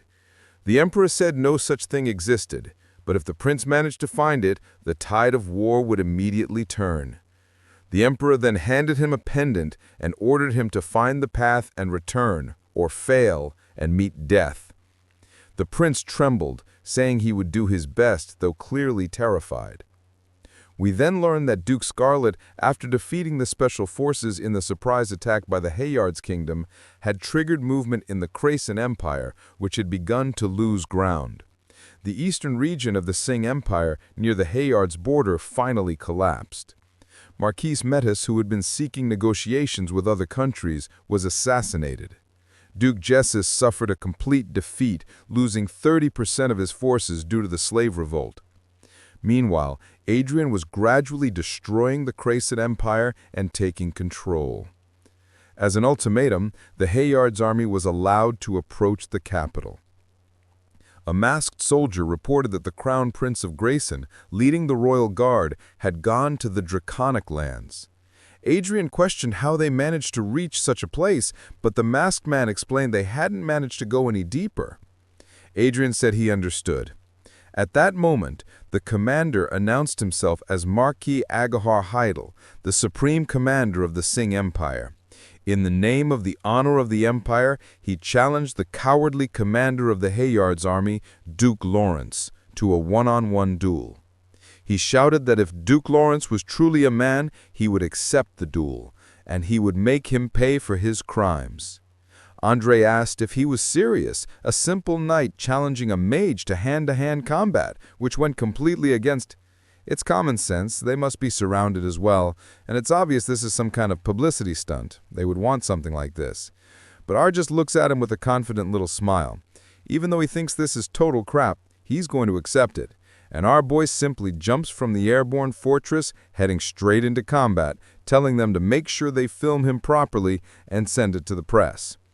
While the man is shouting, Adrian appears and says yes, he accepts. The old man says that he showed up without fear and that he will die here today. The king of Hayards will suffer greatly because of such reckless decisions. Adrian replies that he was the one who called him out here in the first place, and since he keeps talking nonsense, he should just come at him already. If he doesn't want to, Adrian will simply leave. Furious, he yells for him to wait. That he came all this way just to run back, he really is a coward. But he admits Adrian's courage, and says that for the honor of both armies, he will allow the duel to begin. Adrian stares at him, thinking, honor? Seriously, the guy is wearing modified armor that can self-destruct if necessary, a noble sacrifice apparently. And the Empire's filming drone seems very interested in all of this. The man draws his sword and says that they already know how Duke Lawrence fights. They may be surprised by Adrian's style, but he isn't. Adrian simply beckons him forward with a small gesture. The arrogant man charges, shouting that he'll slaughter him, but when he strikes, Adrian blocks it effortlessly. Enraged, the man stomps the ground, creating chunks of rock to obscure Adrian's vision. He tries to attack in the confusion, but Adrian dodges, shocking him. Suddenly, a magic circle forms under Adrian's chin and hits him hard. The man smirks, thinking he's studied Adrian's fighting style, but now wonders what the hell is going on. Duke Lawrence, completely confident, asks if he has anything else to show. If not, he'll end the fight now.